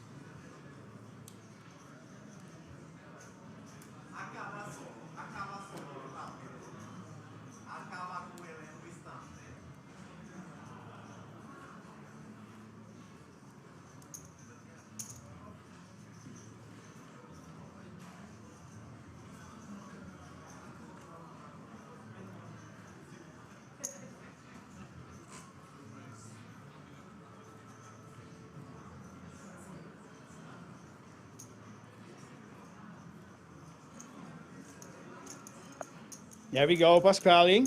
Open raising, Mustafa goes for that call.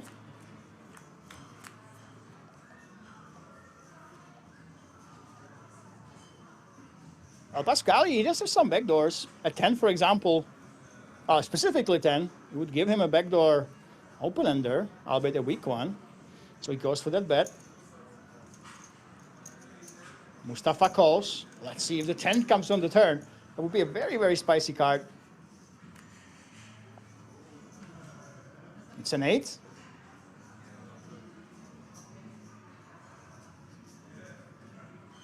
Now the 10 would give straight to Pasquale. This is a blank, however.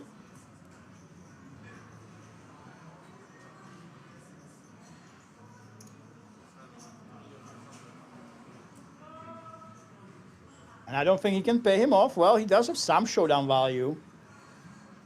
But Mustafa, it doesn't strike me as the player to just go for random bluffs like this. Yeah, here we go. There's that fold. By the way, Dormido, you have to put the exclamation point ahead of the payout. And let me tell you, the payout is 42,000 up top.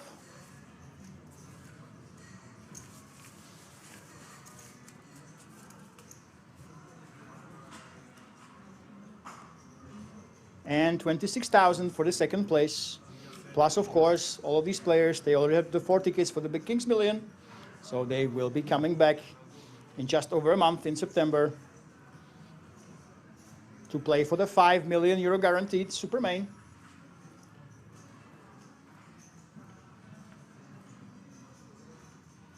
Well, in Mustafa's shoes, he's such an underdog. Honestly, he should be just risking it all. Maybe wait for a hand. Right now, he dodged the bullet. 5 deuce suited. He definitely can at least limp. But Pasquale, he had the ace-10. So if I were Mustafa, I would just go ahead, go crazy. Maybe use some of the strategies of Daniel. Open raising to 3x, 4x. Try to basically ramp up variance. Don't make it easy for Pasquale. The worst thing you can do is allow this man, the chip leader from start to finish. He never lost that chip lead. He wasn't even close to losing that chip lead at any time during the final table, and we have not seen him at the outer table either. We know that our one Slovakian player, he left the feature table, and he was gone away from the tournament super, super quickly. I kind of suspect Pasquale to be the culprit who made that happen. And we have a limped pot right now. And the flush draw, look at this. Pasquale actually goes ahead and traps, and oh my goodness. Suddenly, Mustafa does have a pair. Pasquale, he checked. He does have a flush draw, right? Wow, this is surprising. And he goes for a relatively big bet. 3 million insta call from Mustafa. Wow, this is very unorthodox. Pasquale did kind of a lazy bet on the river, hoping to take it down, but obviously the standard play would be to go ahead and bet your flush draw on the flop or on the turn. Instead, he instantly checks it.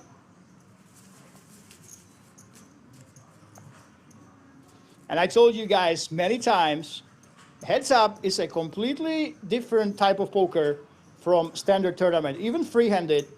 Once you get to heads up, it's a completely different game. And it's almost impossible if you are a live tournament player and you only play these big fields, obviously, to have a lot of experience when it comes to heads up after so much poker has been played and you are fatigued. How often do you get heads up in a 1500 plus field tournament? It just doesn't happen often enough for you to have that experience unless you basically live day in and day out at King's Resort. It's the biggest card room in Europe. There's no other possibility to have a tournament like this every week. That's why so many times when the players that look super strong and confident and powerful, that they can't do a step wrong when it comes to ring play and even 300, 400, 500, when it comes to heads up, it's almost impossible to have the same level of proficiency, especially once you get a little bit deeper.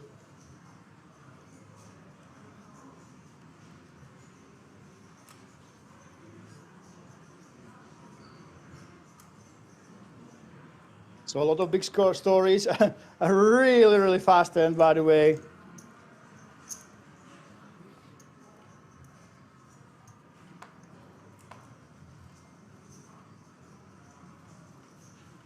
And I will actually go back in time. I'm going back to the chip counts at the start of this. Hold that thought though, ace-king. 2.5x is the raise, which is absolutely fine. And Mustafa with the queen 9. Now he has 34 big blinds. Actually, he clawed his way back. He's behind now, but he definitely now is back in the game. One double up, and we might be here for a very, very long time, ladies and gentlemen.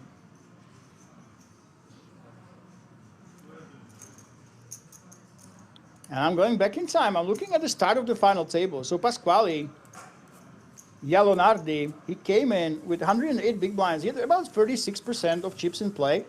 And he basically held it the entire tournament. He always had 36 and above, I feel like, most of the time. So obviously, relative to his opponents, he dropped a little bit. But basically from start to finish, 36%. And when it came to free-handed, started pulling ahead absolutely brutally. King 6, Mustafa goes for the raise. Nope, just a call. Pasquale is definitely raising. 4 big blinds is the raise.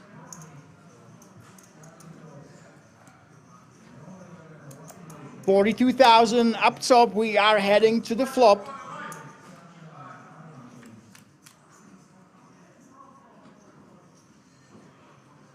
And Pasquale has the gut shot. Mustafa just at king high right now, but it's him betting. Look at this. It's not an expected play. Pasquale, of course, he can go ahead and call. You don't want to hit that king. Oh my goodness, it's a king. This is the absolutely not worst card that could have come. He's all in. Oh my God, just like this, Mustafa. Top pair, no kicker on the turn, and he puts everything in the middle, 26 big blinds. And just like this, it's over.